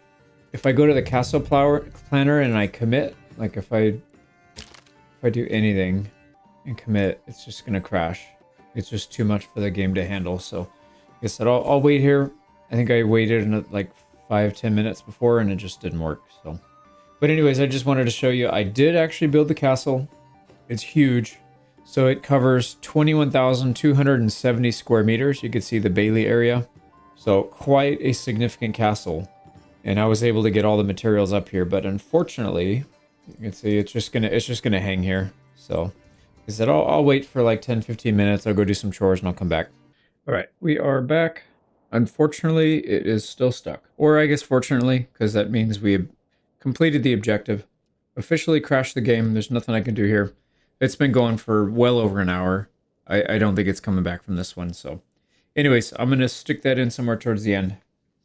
So yeah, I'm going to end it right there. Actually, that was a really fun campaign. I had so much fun with this one compared to what I did with the other runs. So in the future, I think I'll probably have to do something more along the lines of this. It was a good mix of things, right? We had kind of I would say a fairly standard start without having to stress too much about the mercenaries. That was what went wrong in my other campaign, is I put the AI, the Baron AI, on the max difficulty. There's no way you can do it unless you spam mercenaries, and I just have no interest in doing that. So this was like a more normal playthrough in the beginning, but then it got really hardcore without any mercenaries, and we had to take on the mercenaries with just our retinue and militia. So that was very, very fun. And then getting to test out the pack stations and the internal trading was a lot of fun. I think the farming I definitely messed up on. So for example, right here, having rye and wheat in the same fields is not a good idea. Even with the crop rotation, it doesn't work because these two both have the same, they draw from the same fertility rating.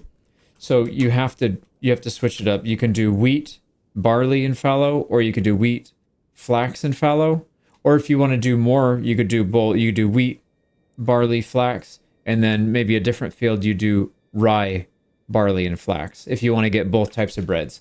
Now, in the beginning, you don't need both types of breads, but as you get to the later stages, you want to have both types because you can see here at tier 3, they want 2 types of bread.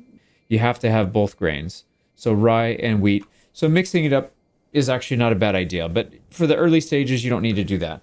However, the biggest mistake that I made, well, yeah, same thing here, is not producing any barley in these regions, because for the longest time, you wouldn't get any if you did barley in here.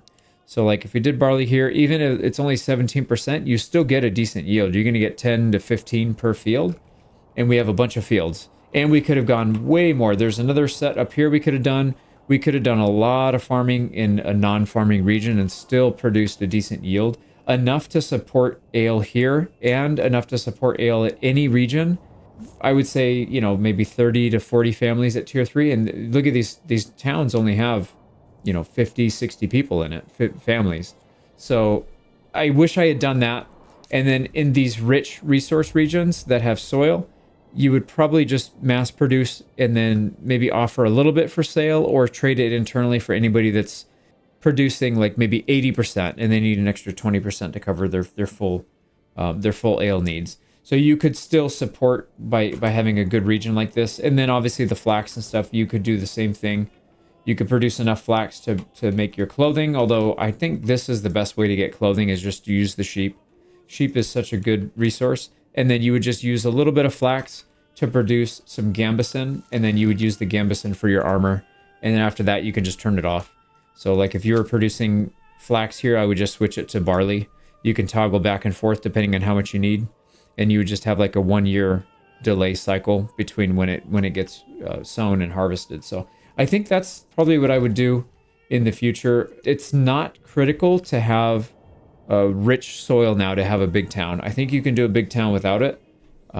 It's not the most efficient. Obviously, you're going to get a lot better results in a region that has rich soil, but still, I think it's probably okay. And then the other thing, let's see, what did each region end up with money-wise? So 35K here is pretty good, but I think if we look at Himmelreich, 21,000, and it's got way less people. So this was actually pretty good, but it didn't have the perk that gives you the free money. See, this one started much later, and it actually has the same amount of money. So that perk is so important. I think taking this one right here, the Wieden Hinterlanders in Himmelreich was a mistake. It would have been better off with the Regensburg Guildsmen. That would have been better. The other thing, I do wish I produced veggies and fruits in all of these regions. So like right now, we produced mostly a little bit of honey and then a lot of meats. That was still necessary, but I think having a couple farms to produce enough of that stuff would have been helpful. So when we go up to tier 2, we can support it all. Like right now, we have no animal produce or fruits. So maybe not even the veggies as much, more fruits. I think producing more fruits across the map would have been good. I had high hopes that this would be enough fruit to spam and produce that you could supply a lot of other regions. It's just not a thing. Like we would have to put 10 or 15 of these down or more to be able to supply other regions. It just, you need so much of it that it's not reasonable to be able to do that. And then the other thing is you have to use a pack station to move it, because if you use your trade station, it's going to be too slow. It's not going to move enough volume, I don't think. So pack station, and the problem with the pack station is you're going to end up with like 0 food here because it trades so fast. So yeah, I think most regions just need to be, for the most part, self-sufficient. And then I think for some things like stone and rough stone and dress stone, stuff like that, same thing with like iron and clay, that can easily be traded, but the other stuff should be grown and done in-house, I think. So yeah, that's it. And then another issue here is doing these expansions way out here is not a good idea. I would probably just make the Burgage plots central and just let these people commute up there. This sucks, man. This really sucks when you have a resource that is that far away. So the only fix I would say in the future is I would probably put my town, like I started it right here. I would probably start it maybe somewhere over here instead. And you have to commute to get a little bit of the mushrooms, but then you wouldn't be quite so far from the stone, because this is really bad. And then the little extensions, the little satellite towns that you build, they just don't work. The game's not set up for that. It can't handle it. So don't do that. Don't do what I did. I thought I could make it work this time, but I couldn't. But anyways, yeah, I think that's kind of all I wanted to say. I do wish I might go back to an earlier save and try and build this thing out and get a really good looking castle. But yeah, I kind of wish I had done that earlier and then we had fought a big battle in here. I think that would have been a lot of fun, but that's okay. The battles in this were really epic. I hope you guys enjoyed that, because I really did. I thought a couple of them we were for sure going to lose, and we ended up coming out just barely ahead. So Anyways, I'm going to cut it. That's enough rambling for me. I've got to get to editing this. I've got a couple guides to make from it. And yeah, I think that's it. I'm going to cut it right here. Thank you so much for watching, and we'll see you on the next campaign. Take care.